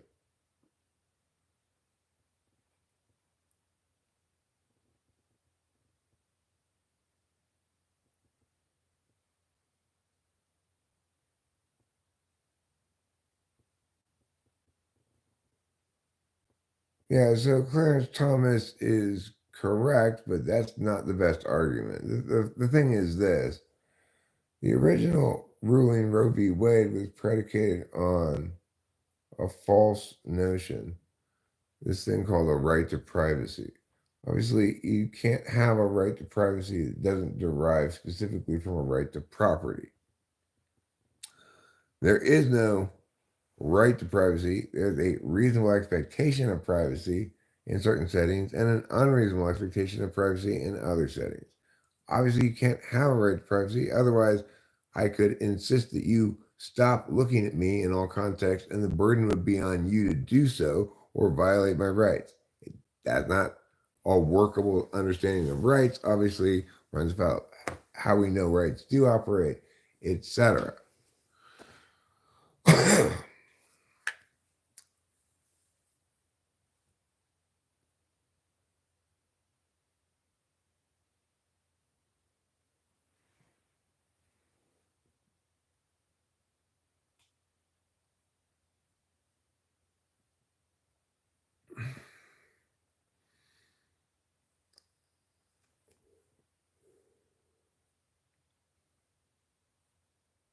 I mean, it sets a dangerous precedent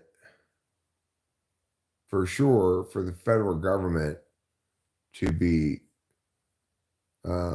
denying the states their role as incubators of democracy, especially when there's zero reason to believe that the federal government should have anything at all to do with abortion. If we respect the Constitution, enumerated powers, etc., the federal government should have absolutely nothing to do with abortion. And if the Supreme Court wished to create out of whole cloth a right to abortion, they could have done so under the 10th Amendment's clauses. And it wouldn't have had to be stricken down as bullshit because it wouldn't have been predicated on a bullshit non right to privacy called a right to privacy that is not consistent with any other case law understandings of how privacy works, which is to treat it as an expectation, either reasonable or unreasonable, not as a right. The bottom line is we all lose when people are incorrect. So even if you wanted there to be a federally protected right to abortion, we all lose because it's incorrect for federal jurisdiction to be predicated on those bad arguments. It doesn't withstand any scrutiny.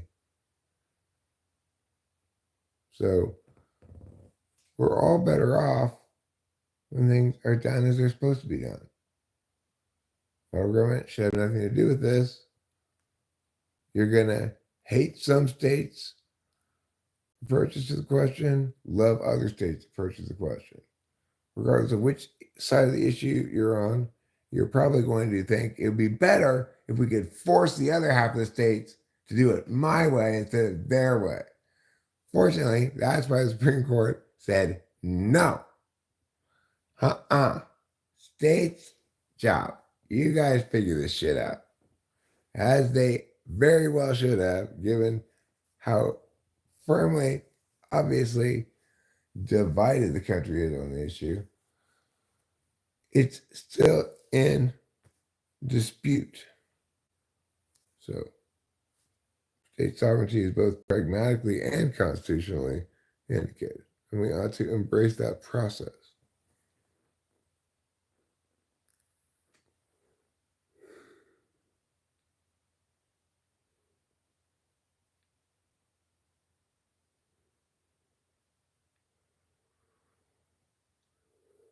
Quebec is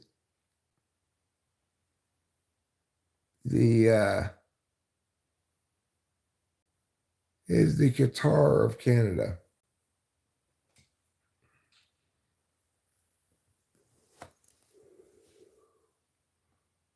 Utah is fine. I mean, steers and Mormons? We really need the slurs? Probably not.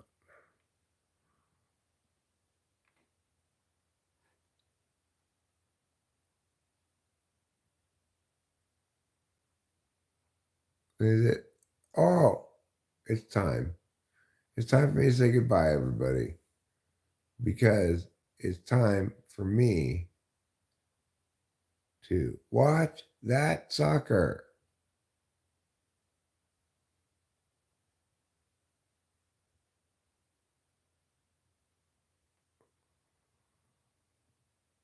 Well, no, in fact, Jonathan Earl, if it's property that's up to her and her doctor, quote unquote, then it's equally owned by the man who helped make that property. So you can't have it both ways. No matter how in favor of abortion you are, you have to either acknowledge that,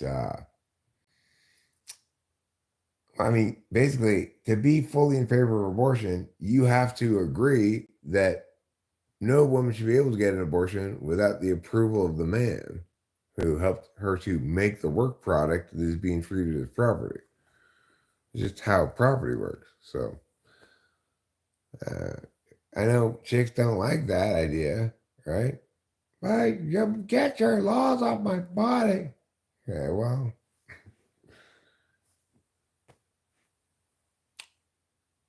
have a good one, everybody. I'm off to watch the soccer. Until later, hasta la vista.